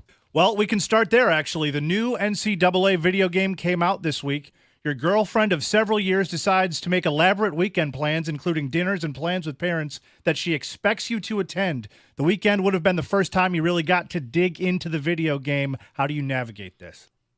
For me, it's simple. If these plans were made without considering you, then I don't know why you need to consider her. Look, it's a mutual thing. That's what relationships are. Now, if through the course of planning these plans, these are important things, well, then you're going to have to compromise. But if she just decided she wanted to brunch for bottomless mimosas, not my problem. You didn't consult me on this. I believe there are 24 hours in a day. You could do both. You could go out to dinner with your prospective in-laws or friends, whatever, and then when it's time to come home, break out the game. Yeah, I already told my girlfriend that when this game came out on Monday that I will be unavailable this whole week. It's a good thing she's already on vacation, and that's all I got to say. I like that. I like that Jeff has just given her the out-of-office email. Put in the request for time off. He got PTO from the relationship. Kenny, what would you do, being the spineless jellyfish that you are? I mean, she has to know. I will tell her. I'm going to lay the law down, Michael, all right? Oh, okay. Call me a jellyfish. At least my hat doesn't look like that. Stoney's hat is something. Go ahead. Number 2, your sister is getting married soon. You're a big fan of her husband-to-be to the point of considering him somewhat of a friend. He invites you to a small bachelor party, including a night of dinner and bar hopping for drinks. The awkward downside, all of his friends are people whom you've never met and are completely unfamiliar with to you. How do you handle this? I don't go. I'm too old in my life to be meeting new people. I just don't need it. I wouldn't go. I'd respectfully buy a gift and say, look, you got 10, 12, 15 years with these guys. Go enjoy your time. There'll be plenty of time for us to hang out. Go. I'm out. I'd go for a while, and then when I got sick of them, I'd go home. That's simple. Now, if it's a destination place, same deal. You know what? I'll fly somewhere to like South Beach if that's where you want to go. I'll fly to Vegas, and when I'm sick of you and your friends, I'm going to go find my own fun. There you go. Stoney's going to go and start blow some rails. Go do his thing. He'll cut it loose. Jeff, go ahead. That's just one of those things where you get sick, like 5 minutes before you got to go. That sounds like an absolutely not to me. I would definitely pass on that. There'd be like, maybe I have diarrhea or something like 3 minutes before. Wow. Yeah, I don't want to meet a whole bunch of new people. Not interested. So full transparency, this actually happened to me, a week ago now? And I went, and I had a great time because I thought to myself, I like this guy. He probably has decent taste in his friends. Mhm. I was right. They're a great bunch of dudes. Yeah. Had a really fun time. But did they like you? They seemed to. I mean, we all were grabbing drinks throughout the night, and they weren't kind of shooing me off to the side. Okay. That's positive, Ken. I feel like it went well. Hey, who's this weird guy who's drinking Admiral? Right.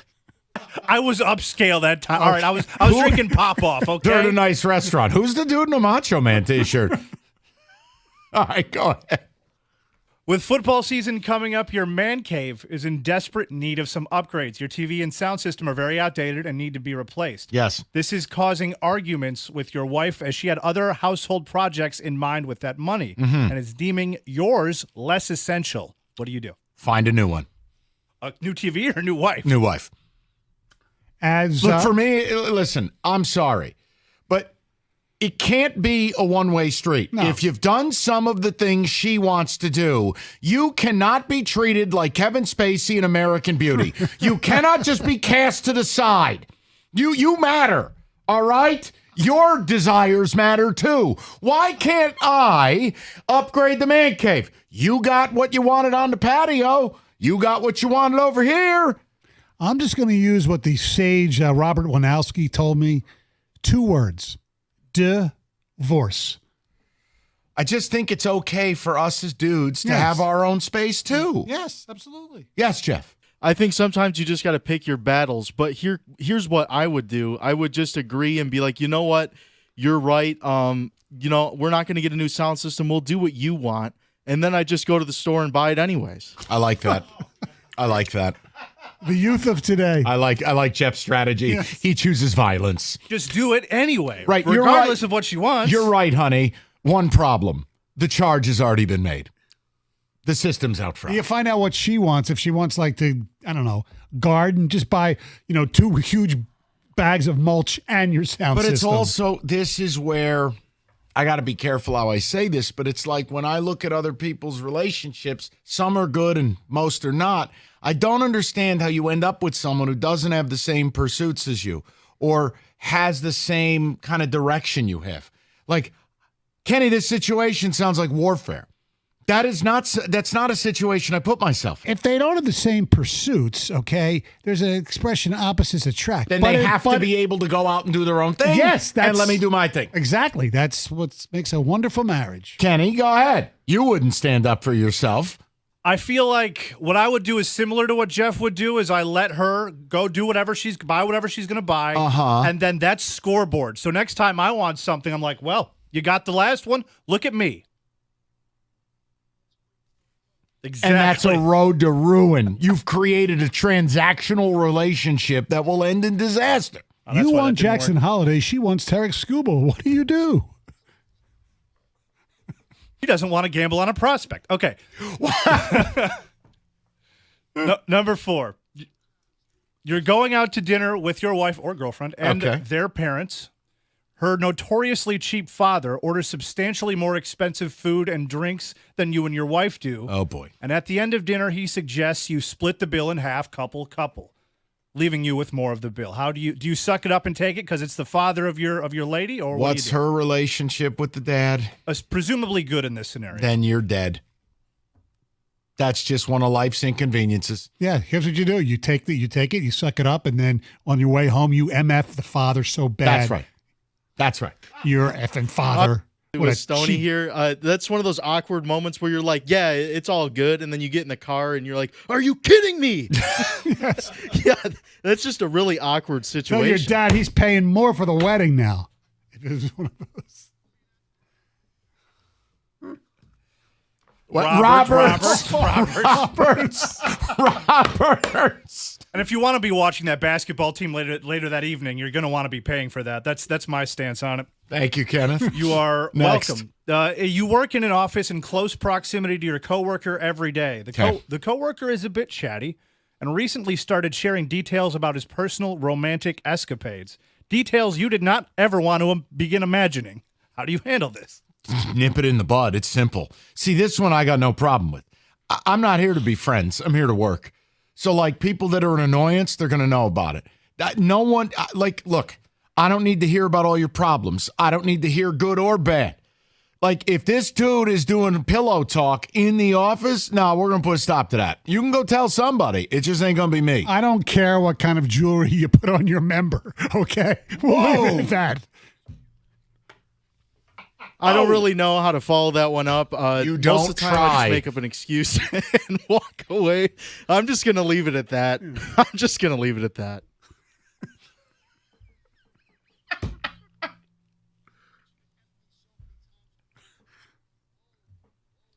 All right, last. Hold on, you didn't answer. Oh yeah, I mean I kind of choose to ignore it. I generally give people the silent treatment when I don't care for what they have to say and let it dissipate by its. If it gets bad enough, I'll go talk to a boss or a manager or something. But it's not that big of a deal. Kenny's rolling over to HR. If I have to. Look at you. All right, last one. Last one here. You and your buddies are planning an elaborate trip out to a destination like Vegas or like Florida or maybe Nashville. Okay. And nobody can seem to agree on basically anything. You're a month and a half out. The travel arrangements haven't been made. The hotel room hasn't been booked. Nobody can seem to agree on a price point, on an airline, on a hotel chain. How do you handle this as the, quote, leader of the group? Get new friends and don't go on the trip because that's a harbinger of things to come. Here's what I do. Here's the deal. We're going here. We're doing this. Those who want to come. Those who don't, see you later. Right. Yeah, I have no tolerance for what Kenny's talking about. Yes, Jeff. Yeah, like Stoney said, someone just has to step up and kind of control things. Actually, it wasn't a trip, but at the NFL draft when I went, a couple of my friends came with me and my dad. I had to end up stepping up and being like, okay, guys, we're going here. And then we're doing this, and then we're doing that. So you're there was a whole lot of babysitter. standing around. You're a babysitter. It's hot. I don't want to do that. I don't want to do this. Jeff, do you want to just call your friends losers live on the air? Because that's what I'm hearing. Do you want to just say the names? I mean, that's what it sounds like. No. Okay. It was Lenny. I mean, Jeff basically is saying my friends are man babies, and I can't take anymore. That's what it sounds like to me, Jeff. Kenny, what would you do? Essentially what Stoney described is eventually you have to say, this is what I'm thinking, this place, this airline, this hotel chain, we do this, this, and this. Everybody who's on board, cool. Anybody that's not, I mean, time's ticking, boys. Yeah, I'm sorry. We're adults. I don't have time to be a babysitter. I'm with Stoney on this. Well, no, that's daily 2 to 6. All right. That is Deal Breakers.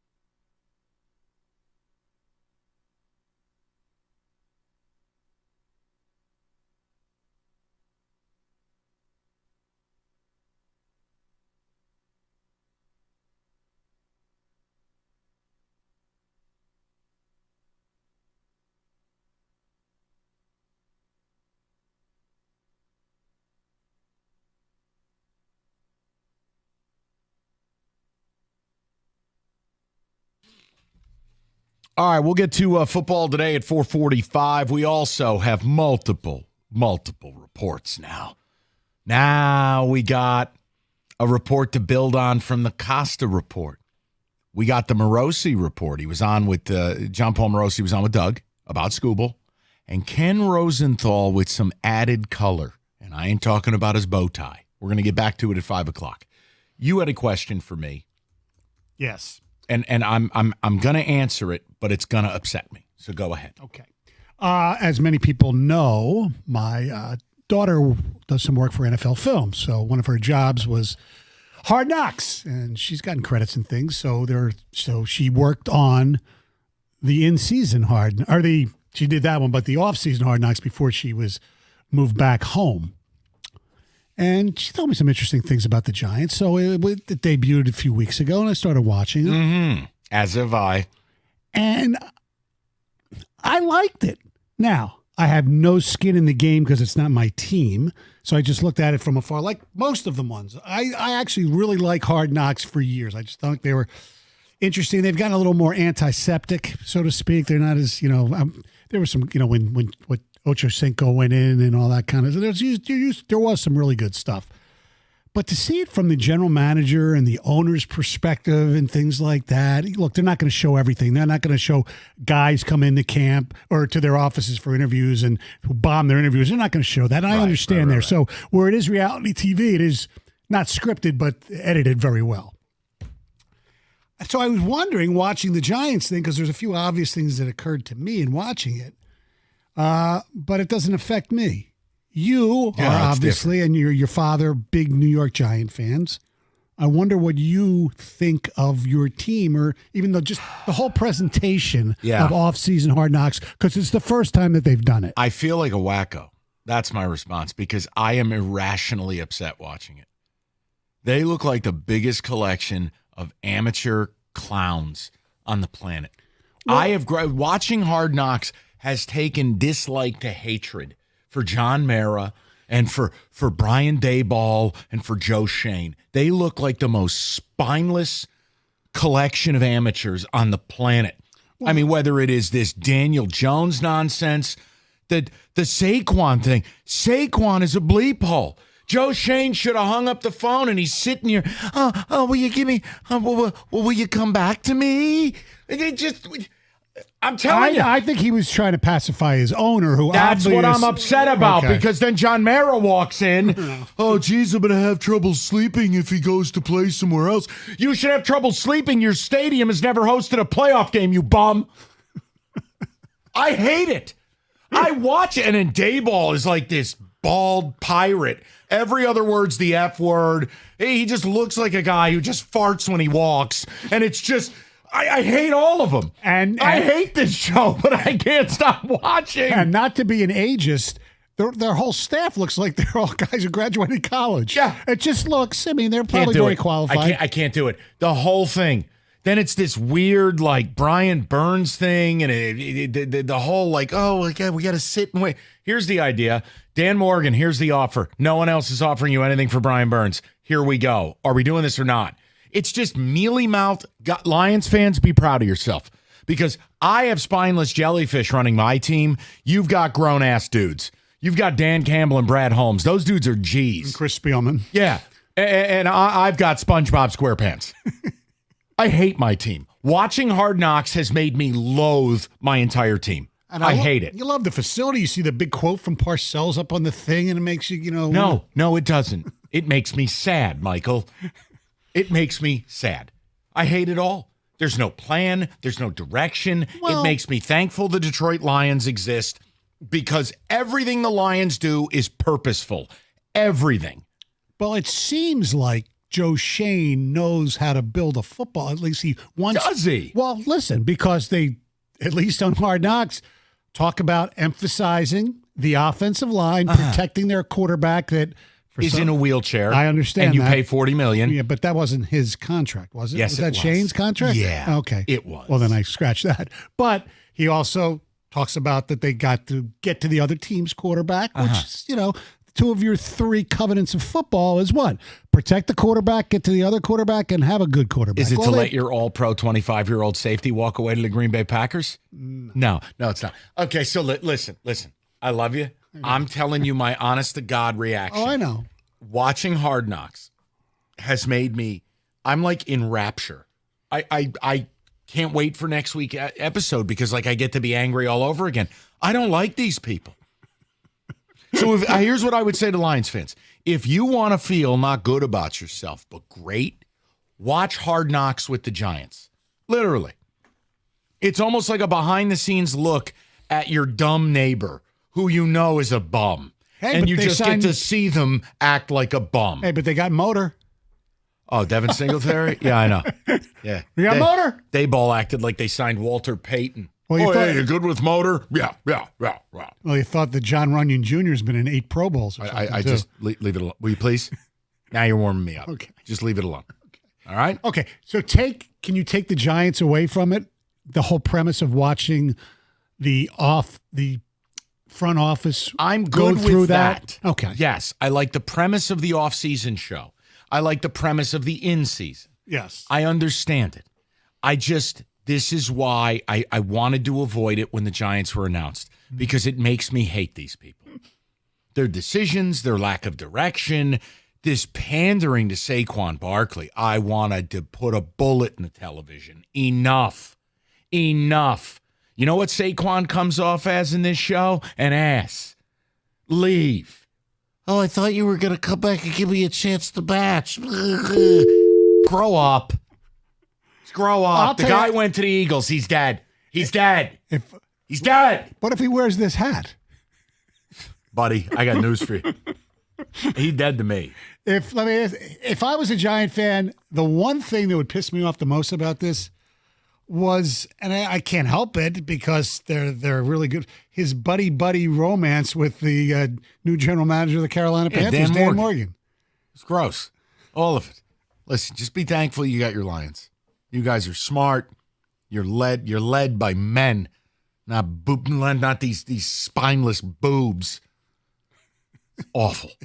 And again, we're going to be picking number 1 in the draft. It's going to be fantastic. Joe Shane. This whole thing's a shit. Who do you want at number 1? Shedeur Sanders? I'll take Kenny's guy. Carson Beck. Yeah, pretty much. Get that Lamborghini out on the New Jersey Turnpike. Yeah, good luck driving that in Tribeca. Enjoy that, Carson. All right, Kenny, get me to ticket text. Anything but me talking about Hard Knocks. If you want to feel great about yourself as a Lions fan, just watch this show. Because the Giants remind me of what you used to be. Seriously. The Giants remind me of what the old Lions were. Just directionless, amateurs, unlikable. And would it be fair to say the Lions now look like the Giants under George Young? Yes. 100%. Lions are one of the best organizations in football. There, I said it. Mazel tov. Thank you. Kenny, read something immediately. He's about to cry. I'm sorry. That you can blame me for. It's another hopeless year, Michael. Then you told me earlier in the show we're trading for Taylor Heineke. No, I didn't. Please, Kenny. Brian Daboll seems like a frat bro who never grew up, and the GM looks like an adult toddler. Right. Just look at him walking in the hallways. You may as well put a backing track to it. That's ridiculous. Jewelry on my member needs to be a drop, LMAO Stoney. You started hating this show, the first one where he talks about he never listens to sports talk radio. No, because that's such a dumb flex. No bleep. Of course you don't. You shouldn't. Right. Oh, I got to tune out the noise. Oh, good for you. Meanwhile, all that noise may have helped you not pay Daniel Jones $40 million. More from the deal breakers. Mike goes to his barber for pillow talk, not his coworker. That's correct. My barber's a maniac. He's got some crazy stories. He's tremendous. But the difference is I see him once every 3 weeks for about 30 minutes. It's different. It's an appointment. I know what I'm getting. 3 weeks? Wow. What? It's good. I go about 6 weeks. Well, I can tell. There's a difference. You've given up with the hair. I have to at least try. And with what you put on the hair. But please. This guy. Come on, look at that. The silver fox. Okay. Enjoying his time off of work. Yeah, exactly. All right, listen. Let's get to football today next, and then we've got reports on reports on reports about Tarek Skubal, top of the hour, 97.1. All right, being number one's not easy. It takes years of experience, dedication, determination. Number one mattress purchased by millions every year is Serta. They got the experience with 111 years making the world's most comfortable mattresses, and they are made right here in Michigan. Hot summer days, you need a great night's sleep on a cool and comfortable Serta mattress. Just go to Serta.com. Find a retailer near you.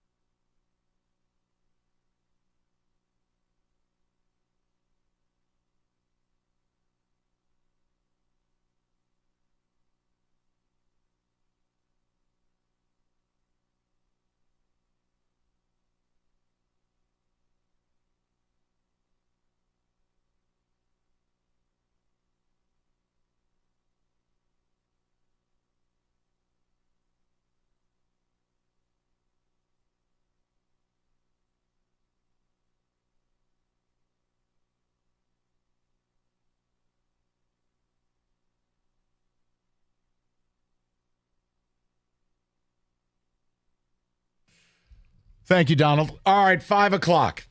Odyssey.com rewind, you missed anything. We got reports on reports on reports about reports. This is an exciting time. Now, part of this is tongue-in-cheek, but it's the slowest sports week of the year. Not in the Motor City, it's not. Nope. First, you had the Verducci report that the Orioles and Dodgers were preparing packages featuring elite prospects for Scooble. Then it transitioned into the Costa report, our very own Jim Costa, with firsthand intel from the All-Star game, from the field, that the Orioles are all in and Jackson Holliday would be a part of that package. Then today, the Morosi report. Oh. The Pope, John Paul Morosi, on with Doug Karsh. And we've got audio for you. It essentially validates what we talked about yesterday, where I crafted the package that would get me to say yes to trading Scooble. First of all, this begins and ends. If the first words out of Baltimore's GM, Mike Elias, are not Jackson and Holliday together, there's no conversation. But it would be Jackson Holliday, it'd be Colby Mayo, and it would be Dylan Beavers. They're number 1, they're number 3, and they're number 9 prospect. Essentially a Juan Soto-like return. Because as I have said to you from start, I am not trading Tarek Skubal for market value. I am trading Tarek Skubal for my value, within reason. Value. So, the Morosi report, followed by a Rosenthal report. Reports on reports. Where's the Heyman report? That's coming. We're getting a pass-in tomorrow. So, Kenny, bring the audio to the forefront. Let the people hear what was on Karsh and Anderson today. And I'm going to ask you the question that if this is Baltimore for real offering you these types of things, A, can we put away the people who say, la, la, la, I don't want to listen? Can we put away the people who say Scooble won't get you all of these things? And can we have a conversation about, would you do a deal where Jackson Holliday's absolutely the centerpiece of it? Kenny, the audio. Yeah, so the first one is on Morosi on how you have to listen to these types of trade offers.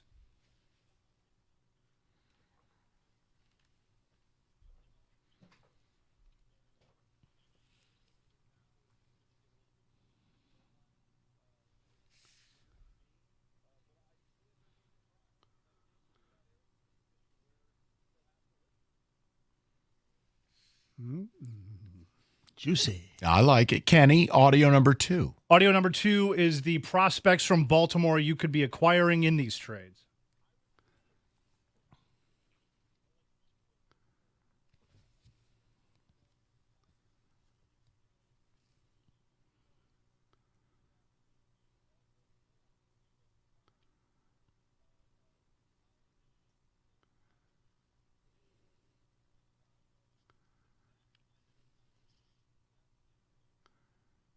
Weird. That's exactly what I said yesterday. Okay, and audio number 3. Audio number 3 is how this trade might mirror a Soto type of trade.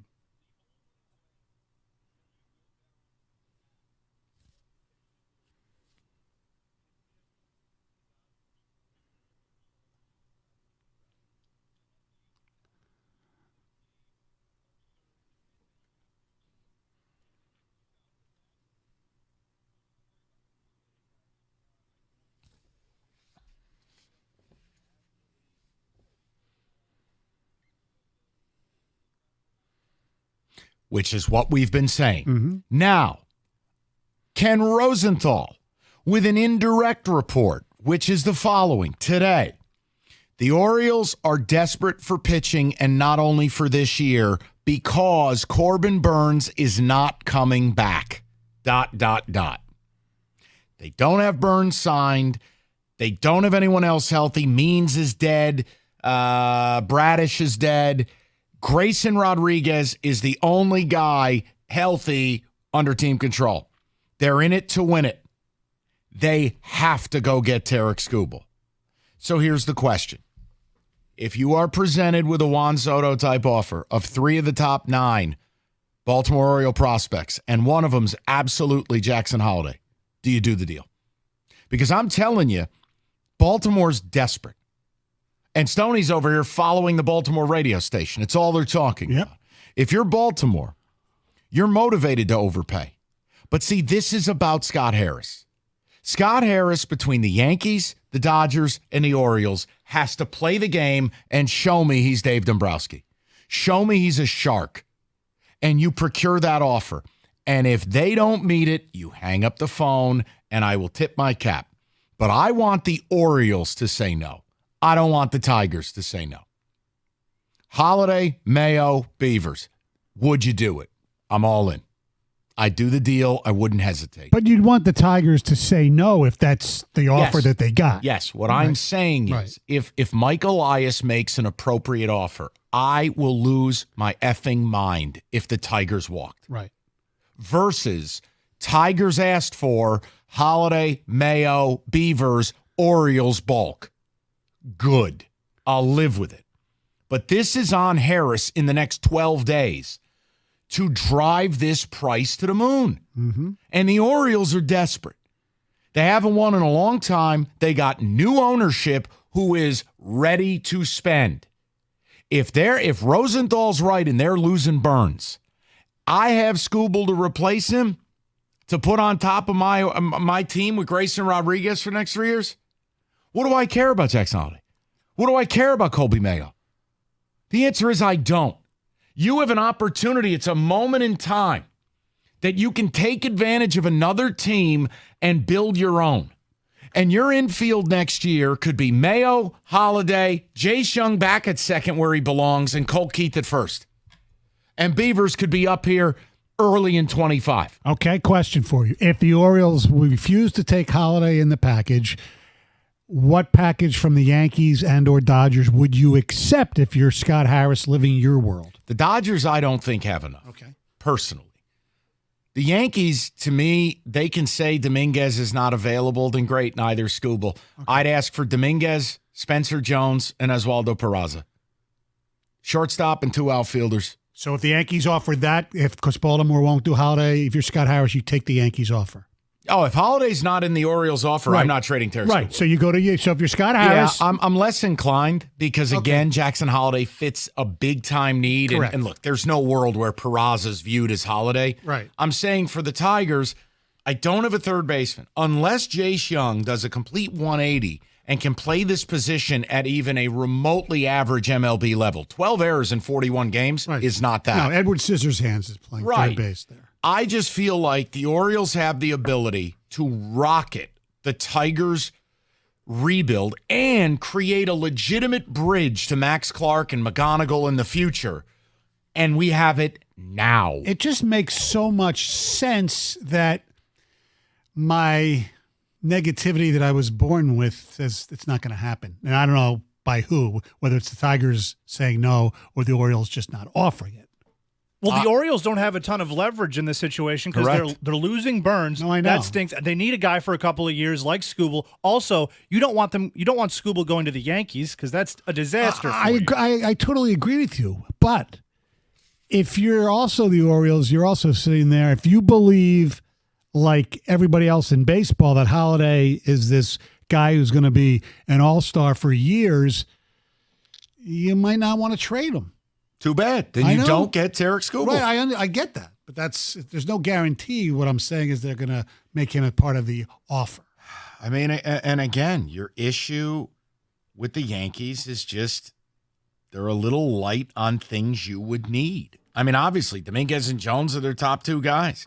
But beyond it, again, do I really want to dip into the prospect pool and go, hey, I'll take George Lombard Jr., who's at single A? No, that doesn't help me as far as having a shortstop. That's like I just drafted 2 of them this year. Right. The reason the Orioles have always been the apple of my eye is they have the positional value I'm looking for, that if I am ever going to do the unthinkable and trade Skubal, they have what it takes. I have a hard time making that case with the Yankees because they just – now, again – do the Yankees come to the table and offer you Anthony Volpe?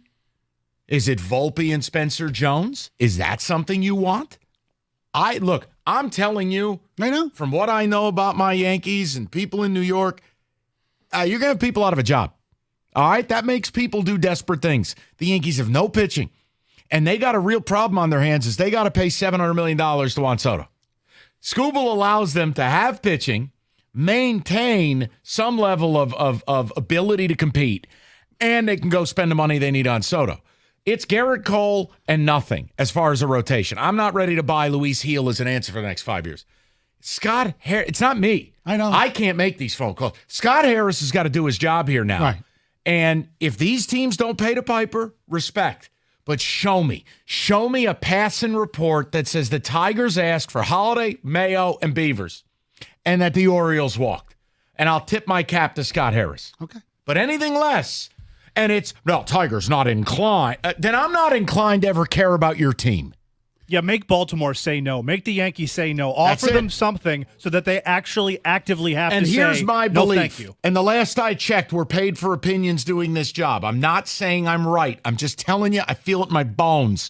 If the Orioles know that Skubal is legitimately available, they're going to go Stallone, hat backwards, arm wrestling movie over the top. Kenny, look it up. Fabulous 80s film. Oh, I saw it. He re-gripped at the end. And that's right. I saw it. And that's what Harris has got to do. He's got to re-grip.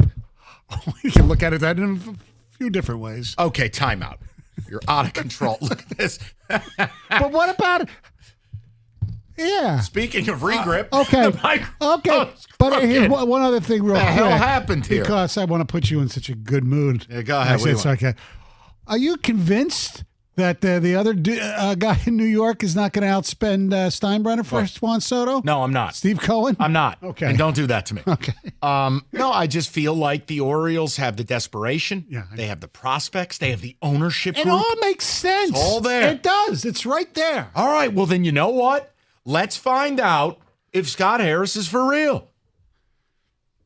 248-539-9797. Guys, you don't even have to talk to me. The Godfather of Sports Radio will handle all your calls. Call now. He'll read your horoscope. 248-539-9797. We'll get your calls. We'll get some ticket texts. Oh, yeah. Reports. LT got arrested again. What? Lawrence Taylor. He's such a scumbag. What a piece of human garbage. Greatest football. It doesn't matter. I know. Human garbage. I know.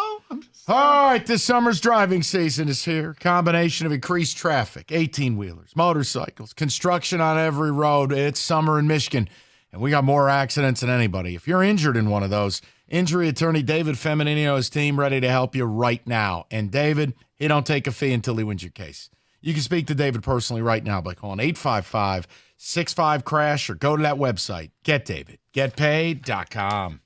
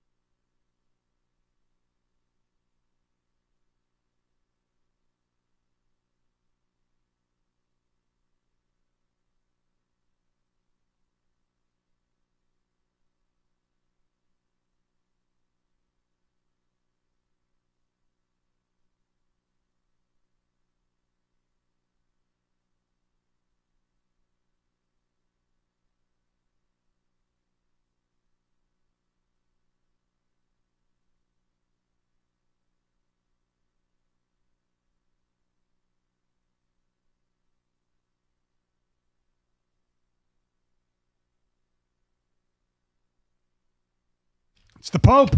John Paul Morosi with Doug earlier. The Morosi Report. Yes. Now, John Paul Morosi is a mature human being, as opposed to the person you're looking at right now. Okay. There was a tweet that I just saw from David M. Rubenstein, or Stein, the owner of the Baltimore Orioles, who says, "At Orioles fans, mark your calendar for our home opener, March 31st, 25. See you there." And, of course, there's tons of responses. Can't wait to see you there. Thank you for making the team relevant. And there's this response that some jackhole from Detroit, me, just sent. "Please send Holiday to the Tigers. You need Scooble to win it all this year."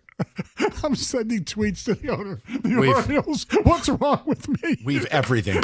It was bad enough when you used to call radio shows Max from West Bloomfield. Now you're openly tweeting an owner of another team. I thought the brim on your hat was the worst part of your deal today. I answered his tweet. I didn't tweet him on my own. And you didn't cuss at him or anything. No. Good on you. Kenny, we'll get to the people, but Ticket Text coming in on the report today.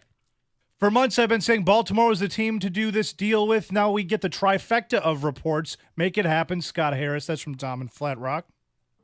I want Jackson Holiday as the Tigers shortstop tomorrow. This offense has zero future otherwise. Also cut Baez. Yes. Well, and again, to be unequivocal, if Jackson Holiday's not the first thing out of Mike Elias's mouth, there's no deal.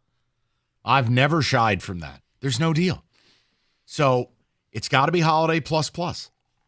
But I think now it's game on if Baltimore's really into this. And again, hey, listen, Stoney's been following Baltimore radio the last 3 days. The guy's a maniac. Now we got callers from Baltimore. Let's do it. I'm going to bump Robert to the front of the line. Robert is up next on the show. What's up, Robert? Love the show. I transplanted to Baltimore, 13 years ago or so. So unique perspective.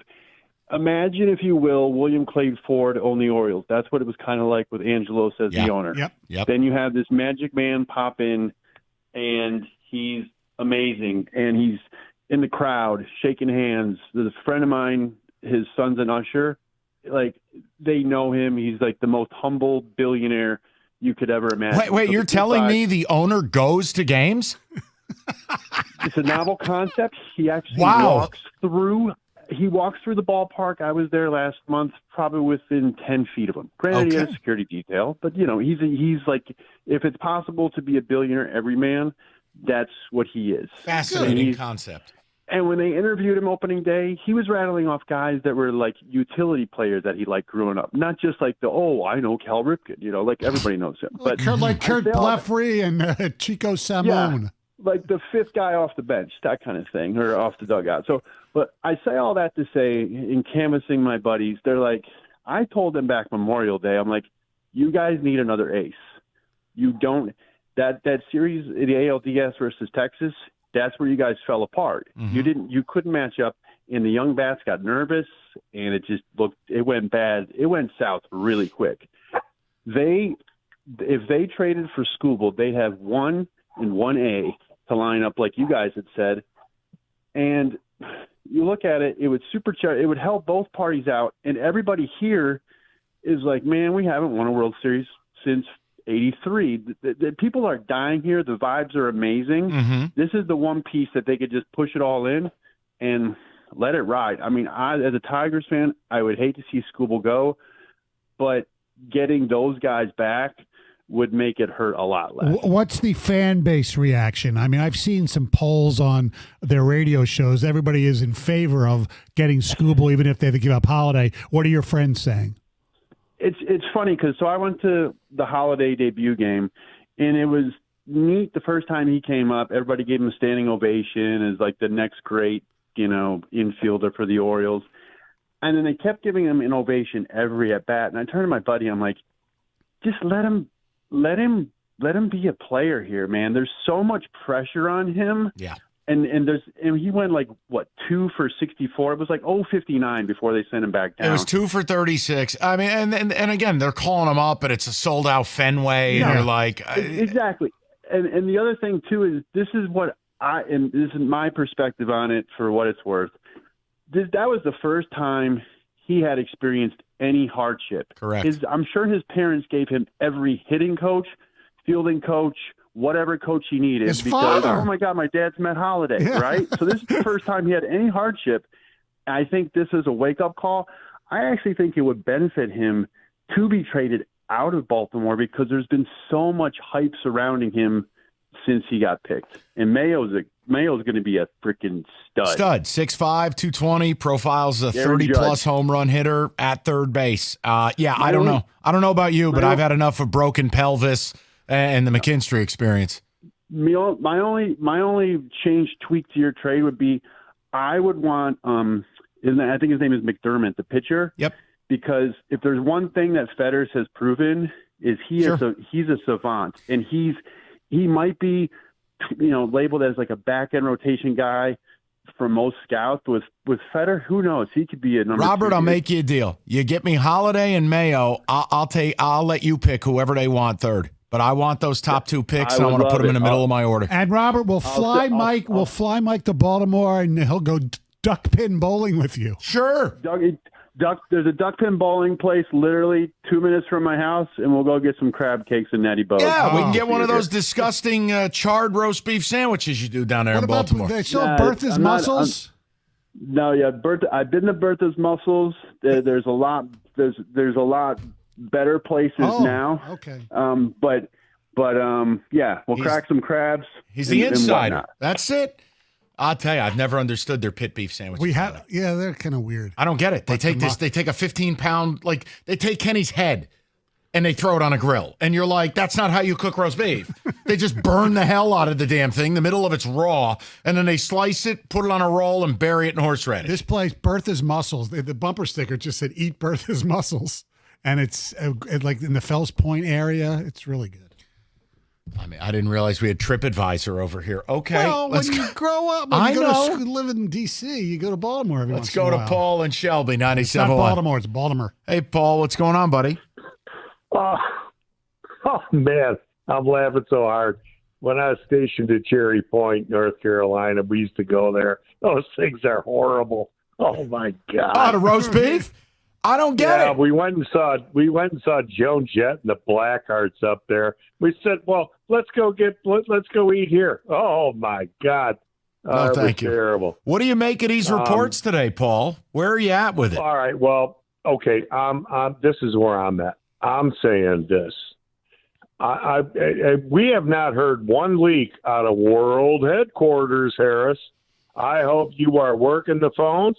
And I hope you are playing the Dodgers, the Yankees, the Anaheim Ducks, Baltimore, everybody against each other.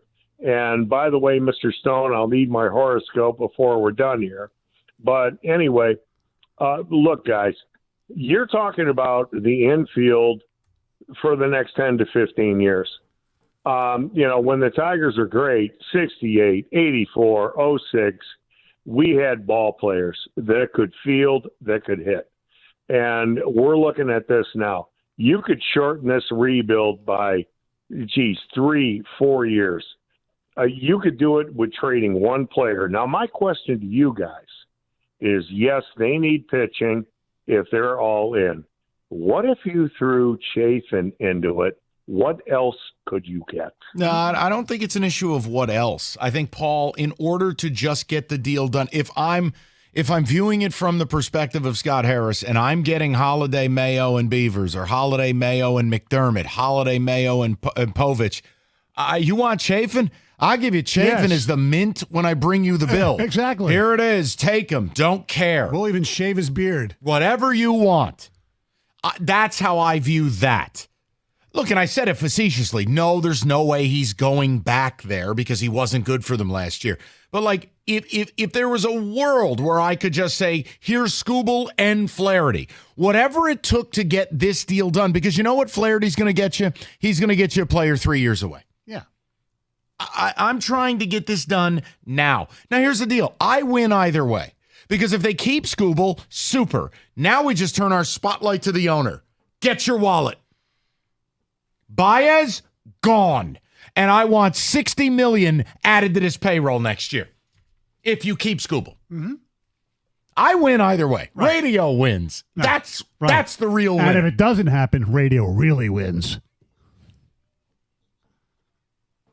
Thank you, DJ. 248-539-9797. All right, listen, you want a good deal? I'll give you a great deal. Hungry Howie's, right now, their special of the summer, 51% off. Any large pizza at regular menu price. You get your choice of any large pizza. Real moots, fresh dough, 8 different flavored crusts, 51% off. So what's the catch? It's a small one. It's online carryout only. So download the Hungry Howie's app today. Order online, go pick the damn thing up, and you get 51% off. It is Hungry Howie's best deal of the summer. Take advantage of it before it's gone. It's Hungry Howie's Pizza.